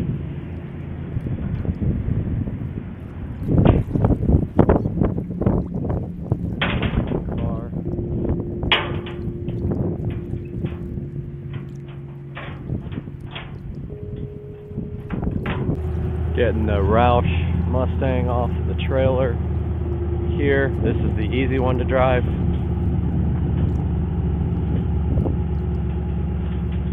Because it has a regular clutch, I'm sure. But the IS has a twin disc. Directing them off the trailer. They got the boards to prevent any scraping. Straight back. Straight back. Let it roll straight back. Come on. Come on down all the way. Keep going, bro. Straight back. He's got it off the trailer. Good. Woo, that front is so low. Good. Damn. Good. Wow. So close. Front air dam. Very close on this Roush. So we're gonna see if you can drive a twin disc clutch. I think you should come up and try. You want me to do it? Yeah. All right, I'll come. I kind of wanted to get video of it coming off though. I'll video you. Okay. All right. Yeah. All right. Take It's your already time, on. walk up. Yep. There he goes. All right. New owner of his new toy. Yep. Gonna see if I can even drive it. Awesome. Yep. Really pretty inside. Look at that. Yep. Short boy.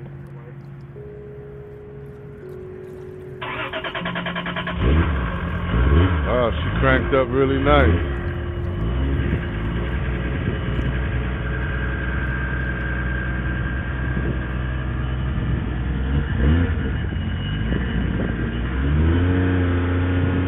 Warm up over there. Gotta watch it. You got it?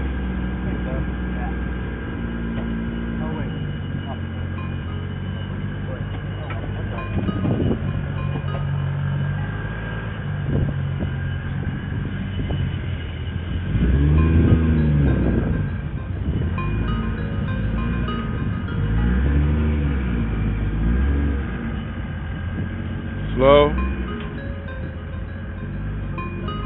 So hard to punch it. Super tricky. Yeah.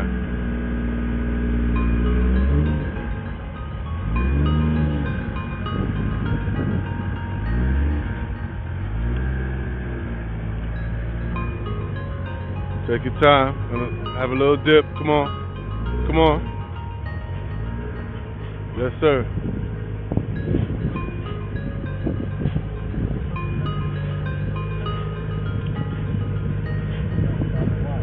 Come on.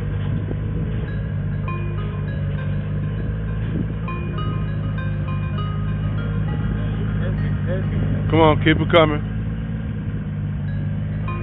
Keep it rolling.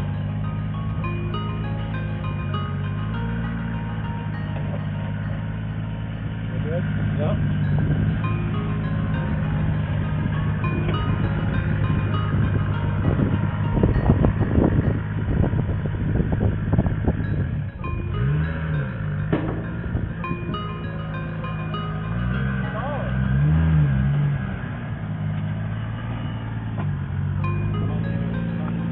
Yeah. Does it take brake fuel or? It will take E85. You know about the E85 stuff? Yep. About to try to drive this car without stalling it already. It's a little difficult to drive, but managed to get away without stalling so far. It's really off on though, as you can see right there. I'm still getting used to it. Wow, this guy just pulled right in front of me. Girl. So another thing, 6 gears really close to the emergency brake. You can really, it's hard to tell when it's in gear. This is going to take some getting used to.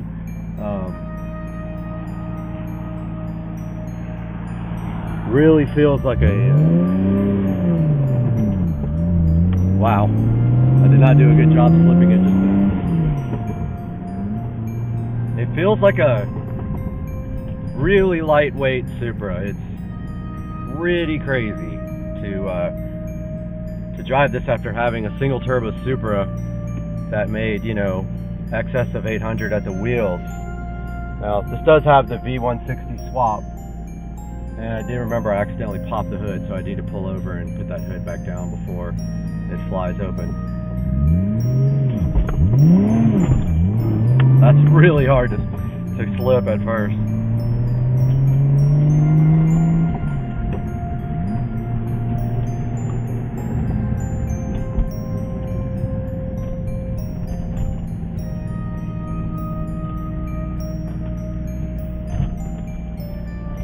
Pull over here and fix the hood because I accidentally popped it a little while ago.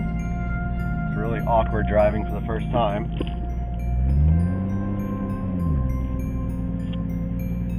Got the car back home sitting in the driveway.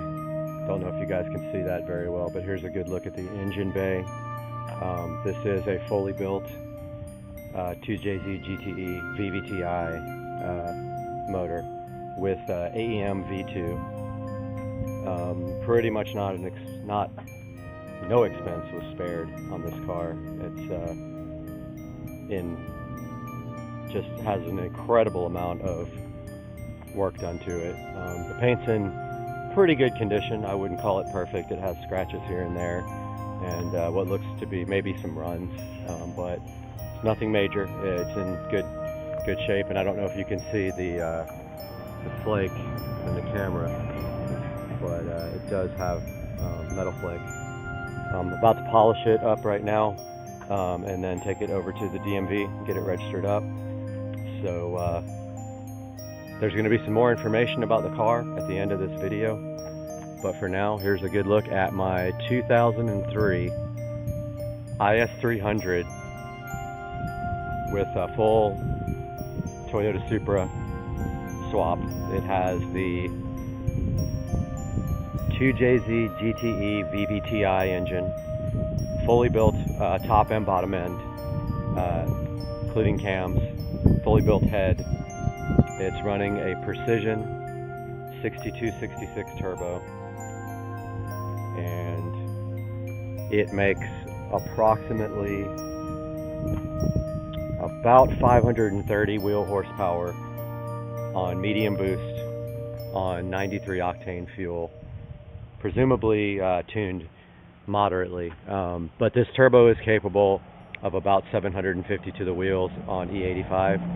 So that is the plan, to take the car up to Tracy over at Tuners Inc., throw another fuel pump in. It is only a single fuel pump, and we are going to run E85 in it. The clutch is very, very difficult. It's a twin disc clutch masters with an aluminum flywheel. It'll take some getting used to.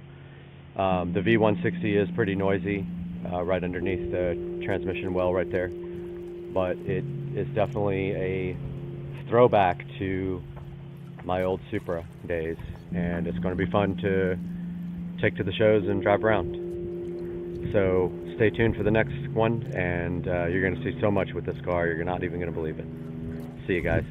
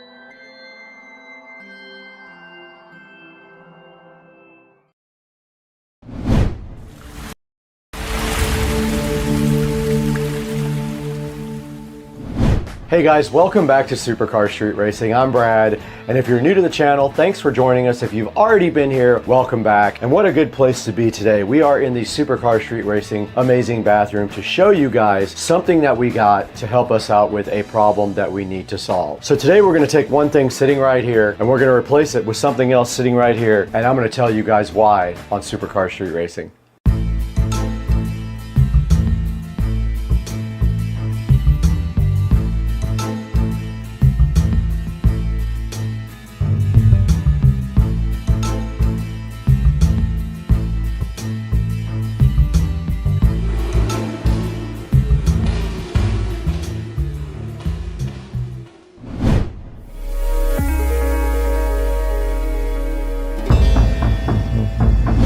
Alright guys, welcome back to Supercar Street Racing, and you can see here that we are in the beautiful Supercar Street Racing bathroom with this fit index scale right here. Now this was my scale over the years when I was losing weight. I actually got it at a thrift store for about $4, and it does have an app-based thing and all that, so it works pretty good, and it does body mass index and all that. But however, this thing has stopped working recently. It is erratic and quirky, so we had to figure something else out, because I am going to tell you why we need this and a replacement for this. So traditionally I've been trying to eat well, I've been trying to eat low carb and everything like that, but over the last year I have really let my diet go. Even though I exercise daily, I'm on the treadmill every day for 1 hour and doing weight, that has come to a close to keeping me in a good amount of shape. And as you can see, as you've been watching me for the last couple of years, I have gradually gained weight back on, and I think that I'm probably about 20 pounds overweight of where I need to be. My comfortable body weight where I'm nice and fit is in the 150s, low 150s to high 140s, no lighter than about 147, and I'm a little bit skinny right at that point. So I'm only 5'6", so a good weight for me is probably around 150. And we're gonna take some time to tell you how we're gonna get there.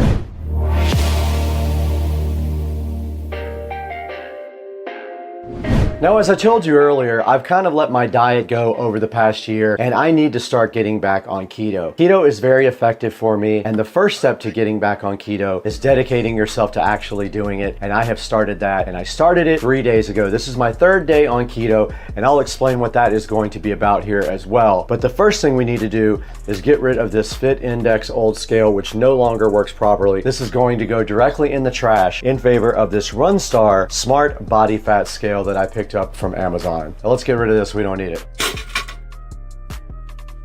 And it just did break.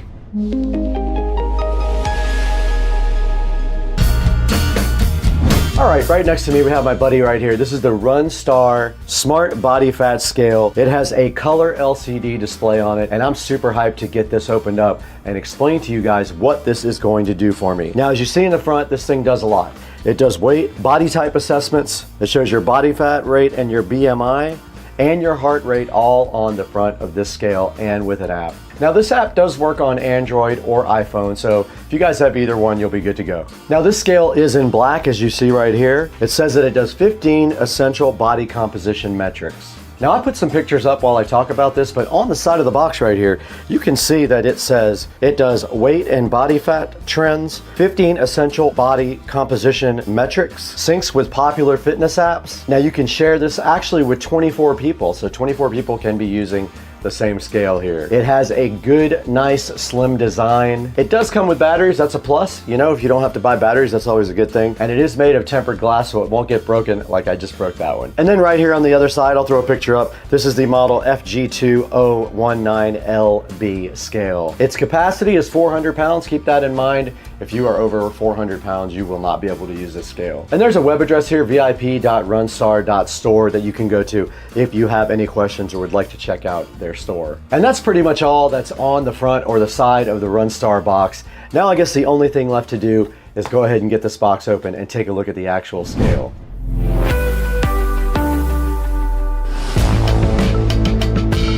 Now the inside of the Runstar scale, it just has a piece of foam over the Runstar to keep it protected. Go ahead and get rid of that. And then right inside of that, there is a user manual right here. Shows you some of the error codes, like low for charging battery, overload, and calibrating. There's also a QR code right here to scan to go ahead and download the app to use with this guy. This does use Bluetooth to connect to your phone, so remember that. Make sure your Bluetooth is on when you go ahead and download the app to connect the scale. All right, a little bit further in the box, and there is a pamphlet here, and it just shows you again how to get started quickly with the scale. Downloading the app, opening the StarFit app, you've got to go ahead and register on that app, and for Android, you need to have your location on as well. Now there's a measure page on the app to go ahead and weigh yourself. You just hit that measure and step on the scale. And then there's some simple troubleshooting steps down at the bottom. Now deeper in the box, you can see we have actually gotten to the scale here. We go ahead and take it out. It is very nice. I love the fit and finish of this, and it wants you to go ahead and peel satisfaction this, but in order to do that, we have to do a short. We got this huge bottle of lotion right here. We got this scale, and we got the peel sat. And this is for your satisfaction. And if you need this lotion that's next to it, go ahead and get that too and use that. But this peel sat is so good in your life, and you love it. And we just peeled the sat, and there's some lotion sitting next to it if you need it. All right, now when you get your scale, don't forget to go ahead and pull off the protective battery thing from the bottom. There's simply a plastic thing here that keeps you from discharging the batteries if you don't open the scale immediately. Just pulls right out like that, and the scale should be on now. And it did light up and it did say hello. All right, we are back with the Runstar body fat scale, and today I'm gonna do something I'm uncomfortable with, but I am gonna go ahead and step on this scale with my clothes on and tell you how much I weigh today. And to do that, we do have a second recording device right here. What we're gonna do is put this directly down on the floor, right here on hard ground. We're gonna go ahead and tap the scale. It says hi, it's at 0, let's stand on it. Now this thing says I weigh 172.1 pounds. That is the current state of my physical fitness. It is about 20 pounds overweight of where I need to be. So let's go from there and talk about how we are going to fix this.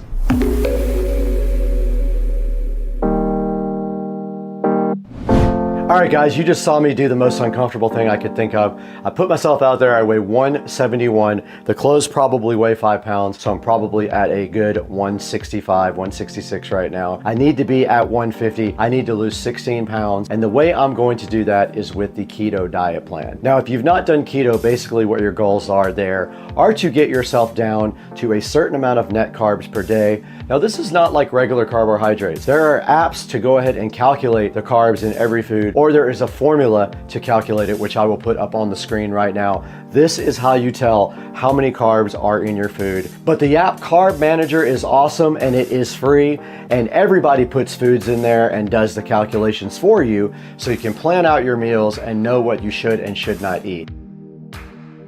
When I do keto, I keep my carbohydrates down to almost none, but you are allowed sometimes about net 24 carbs per day. And you can get that very easily, so you have to be very careful about what you're eating. You cannot take in any types of sugar, so no sugary drinks, no sugary coffee, nothing like that. And you need to do things like no sugar added ketchup and things like that. That's the only way to guarantee that you're not going to be getting sugars and carbs into your diet when you're on the keto diet plan. Now, last time I did the keto diet plan, I lost about 25 pounds and I did it in about 60 days.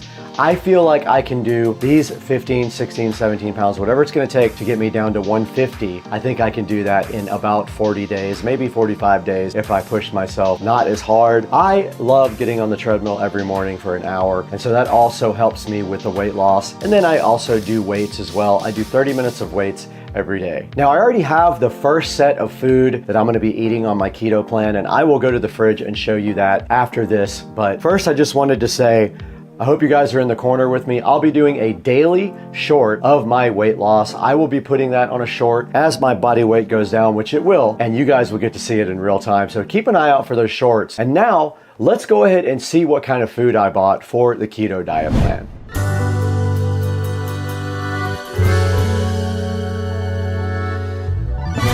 So before we go into the kitchen, we're just going to take a look at how this app works with the scale. All right, guys, we have the operating instructions right in front of us, and you can see right here, all that we need to do is go ahead and download the app. So let's go ahead and go to the phone real quick. Did scan. Now it's going ahead and going to the Play Store, I assume. There's StarFit. We're going to go ahead and install that. While that installs, I have the scale down here. Let's go ahead and open the StarFit app, and we're going to go ahead and register. I'm going to go ahead and put my name in, put my birthday in. Just had my birthday last week. Go to inches. I am 5'6". My target weight is going to be 150. Let's confirm that. Okay, I clicked allow. Place the scale on flat ground, lightly step on the surface to activate, and the app shows it is connected. Okay, it says that the Runstar R6 is connected. Let's go ahead and stand on it. We are supposed to be in bare feet. All right, it says 173 again. Measuring my heart rate. BMI is 1.2. 23% body fat. And here is all of the different things associated with this measurement. So now you guys can see what the scale can do. I have to lose 23 pounds on this diet. You can chart all the aspects of your body, so your weight, BMI, body fat, and then of course you can use multiple people on the same scale as well. But there's a good 91.3 pounds of water weight, 39 pounds of fat, 7 pounds of bone mass, 31 pounds of protein mass. Pretty accurate, I think. That's about what I weigh. And it's pretty cool that you can get all this on the app. So now you guys know how the Runstar works and how you use it with the app. Now let's go on into the kitchen and see what kind of food that we got for the keto diet.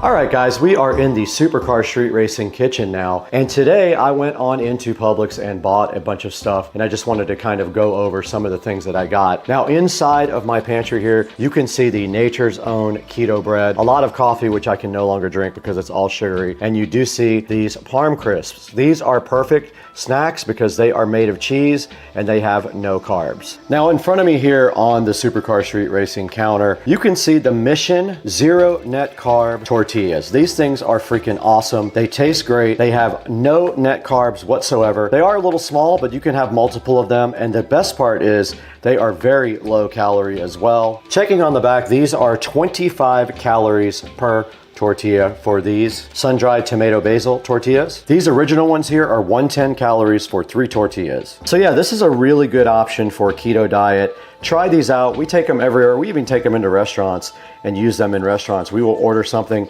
and put our own tortillas on there and take the food off of whatever they have and place it on our tortillas so that we can do some cool things like go get Mexican food and still be low carb. Now inside the fridge here, there's some essentials that you have for low carb eating. One of them is no sugar added Heinz ketchup. That has no extra sugar added. Obviously, real mayonnaise you can have because it's all about fats and low carb in keto. We also have some zero sugar creamer right here, which will be perfect for low carb. We have some I can't believe it's not butter, but you can actually have real butter as well. Butter is on the keto diet. So we have butter up here. We've got some Land O'Lakes right here. And we've got some I can't believe it's not butter right there. And then moving into the fridge here, we have some quick steaks, some cube steaks inside of this bag, which are perfect. You can have any meats you want. Meats are unlimited on keto. We also have some Publix zero sugar soda here, some diet root beer, and some diet cherry cola to complement that. We have some Sprite Chill zero sugar right here on the side of the fridge. And in the deli meat section here, we have some boar's head chicken there. We've got some other deli products in here. We've got some carving board chicken. We've got some Gouda cheese. We've got tomatoes, which are keto friendly. And we have another pack of cheese there. We have enough food there to go ahead and make sandwiches every day, or we also have some quick steaks there. Now moving into the freezer area, I only bought one thing today to get me started, and that is a pack of Bubba Burgers here. I bought Bubba Burger turkey burgers there, and I will be putting those on the Nature's Own bread to eat later on if I want something for dinner. And that pretty much rounds out everything that I have for my keto diet. To start my keto diet, I have started and been on it for the 3rd day now. I'm actually feeling better already. Today's a big day. It's a big start. Now, let's go back into the Supercar Street Racing Studio B and see if we can take a look at this scale online and show you guys how to get one for yourself.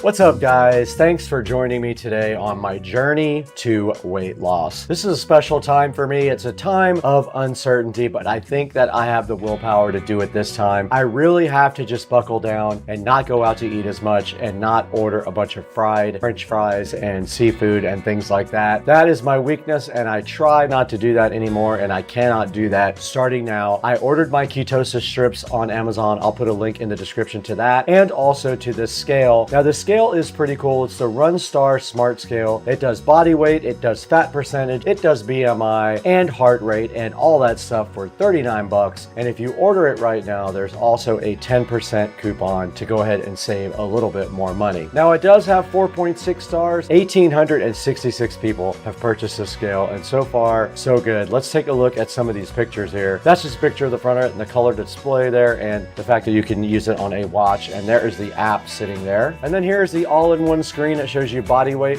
fat, BMI, body type, and heart rate. Right here, it says it's accurate to 0.1 pound. It weighed me at 172 to 173 pounds, which might be accurate. We have 15 essential body composition data that they show in the app, things like your cardiac index and your muscle rate, and things like that you might be interested in for your health. You can go ahead and download the StarFit app on the App Store and start tracking your progress. I went ahead and tracked it already. I'm gonna do a check-in tomorrow morning morning with a short right before I get on the treadmill. Now this guy says it only needs batteries every 90 days, which is awesome.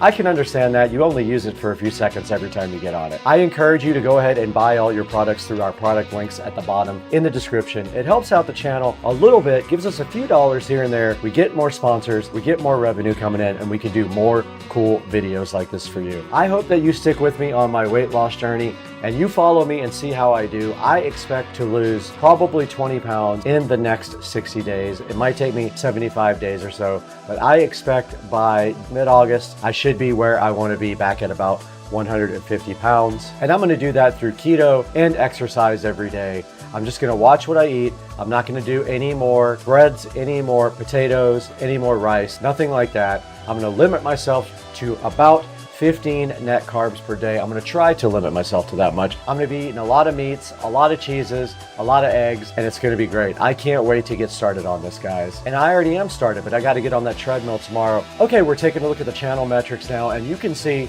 we have 147,374 subscribers. We did do a video about the Tesla Model S Plaid 2-year anniversary. That video is sitting up at 100,000 views, so thank you so much for watching that video as well. And thank you for liking and subscribing. Pass the word along to your friends. Now we got to get out of here. I got to get cleaned up and get some dinner because I am already starving and I have keto food.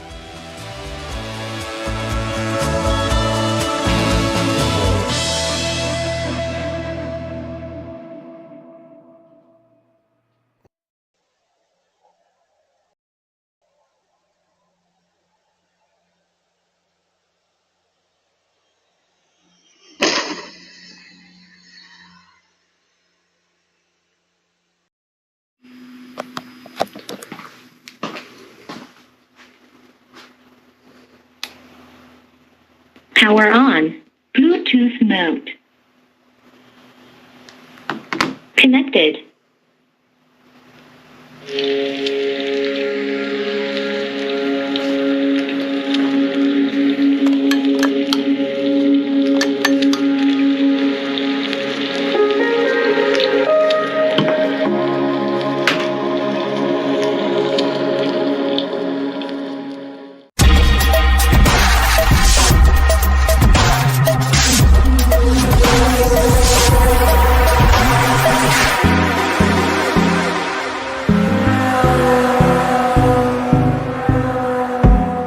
Welcome back to the channel, and we are here in the SCSR bathroom today to take a look at this IPX7 waterproof Bluetooth speaker. Now this was graciously provided to me from the manufacturer to go ahead and check out. So today we're going to unbox it, see what's inside, test it out, and let you know how good it is. Back in the supercar street racing bathroom again with Brad, and today we have this IPX7 wireless Bluetooth waterproof speaker for the shower on the channel to check out with the funniest name ever, PRSCFUM. It's like perfume misspelled, so I don't know what that's all about, but it does have some pretty cool packaging. I was kind of impressed by this right off the bat when I saw the packaging, like they're trying to copy some higher end packaging or whatever. But next, let's open this up and see what's inside. We got the IPX7 here in Supercar Street Racing, and inside of the box, which I've already opened so I could charge it for you guys, we are going to find the following goodies. Like I said, really cool packaging and a very nice display here when you open up the box. And right inside the box, you do see the actual Bluetooth speaker in here. And when you take it out, you can see it is kind of like a show device, so or a dot. So I don't want to say it to wake up the friends there, but you can see it does look like a dot here if you check it out. This one is white and black, and on top it does have controls, which I will explain to you here in a moment. But taking a good look at this, it has a way to hang it right there, and also it has a way to hook it on the back if you happen to have a screw available. A lot of people don't have that in their shower obviously because they have tile, but this has a couple of different ways to hang it up. One of them being you could just put it on a string and hang it from your shower curtain rod there. And then now let's take a look at what's in the instruction manual. So taking a look at the instruction manual, here on the first page, just some gentle reminders here about keeping it away from children and things like that. And then it shows you how to operate the on-off key by holding the power button for 3 seconds to turn it off or on. And then resetting it, you hold the power button down for 8 seconds. And as we move to the next page, you can see it shows you how to go next and previous to play the next song, or you short press it to turn up the volume or turn down the volume. You can adjust the light here, and you can switch between Bluetooth mode and FM mode here on this page also. And then it shows you your display screen, your display clock, the FM frequency, and then how to actually go ahead and wirelessly pair. And it does remind you, you should be charging this thing for at least 2 hours before you go for your first rip with it. Next page, we got the TWS interconnect, which just shows you that you can connect 2 of these speakers together, which is pretty cool. And then down at the bottom, it shows you how you can reset the speaker by holding the power button down for 8 seconds until the red light flashes and the speaker turns off. And then after restarting, the pairing is separated. And then the last page just shows you your charging equipment, your activation and your warranty, and has some technical specifications about your Bluetooth speaker. And that's pretty much it for the instruction manual. Now that we took a look at the IPX7, we're going to take a look at what's inside the accessories box here now. So what did it actually come with? Well, inside of this box, you're just going to find 2 simple things. You're going to find this instruction manual, and then you're also going to find this USB Type-C cable to charge your brand new Bluetooth waterproof speaker. And they gave you one more surprise goodie that's buried way down in there, and it is a little suction cup. So you can take this suction cup and you can actually put it in the back there where that screw hole is, and then you can suction it right to the tile, and it sticks up on the tile really cool. So even if you don't have a place to set it down, you can use this suction cup and go ahead and put it up in your shower. Now let's take this IPX7 right into that shower and see how it performs while we get clean.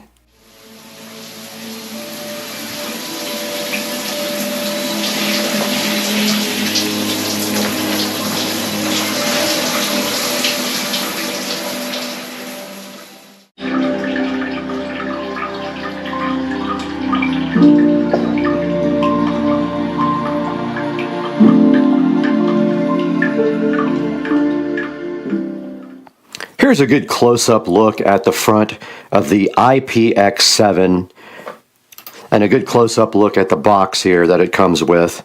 But I wanted to show you guys the controls here. So basically we have the power button right here. You hold it down. Power on. Bluetooth mode. And then there are different ways for actually pairing it, but it did just show up. When you hold down the power button initially and keep holding it down, it is ready to be paired, and it come up as S3 on the phone. And then once you are connected to the device, this is your volume up and your volume down button. This button here controls the lights, so right now it is just on an endless cycle. But if you do push this button again, you can go to a solid color, and it'll go right through all the solid colors until you get right back to the cycling of the LEDs. Now, my one question was how to set the clock, and I did look in the manual for a while for that. But as soon as I connected it to the phone, the time did update. So I guess it gets it from Bluetooth would be my guess. Now, once that is all connected, then you just have your other device, your phone or your tablet, and once you're paired to the S3, you can go ahead and play music from it from there. Okay, you just saw how this IPX7 performed in the shower, and I got in there and it sounded really good. We were listening to no copyright music. Now let's take this thing over to Brad in the Supercar Street Racing 4K production studio to check it out on Amazon.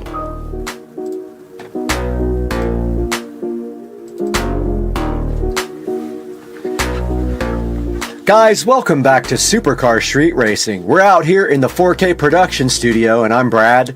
And if this is your first time on the channel, welcome. We're so happy to have you here, and we encourage you to like and subscribe to the videos. And also buy all your products through our affiliate links down below and leave comments and suggestions for me.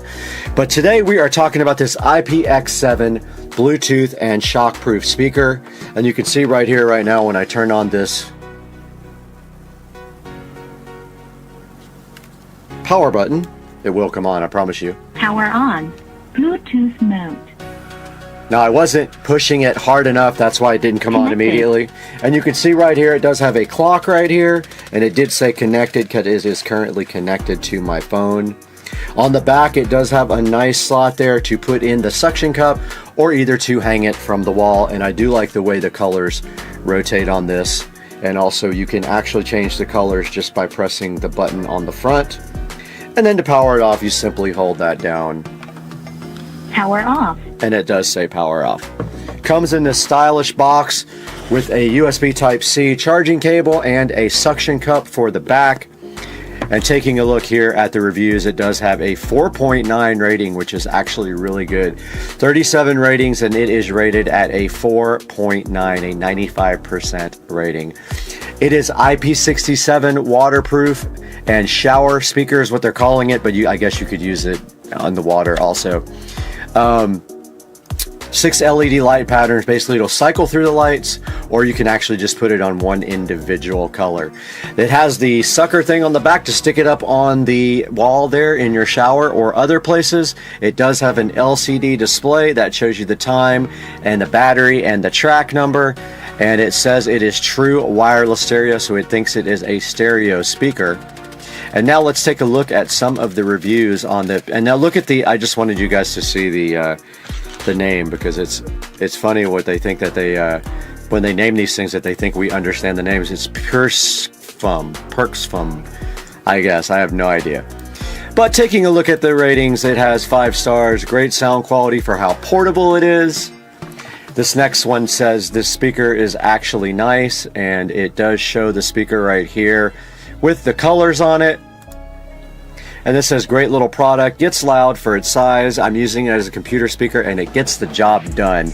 Absolutely agree. You saw me in there in the shower. I had no issues whatsoever with it in the shower.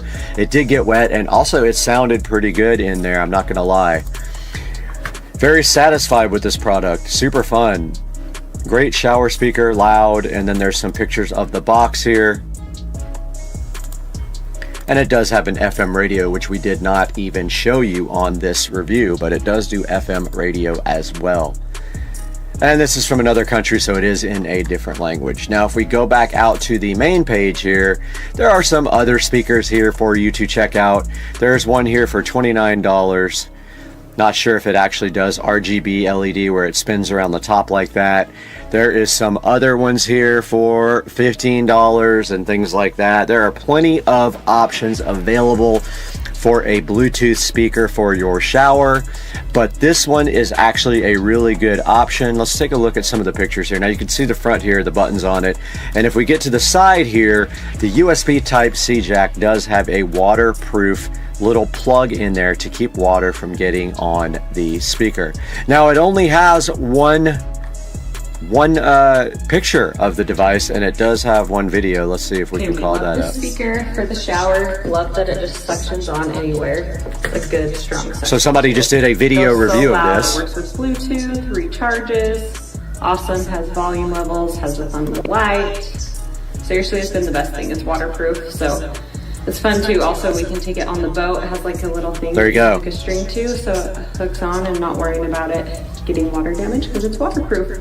Works super well, goes really loud. All right, so you can see in this review, she did say that they do take it on a boat, so that is very interesting. That's another use for the IPX7. And once again, please buy this through my affiliate link down in the comments section below. Anything you can do for us, and you don't have to buy this product, you can buy anything you want through any of my links. Click any of my links when you're going to Amazon and buy anything you want. and that gives me a little help with the channel because we do lose money. Now this one was provided for us, so we didn't lose anything on this, but it still helps the channel greatly if you could buy through our links. And please like and subscribe and hit the bell icon, and we'll see you next time. I don't have to take a shower, but I'm peace out.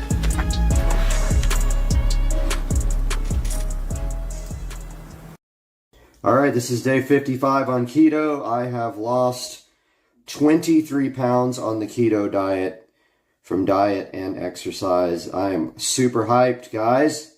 23 pounds. Out here ripping Joe's golf cart. I got Joe's cart, and that's Joe. I'm gonna try to pass him.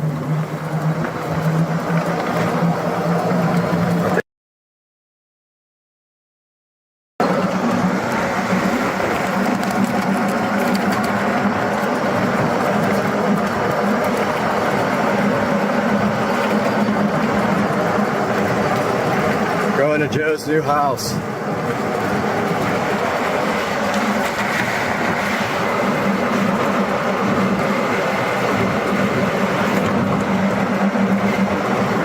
I think we got, yeah, this thing's dead.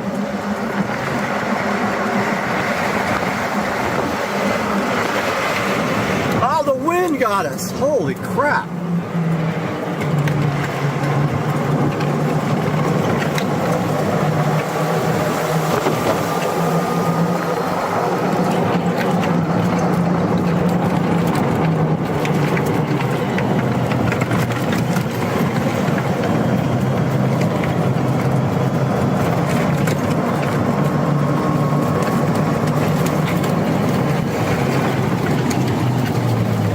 Alright, Joe's new place.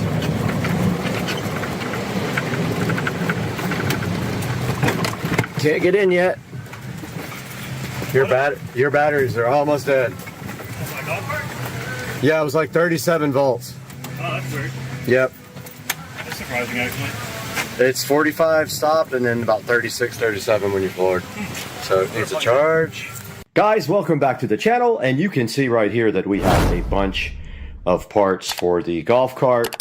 This is the 70 volt lithium ion conversion for the club car, and also the AC motor conversion for the club car. We're going to be unboxing all that today. But first, before we do that, we need to get this motor and controller out because it is sold. So you're going to see that next when Joe Dukes of Duval and I take the motor and controller out of this beast on Supercar Street Racing.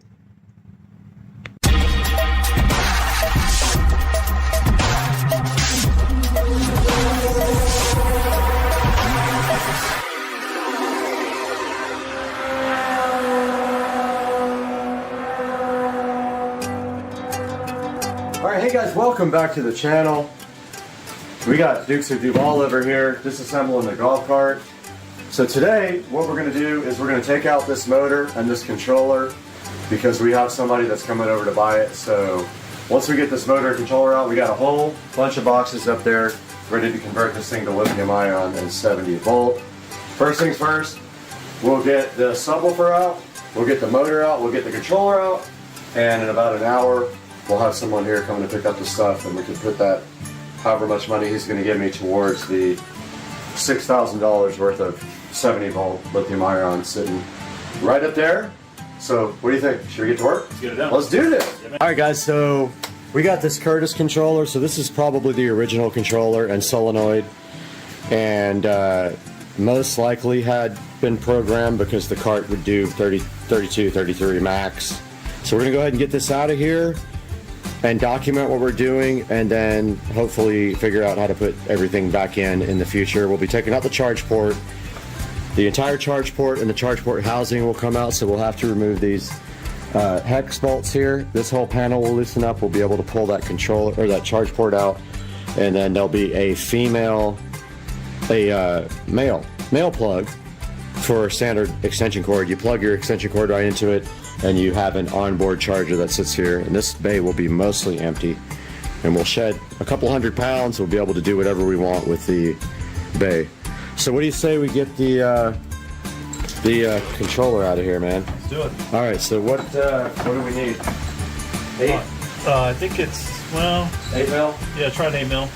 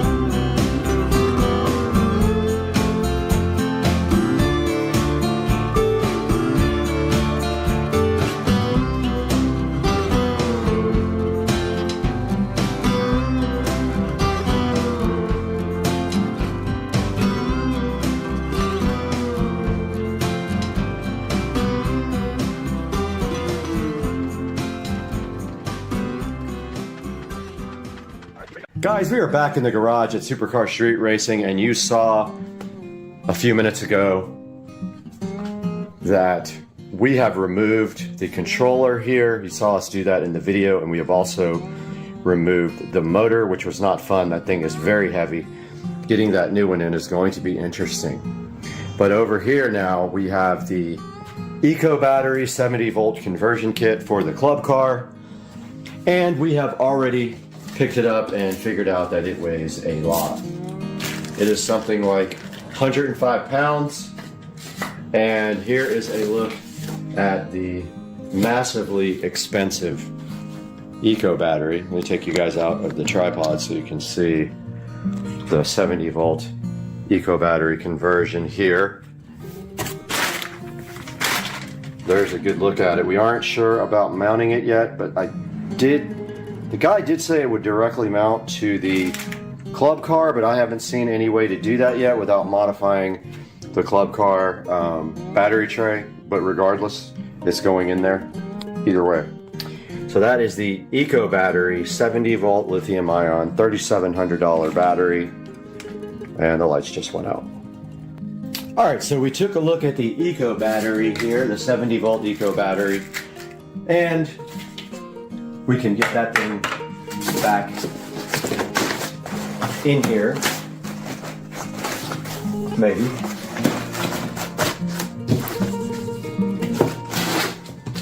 And take a look at the next box here. This says Novitas on it. I have not opened it yet. It is open because someone opened it in my crew. But this says Novitas, and let's see what's in it.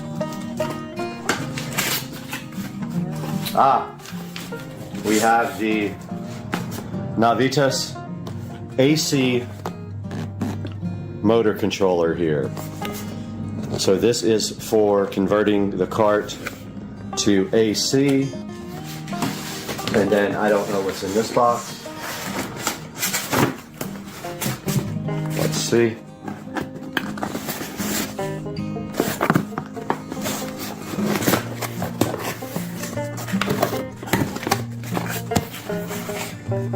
Oh, nice cable, some connectors, and the on-the-fly programmer are inside of this next box. The programmer is right, but you can actually use Bluetooth to do that.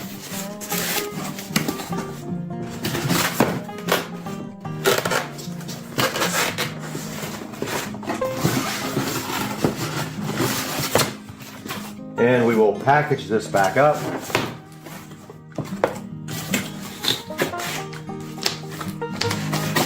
And move on to the next box. Not Xbox, next box. Alright guys, this box is open. We took a look at this already. But this is the solenoid. And there you see on the side. This is a, I believe, 400 amp solenoid.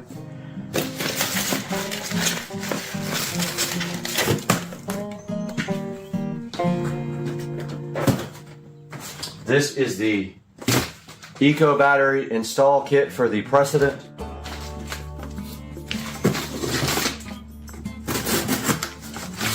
This is what it says. I have not opened it.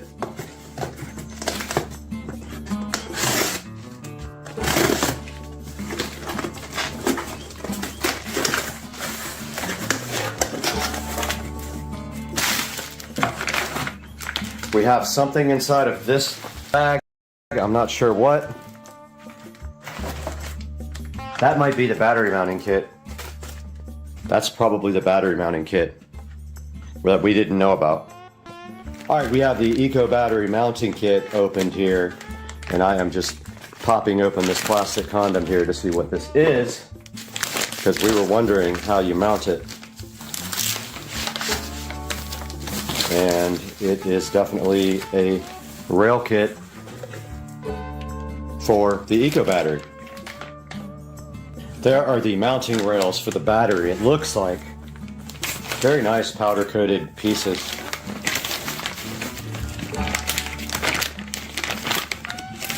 This is exactly what we were looking for here. We will put these back into packaging now. Keep everything nice for the install process. And what is next in here?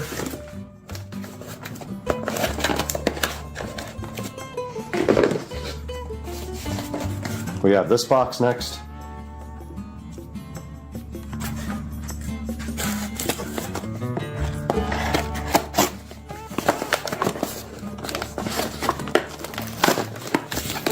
And this is the charging port. So it converts to onboard charger.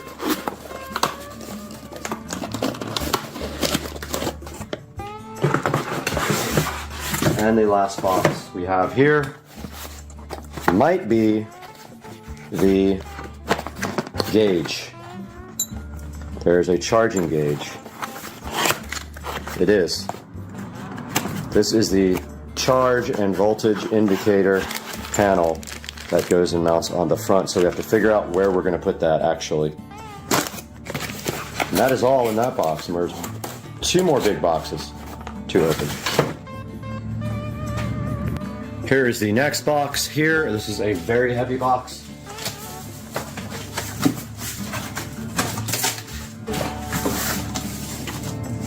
There are some screws. Look like some wiring caps. Some eyelets, and inside here we have the Navitas 5 kilowatt AC motor with the beautiful color-coded voltage wires here. This thing looks awesome. I am so hyped for this. Hopefully you guys can completely zoom in, but there is the Navitas. This is the best motor you can buy from Navitas or Navitas or however you want to pronounce them. 5 kilowatt motor. This thing is going to absolutely rip. And is that everything? Oh, we have one more box after that. Put this thing back into its box.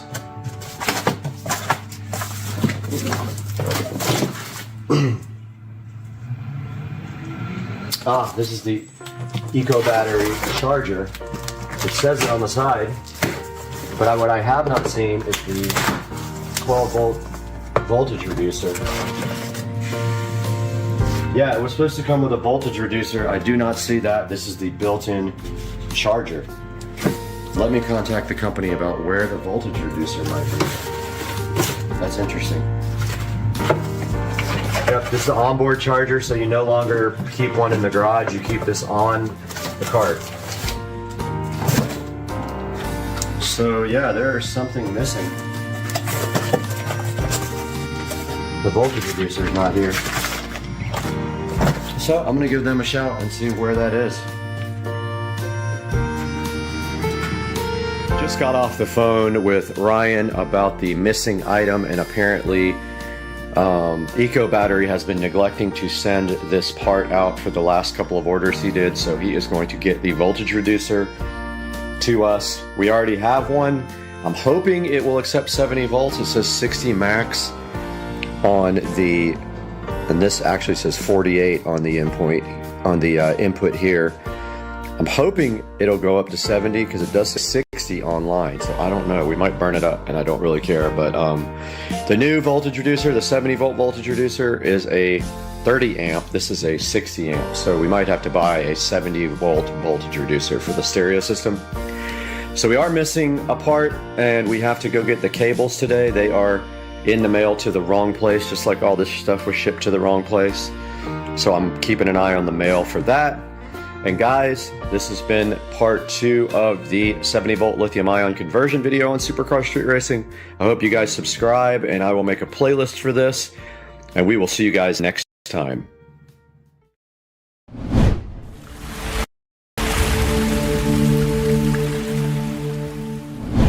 Welcome back to Supercar Street Racing, guys, and directly in front of me is the Easy Surge 40 volt electric lawnmower. rechargeable lawnmower, 18-inch deck. Easy surge reached out to Supercar Street Racing to see if we wanted to take a look at this with you guys. And of course, I have to do it for you guys. So we have the Easy Surge 2x20 volt brushless self-propelled lawnmower right here in front of me. And today on Supercar Street Racing, we're gonna open this guy up, get it out of the box, get it assembled, and go ahead and cut my front yard and see what you guys think of it. I'm gonna test it before you buy it. Let's get this show on the road, guys.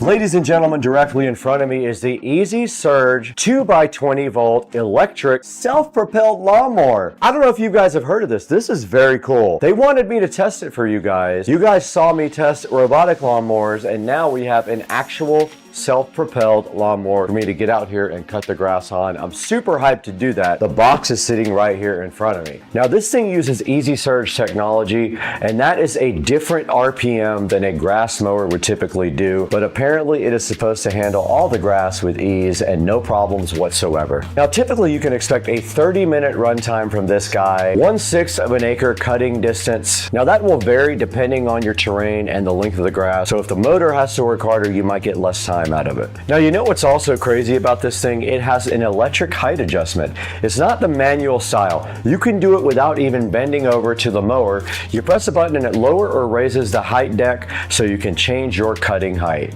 Now this dude is also self-propelled. It goes from 1.3 miles an hour to 2.9. That's pretty cool. I cannot wait to test this in the front yard. Another thing that's awesome about this guy is the storage. It has a single handle fold design, which makes it easy to fold up and store. Unlike the other designs which have 2 rods, it's very easy to store.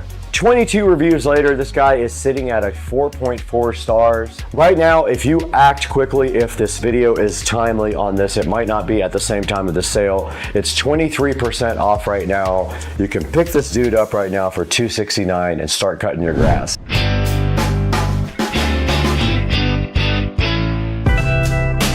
All right, guys, you just saw me talking about all the features of the Easy Surge. This is a 40 volt. It has 2 batteries. It is awesome. It's self-propelled. It's made by Lethelli, and Lethelli was kind enough to reach out to Supercar Street Racing and see if we wanted to show this to you guys.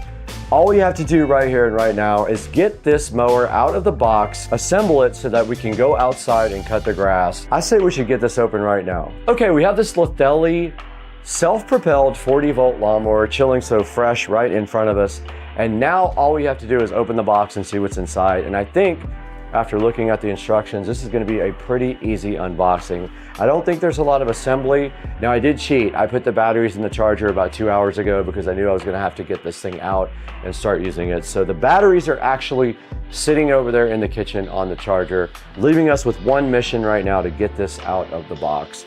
And so the first thing I see right here is it's well packed. So there's a lot of styrofoam around it, keeping it very secure inside of the box. So that's great. There's a few things inside the box here. There is a nice instruction manual inside of this big plastic condom right here. We'll take that out. This is protected in shipping. And then inside of that, there is a user manual and then a power cord here for something. I don't know what that's for, not sure. Because I plugged the batteries directly into USB Type-C to charge them. So this stuff can go back here. We don't need that where we're going right now, that either. And then the lawnmower itself is sitting right here. This was where the batteries were, so they had them separately packaged in this little white box. And then over here, there's another little white box. Let's see what that is. The one thing I can say is this is packaged better than the last product I unboxed. Ah, okay, so I didn't know this actually had a fast charger. So that's cool. So they give you an actual charger here to charge the batteries. I didn't use that. I went directly to USB Type-C from the kitchen. There's a little charging area in there that you guys saw in another video, but this power cord is the power for this. You plug this in the back of there, and you can charge your 2 batteries directly with this. The rest of the inside of the box is just the actual mower. But let's get this out of the box. So I'd say this thing probably weighs about 40 pounds, not that big of a deal. And then this is the handle. It just folds back like that. They have everything nicely packed in here. Everything's wrapped nicely, and they have a bunch of styrofoam protecting it. And first impressions on this lawnmower is it's really sleek looking. I feel like it's kind of futuristic looking, and I like that. Like, that's kind of my style. The whole house is kind of that style. So this looks great sitting right here right now. And there's really nothing to do here. There's no assembly required. I think this is the locking mechanism for the arm that props up. So all you have to do right now is go ahead and cut the grass with this Lithelli electric rechargeable lawnmower. It almost looks like a car. And I did notice that when I opened the battery area, there's actually a spot for 4 batteries. They give you 2 batteries, but apparently you can put 4 total in here at one time. And so that gives you extra capacity for mowing. We showed you guys the mower, we showed you the charger. So the next step is to get this thing directly out onto the grass and do some mowing.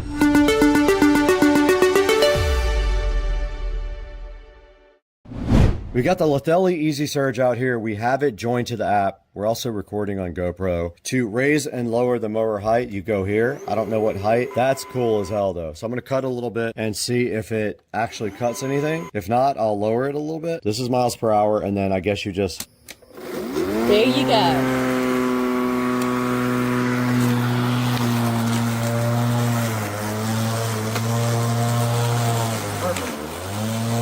Wow. But I'll take that. Did you change it?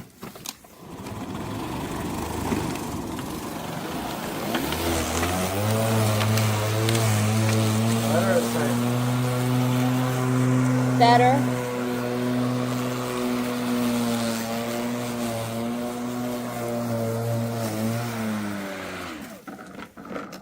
Dang, that thing rips.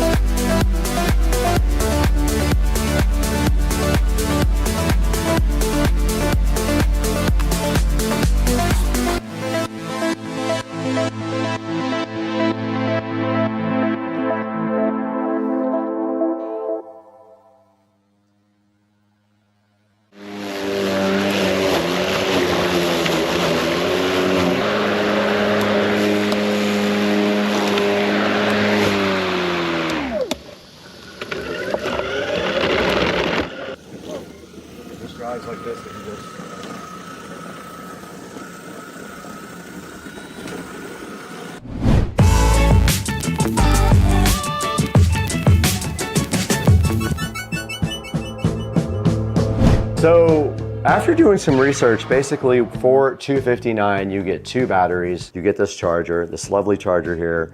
But when we look deeper into the mower, we figured out that you can get actually 4 batteries and install them so that if you have like a larger area, you have more duration on your batteries. That is $309, so $50 more, you get 2 extra batteries. Might be worth it. Think about if you have a large area that you need to cut, and if that's the case, maybe go ahead and get the 309 version so that you have the 2 extra batteries. You don't have to stop down and maybe charge your batteries in the middle of a cut. So if you get the 2 battery setup, you get 30 minutes of runtime. If you get 4 batteries, you can get 50 minutes. Maybe that works better for you if you have a larger area, a bigger yard. So if even 4 batteries isn't enough for you, you can have extra batteries in the charger sitting inside the house ready to go. And when you run out of juice, go grab some batteries, finish your whole property.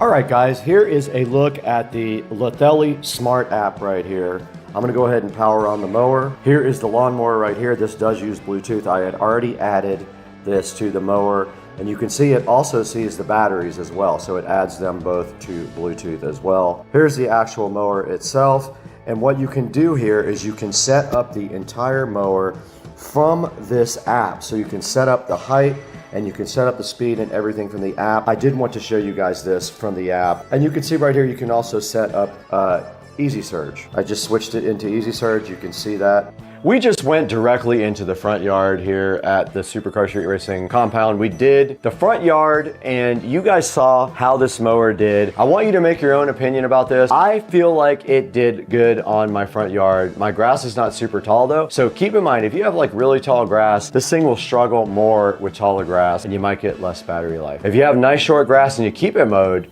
this thing might be perfect for you. You don't have to buy gasoline anymore, so you don't have to worry about that. It won't leak fluids all over anything you have. So think about the Lithelli as an option for your yard. And then we'll have a link down in the description. Make sure you buy all your products from our official affiliate links. It gives me a couple dollars and it helps keep the channel going, and we really appreciate it. So it's not a super expensive lawnmower like maybe the Greenworks, which was about $500. I had one of those, you guys saw it. We're gonna throw it right here to the Amazon page on the computer. Tell you guys how you can get your own Lithelli 40-volt lawnmower, support the channel, buy your Lithelli directly from our affiliate links. Let's throw it to Brad in Studio B.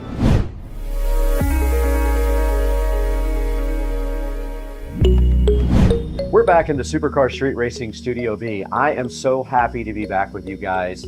I had a great experience with the Lithelli, the awesome self-propelled lawnmower with electric height adjustment as well. That's one of the coolest things about this thing, and you can see right here, we're gonna put this Amazon link right here for you on the screen of the description. It's got solid reviews. I cut the entire front yard with it and had no problems whatsoever. It did amazing in the front yard. You guys saw the whole thing. We had a GoPro strapped to the actual mower, and I had a camera person filming the whole thing, but check it out, guys. Right now it's $269. At the time of the video publish, it might be more or less, I'm not sure. They would like to see this video out within a couple weeks, so I'm gonna work on that in the background. Now it comes with 2 4-amp-hour batteries for one price, or you can opt to have 4 batteries for a longer runtime. Now I got my entire front yard out there cut with just 2 batteries, and they said that they were a little low at that point, but I think it would have kept going and I could have got my backyard. My backyard's like literally a tiny little place. So check out this Lithelli Easy Surge mower from our Amazon link in the description here. Buy everything from our Amazon links. It helps us out greatly. This guy does have a cool app. You can adjust everything from the mower in the app as well, which I absolutely love that. Check out the cool Easy Surge features, the app. This mower runs at a lower RPM than most gas mowers do, and it rips right through St. Augustine. That was like this tall. I had no problems ripping right through it. You saw the video yourself, no issues at all with it. I didn't use the bagger. It does come with a bagger. You can use that right on the outside of the mower if you want and bag up all your grass.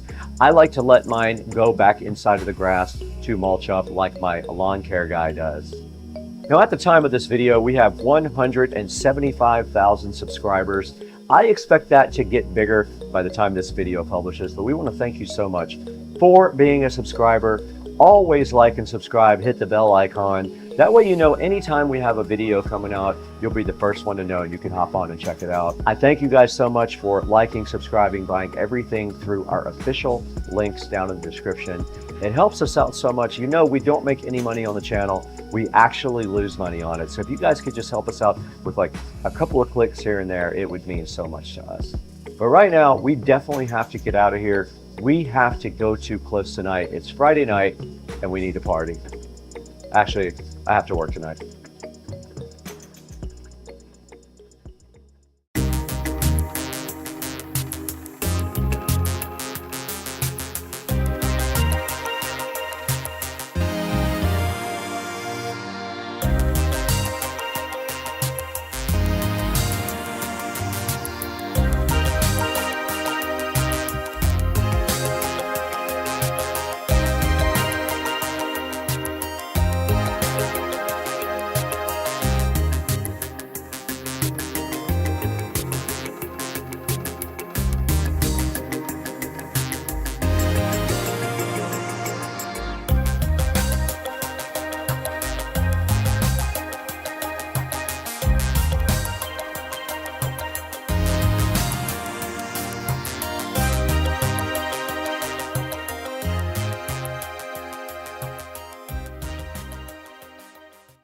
Happy New Year, everybody. Welcome back to the channel. And can you believe that this is actually Florida back here? It is 2023 now.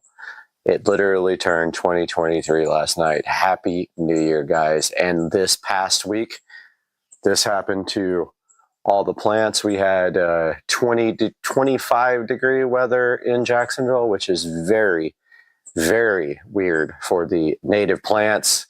And a lot of them took a beating. We're going to see if those will come back. But check out the fog back here. And today we got something special because we have a whole box of goodies sitting in here on the counter that we're about to unbox. Welcome back to the channel, guys.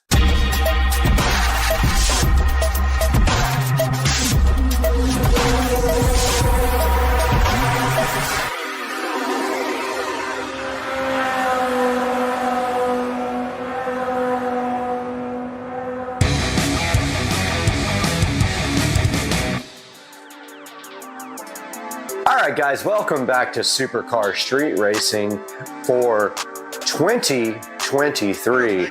As you guys can see right here, we have a whole bunch of goodies starting to come in for the car audio project for the golf cart. I know I call it car audio, but it's actually golf cart audio. And here we have the first bag. Let's go ahead and open this. Let's see. Pull to open. Okay, save this resealable bag for returns. Okay, here's the first one.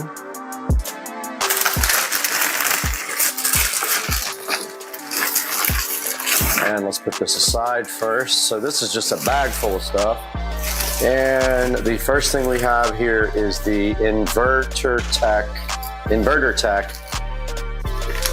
power meter. Power inverter. Sorry guys, I just woke up.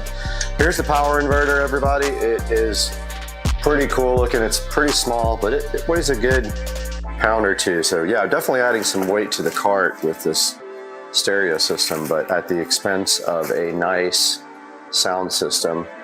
You can see right here, this guy has a USB port right there. It's got two 110 volt, got a little fan, and then we can hardwire. It says do connect converter red terminal with the red rig terminal cigarette plug cable. Okay, so this is basically if you want to use the cigarette plug cable, or they have little jumper cables here. But what we will do most likely is we can either cut these little alligator clips off, or we can just run our own wiring. And this is the cigarette lighter adapter cable.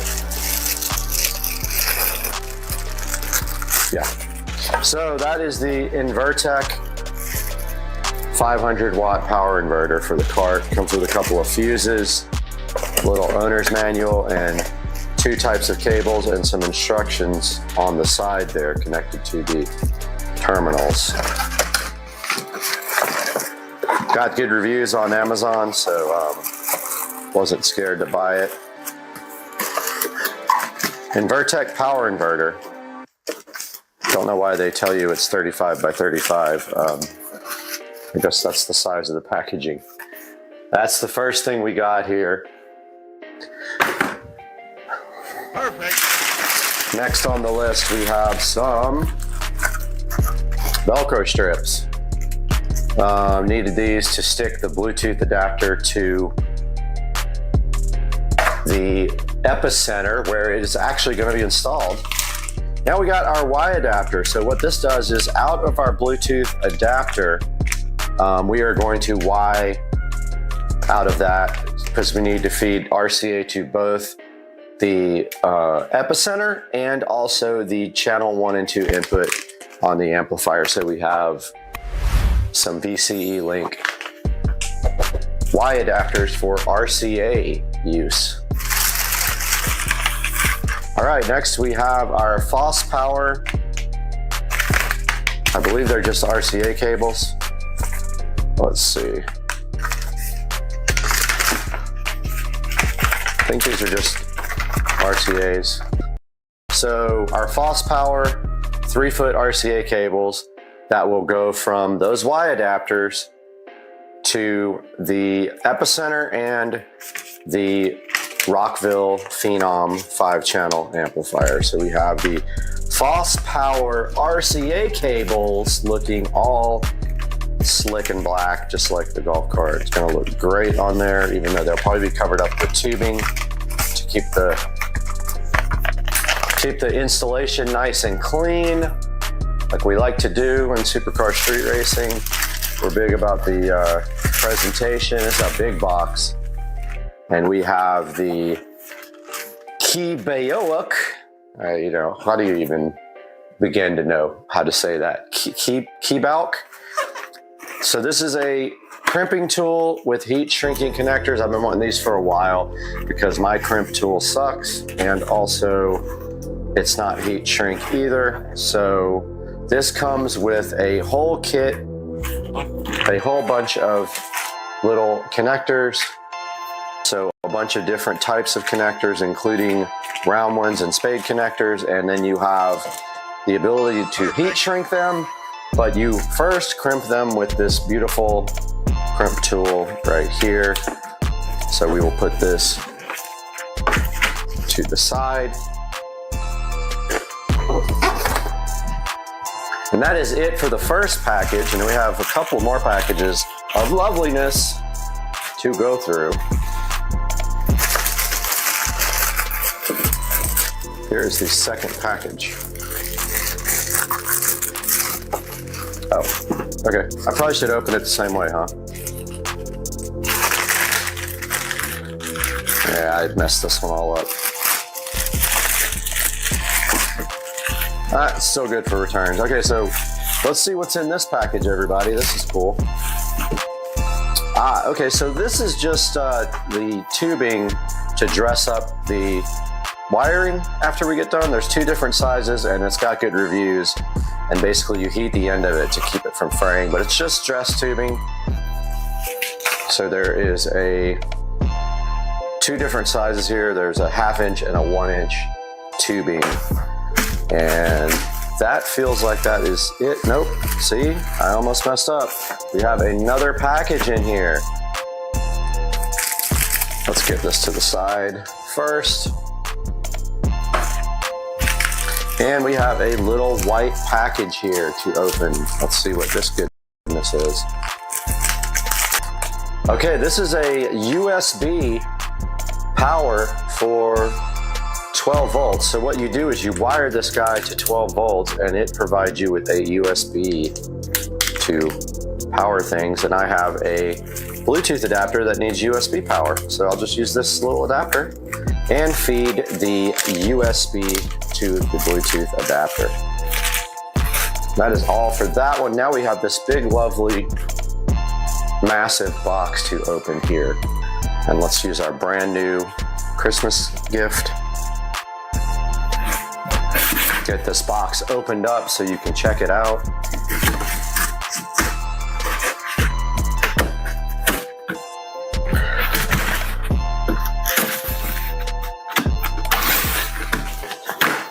Okay, so nothing super exciting in this box, but it's still something that is necessary. Here is our fiber fill. So fiber fill is used in car audio and home audio to dampen enclosures, basically to make smaller enclosures seem bigger, is the effect it has on the audio.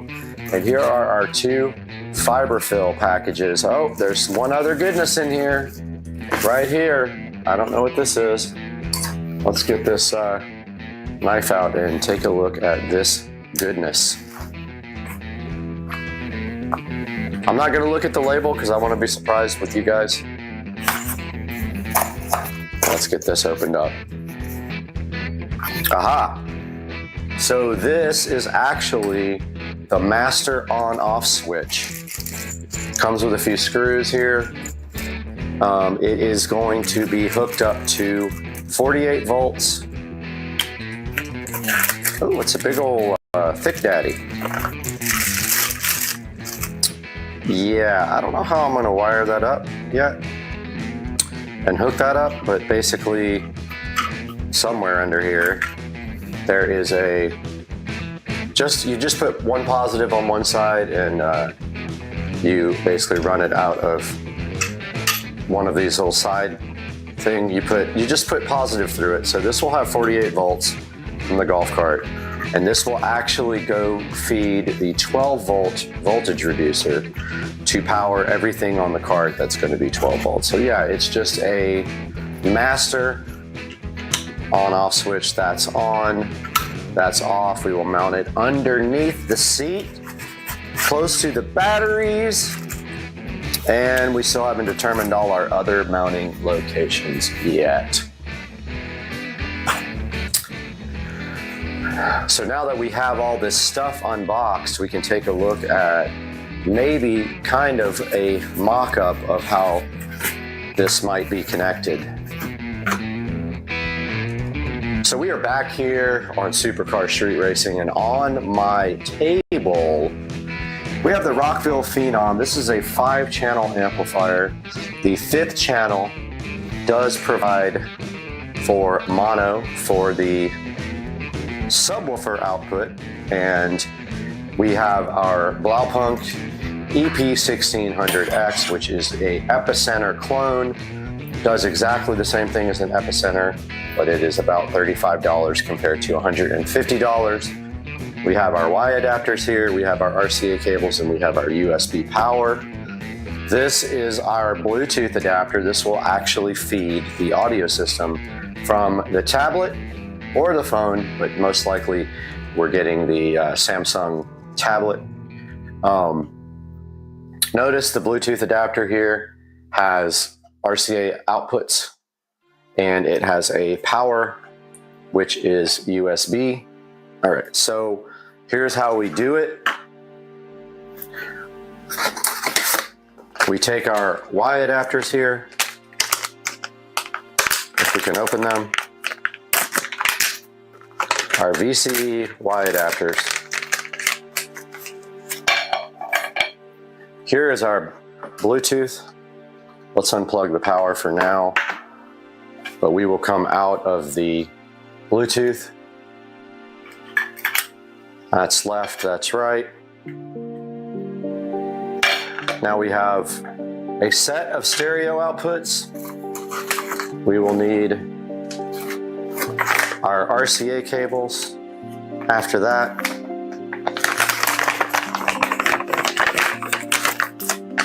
And here are our beautiful black RCA cables.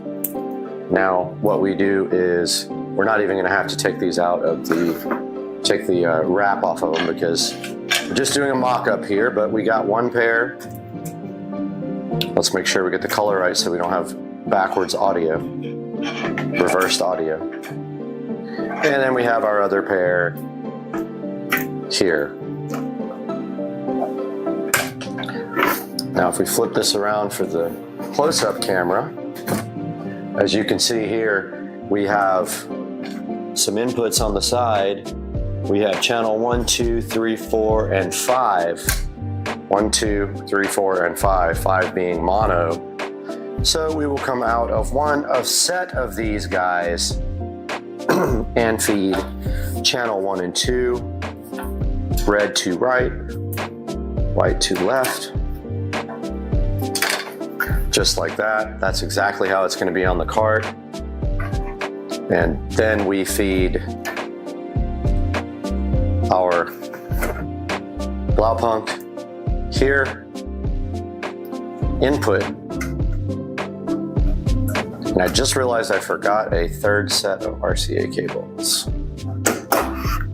We do have another set here in my garage.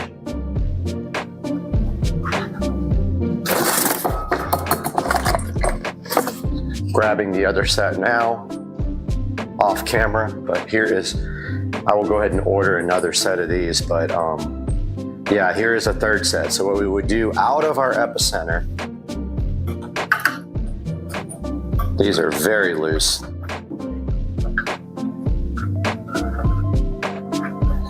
And then we come into channel 5 over here of the amplifier. So there is the mock-up of how this will be connected when we go for our final run. We will have to figure out how to clean the wiring up, of course. Now, the outputs here, channel 1 and 2, we still have a channel 5 connected here with some tiny speaker wire, but channel 1 and 2 out of the Phenom will feed the Infinity Kappa two-way speakers going into the dashboard. Channel 5 out will feed the SCAR Audio 12-inch woofer going into the footwell for bass. And we'll take a look at where that stuff is going to go now. Okay, we are back, and here is the area where the enclosure is going to go. Now, it is wider than that indention part there, so it will actually hang over about maybe an inch or two there. Sorry for my throat issues, but I just woke up. But yeah, the enclosure goes there. It is narrower than where these rails sit, so it'll fit right in there, and I don't have to disassemble anything. Also, my hope is that we have room for mounting things on the back there, even if we have to remove this panel, which we probably will do. That just literally feeds underneath here. This part right here, it feeds. It's just actually no, that goes to the engine compartment. Sorry, this part goes down to where the amplifiers and everything will be mounted. So yeah, we're gonna hopefully mount the inverter back here somewhere. We're going to mount maybe some other little things back there, and then put the enclosure right up against it to hide it, and then we'll permanently wire the inverter to a actual outlet somewhere on the cart. And I'm thinking the best place might be up here somewhere, but I don't know yet. I gotta kind of think that over. I don't want it in plain view, even though it'll be cut off when we don't use it. So that is the current plan for the golf cart. And we're going to take a look now at that diagram that we created the other day using technology based from Minority Report.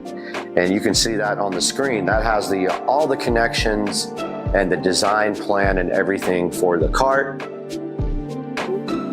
Once we get everything in, it'll be a few days, probably another week before we get everything in. We can continue, and I hope you guys enjoyed the video. And I hope that you will have a great new year.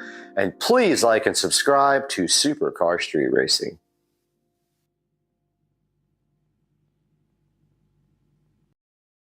Welcome back to the channel. And I know we started on this delicious steak, but today we are actually going to be taking a look at the Mission Carb Balance flour. I guess they're just tortillas, more or less, but they're supposed to be carb friendly for a keto diet.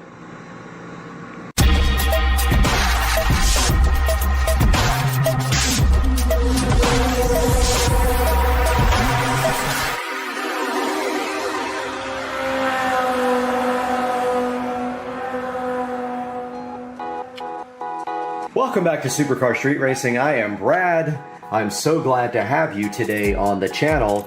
And today we are looking at a keto-friendly Mission Carb Balance flour tortilla. And you can see right here that this says that these guys have 3 net carbs, they're high in fiber, and they are 45 calories, and they're supposed to taste really good. I have not had one yet, but looking at the back, it does confirm 45 calories, 2 grams of total fat. You want fat in a keto diet, and 12 of regular carbs, but that does not indicate total carbs because that would come from your sugars here. So your net carbs here are good. Usually you can have between 25 and 30 net carbs a day in a keto diet, depending on your exercise. I do exercise for an hour and a half every single day, so I can probably have more. But what we're gonna do next is go ahead and fix a nice steak lunch with cheese and mushrooms, and we are gonna put that on a mission tortilla and see if these things can live up to their hype of they're supposed to be great tasting, they're low carb, and we're gonna see if that happens right now when we make some lunch. All right, supercar street racers, we have a grilled portobello mushroom here from last night over at Rich and Trish's. We made burgers and we threw 3 of these on the grill. I'm gonna go ahead and slice these up now and get them prepped for putting on the nice steak quesadilla.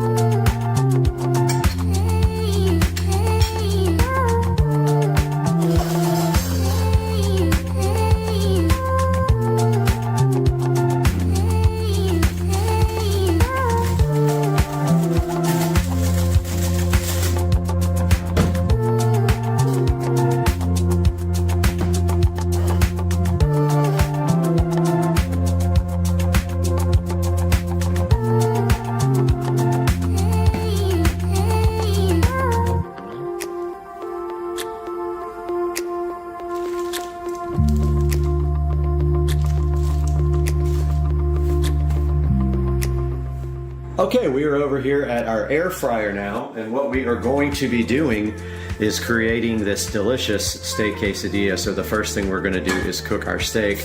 I'm gonna go ahead and spray our air fryer down.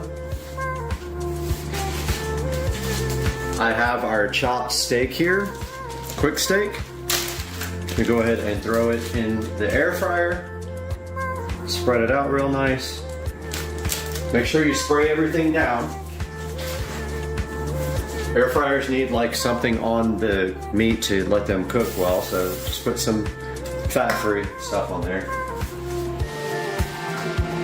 I have some garlic salt here. I'm gonna go ahead and generously coat that with garlic salt. And I like these to be rare, so I am going to go 3 minutes.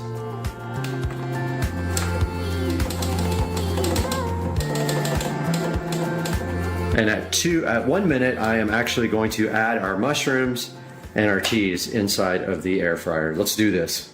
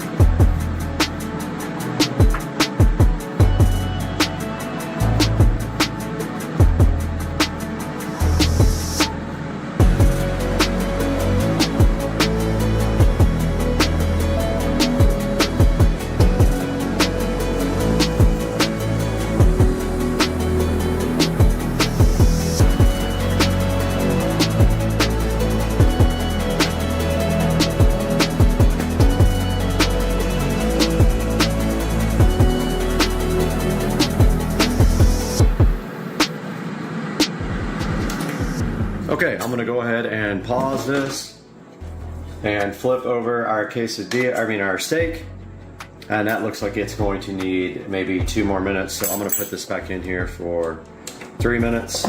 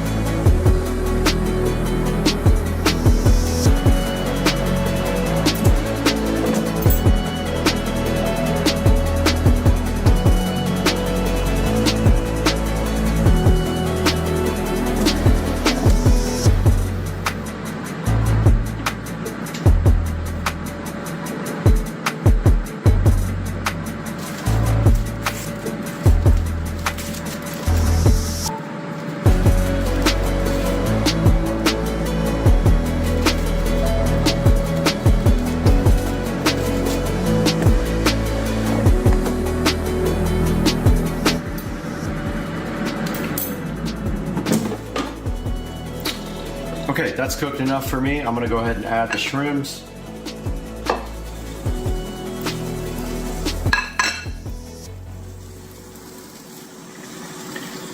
And put the cheese on top of the steak.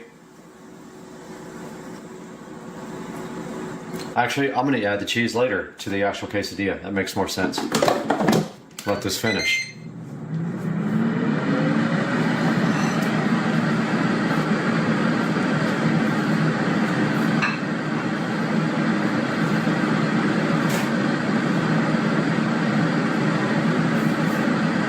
While this is going, I'm gonna nuke this for, actually no, change my mind on that too. I'm gonna nuke it once we get everything on top of it. That might be better.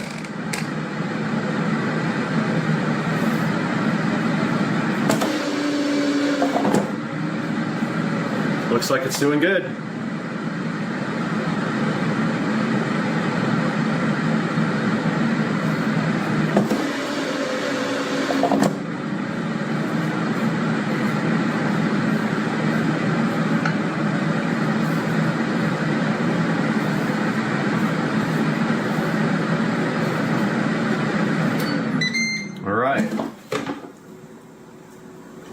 So let's go back over here. Okay, we're back over here on the other side of the kitchen now where we're gonna prep our lunch. First we have our steak over here that we need to cut up. So we need a different plate for that.